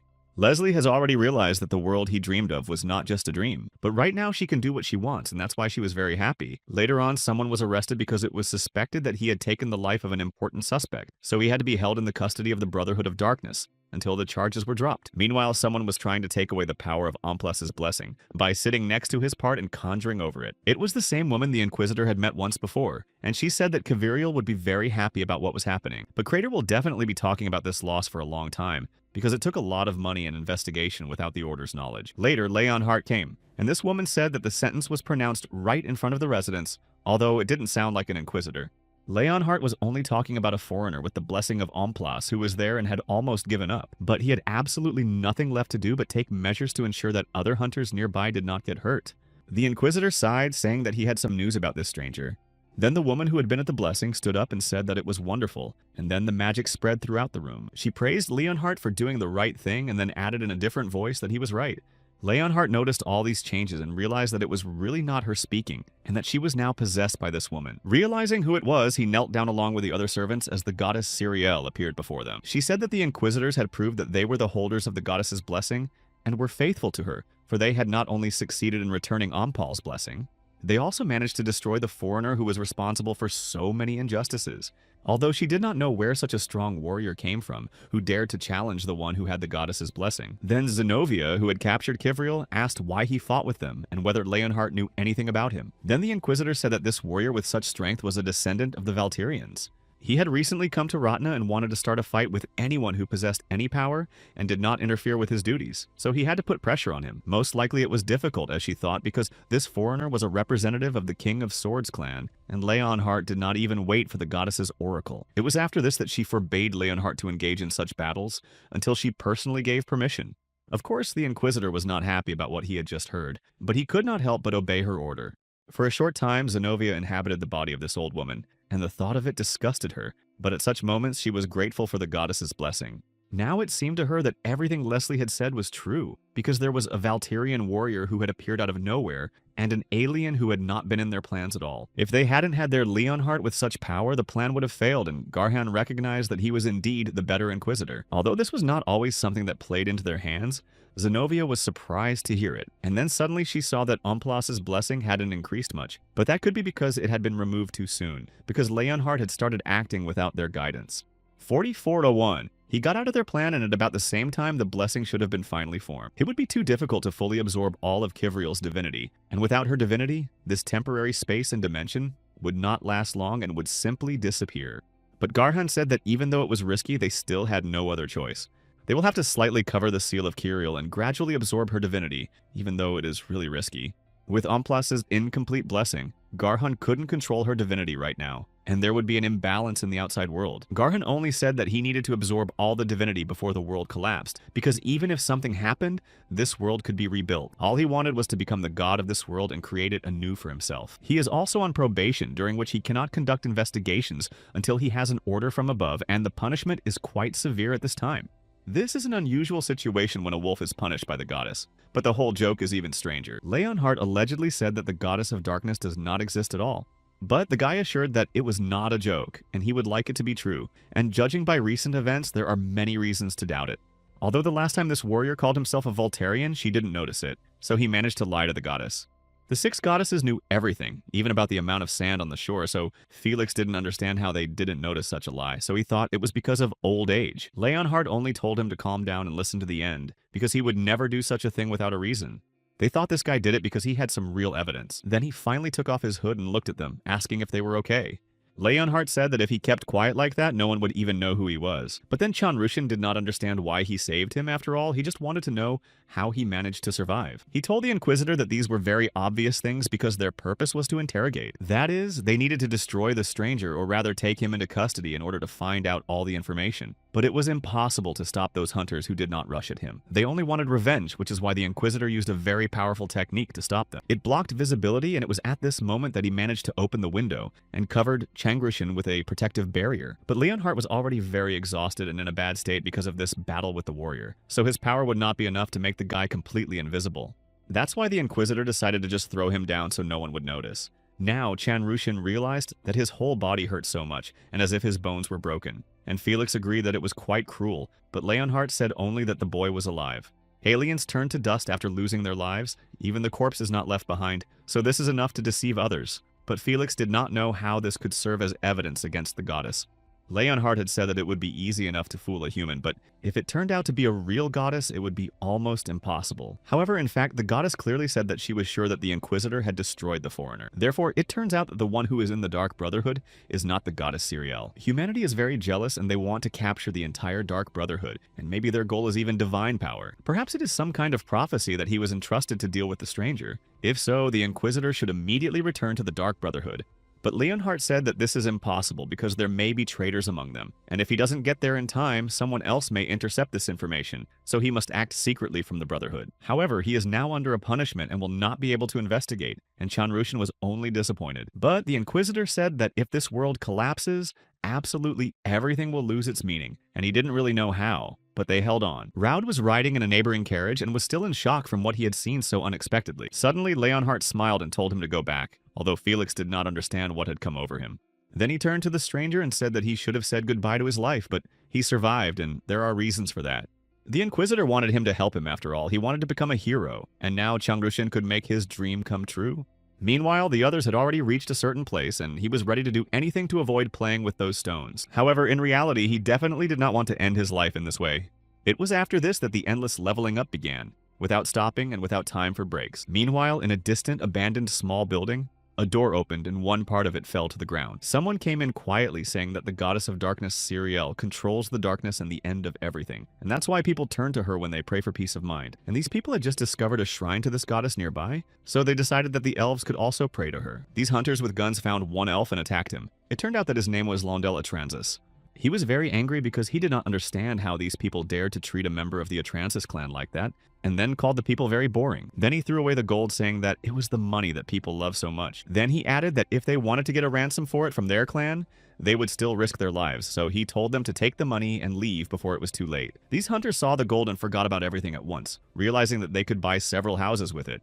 But the chief of them approached the elf and pushed him hard so that he fell to the ground, realizing that this was not enough for him. He said that they had already received their pay for what they were doing, and it was much more than what the elf had given them. They decided to take this on their way, but they were not going to leave it here. Londel was already exhausted, but he tried to defend himself with his last strength. The moment he concentrated on this, the mania behind him suddenly exploded with a bright light. Londel remained barely conscious, but the hunters ran away thinking that there were monsters. But instead, Kiriel came out of the room, saving the elf from the hunters.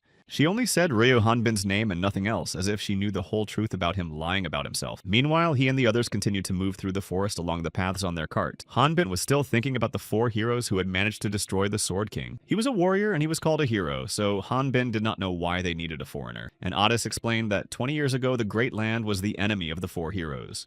And no one could have imagined that it would be her who would stand behind them. And if they hadn't experienced it for themselves, they wouldn't have believed it either. Then the ether intervened and she was already very exhausted from the long journey. They had been seeing the same landscape for 2 days in a row instead of the fairy kingdom. But then Addis said that they had been in the kingdom for 2 days. The magician said that his territory started from the roots of this giant world tree. It was Elendia, and it was in this kingdom that the kingdom of the fairies was located. And it, in turn, is a union of 4 states, in the center of which is the World Tree, but each has its own culture and ruler. The capital of the Kingdom of Fae was located down below, right under the roots of this World Tree. It had a very large number of roots, and one could follow those roots stretching across the mainland. Then you can get to the capital, which is the largest city here and is called Sorondia. It is also the road to the trade route, so different tribes of elves and humans gathered here. Due to the fact that many races and elements mixed in one place, of course there were many problems. Even before the advent of hunting guilds, where there were people, fairies founded their own guild and solved various issues. Many hunters came here to become heroes and some succeeded, but others met their end in these lands, and there was one elf who felt guilty about it. So for the last 200 years he couldn't think of anything else. He thought that this was the main duty of the head of the guild, but then he looked at the newcomers who arrived. He immediately realized that they were definitely not ordinary people, as was the case most of the time. But suddenly he just jumped out of his seat and started laughing, thinking that this would be a great opportunity. Among them was a 52nd level mage with a formal and neat appearance that had its own charm, but still had a strong spirit. Ether didn't seem particularly intelligent to him, and sometimes she looked at him with a sad look. But she had a cute appearance and a childlike voice and was a 38th level swordswoman. From his experience, he already knew that people like them shouldn't rot in the dungeon, because they could become the best in the world. So the head decided to write recommendations so that they could get help from influential people. Ether was already excited and thinking about what to call their group, but Addis interrupted her in time and simply said that they would register as hunters. He was just glad that they didn't start measuring Hanbin's level and then started talking about what happened 10 years ago. It turned out that by that time they had to pass the hunter's exam, but then it was cancelled. Ether offered to help Hanbin practice and told him to call her teacher. but Hanbin was not going to do it, and the head decided to clarify whether the exam had really been cancelled 10 years ago. Then Addis said that he shouldn't worry so much about checking something and let him just register Hanbin as his bodyguard, and the young man confirmed that he was the magician's bodyguard, but there were rules for bodyguards too. So the head took out a giant book and decided to see if there were any exceptions. It would take about 6 months to get a check, and the head said that they could come then. It turned out that elves sleep differently, so time flows differently for them, and they have to wait so long. The system of modern guilds appeared only 100 years ago, and maybe they are not used to it yet. Hanbin thought that Addis was just like them, for he had said that the 6 months would fly by quickly, and he was right, for someone who was already 150 years old. Then they passed by a place where music was playing loudly, and it seemed like some kind of attraction. It turned out that they were playing games, and the challenger was not a very good hunter, and had to draw his sword in the middle of the arena. But in the end, he just fell to the ground next to the sword and couldn't get it. Addis said that they came here right on Thanksgiving, although Hanbin had never heard of it before. The magician said that the elves were created by the earth goddess Sarandi, although Hanbin had only just learned about it. It turned out that in the distant past, the land of the elves was barren, and when the famine came, the king of the elves began to pray, and the goddess heard this and gave him a sword. As soon as he stuck this sword in the ground, everything began to bloom, and the elf nation prospered day by day. And that's why once a year they hold this Thanksgiving to honor the goddess who makes them live. It means that those faces up there are elven nobles, but it was at this moment that Addis looked around and noticed something. The ether had suddenly disappeared, even though it had been standing right there with them. Addis was really afraid that they had lost the child, although he had little faith that she was anywhere. He was going to find her and come back, telling Hanbin to wait here, although he didn't want to stay here. But Addis said that he could be seen from a distance and wouldn't get lost. Hanbin still tried to stop him, saying that ether could see him in the crowd and come back. But then we heard the voice of the host saying that this year, most likely, no one will be able to pull out a sword. The elves only laughed at the humans, saying that they already have a short life and should try their best. However, their number can compensate for their low longevity. If there are no more humans to cultivate all the fields, then the other elves saw their prince. He was surprised to see the changes in the kingdom, but the city remained just as beautiful. The elf said that the king also wanted to come, but his health did not allow him to, so he instructed him to convey some words. The other elves were a bit surprised by what they heard because they had already started to guess what it meant. In the end, ether was found and she did not want to leave, so she gathered a lot of food and said that the feast would be until someone pulled out the sword. In addition, they said that only the king of the elves could pull it out, but Addis assured us that it was just a legend. In fact, the sword was stuck in the ground with the help of magic, and many people tried to pull it out but failed. The king appears and removes the magic, takes out the sword, and then puts it back in the ground, and this is an ancient tradition to show the justice of the choice of the goddess who chose him. So there was no one who pulled out the sword despite the power, and Ether admitted that she also noticed that it was more for laughs. Addis said that no one would have pulled out the sword anyway, and if he had, he would have been quickly dealt with. But when they returned to Hanbin, they saw him holding the sword high in the air in his hand. About 100,000 elves and humans lived in this city. The Kingdom of Elves connects the fairyland with the mainland and is also the largest city. Later on, Kiriel and Leondel arrived in this city trying to find what they were looking for. She thanked the elf for her help, but she seemed wary, telling her to be quiet. She came only because Kiriel asked for someone to help her find it, but no one must know that Leondel is here. So they spoke very quietly to each other so that no one would overhear anything unnecessary. Now that she was accompanying Leondel, she had to be careful, so she went to find the right person. Leondel went on thinking that the people here could not be trusted. However, Kiriel was very strange the whole time when she found her there. She was confirming that Leondel was alive and asking for protection from Kivia for her. Even after she started to accompany her, she was still strange, and answered the same questions about why she was here and where she came from. She said that she was a separate being born out of darkness, and repeated strange words as if she were stuck, which were hard to believe. Later on, Leondel approached a goat, trying to avoid prying eyes. She held her gaze a little longer and then thought that this girl was just not herself. But suddenly she heard people talking about how the sword that was stuck in the ground was pulled out by someone, and it was not the king. They said that some hunter had broken it, although it was hard to believe, but they were really making a lot of noise. Then Siriel smelled the scent of a young dragon who had come to the city with others, and was sure that the next place they would visit would be the Hunters Guild. That's why she decided that she had to go there before it was too late.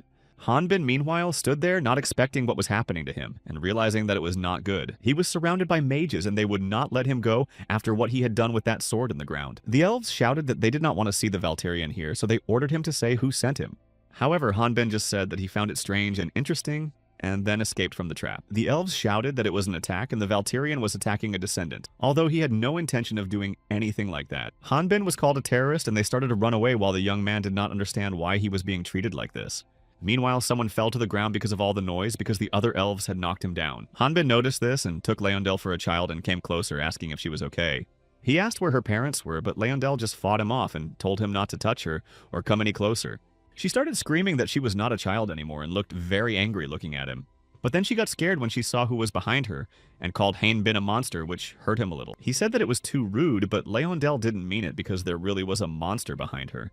It was a unique magic of the elves, and they called the monster a stone giant. This golem is connected to the magic that is the basis of the world tree, and it is the pride of their plan, so they could be calm. And no matter how strong this warrior is, he will not be able to do anything when such strong roots bind his hands and feet. It is impossible to inflict even the slightest scratch on these roots that are filled with the energy of the tree. But the protagonist was only angry because he did not understand why no one cared that another person was hurt. The prince said that Valtirian warriors with aura were not so easy to meet, and the elves thought that there were many rumors about him. It was at this moment that an even more powerful battle may have begun, but they still did not know who he really was. Hanbin continued to fight the tree, saying that they should listen to what it says sometimes. He spat out the blood as if nothing had happened and said that it had to be done before something more serious happened. Because of the Aurum, the strain on his body was very high, and while the elves thought that the attack had worked, Hanbin only said to himself that he bit his tongue. In addition, he still can't tune into the release of the Aurum. And then he turned to the elf who was injured. I wanted to tell him that he should run away from here as fast as possible, but I didn't see this child. Addis and Ether had already grabbed this elf, and they said that he could be really dangerous. The mage came closer, saying that he asked to close the aura until they fully assimilated it.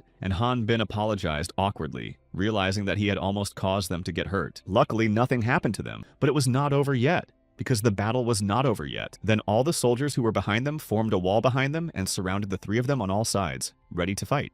After that, the prince turned to the warrior, saying that he wanted to apologize for standing by and watching his behavior. But the fact is that he broke the sword and did not answer for it, even if it seems now that he will still have to be punished for refusing to be interrogated. Addis said that it was better for them to surrender than to fight with all these soldiers, but it should be borne in mind that the minimum term for prisoners is 3 years. Hanbin only smiled and said that he had no desire to leave the heroes for 3 years. The elves, on the contrary, would be grateful to him if they found out about any evil intentions of these heroes. Addis then added that in that case they would have to change their plan. They had already spoken to the prince, and he only sighed heavily, saying that he was sorry to hear about it. Then Kivier came closer and said that the elves should listen to him, because if they don't, Ratna will have no future. Hanbin asked what she was talking about, but then he was surprised to see that she was not wearing any weapons, so he didn't understand where she was going. He wanted to see what her level was, but he couldn't get any information about her. After that, something happened to him and he grabbed his head, after which Addis immediately ran up to him asking if Hanbin was okay. He thought that there was some mistake in the oracle and then looked back at Kiwier and asked who she was. She only replied that now was not the time to share information and that after this hostile situation was over, they would be able to reveal themselves. Hanbin wanted to get an answer to that, but she went to Leondel, who was lying on the ground. The girl said that she was getting up and it seemed that everything was okay with this elf. She just fell asleep and wanted to sleep on. Kivier said that it was time for him to go and then addressed her by name. The prince, who was standing nearby, heard Leondel's name, and of course it was familiar to him. All 5 of them were hostages of the warriors who were attacking them, and only then did Launde, who had just woken up, look at the principal. He did not understand why she was here at all, and one of the servants almost fainted from realizing who he had been attacking from the very beginning. Of course, realizing this, the prince ordered him to lay down his arms, and before that he had to be provided with security. After that, he gathered with the others at the table and said that it was a mistake, because he had treated those who had saved his younger brother terribly, so he thanked them for it. Addis just said that they were honored to be building for the royal family and that they were invited to the palace, which was also nice. The prince said they could feel at home, although he added that it was a little messy. Hanbin did not realize that this principal was the son of the fairy queen named Halian, but Ether and Addis just shut him up, and the mage apologized to the other. But the prince said that it was no big deal because he was a Valtirian warrior and could have misunderstood. He explained that the fairy race included elves, nymphs, dwarves, and sylphs, and compared to other races, their numbers were quite small, so the 4 kingdoms united to keep in touch with other nations. People called it the Union of the Fairy Kingdom, but its real name is Elandia. Halian is one of the 4 heroes who received the blessing of the goddess, and she is also the representative of the 18 united fairies, and she is also the queen of the nymphs. This means that they do not appear to be servants of the fairy queen Halian, although Hanbin initially thought otherwise. However, he still didn't get an answer to the question of who the girl behind the prince's younger brother was. Ether began to speak, saying that she did not know if they were entitled to such a nice welcome, because they had split the sword of the Elf King, and Addis added that they could not even imagine its value. But the prince said that there was no need to worry because it was only a copy for the festival. The real sword sent by the goddess herself could not be broken because it was a sacred relic. Laundel said that because of this duck, the whole festival went down anyway, so they could not forgive such an act. Although the prince said that these people were joking about his life, so he could not speak so brazenly. Moreover, he had already forbidden his younger council to leave the castle. Therefore, before asking anything from those people, the prince wanted to know how his younger brother ended up in that place. Kivier replied that it was not his fault, and Leondel began to resent it. saying that the elder was constantly trying to lock him up somewhere. Even during a holiday, he forbade him to go out, so he decided to go and see for himself. In fact, the principal was outraged that this was the whole reason for his younger brother's disobedience. But at that very moment, one of the servants approached the prince, telling him something about his father. Then he stood up, saying that he had some urgent business, apologized, and added that he had to leave them, and that it was okay for Addis to go and see the neighborhood. Ether was worried all this time because they were in the royal family, but everything went better than she expected. After all, this elven royal family could help them get closer to Halion, but Ether was also worried about this Kivier who accompanied the prince. Hanbin said that she was an ordinary warrior of the 80th level, and Addis suggested that there was some mistake in the leadership of the boys. But it seemed that this was not the problem. They were drinking this black tea, and Hanbin had to pee so badly that it felt like his bladder was going to explode. Ether asked him to be patient at least a little bit, but Hanbin said that he had been patient the whole time they were walking here. He just wanted to find a toilet and eventually left, but Addis told him not to stay there too long. In the end, the young man wandered around the neighborhood for about 20 minutes. Which seemed like a very long time. During this time, he managed to hate the elves because he could not find a toilet nearby. They had such a giant garden here, but there was no place to go, and he realized that he was on the verge of giving himself prostatitis. Eventually, he came to a mystical tree that was hiding in the depths of the great garden, where nature was completely undisturbed. The protagonist realized that most likely elves hardly ever come here. He was very happy when he finally realized that there was no one nearby, and breathed a sigh of relief when he did his job. Hanbin thought that he was going to burst and not survive it, but then he suddenly saw an old man near the tree. He said that if the boy had passed, he should have just said so. He also smelled the smell and realized that he had come here to use the toilet, and then added that there was no paper in the toilets. He decided that he needed to bring the paper and then stood up and realized that he was not wearing pants. So Hanbin shouted at him to put them on. Only after that did the old man realize that he was not Bao Bao, and the young man said that he had really mistaken him for someone else. The boy asked why he had come here, as this was the land of the elves, but the old man believed that the land had no owners. The care and protection of the territory did not take root. The world tree was only a mission given by the goddess of the earth to the elves. Their flesh was only dust, and would eventually return to the earth. But then the old man lifted his head and sighed heavily, saying that the earth was beginning to cry. Hanbin then agreed with him, saying that they really were not the masters of the land, and then started to do something. The young man said that they were taking a lot from the land, so he decided to give it back. Besides, if someone sees it, neither of them will be better off, and Hanbin asked him to keep the secret with a smile. The old man just laughed, saying that nothing could happen to someone like him. But the earth can reward someone who tries very hard, and most likely there are reasons why he appeared here at such a turbulent time. Then the old man took a few steps, and the protagonist saw a sword that interested him greatly. After that, he got even closer to the sword that Hanbin had buried and then stuck his sword near it. Later on, the guy began to notice that his sword was being pulled very strongly and rapidly into the ground. Only the hilt remained, and he did not understand at all what kind of powerful force was pulling his weapon down. Hanbin didn't know what to do anymore because he realized that if he kept holding the sword, he would be sucked down as well. But soon the roots of the tree rose up and threw the sword away with the guy, so he couldn't even stand on his feet. The protagonist did not understand what had happened at all, but he felt sand getting into his pants. He looked around, still holding his sword, which was lying nearby. But what surprised him even more was that right now he was holding a wooden sword, not a piece of sand. He found it strange, but it turned out to be even heavier than the one he had at the beginning. Hanbin began to feel that this sword was draining energy from him, and realized that the old man had done something to his sword. He started shouting to find the old man, but he couldn't see him anywhere, but he was lying on the ground nearby. Hanbin was not even a little bit scared, but he was more interested in what kind of sword it was that even he could not lift. He was also curious to know why he had done this to his weapon without his permission. And then, quite unexpectedly, Kiever started attacking him, although Hanbin did not realize why. For a while, he tried to just talk to her and explain that she had misunderstood everything, and he hadn't done anything to the old man. But she was very angry because she couldn't believe that the king of the elves had dug his own grave and climbed in. Hanbin really understood that it looked strange, but he tried to explain that it was very strange and spontaneous, and he just buried him. Kiever just sighed and said that she realized that he had just buried the old man alive here because of some mistake. After that, she hit him hard on the jaw, not going to believe a word he said. Then Hanbin bought her, asking who she was because he still hadn't received any explanation. After that, she hit him even harder, and Hanbin couldn't take it anymore and let her go. He was really hurt, and for some time he could not move away from this blow, which allowed Kiever to move to a safer distance. He said that if someone else had been in his place, he would not have survived long ago, although Kiever said that he would not suffer much from this. She told him everything about him, including his level and his name, and that at the age of 24, with the help of Ampla's blessing, he was not transported to this world for some reason, but lived in an isolated world like it for 22 years, and added that although he was at level 5, his powers were actually higher. Then she said her name and said that she was a representative of the goddess of darkness, Kyveriel, and was created by her. And the proof of her words was his authority, because she could not be controlled by the authority of the Demon King. It was strange for Hanbin to hear about the goddess of darkness, and that she was going to destroy the stranger alone. But Kiva replied that she had been given another order, namely to find a candidate who could help her and test him. The Demon King and the goddess appeared to be enemies, so Hanbin did not understand how she could choose a foreign land as her assistant. The girl replied that she didn't understand either, but the mistake in the leadership and the fact that Hanbin couldn't reveal himself put her in an even bigger quandary. She also began to doubt his competence as an assistant after he attacked the Elf King, even though he had already said it was a misunderstanding. Keever said that given his personal qualities, it was a question of whether he should be appointed as an assistant or not, which is why she decided to test him. The protagonist was surprised to see that she could summon a weapon, as a spear appeared in his hands in a matter of seconds. However, he was able to learn her style during these 2 times, and said that he would not get caught the 3rd time, so he grabbed the spear with his hands. He added that he could simply eliminate this manual and that was the end of it, continuing to hold the spear in his hands.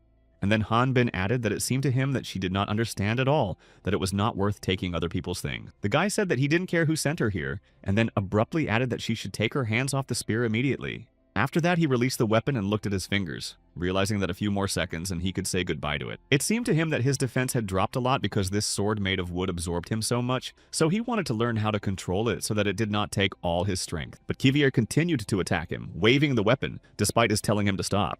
The girl assured him that he simply did not understand the seriousness of the situation because she represented the goddess of darkness and needed to test his skill. She wondered if his sword was just a decoration and asked him why he didn't use his aura and why he wasn't really fighting. Hanbin was fed up with her talking so much and decided to fight for real, but he also wanted to test something. The protagonist realized that he needed to control his strength in order not to waste his aura and at the same time make sure that there was no fatality. In the end, he did the math and Kiver missed the next time she attacked him.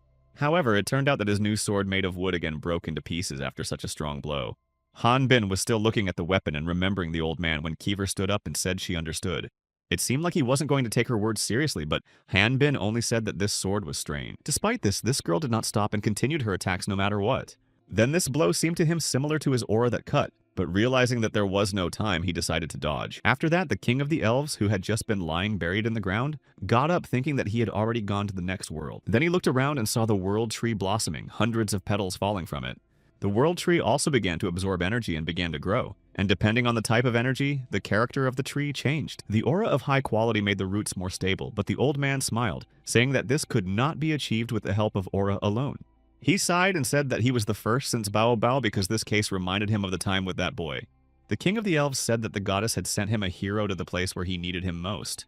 Back then, the situation was really very similar, but he managed to survive because of that. Meanwhile, right under the roots of this tree, someone was using magic as if to collect it, or on the contrary, to give it to this tree. Later on, many elves gathered here and all began to accuse Hanbin of attacking the king of the elves, and Leondel was even more angry because he dared to attack his companion. The elf said that he would never forgive him for what the boy had just done. He pointed his finger at the main character and ordered us to destroy this big lump of muscle immediately. This kid kept talking about muscles, and Addis, who was already standing next to him, said that he understood roughly what the situation was, but for now he was just saying to watch quietly. Leondel, meanwhile, continued to shout about the need to destroy this man, but was finally stopped. The king of the elves said so himself and added that he was the first to start the battle, so it was pointless to blame anyone else. The old man said that he was just curious to know how strong this Valterian warrior was, so he created the situation, and he was sure that nothing would stop the boy anyway. The elder prince tried to understand why his father had done it, but the king interrupted him, saying that he understood how much the crown prince was working to fix the kingdom, unlike a barely living old man like him. But he was well aware that the earth was crying and the roots of the world tree were beginning to shake, so he thought that they wanted to tell him something. The prince sighed and said that a strange phenomenon had appeared in the southeastern village, and the cattle and the people had turned into mummies, and the cause was still unknown. That's why he was going to ask the hunters to investigate the matter, because he had seen the strength of that warrior and trusted him. The king said that it would be difficult for them to find the cause on their own because they needed someone who felt the earth. That's why he asked Leondel to go with them, and he was very happy about it, although the rest of the team was not. The prince was not happy either and asked his father to wait with such decisions. Addis then began to say that they were going to the capital of the fairy kingdom on a very urgent matter, but Leondel began to get nervous because they dared to refuse the king of the elves, and then added that for them, nothing could be more honorable for humans. Of course, he did not know that there was only one human among these three, not all of them. But then he said that he would allow this little one to accompany him, but the ether did not know whom he called the little one. Hanbin abruptly rushed forward while the kid was saying that that piece of muscle could protect him. His hand stopped right above Leondel's head, and the warrior said that he would never tolerate insults against him, and told him to keep his mouth shut. Leondel was really scared because he did not expect this guy to do something like that. Then the king rejoiced because Leondel had finally met a worthy opponent. But the prince still insisted on canceling the decision because he thought that he was not able to cope with such a task because it was dangerous. However, his father said that it was precisely because of this danger that the people recognized him as really strong. He was sure that these people had their own responsibilities and that it would be bad form to force them to do something so spontaneously. So the king said that he would listen to their decisions the next morning and let them think about it. A little later, they went back and Otis was sure that the four heroes were planning something, and maybe even an attack on the goddess of darkness. Ether said that they were using aliens as slaves. At least she had heard about it, but she couldn't believe it at the same time. Kiever said that this was why she needed their help in this matter. But Hanbin still didn't trust her at all, so he knocked over the chair she had just been sitting on.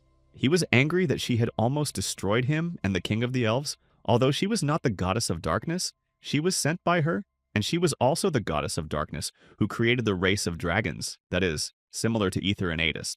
But the boy replied that he was an earthling and their gods had nothing to do with him, and her words did not sound like a request. However, Kivier said that it was neither a request nor a threat, but just a fair deal between them all. She added that it was a good chance for him as a foreigner, although the guy did not understand why.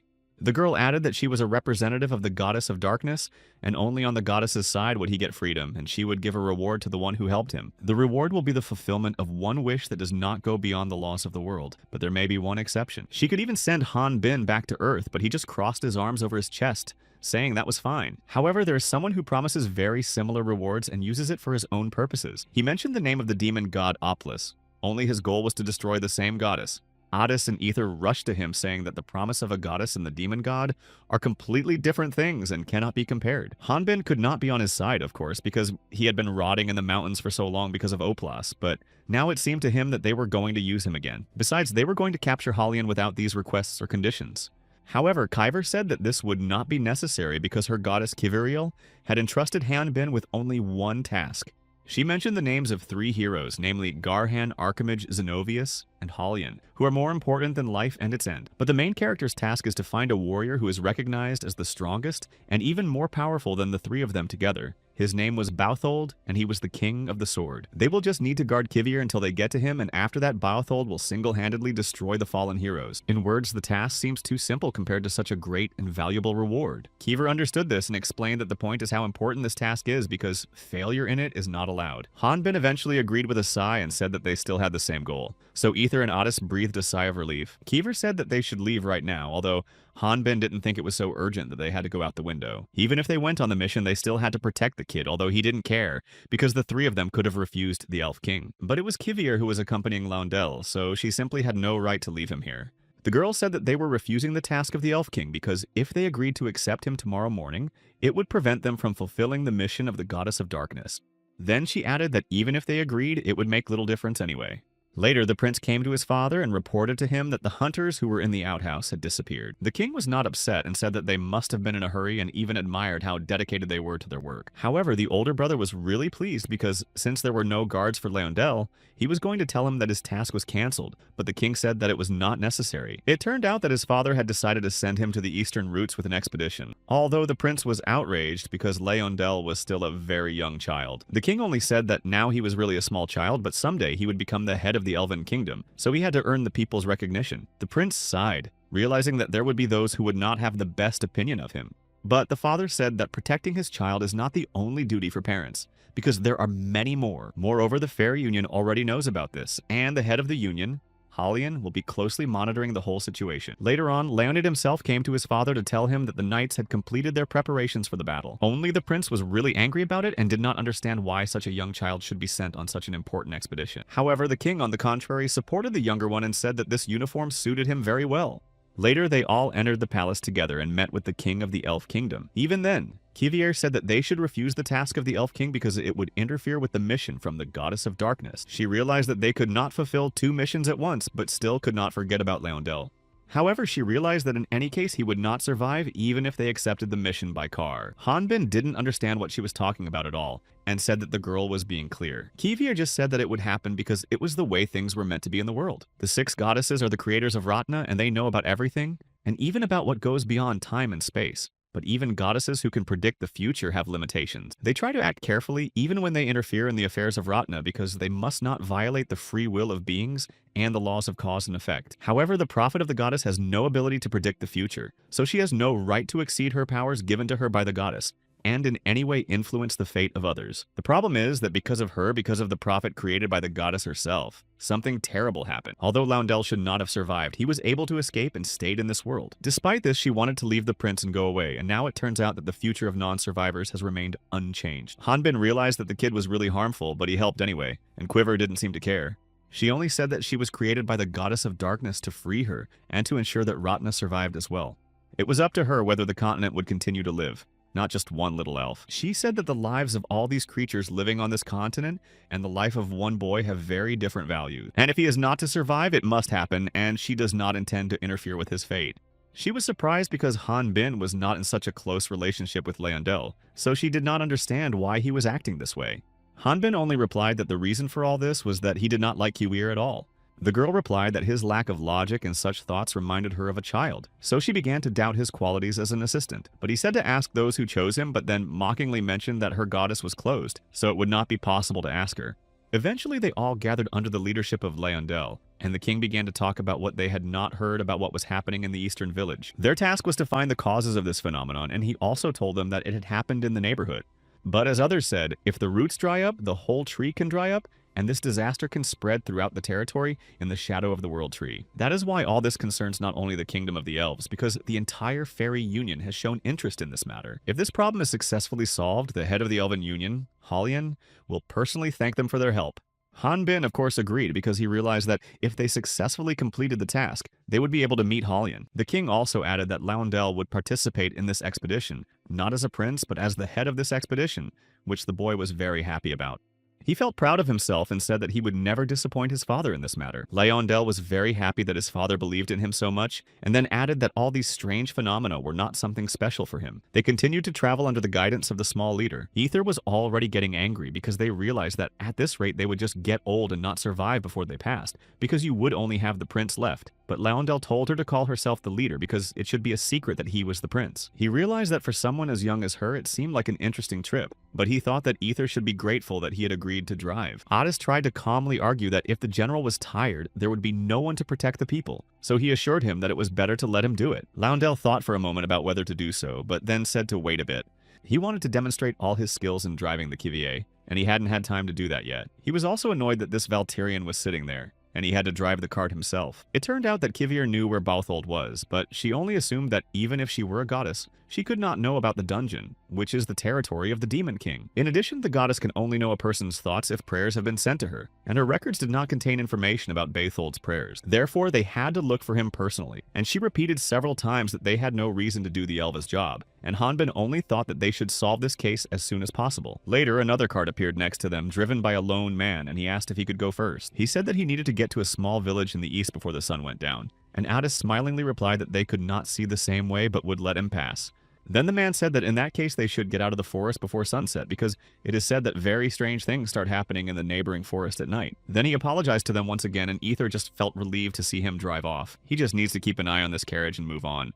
That way they won't even get lost, but Leondel was very picky about this man. He was very annoyed that some person decided that he had the right to ride in front of him and overtake him. But at that very moment, while they were driving and the head was unhappy, no one even noticed the small fence they were rapidly approaching. Ether and Addis were already screaming, not understanding where he was going to go next. But Loundel looked very calm and smashed through the fence, after which the carriage froze over the cliff. He drove like a madman and continued to move forward at breakneck speeds.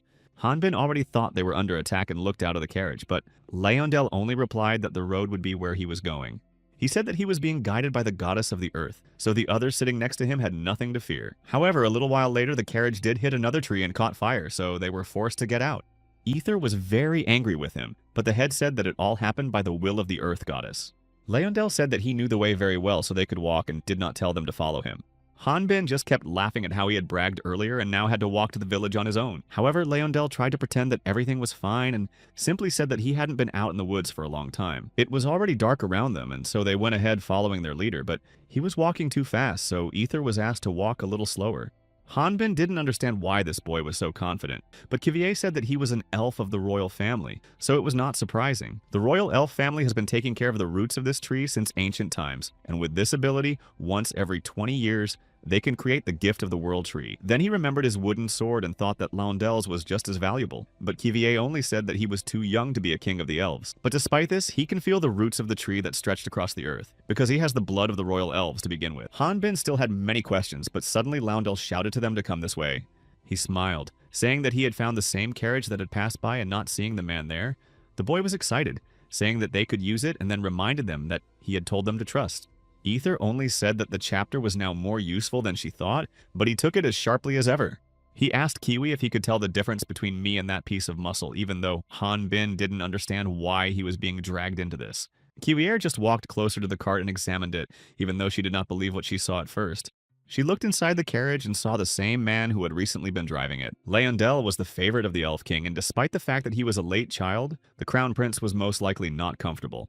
Absolutely out of nowhere and very suddenly, the youngest of the Water Brothers appeared, and with such a background. There were already many rumors about him, and it turned out that he was hidden in the palace, and only those who needed to know more knew. It turned out that this was a big mistake of the Elf King. Laundel cried a lot when he saw his mother running away from the palace and leaving him there. 4828. Meanwhile, the man who had been leading the way was still alive but speaking very quietly, begging him to give him at least a small sip of water. Leondel had just now woken up, and Hanbin, who was at his side, saw that he had finally come to his senses and told him not to faint anymore. The prince did not know what had happened, but then when he saw the man's body, he was frightened again, and Hanbin said that Leondel had fainted from fear when he first saw him.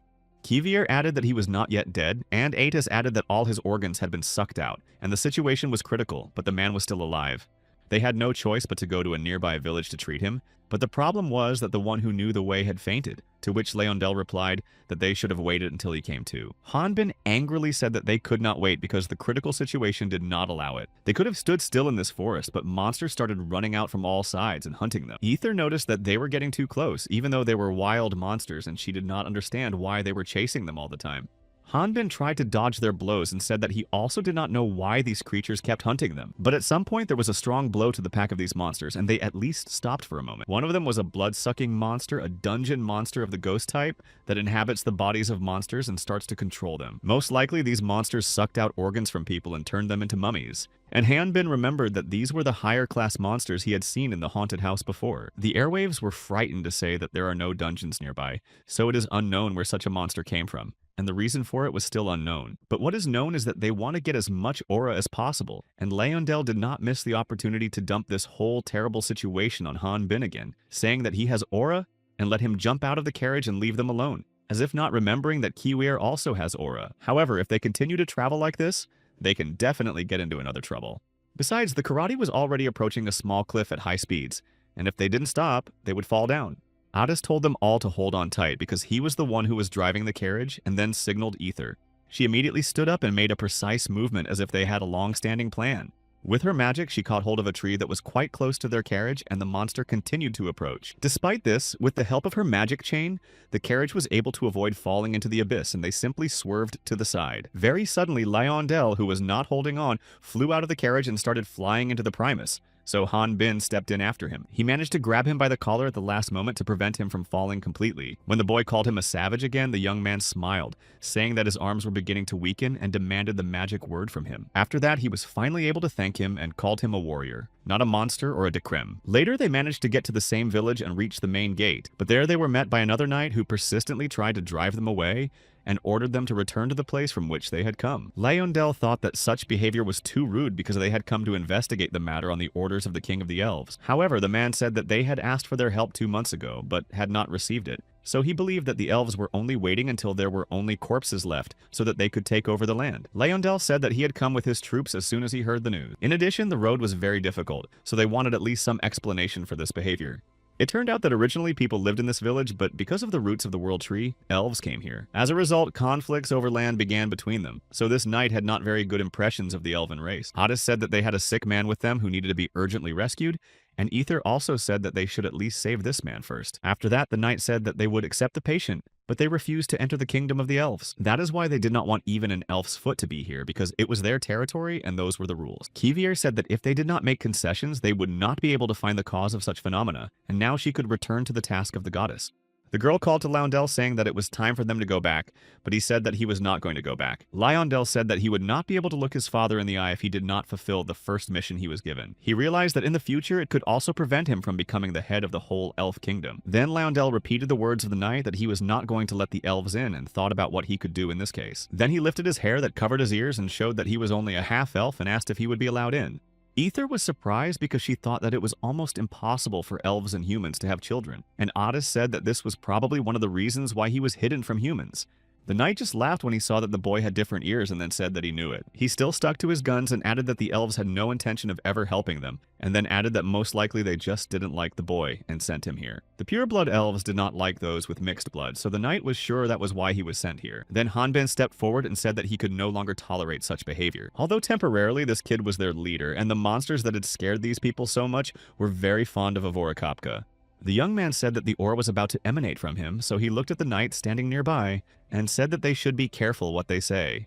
Soon all the monsters could gather here and take all their organs and leave no living soul here. Because of the darkness, these knights did not immediately realize that they were facing a Valterian warrior. But if they did something wrong now, not only monsters would be the problem. Later on, the gate opened and someone in a hooded cloak came out and immediately asked where the sick man was. The knight said that it was dangerous not to go outside because these people had come from the elf kingdom. Hanbin still did not understand what was happening here, and Lyondell was very surprised to see someone who came out of the gate. The knight was also very surprised, but it turned out that the hooded man was the second brother of the royal family. Eventually, he took off his hood and they saw that he was indeed an elf, and, although not immediately, he seemed to recognize Lyondell.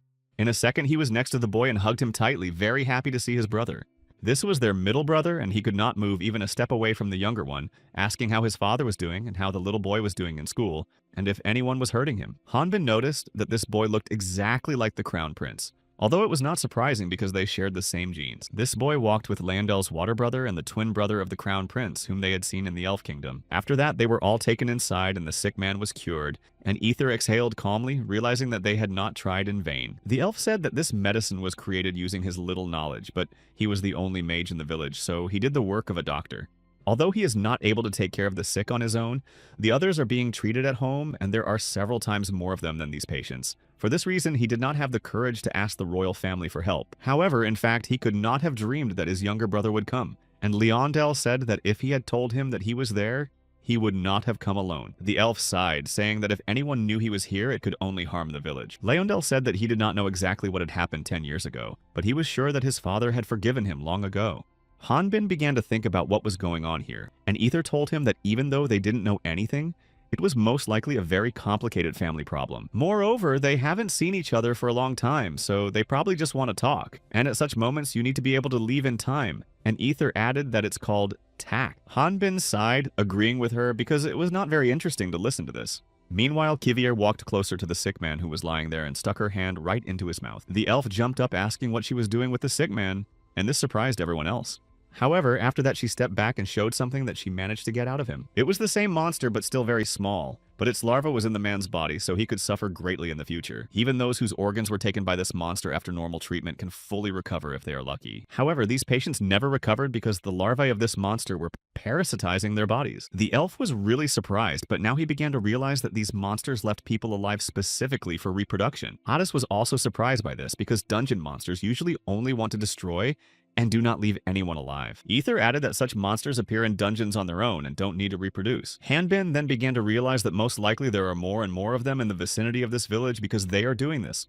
Kivier said that this was the end of their mission. Now they had to return to the kingdom and tell the king about everything. Lyondell said that his brother and all the others were in danger, but the girl added that their task, given by the king of the elves, was only to find out the cause of the anomaly. It did not include solving this problem, and since they did not understand what was causing it, they could leave. Hanbin was very annoyed because he was not going to just fulfill his mission and leave while innocent people were suffering, and also considered it irresponsible. But Kivier said that they're the ones who are behaving irresponsibly now, because they just want to save the people they see here. But they don't even think about how many victims there might be who are not yet visible. She said that we should not forget about how many victims there were because of the person they are looking for now. In addition, there were many victims before, despite the fact that they tried to save them earlier.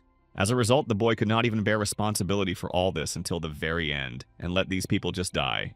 The elf who was the middle brother said that there was a hospital here, but Otis couldn't stand it any longer, and walked over to Kiwier and stood in front of Hanbin. He said that of course he didn't know how much she knew about the case, but he wanted to explain. It turned out that the best choice had only led to a worse outcome, so he urged her not to throw such words around because he remembered how much it had hurt Hanbin. Then he smiled, saying that she hadn't seen what Hanbin had to go through because of his responsibility. Eventually, only the elf interrupted them, saying that it was night and they were probably tired. So he added that he would ask for a room to be prepared for them in the former hotel. They had to talk about returning to the kingdom tomorrow morning. Eventually, they arrived at the hotel where they were given beds, but Ether. At this point, she exploded with anger. At this point, Otis just apologized, saying that he had taken too much, but she said that she could see that Otis was very angry at that moment. He only said that Kivier had a task concerning Ratna's fate, so she was in no hurry, and Ether only replied that she would be afraid to deal with him. But the mage thought that they had no need to fulfill the goddess's tasks and listen to so many insults from her. Hanbin only said that he didn't feel that he was being insulted in any way, although it made his mood a little worse. He said that it felt like your little sister was asking you some awkward questions that you didn't know how to answer. Leondel, meanwhile, was also in the room getting ready for bed, and Ether Hanbin continued to laugh at the fact that Otis was still angry. However, there was some debate that he really did react very painfully to those words, although Otis was even a little offended that they thought so. Kivier and Leondel heard everything they were saying because there were walls here that completely blocked the sound. Then the girl said that she was curious about something, although it was strange for the elf to hear that she was interested in something, because she was usually indifferent. She asked him if he thought she had really managed to anger the three of them, and then asked if it could affect their mission. Leondel said that he couldn't know for sure, but if she had done something they didn't like, then maybe so. But then he rolled over and said he thought it wasn't that bad. They didn't seem to care even when she found out he was a half-elf, and then added that this Valtirian warrior wasn't as bad a person as he had thought before. Of course, he thought he was still a long way off, but he offered Kivier something if she was so concerned about offending the three of them. Leondel said that she could simply apologize to them for what she had done. Kivier said nothing to that, just thought about it and then thanked Leondel for his advice. After that, the elf turned away, saying that he did not know how to act properly, but he was very sleepy, so he wanted to postpone all questions until tomorrow morning. Subsequently, Kivier found herself on the street at night covered in blood, and she remembered her memory lapses due to the head injuries. Looking at her chest, she saw that someone was holding her with long claws, and remembered that she was running after a monster, and now her body was damaged. The woman with the incredibly long claws said that she was no longer interested in watching Kivier's reaction, because her legs did not react like a doll's, and then she asked why the girl said that she had hidden her children. Kivier was now very exhausted and just looked at her, asking what such a monster was doing in this city. The woman kept a smile on her face and said that she could be absolutely anywhere. Immediately after that, Kivier abruptly got up from the bed, still breathing very hard and nervously. She was perfectly fine, but it took her a long time to recover, but it was clear that it was just a dream. Nevertheless, she looked around and noticed that Leondel was no longer on the bed where he had been sleeping. The girl was about to leave when she reached the door and saw Ether walking toward her. She immediately asked her if they were looking for Leondel, although Ether did not understand what she was talking about. Ether got up and they couldn't sleep because someone had taken their weapons and they couldn't find them anywhere. Meanwhile, the monsters in this small village were getting bigger and bigger, and the knights started to retreat. There were so many of them that there was simply no one to fight them, and the creatures only bit into their bodies harder and tried to take their organs. But they still could not get rid of these monsters, so they began to run away, realizing that they could not fight. The knight was really very surprised because he did not understand where the monsters of this particular species came from in this village. He was almost caught by these creatures, but the protagonist quickly came to the rescue and destroyed the approaching monster. Hanbin was actually also very surprised by what was happening here and could not even imagine what it was. In addition, despite the fact that he hit these monsters hard, they just split up and became more and more, but not destroyed. But they were quickly destroyed by Adis's fire magic, and the mage explained that the use of magic without a magic drought has a limited space for use. But if they are in such a narrow place and something goes wrong, then while he uses his aura, absolutely everything can explode. Kiever also came here and said that they could not worry because the sword was made of the world tree, and therefore absorbed most of the aura, but Hanbin did not know whether to be happy about it. Ether also dealt with the monsters and said that they had entered from the east gate but had already dispersed throughout the village. The girl also said that there are about 200 of them, and if they start looking for and destroying them one by one, there will be no end to the land. Kivier found it very strange that so many underground monsters suddenly attacked the village and wondered where Leondel had gone. Therefore, the knight decided that it was all because of that little elf, and now he was more confident that they wanted to seize his land and make the village their own. But in the end, he thought that Leondel had betrayed them as well by leaving his team. Hanbin was very annoyed by this behavior, and said that he did not need to stab them in the back because he thought that they wanted to take the elf hostage in order to negotiate with the kingdom. He believed that it was the knights who stole their weapons, and that there was not enough time to pick up his big sword because it was so heavy. But the knight filled in that it wasn't them and then added that it would be too late to find this kid now. They should all at least try to get out of here themselves instead of looking for someone else. Kiever also started a fight and then said that she didn't want it to come to a conflict. But then she added that she could not interfere in people's fates. And this applies not only to the people of this village. She also cannot say whether Laondel is still alive, and she must not do anything that is related to the fulfillment of her mission. The monster still continued to attack, but Hanbin was annoyed that she was treating everyone else like that, and asked what Kiwi was going to do. He said that she was mistaken if she thought that this disappearance and the end of Laondel's life had nothing to do with her mission. Hanbin took the sword away, saying that if something happens to this elf, he will no longer help her. That is why it is necessary to go and find Laondel for the sake of fulfilling her own mission set by the goddess. Kivier didn't seem as cold to Adis as she had thought at first, because she did go to find the elf. He was of course sorry that she needed such a reason to go looking for him. And Adis said that they needed to deal with everyone here and go looking for the elves as well. Hanbin asked how much magic the boys would have, and he said that they could defeat about 5 more small ones and 1 big one. Meanwhile, Ether approached the knight, who was still in shock, and said that he could take his armor and weapons if he didn't need them now. The knight was surprised and asked what they were going to do, because even if they started to destroy the monster alone, they would still be quickly devoured. Hanbin only answered that they were not going to destroy them one by one and would not split up either. Later on, right in the center of the village, an aura that was already familiar to them exploded. He did this in order to gather all the monsters in one place and then destroy them together. Feeling his aura, all these creatures began to flock to the epicenter very quickly, and their number grew in the middle of the village. Meanwhile, the same woman from Kivier's dream was holding Laondel in her arms in front of a large tree in the dark. Kivier had just now caught up with her and ordered her to stop, asking what she was going to do with him. The woman smiled and looked back, saying that the rescuers had passed faster than she could have thought. But she didn't understand why the girl was looking at her as if they had met somewhere before. Kivier said that they had never met and then pulled out her spear to fight. She said that she did not know this woman to be a monster who did not destroy, but simply kidnapped people. The woman sighed, saying that she thought that pretending was enough, but that sometimes a cold assessment from the outside was needed. It was then that she said she would like to ask a normal person about it as part of the... She looked at the elf, asking how people feel when they have children and how valuable their child is to them. Then the woman said that if this child was hers, she would value it as much as she could. And then she asked what expression she would have to make to look like a human being when this child said goodbye to life, and then asked if Kivier would show this expression if she destroyed it. Then she laid Laondel on the ground in front of her, sighing, and said that she would deal with it somehow. The woman said that she and Kivier didn't even seem to be very different from each other, despite the fact that she was supposedly a monster. But Kivier was not going to take it anymore and took her spear and attacked the creature. Meanwhile, Adis and Hanbin fought against the monsters together, and the magician asked if the boy was in control of his aura. He seemed to have it under control, and then Ether joined in and the magician told her to keep an eye on these monsters. Eventually, they continued their attack, and the girl said that she had already managed to gather almost everyone in this place. In fact, the knights were a little surprised and scared that they were going to call monsters from the whole village. Now they realized that it was not for nothing that the race of the Sword Kings was so famous, but they only had to deal with those monsters and their nightmare would be over. But the elf said that their situation was not so good. The knights did not understand why, because the aura of this warrior was so strong that they should not worry. He just sighed, saying that it was really strong, but that was the problem, that it was too powerful. He told them to look down at the monsters that had gathered there, and it seemed that there were an infinite number of them. In addition, it turned out that they were beginning to devour their own, and they didn't care whether it was people or their own. The warriors began to destroy them in their cages, but they still remained in other corpses. He managed to destroy one monster, but by doing so he made things worse, because 10 others could have grown from them and the battle could not come to an end. Meanwhile, Kivier continued to fight the monster, trying to protect the little elf, and it lost her arm. However, her regeneration was very fast and a new arm appeared in place, after which the woman continued to attack Kivier. She had already realized that this girl was not going to use her aura on purpose to prevent her from absorbing it. Her ability to regenerate and her high intelligence made it clear to Kivier that this woman was the one who had brought these monsters here and was going to occupy the village.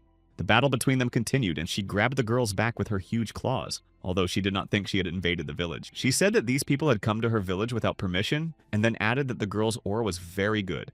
The more she was attacked, the stronger she became, and Kivier could hardly fight her on a level playing field. After that, she started attacking her again and was going to come up with some new plan to destroy the trap enemy. The woman just laughed, saying that no matter how hard she tried to destroy her with her aura, she would not succeed. Then they continued to fight each other without stopping even for a moment, but after a few minutes they stopped for a second. Kivier had already noticed that in the state where she was frozen in place, this woman could not absorb her aura. It seemed that she had used a freezing artifact, after which her regeneration was impossible, and began to scream for Kivier not to stop. But she didn't stop. And then the girl looked at what was left of her, thinking that she should have asked how she managed to get out of the dungeon. Eventually, the entity disappeared and only Leondel remained, lying on the ground quietly saying something from his dream. Finally, he opened his eyes and looked up at the dark sky, being very calm, but still did not understand what this place was. Only then did the boy stand up and look at Kivier and ask her why they were outside and why he was sleeping here. The girl didn't want to explain anything, at least not yet, but only came up to him and said that they should go back. But it was at this moment that a very strong blow occurred, which was unexpected for both of them. Leondel was very afraid for her, looking after her, but the girl was fine. She was only indignant, saying that she had asked to wait. The woman finally got up, but she was very angry, saying that it was incredibly hard to create the shape of her face, and that Kivier had just smashed it. She was okay, only her wounds were fine, but what was more worrying was that this woman was able to recover, because regeneration was simply impossible. She just smiled, saying that she couldn't really regenerate, because even her monsters don't last forever. However, she was able to destroy several of them, thus prolonging her life and the possibility of regeneration. She smilingly approached Leondel, who was crawling back in fear, and said that she would have loved to be a good mother. But now she would not be able to do it because this boy she wanted so much was a little too old. At the last moment, when this woman was about to touch him and destroy him, Kivier started running to save him. She started running despite the pain that was throbbing in her head, and then she remembered the memory lapses due to the head injury. It was exactly like the dream she had recently had, and then this woman came closer to the elf, blocking him from her, and said that the girl was trapped by her. She was even frightened for a while and then started talking about what she had heard about a strong man in the area. Hanbin was able to come to the rescue and stop this monster who was going to destroy Leondel and Kiwier. He was going to destroy her, saying that she was very strange, and he already had enough strange people here. Hanbin only realized that these creatures seemed to have leveled up and leveled up significantly, making it harder to fight. So he realized that his attack had the opposite effect. Ether came closer, saying that she would take care of the small monsters because her 38th level would not have much effect on the big monsters. Hades had said earlier that he had a plan and said that Hanbin only had to gather the monsters here with his aura. However, he didn't give any more details because there was no time. So the protagonist still didn't know how it would end. He looked around and saw a circle with a crystal inside it, which was Adis's magic that started the countdown. Then he and Ether jumped closer, leaving Hanbin below while he was completely unaware. Adis just looked at him, telling him that he just had to be patient a little longer and everything would be over. It turned out that the plan was to use Hanbin as bait for all those monsters from the village. But in the end, they succeeded, but then that night came closer, saying that their colleagues were burning in the fire right now. Still, it looks quite dangerous because Adis has raised his level, but the mage said that this is the only way to achieve powerful magic in this plane. But in fact, nothing bad will happen to him except that it will be a little hot now. Despite this, Hanbin was really angry when they left him here. He was angry because they hadn't told him anything at all before, as if it had to be kept a secret. Adis said that he had originally planned to break out of there together and then work the magic, but there were more monsters than he thought, and the mage apologized. In the end, there was no trace of those creatures, but the knights were really surprised that the Valterian's skin could withstand the fire. The elf, who was a doctor, also saw that everything was fine and began to wonder what was wrong. After that, there was another strong explosion of aura right in the middle of the forest where the team was standing. The knights thought that it was really dangerous and agreed that it would be better not to go there. Adis asked if Hanbin had felt the aura, and Ether began to worry about Kivier and whether something had happened to her. Hanbin realized that in that case, something bad could have happened to Leondel as well, and he was going to save him. He wanted to help Leondel, so he started to go check on him, but he left Adis and Ether and all the other monsters behind and jumped onto that place. Adis said that the prince should be fine and then said that he and Ether should check if there were any monsters left. The knights also started to run there, thinking about whether Kivier, who was at the epicenter of the explosion, was still alive. They ran forward with the whole squad, saying only that they needed to try to defend it further. Ether thought that this behavior of the knights was very strange because they suddenly started to worry so much. This really caused some anxiety, and Adis thought that it could be even more dangerous here, and that this behavior was the result of something bad. The world created by the goddesses was more like a big clock that would always show the exact time. And as long as it moves properly, everything will happen as it should, as planned by fate. Nothing will go beyond the scenarios as long as the clock continues to tick. But even if reality goes beyond this, the problem is not in the prediction that was said earlier. It's just that reality can change regardless of what was said in the prediction. Kiwi didn't know why the future was appearing when it shouldn't, and then Hanbin asked if she was okay. She was knocked out after hitting her head, and Kiever said that although she was not as strong as him, she was built like a Valterian woman. And then she told him that it was better to focus on the enemy that was right in front of him. After that woman's battle with Kiever, the monster's power and recovery would not be as fast and powerful. But because of her aura, she simply cannot be affected by the slashing attacks that she had used so many times. But after she absorbs the aura, she will only become stronger than she was before. The woman started to laugh, saying that she didn't care about anyone but Leondel, and then added that hunters like them could only be found in these parts. She said that she had suddenly changed her mind and now allowed them to live in the village. But after that, Hanbin just struck the ground with his new wooden sword with all his might. He was not going to give up and wanted to finally defeat this monster that did not allow the people of this village to live. He managed to crush the enemy with this aura pressure, and although Kivier knew he was strong, she didn't think he was that strong. The strength of this stranger was beyond normal, and then a window appeared in front of him, and the boy looked at it. He thought that it was a boss-level monster and he could earn experience points, but it was just a small monster that didn't give much. Then the knights finally came running to Kivier and started asking if their lady was okay, visibly worried about her. They said that the woman was like a mother to them, and they did not understand why the hunters killed her so cruelly, and she was innocent of anything. It really sounded strange, and Hanbin tried to tell them that she was just a monster who did not let them live in peace here. However, seeing that the words did not work on them, Hanbin realized that the whole village was infected completely, and the knights were not on their side. Just now, all these people were normal, and only a few hours had passed since the monsters had broken in. Kivier thought that they were all just pretending to be normal, but in fact the whole village was already infected with parasites. Most likely it was long before the whole team had time to come to the village to help. All these people had settled in abandoned lands and had spent their entire lives being afraid of the monsters around them. She said that she was only protecting those people, and in return they gave the woman a place where she could live in peace.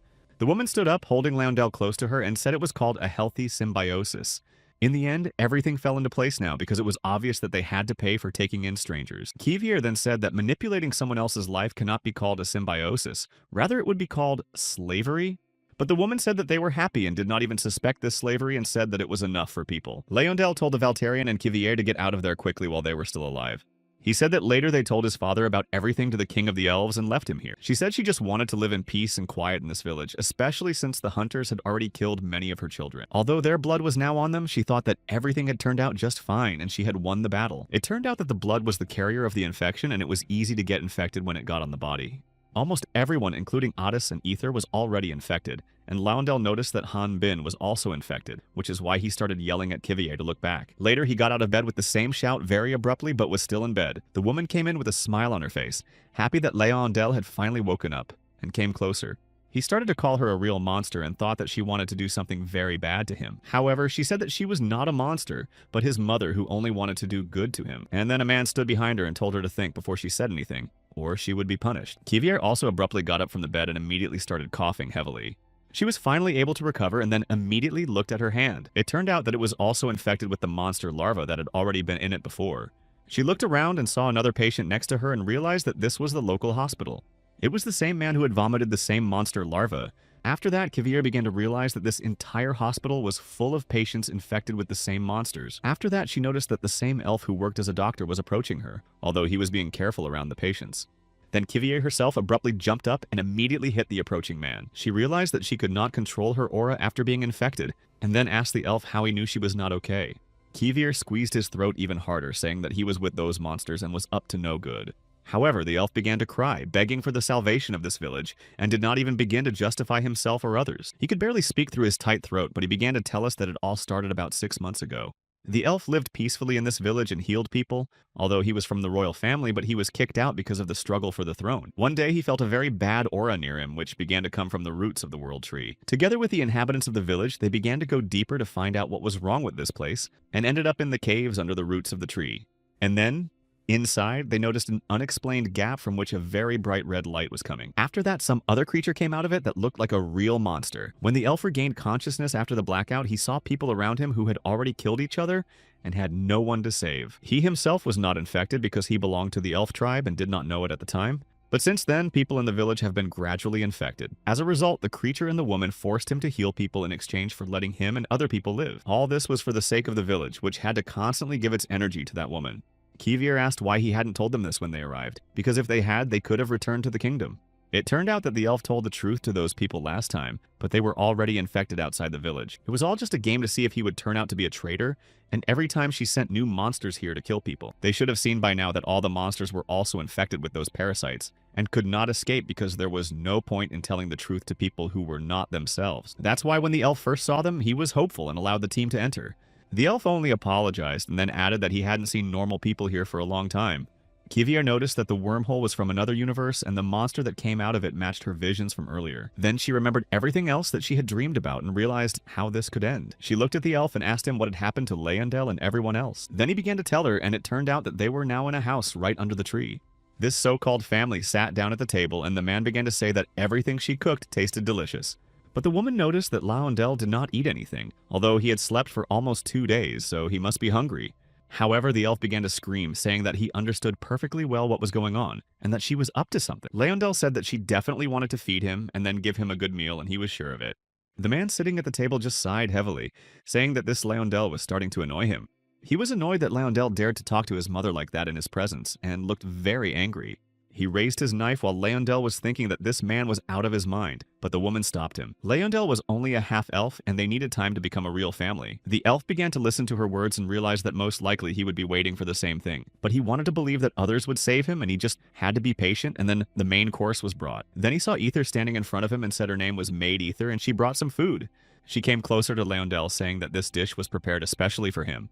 She showed him intestines that were cleanly washed and also stuffed with blood. Leondel almost threw up when he saw it on the table in front of him, although Ether was surprised. The girl started to get angry because he had such a reaction, so she quickly called the cook, who immediately appeared on the spot. Otis arrived and Ether started screaming that he had cooked terrible food, which made their host sick just from the smell, and he immediately apologized. He said that he had just cooked the pork that the owner had caught, and that it was his recipe, but Ether was annoyed that he was making excuses. Otis continued to apologize and look away, and Leondel didn't understand what was going on and why they were all acting so strangely. Then this man, he was cooking the most delicious drunken sausage from mountain animals, and one stick was enough not to be eaten by everyone. And Ether said that when she was in the army, you couldn't bring that close to a wyvern, and then asked which side he was on. Otis began to cry because of this pressure and continued to apologize, calling himself worthless.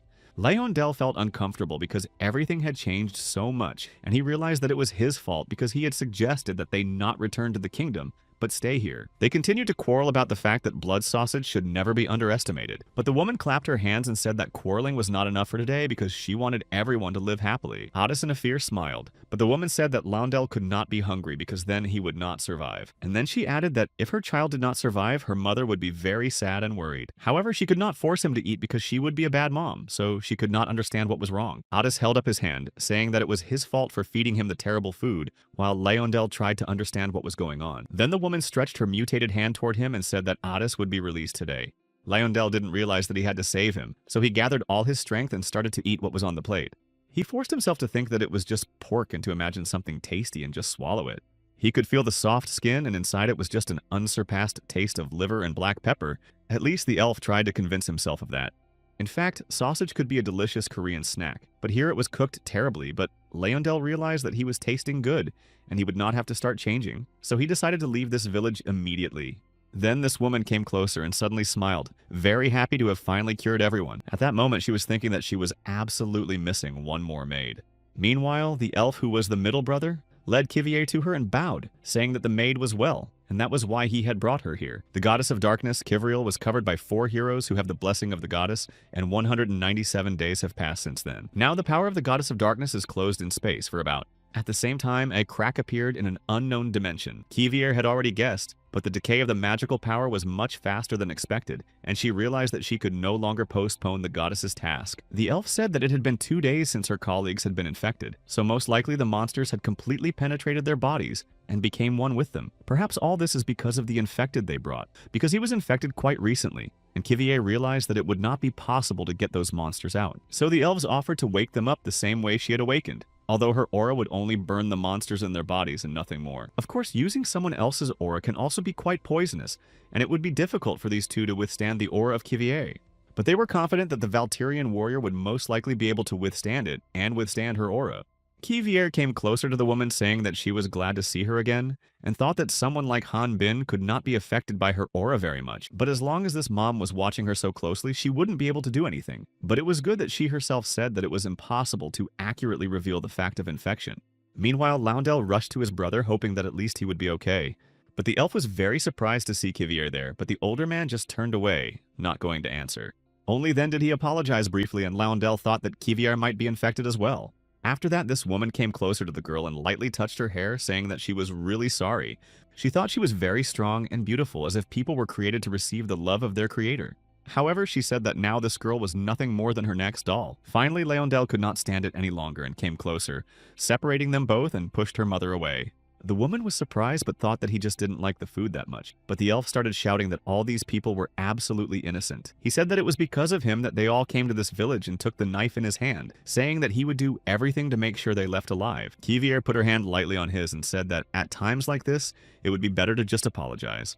In the end, Leondel just threw the knife down and bowed in front of the woman, apologizing to her. Meanwhile, someone was getting to a certain place trying to get back from the big shed. He was quite angry because he himself had been asked to use this force, but now everything went wrong. It was Raud who was still trying to fight using his mind control skill. He was facing a giant monster that was going to attack him at any moment. And although at first it seemed just big and didn't look aggressive, the next minute this creature rushed right at the guy with its huge teeth. For a moment, Raud even regretted getting out of there because it would have been better to stay locked in that order.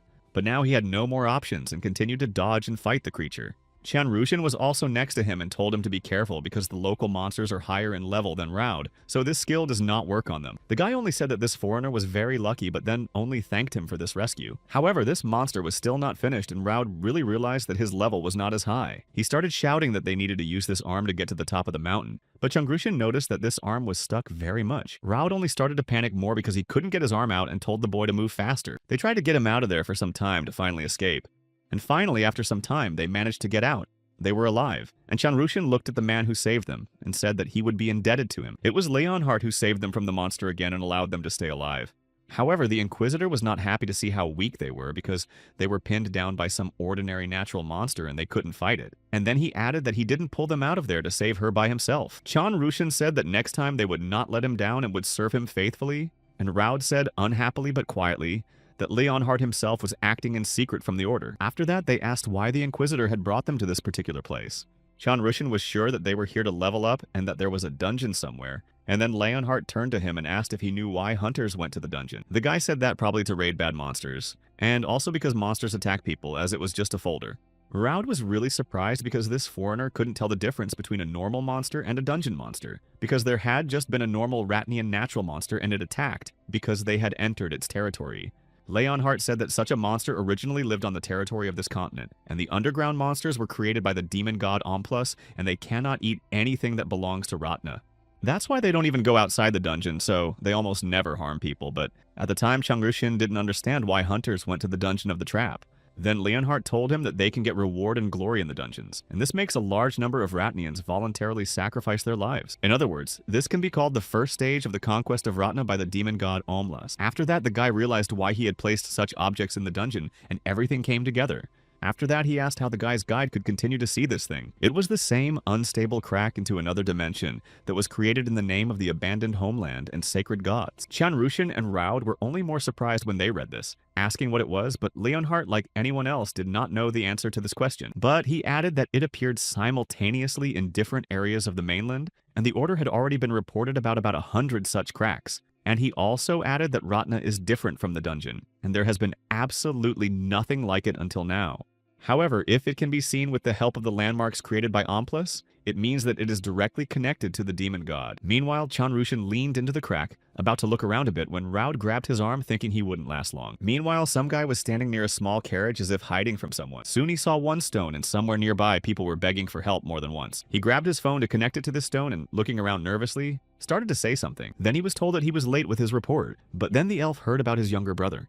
The man told him that the prince was captured in this village where this monster reigns, and that this is not all the problems that are happening here. The prince tried to listen to every word, but the man suddenly stopped talking. He had already realized that something terrible was happening in that village, but it was the territory of the Elf Kingdom, so the problems had to be solved by himself. And to some extent, he realized that all this might sound rather arrogant and self-confident. However, Halion believed that the problem in this village was not only related to the Elven Kingdom, but it turned out that even the head of the Fairy Union could not interfere in the affairs of the Elf Kingdom without discussing it with the Union itself. He said that she shouldn't interfere in internal politics, but Halion said that she hadn't even had such thoughts until her ward approached her. He said that he didn't have time to get permission for every issue and said something about Zenobia, but Halion stopped him almost immediately.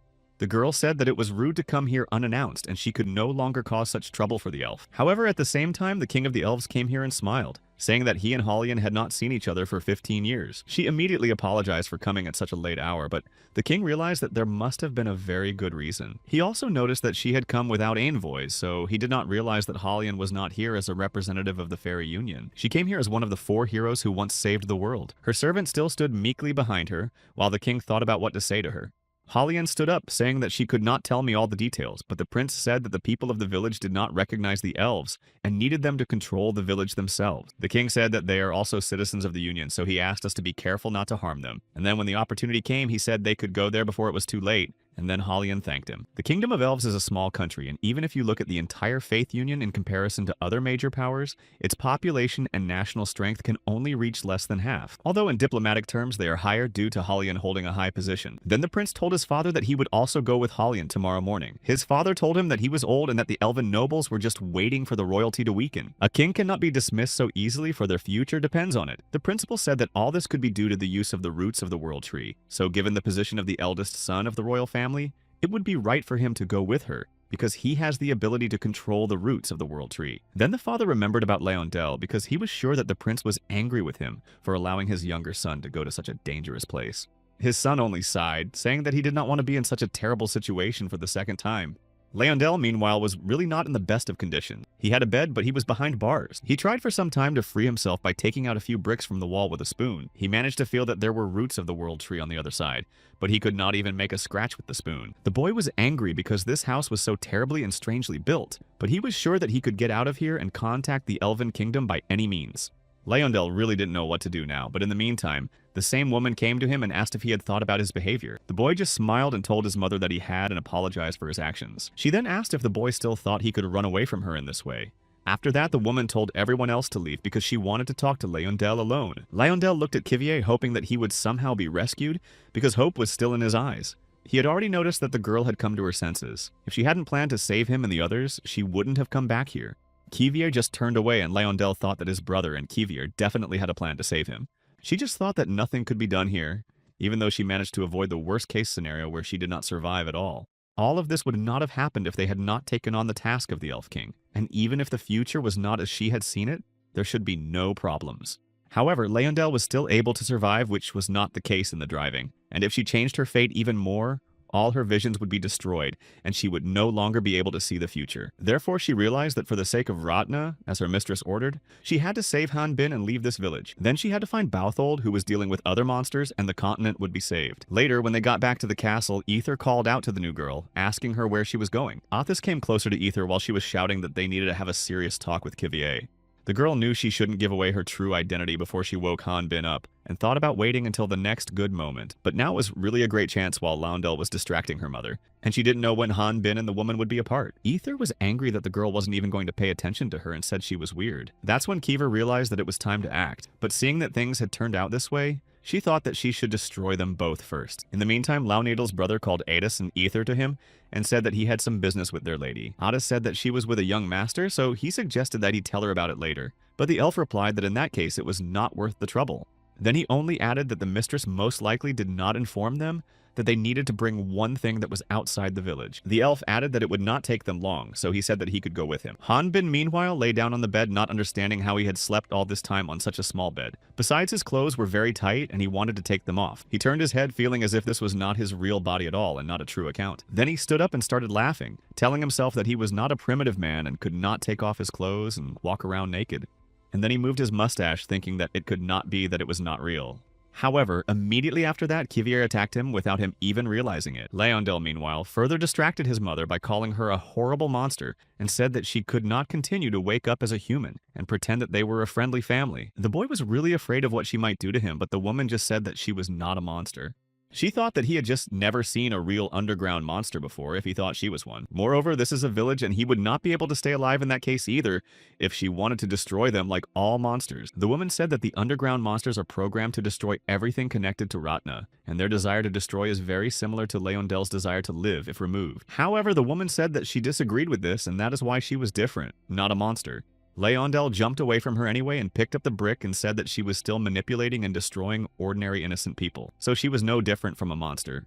The woman left smiling, saying that maybe she was doing that, but they were elves and humans, just like her. It was the same with his own mother when she was fighting for her life. Loundel really didn't understand what she was talking about, and the woman put her hand to her mouth, saying that she had said too much. But there was no stopping him, so the elf rushed at her with a brick, ordering her to speak about what she began to say.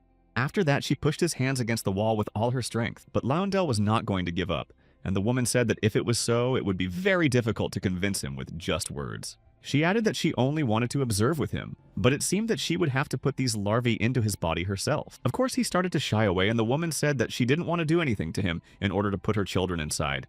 Then the elf heard a very strange sound and began to think that it could be Kivier, and hoped to be saved. They had discussed the fact with Leondel's brother that she could burn the monsters that had entered his body, but only now she realized that that idea was really very foolish, even though her aura was quite powerful. It was still not enough because this creature had already managed to penetrate deep into his body and would not be easily taken out. Then Hanbin's clothes were torn and he finally threw them off, saying that it was because of their maid, so it was not his fault. However, he said that he would regard it as an attack on their family, so we will stand. The woman also heard some noise from outside and was a bit alarmed, so she stopped. Loundel placed the need to keep her here for at least a little while longer, so he stood in front of the gate and said that he would not allow her to get to Kivier.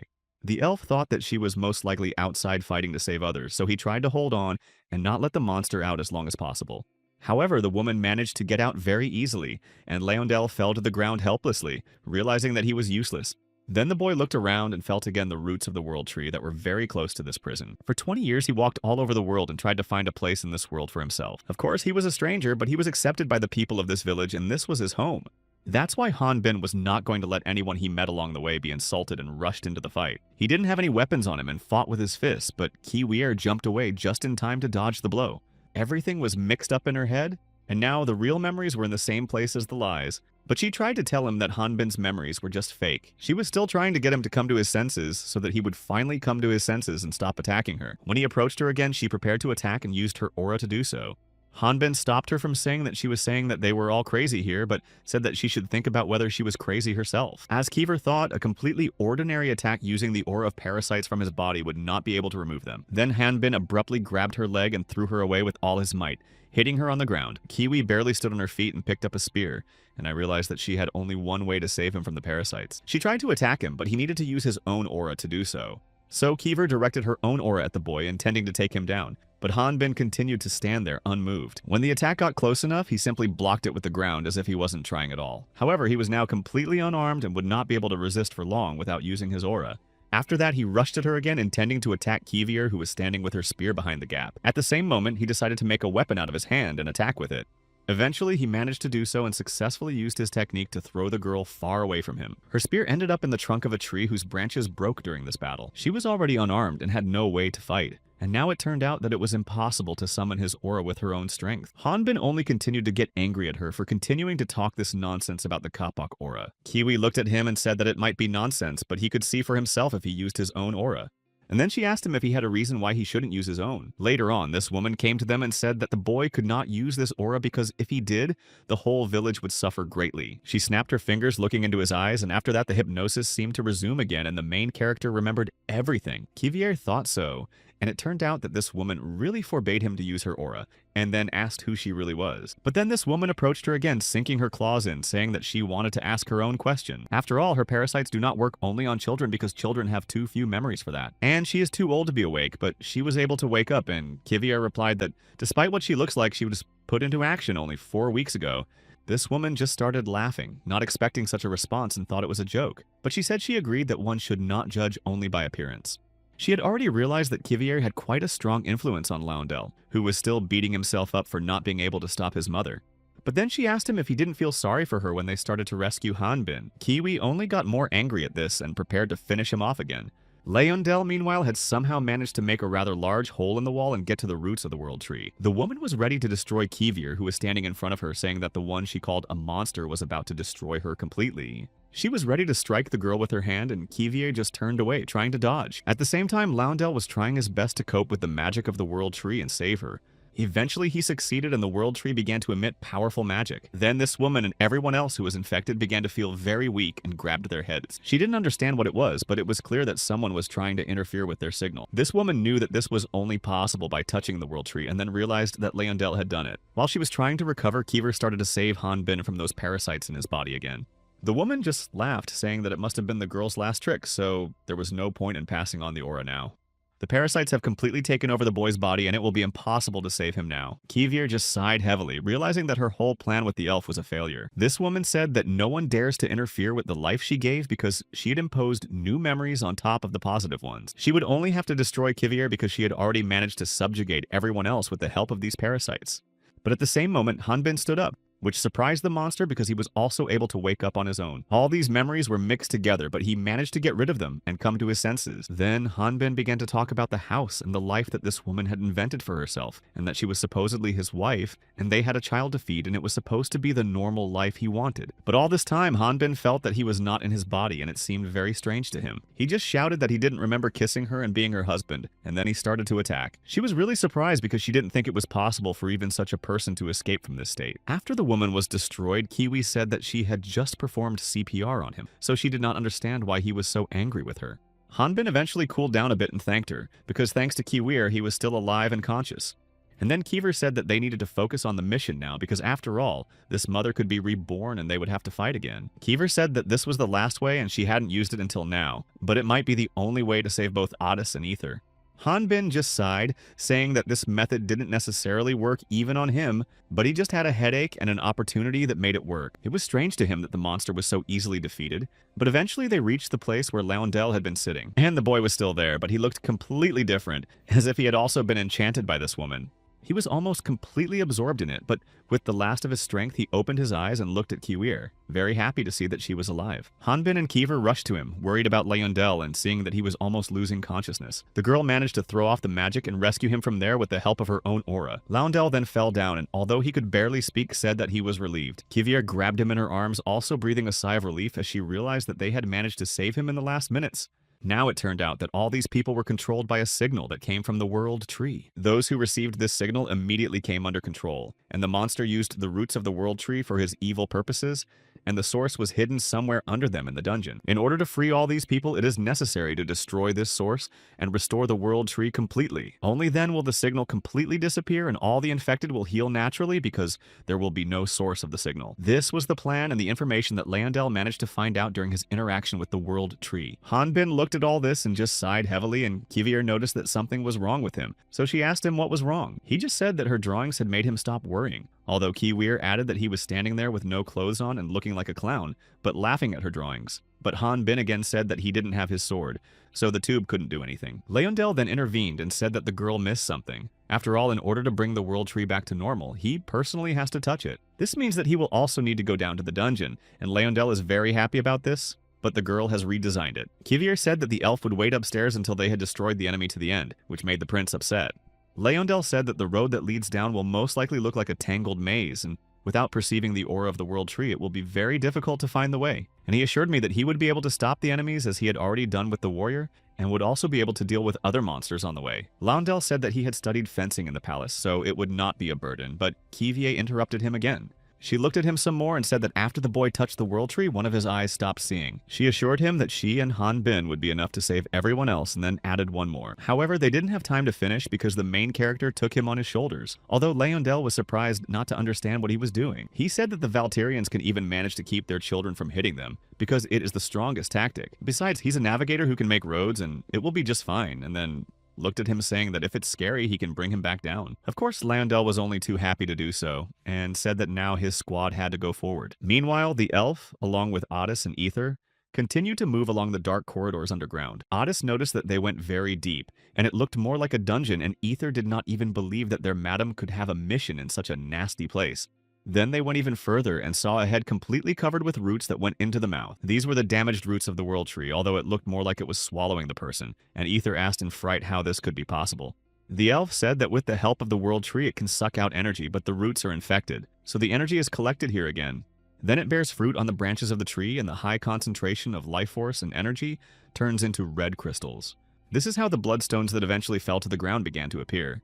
And all this was created only for the sake of one creature that began to destroy people by infecting them with this parasite. Then the elf said that now he would need to find the sword of the Valterian warrior, but then they heard another voice.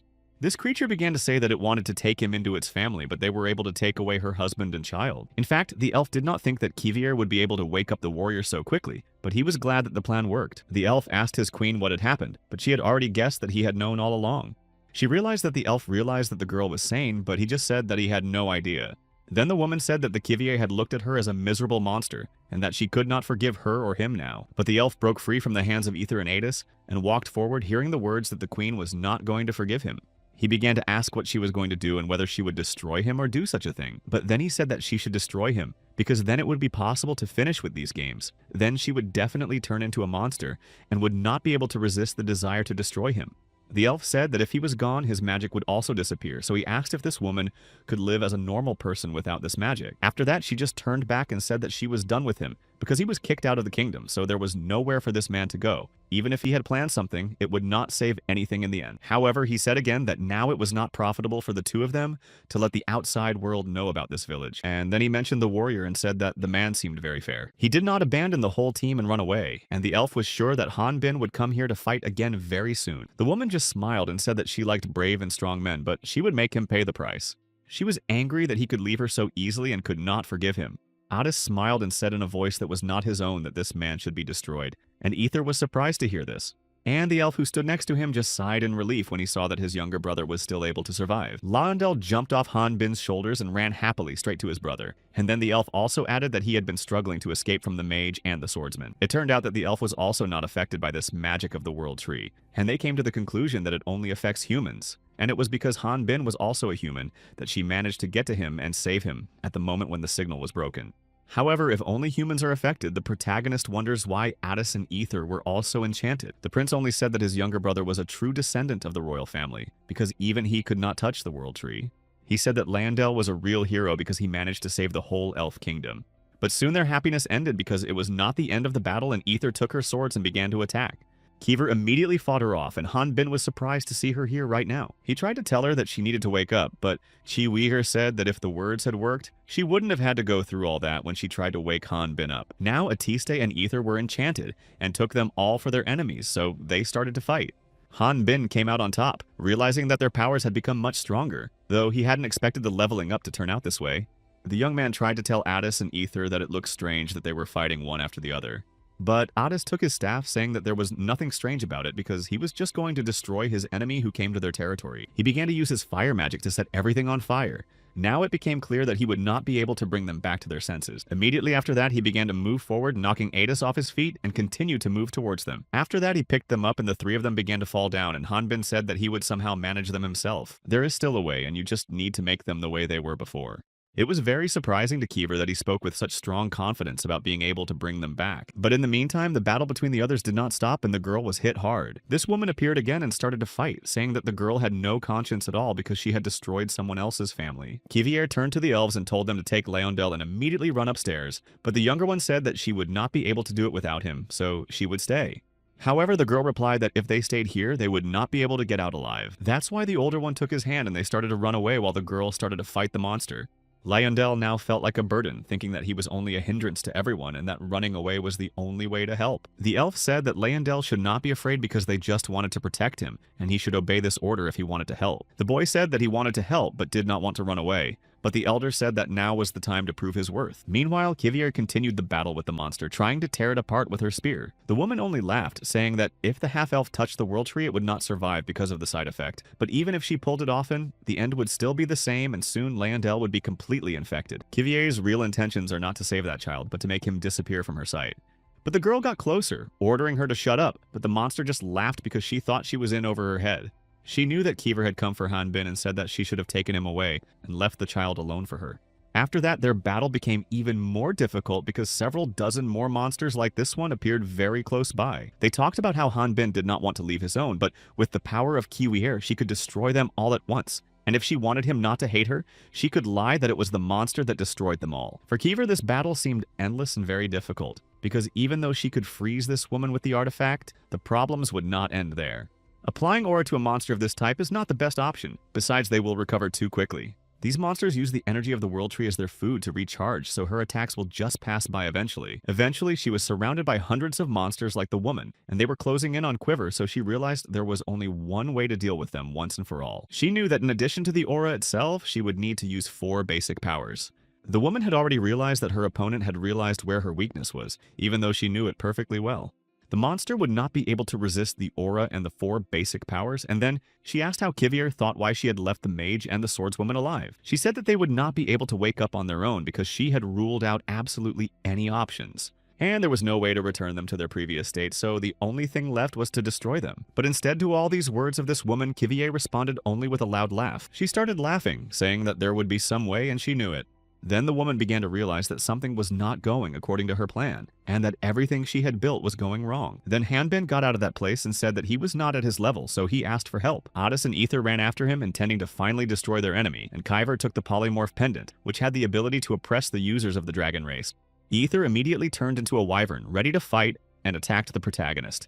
Otis also transformed into a dragon and then began to pour his fire on everything.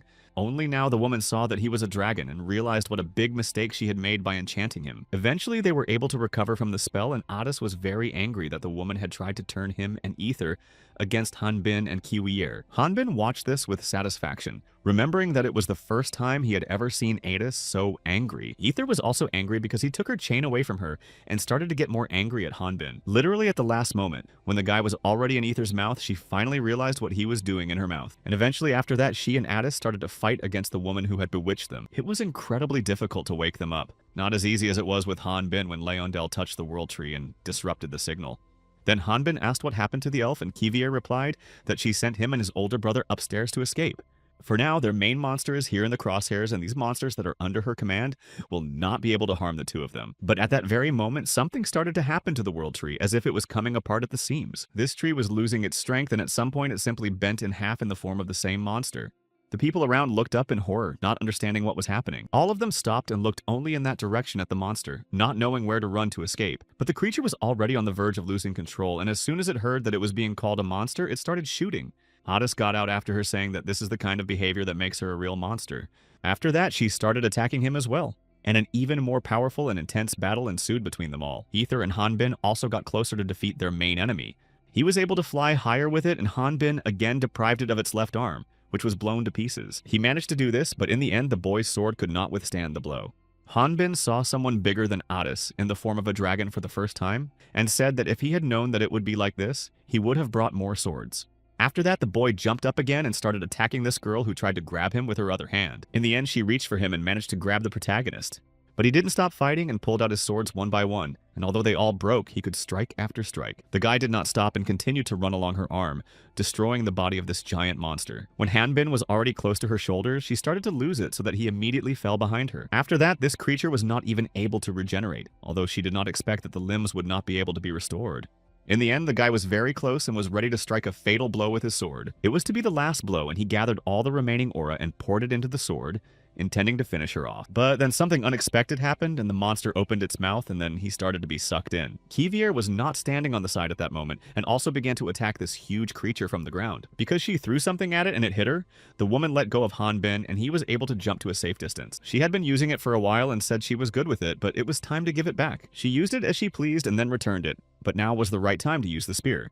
The World Tree had finally started to drain all the remaining energy from this creature, and she could no longer fight on equal terms with them. She looked down, realizing that all this was happening because of that little elf standing there. All the energy of the World Tree would be coming out pretty quickly through that big gap. Leondel really tried his best, but he couldn't even move anymore, so his older brother said that he shouldn't exert himself so much, because it was enough to stop the queen from regenerating. His partners would take care of the rest, and the boy was very happy that he was finally able to be useful to them. When he asked about the gap, his older brother said that it was impossible to know how it appeared here, but thanks to its appearance, the monsters could operate outside the dungeon, and the bigger the gap, the further they can spread and harm all the people around them. According to his calculations, all of them can also reach Elendia, and then Leondel asked a little scared and tired what this meant.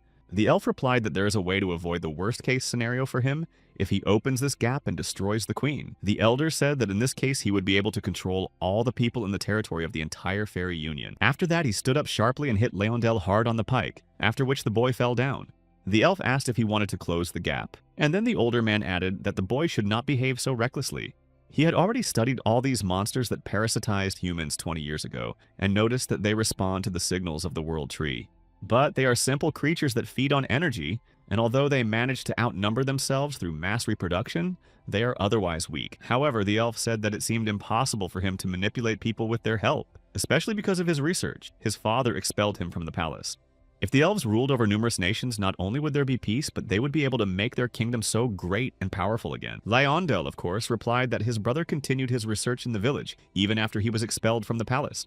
The elf just smiled, saying that he managed to complete them here, and then he noticed this big gap. It was there that he managed to meet this monster that controlled other creatures that obeyed it. Meanwhile, Hanbin went down, realizing that there was only a little bit left to complete this battle. Hades and Ether turned back into humans and together put the queen in a box. So now all that was left was to destroy the creature. Hanbin did not move away from the body of this monster for some time, looking at it carefully.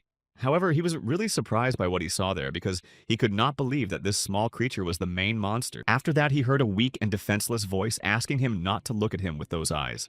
But soon this small monster rushed right at the guy standing in front of him. Hanbin abruptly moved away to prevent it from attacking him, and Kiwi grabbed the monster with her hand. The girl said that they didn't have time to listen to the monster's nonsense anymore. But then Hanbin stopped her, telling her to wait and not to destroy the creature right away. Then he took the monster in his arms, saying that he wanted to ask and learn something. He looked at the creature asking who it was and continued to hold its neck with his hand. This monster was 32nd level and belonged to the tribe of Specimen A. It was also labeled as an angel and had several numbers next to it. Then this creature began to talk about what had happened in a desert gorge where there was absolutely nothing but some insects. It managed to eat everything that was smaller than it was because it did not need to have consciousness or ego. In order to survive and become stronger, he had no other way but to devour everything around him and evolve. But this was also the case with other competitors who remained alive for a long time, which means that they ate many other creatures. Compared to other predators that were just incredibly big, this monster was very weak and small. Most of the time it just tried to run away from them because if it failed, it would definitely not be able to survive. But one day, fortunately, it finally got to him, and he was caught by a monster that was 10 times bigger than he was. This creature was very badly wounded, and it only wanted to be destroyed, or at least eaten right away. But then, very suddenly, he saw a very strange gap next to him that he had never seen before. Realizing that this could be the last time, he instinctively ran towards this strange gap. He couldn't even notice his wounds because he was running so fast to escape, and then couldn't even determine where he had fallen into the gap. Angel kept running as fast as he could until he was sure he was in a safe place. After a while, he reached the bushes and a boy noticed him right away. He went to his mom and dad and told them that there was something strange in the bushes. It was there that they found this little monster who had lost his paw, but because he was so exhausted, he fell asleep. In fact, it was a strange environment for him, and he did not need to hunt anymore because food was given by the hour. No one attacked him when he was weak, but none of the family members knew where the creature came from. They really didn't know the answer to that question, but judging by his speed of recovery, he looked like a wild monster, and none of them had seen anything like it in the neighborhood. The boy was happy because he thought they had found a new species, and his father was more affectionate, but his mother said that it was not necessary to keep this creature at home. But the boy was really sorry for this monster, so he asked what his father thought, and he replied that although this monster was still small, it was just as dangerous as other wild monsters. Despite this, the father was kinder and said that if the mother agreed, they would keep it. But the woman immediately said that they would not leave this creature at home. Then this boy tried to spend more time with the creature anyway, and said that his father was a veterinarian, and he said that the creature would recover quickly. The angel began to eat what he was given, and this food seemed incredibly tasty, unlike what he had eaten before. The boy jumped back in surprise because he did not expect to hear human speech from this creature. After that, the boy and his father began to beg his mother even more to keep the monster, but she still stood her ground. If the villagers found out that they were keeping a wild monster in their home, nothing good would come of it. But then this monster with giant eyes approached the woman and started asking her if she was hungry. It turned out that these large and powerful creatures were not scary, and the monster began to learn more and more about them. The father was a veterinarian and watched the monster eat, so he was able to live comfortably in their house. His mother was eventually convinced, and later she even said that it was too uncomfortable for him to live indoors. So sometimes she would secretly take him with her when she went to the village. And this boy loved to read different books, but at the same time he fell asleep under a big tree. After that, this kid gave him a name, and because this creature was white as snow, the boy went to call him Snow. He had never seen snow in his life, but the monster liked the name very much. Later, the boy went to bed because he was not feeling well, and Snow went to him, going to be there for him because he was worried. At that time, a terrible epidemic began to spread throughout the village, which made him sick. Suddenly, the door opened and Snow heard it, which made him look back a little scared. His parents said that they would be able to call a special doctor who turned out to be the same elder elf. In fact, a lot of different doctors came here, but none of them could tell what kind of disease it was. Eventually, they managed to do it soon, and the family was incredibly grateful to the doctor. The father bowed before him, but the elf said that he had just performed a magic trick and replenished the body's internal energy. In this village, the elves were treated with hostility, but they invited him anyway. And it was the determination of this family that saved their son. But then this elf noticed the creature they kept in their home and added that it was the first time he had ever seen such a species. Then the family said that they had accidentally found it injured and were now watching closely how it was growing. They also said that this animal had unusual abilities, such as taking on the form of the objects it ate. After that, the father reached into his pocket to give the fee he was talking about, but the elf stopped him, saying that he didn't need money. Moreover, their son was still not fully recovered, and the elf said that it would be enough for him if they helped him stay in this village so that he could treat other patients. He also said that in this way he would be able to help in research, and the father almost started to cry, seeing this elf as a perfect personality. He immediately agreed to help in any way he could, but Snow felt something strange about this elf, even though he had medicine to treat almost all people. He also laughed rather strangely and unnaturally, and did not look like the inhabitants of the village, but for Snow, this elf was still almost the same as people. In the end, his father managed to help the elf and persuade the other villagers, although they were categorically against it from the very beginning. But those residents whom the elf was able to cure treated him as a doctor, because they began to gradually recover and feel better. However, in reality, this was not the case with everyone who lived in this small village. Even medicines did not help those who were physically weak, and the boy who was Snow's master was no exception. Never before had such a loud house been so uncomfortably quiet, and at one point the sounds of laughter disappeared. No one called this monster by name anymore, and the family and other villagers began to contract another disease. It could not be cured by any medicine, no matter how hard they tried. Snow missed his master very much and was ready to give anything to return to that time. He just wanted to be called by his name again, and he wanted to hear laughter around him again. But he realized that there was no way to return to that time and bring him back to life. So he just walked to his grave where a bouquet of flowers was already lying. However, one day when it was raining and Snow decided to visit his master, he was noticed by another hunter walking through the forest. After some time, the monster returned to the family, but they were already more hostile to him. They looked at Snow in a completely different way, as if they did not recognize the animal they had kept at home before. His father looked at him carefully, as if remembering something, but could not believe that it was the same creature. He really changed quite a bit and then began to walk on two legs like a human, and then say that he was in great pain. Then Snow began to say that his mother was in pain as well as his father. He said that the boy had disappeared and now they all felt bad because of this tragedy. But then Snow said that everything could be very good now because they had him. He said that he could become their family instead of the boy, and they could not be sad anymore. After that, the father could no longer stand it and began to attack the creature, calling it a nasty monster.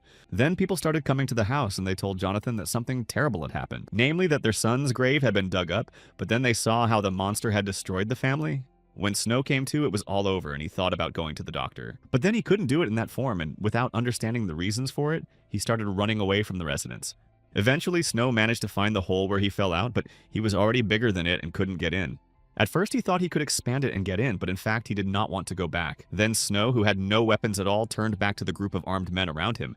They said that the gap had appeared suddenly, just like the monster and the diseases, and they began to blame Snow for it. Snow began to cry when he heard that he was being blamed for it, and began to shout that it was not his fault. After that, people heard that the creature could speak human language, which scared them even more. But something strange started happening, because it was after what they heard that all these people started killing each other in front of Snow. He was the one who made them do it, and then somehow he also gained the ability to control the blood-eating monsters.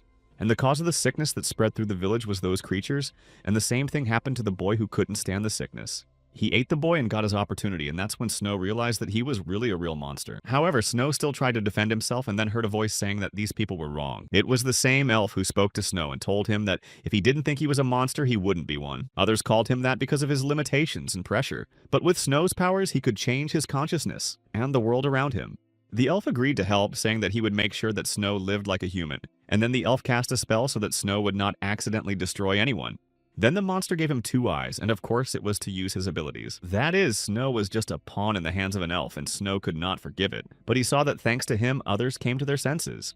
Kivier said that the problem was that they knew what else the elf could do and use Loundel, so she asked where the boy was now. Snow began to cry when he realized that the elf had betrayed him, and then realized that these people also think he is a monster, and they are all just postponing the moment of execution to find out more information. Then Adis came forward and said that he also had times when he lived like a wild animal and had to kill people for survival. Now Adis really regretted it, and Kivier tried to keep the mage from going forward, but Hanbin said that it would be better for them to leave things as they were for now. Then Snow thought that Adis was suggesting that he repent and move on. even though the wizard did not consider all attempts to survive a sin. But he also recognized that taking people's lives because of those monsters and attacking them was also wrong. Snow said that Addis spoke as if he knew everything, but Addis had turned into a human and Snow could not. He said that they were all looking at him as if he were a real monster, and otherwise he would not have acted like that. But then Addis hugged Snow, telling him calmly that he and Snow were both monsters. This can't be changed no matter how much we want to, but Addis said that it shouldn't be used as an excuse anymore. He also told me not to turn those he loved into scary monsters. Addis was surprised that no one was really kind to this creature. Finally, they all fell silent against the backdrop of this giant creature lying behind them. Kiever didn't understand why Hanbin and Ether were just standing there watching it, because she thought they should get it over with as soon as possible. Hanbin smiled and said that it was really time to end it now. They just need to find Leondel and destroy the second prince, and then everything will be over. For some time, they still stood there looking at everything that was happening, and the monster behind them disappeared.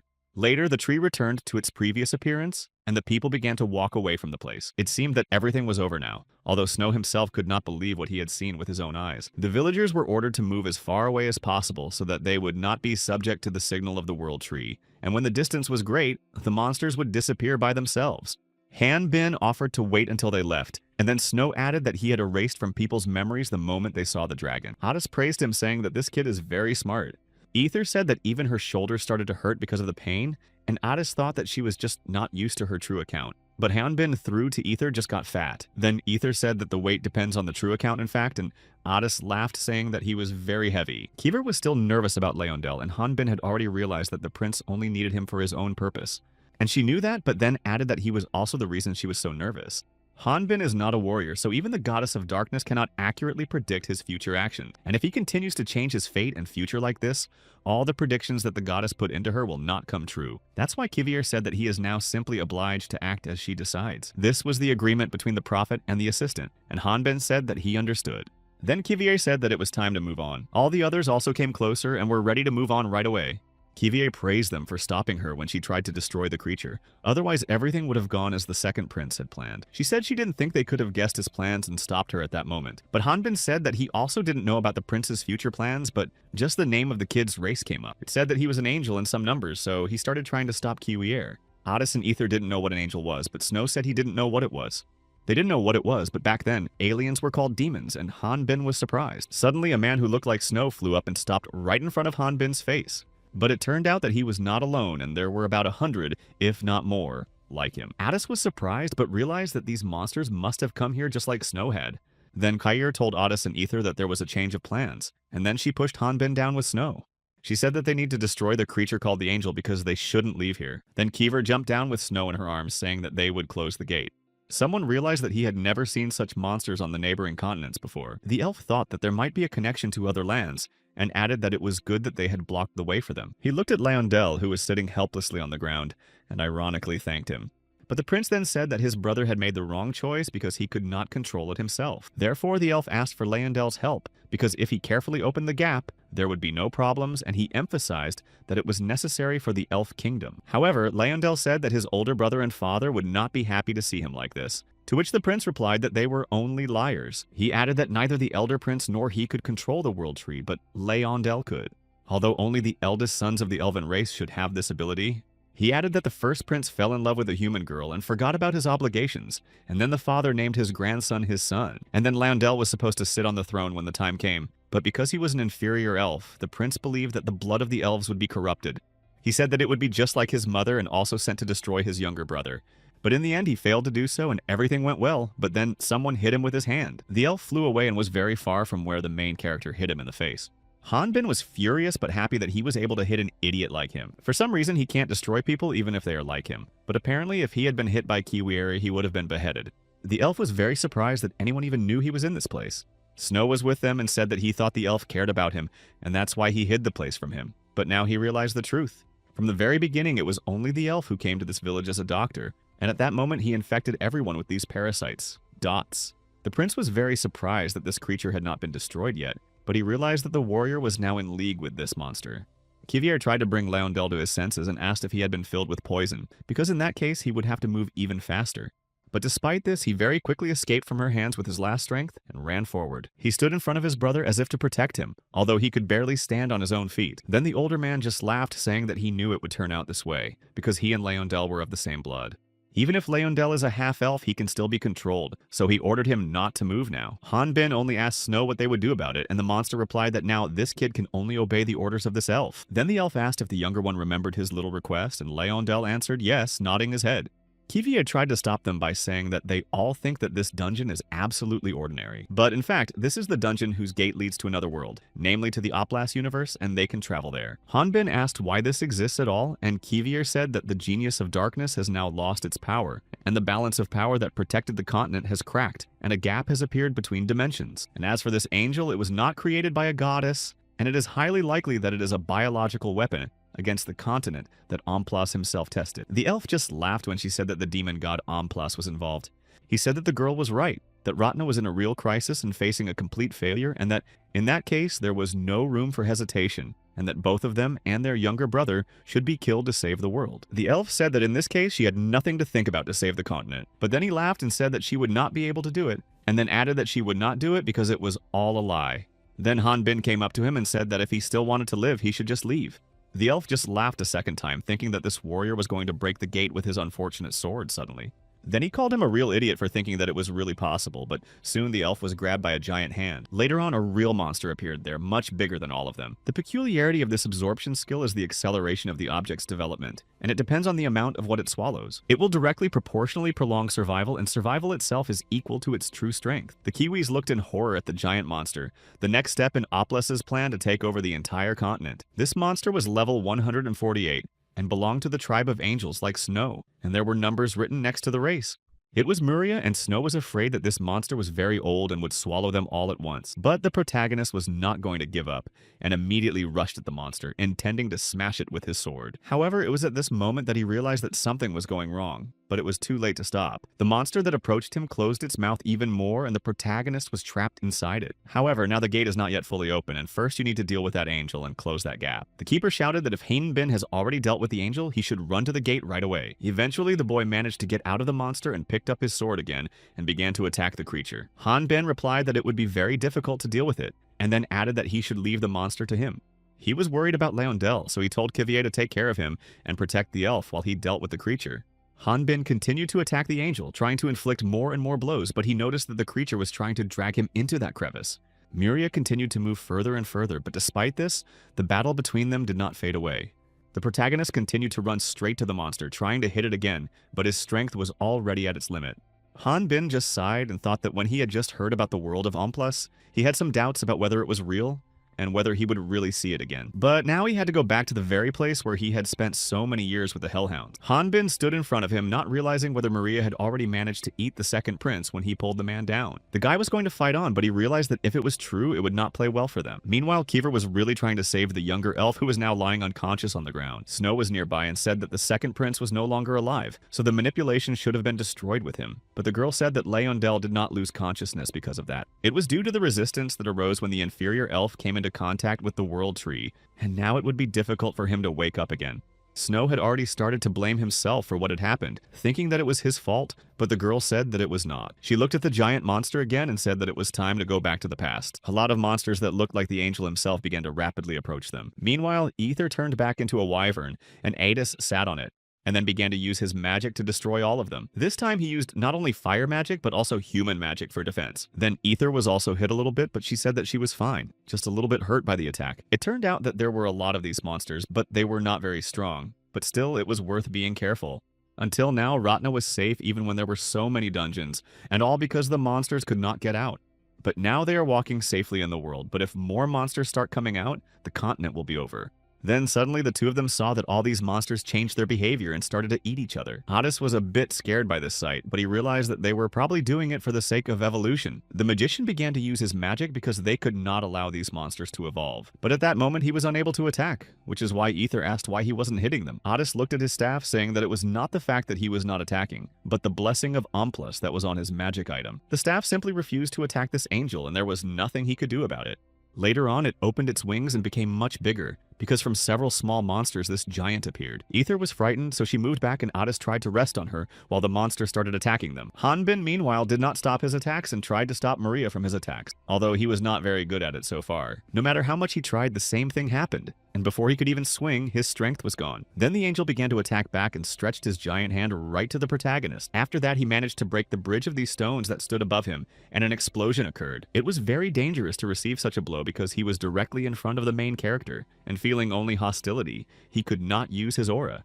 Then he opened the window and realized that everything was connected to the landmark from the very beginning. Hanbin realized that the landmark had been programmed to make it impossible to attack this angel from the very beginning. He read that this was true, and then it was written that he should sacrifice himself to the deity's minion and strive for eternal life. Alone, all these creatures are not so strong, but as long as the gate is open, they keep coming out.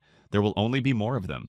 Kyver kept trying to find a way to somehow destroy them, and Snow said that it was possible, but only temporarily. But judging by his experience, they have a lot of food. The girl then realized that the only thing left to do was to close the gate so that the monsters had no place to go. Snow replied that we wanted to do it too, but only Leondel could do it, and he had lost consciousness. That is why in this state he will not be able to even approach the World Tree, because it could be fatal for him. Kivier said that she knew about this and did not understand how they could survive. Later, another chasm opened up near them, connected by roots from the inside. However, it turned out that it was Otis and Ether who shouted for them to quickly move aside and give them space. Together, they were able to escape from the giant angel that was approaching and radiating its aura. Kyver and Snow watched in amazement, but for a moment, the monster behind them actually stopped. Then, having made another hole in the walls, Otis and Ether began to fly further, trying to gain speed. Otis looked back as if to signal her that the time had come. Then the angel started to attack them again, and Ether turned backwards and they started to fall down. The angel continued to attack, but the attack did not hit the two of them because they flew down. After that, Ether turned back into a wyvern and then asked what kind of place this was and where all these monsters came from. Otis said that they had merged with each other and were no longer chasing them, and then said that Hanbin must be here somewhere and they needed to find him, because judging by what happened to Oplus Blessing, the boy would not be in the best position now. If they didn't fight those creatures at full strength, and Otis was worried that Hanbin might be in danger. The mage looked around and saw a pit and then told Ether to fly straight to it. In the end, he was right, and there they saw Hanbin, who was in a terrible state but still alive. Kyver saw that all the little angels had been swept away, but that there was still danger, but then Leondel came too. Although he still felt terrible and powerless, he told the girl that he had one request. Snow hid behind the rocks while the elf told him what he wanted, or she would take him to the roots, but Kyver said that he was in no condition to do that now. Leondel replied that he was well aware of this, but he did not want to become a problem for the whole kingdom. He is a representative of the elf royal family, and as one of them, he has to take responsibility for all this. So he asked for help. Leondel saw that Kivier was still hesitant and did not want to do it, but still asked her to do it, at least for his sake. With that, Otis rushed over to Hanbin and helped him up, telling him to walk more carefully and slowly. But the boy just smiled and looked at him and said that when he lived in the mountains, it was a common thing. Then he thanked them because, thanks to them, he would be able to participate in the second battle. Otis could see that Hanbin was talking like that, but it was too early to be serious and he would not be able to take the same kind of blows and fight as he had done until now. Kivier then came up to them saying that there was no point in fighting these angels anymore, and they just needed to block the gate so that they could no longer enter here. The girl said that the gate would close very soon, and they returned here without Leondel. Later, they saw a small elf who was being tied to the roots of the World Tree. The others began to shout that the elf had to be saved, because they would just sacrifice him. But Snow said that there was no point in calling for him because Leondel was no longer conscious, and he could only control the monsters so that they would not destroy him. Kyver said that she spoke when she first met them all about the fate of this elf. She is a prophet of the goddess of darkness, and in order to fulfill the will of the goddess, and for the continent to continue its existence, it is necessary to save people from the worst. That is why the goddess of darkness created her, and wanted Kivier to protect Ratna and the people who live here. Kivier said that nothing was more important to her than that, although it was hard for Ether to accept the words they were saying. Then, very suddenly, Hanbin approached Leondel, trying to pull him out of those roots of the World Tree. It was as if he still didn't understand what Kivier had said about the boy saying that he understood everything perfectly well, but continued to pull at those roots. Leondel was not supposed to live by these predictions, but then the goddess would be able to save Ratna as planned. But the boy still did not understand something. He exclaimed that the world could not be destroyed if they saved just one little boy. And Kivier said that if he was so weak, he was better off being one of millions of other people. Immediately after that, the other monsters began to approach them again and try to attack them, while the main character was still being saved by the elves. Hanbin had already noticed that this creature was devouring all the other angels and trying to evolve again, which in the story succeeds. Then Addis came closer to Hanbin and created a shield around the boy, protecting him from the attack of this giant monster. Ether came up to him and the mage said that they would try to buy time but would not last long, so she added that as soon as they rescue Leondel, they should come to them. Kivier was surprised when the two of them decided to confront this giant angel alone, but the protagonist smiled and said that he would quickly cope. However, in reality, the roots of the World Tree can only be torn apart with the help of aura, not just with his hands, no matter how much strength he has. In addition, he would not be able to use the aura through the landmark, so the girl told him to let go of all these roots immediately.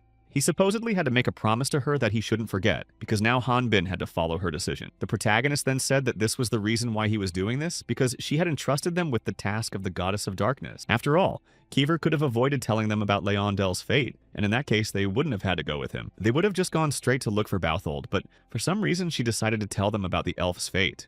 Maybe she didn't know it and didn't want to admit it, but even then, Kivier made a decision about it. She wanted to save this elf from the prophecy she knew before, and said it even though she was unconscious. But then the girl said that even if she did and she consciously said it, there was nothing they could do now. Hanbin will not be able to fight the angel, and none of them, except Leondel, will be able to close the gate. The only thing left to do is to sacrifice him, because they really have no other way to close the gap. But Hanbin looked around and shouted that he had a way, and it was to fight the monster with his full strength. Leondel eventually fell unconscious into the arms of Kivier as the battle between the angels and the team continued. He found a way to harness the goddess's power, and Kivier said that it was the first time she had seen a helper like him in Ratna's history. Later, a mistake was discovered because someone had tampered with the landmark, and it was impossible to recognize the enemy, so the only thing left was to destroy the enemy. Hanbin was only too happy to hear this and said that this is exactly what he was doing now. He was just going to smash the monster to pieces. This creature was not special, but it had been 25 years since he had managed to survive. In the place where he lived, he managed to become the strongest among the other monsters, and then everything stopped in a traffic jam. Those it devoured were weaker and weaker, no matter how many of them there were. It did not give the necessary strength, and the monster could not develop further. Even the opportunity it received at some point began to sharply reduce its metabolism, and it was enough to eat only once a month. It had no enemies and did not need to move, i.e. it was only a benefit for this monster. All he did was sleep and eat once a month, and it was all for free.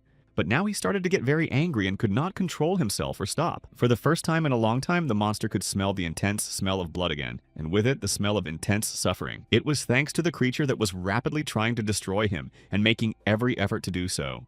The protagonist still continued to fight with that creature, trying to end this monster and destroy it completely. Miria still felt an incredible sense of hunger and still wanted to swallow his enemy alive. Snow asked what kind of magic he was using if he was able to fight such a powerful monster at the level, but Kier replied that it was not magic. He was fighting with his sacred abilities. Hanbinu set up this landmark to fight the monster. That's all, he just hacked the controls so that it wouldn't mistake this creature for an angel. It was necessary to add a little more of its aura, but compared to his aura, it was incredibly small, so it would not have much effect. Snow now began to realize that this was the power of this guy, but he still had to hurry because Eternity's guide could not be deceived. Kivier then let Leondel go, asking Snow to take care of him, because she wanted to get Addis and Ether out of there. The elf only begged the girl not to leave with his last strength, and then began to talk about his mother and brother. Kivier just smiled at Leondel and then calmly said that he would be able to return to the Elf Kingdom very soon. But then the creature said that they should stay here, but Kiwere asked what about the other monsters that were left. Snow said that she had already spent a lot of energy and it would be very difficult to explain to Leondel who he was when he came to. Moreover, Snow saw that Leondel needed Kiver and that he did not want to let her go. The girl left smiling at this angel and sincerely thanked him for it. Hanbin, meanwhile, continued to swing his sword, trying to smash the monster and aiming for its head.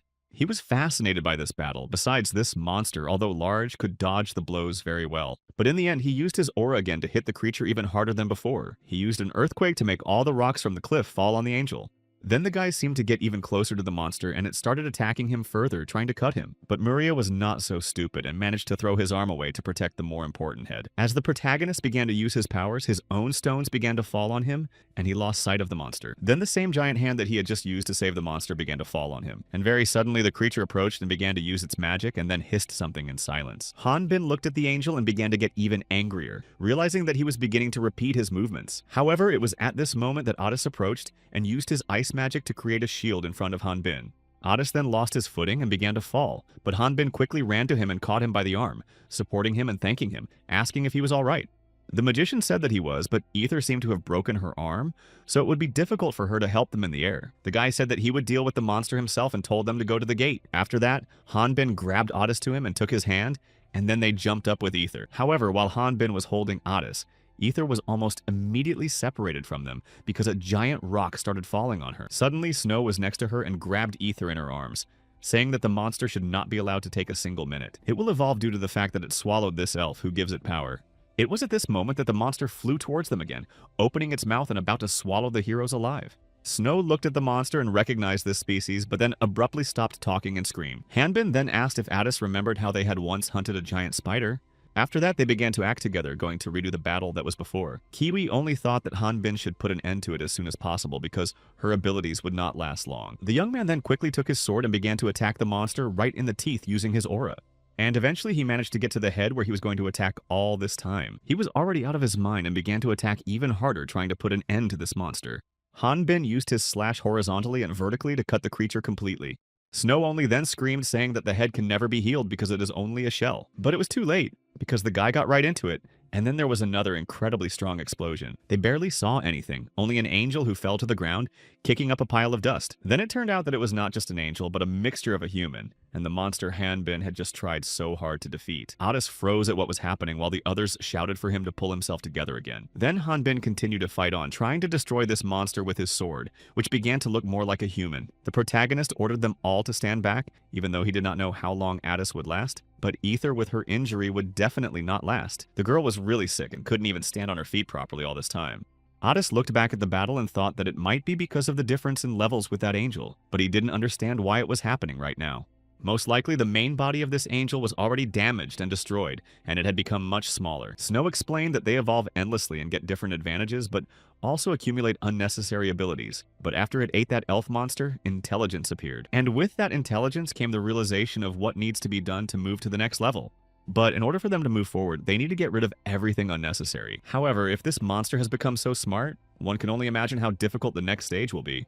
Meanwhile, the protagonist continued to fight with the angel that had turned into a creature more like a human. The guy realized how difficult it was to deal with him, but thought that it might be because he had become smaller. Each attack of this creature was thought out to the smallest detail, and Hanbin no longer felt that he was competing with the monster. Especially these giant wings, he puts an aura into them and makes them more powerful, like the main character did with the sword. So he began to guess what would happen next. Hanbin had already noticed this during the fight, and it seemed to him that this creature completely repeated his battle tactics. At one point, he was very close and almost managed to hit the monster, but it dodged the blow. When Hanbin tried to attack, he flew past and instead was only attacked by his opponent. And it turned out that the guy was right, because this creature began to use his own attacks. Hanbin, meanwhile, was just trying to dodge again to avoid being attacked, but now there was no doubt that he was using his techniques. While he was trying to run away, everything around him exploded very quickly and abruptly. Hanbin stopped in his tracks, staring at this cloud of dust, and realized that his opponent's attacks were very dangerous. But then he also realized that the magic that was being used was fire magic. Addis, despite Hanbin telling them to flee immediately, just turned into a dragon and was going to fight. Snow replied that even if they ran away, once this monster came out, they would all be dead. Ether added that now she can only keep the drought going, but they have no other choice but to defeat the monster. It's the only and best thing they can do, but the main character still tried to convince them to escape. In the end, this angel came down to earth and said very sadly that he was prevented from striking. He just looked at everyone else with a glassy gaze and told them not to interfere with his battle. Kivier, who was sitting with the elf, noticed that someone was approaching with great speed, but she knew that there could not be anyone with such strength. However, at that very moment, the stones around her flew up, and she looked around and saw a figure appear in the air. She was really surprised to see her there, and only asked where she was from. Hanbin, meanwhile, continued to attack his opponent relentlessly, trying to get him as far away from here as possible. The angel noticed that the guy became even stronger due to the fact that he destroyed someone like him. It seemed very unusual to him, but the boy just kept shouting that he would destroy his opponent later. However, as soon as Hanbin approached him, the angel began to attack him again. Despite all this, Hanbin also began to strike, and this surprised the opponent because he did not expect him to resist so much. The guy just stopped attacking and for a moment just froze in place right in front of him. Hanbin's mouth was bleeding and he couldn't move, but now, as if out of the blue, what he needed to defeat his opponent had disappeared. For the purpose of checking the orientation, all user movements will be suspended, as the protagonist's instructions said. For some time, they stood silently in front of each other, but none of them attacked this time. But this angel was not going to give up, and the protagonist, despite the fact that he could not move, did not give up either. However, at the last moment, Kiver managed to throw this angel away and she saved Hanbin. He only asked her to break his landmark again, but Kiver replied that he was barely alive and most likely knew that his rival had not let him go. The best thing to do now is to just run away as fast as possible, but Hanbin wasn't happy to hear that. He said that he'd rather let him stay here forever and destroy him, but he wouldn't let this bastard go. Kiever just said that this was a very stupid and unreasonable position to take right now. If Ratna could have been saved by his sacrifice alone, it would have been over a long time ago. Besides, if he doesn't survive now, there is no telling what will happen to the rest of the team. Meanwhile, this angel only continued to approach them, asking if there were any members left who could still stop him. But then, literally out of nowhere, giant plants began to appear and trapped him in a cage. These were the very roots of the World Tree that miraculously broke through and began to close the opponent inside. In fact, none of them knew what was happening here and how the roots managed to get in. It was Leondel's elder brother who ordered them all to move quickly because you can't hold the monster back for long. Hanbin was really surprised to see this wound because he remembered that the monster had struck them several times. Ether said that if they had been hit by it, they would not have survived, but Snow was able to protect them by absorbing the blessing of Omplus.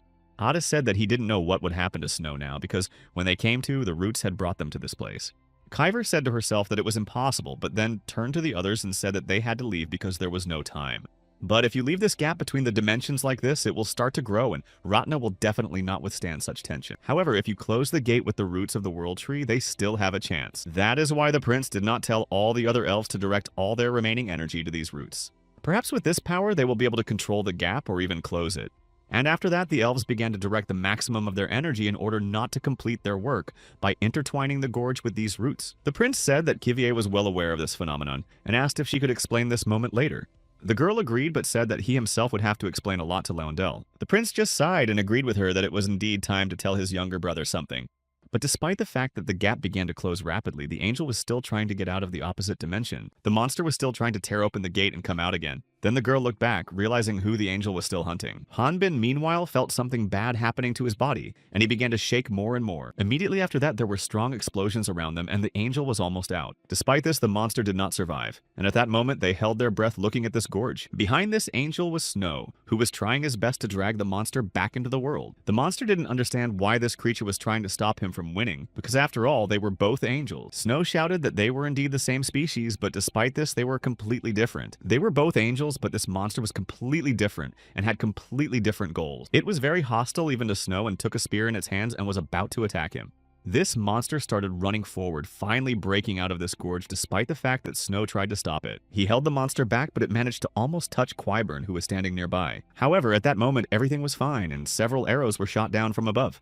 It was Holian who at the last moment was able to help, and exhaled calmly, seeing that they were all alive. And the people saw what was happening to the tree, but they were very scared and surprised to see what had happened to their village. They shouted that there were hunters who should go and catch the monster, but he said that he was just ordered to protect the people, and that was it.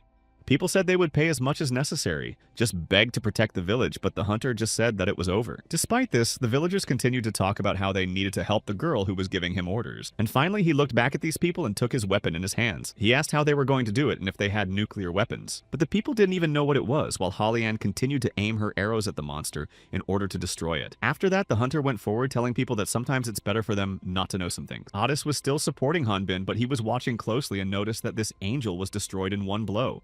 The Prince of the Elves stood up looking at Holian and thanked her, because it was thanks to her that they survived at a critical moment. Hanbin was really surprised to see her, because he did not think that they would meet so soon, especially at such a moment. With her help, he managed to get up and Holian began to use her power. However, despite all this, and the fact that Hanbin was very exhausted, he was going to defend further and told Otis and Ether to hide behind him. But Ether stood still, surprised at how thick the prana was around them.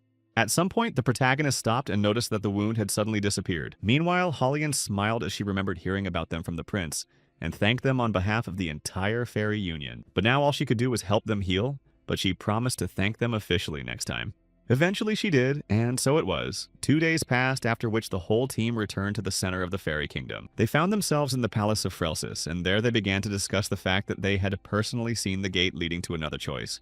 Prince Candle said that this was all he could say on his own behalf. Crum Brindle, the dwarf king, said that he did not know what dimension this gorge was connected to, and that there were unknown monsters with intelligence, and then added that if they came sooner, they could test their new weapons. Then the king of the Sylphs, Kudabadi, said that if the dwarves could destroy the monster with their wild weapons, there would be no need to worry. But the problem was that this monster was trying to get out of the gorge of its own free will. They were only grateful to Holian that she reacted quickly and was able to help, but the girl only said that at the very end she threw the monster back. She added that if Leondel hadn't fought with those hunters, risking his life, she wouldn't have been able to stop the second wave of the attack. Kudabadi said that this warrior and his assistants were very cool, but the Dwarf King certainly praised them, but did not think they did anything too special. He said that if you look at it from another angle, he didn't know how those monsters from the gorge appeared. Holian said that maybe they really had something to do with what had happened. Then the elf began to speak, saying that he wanted to be honest and did not want to be deceitful.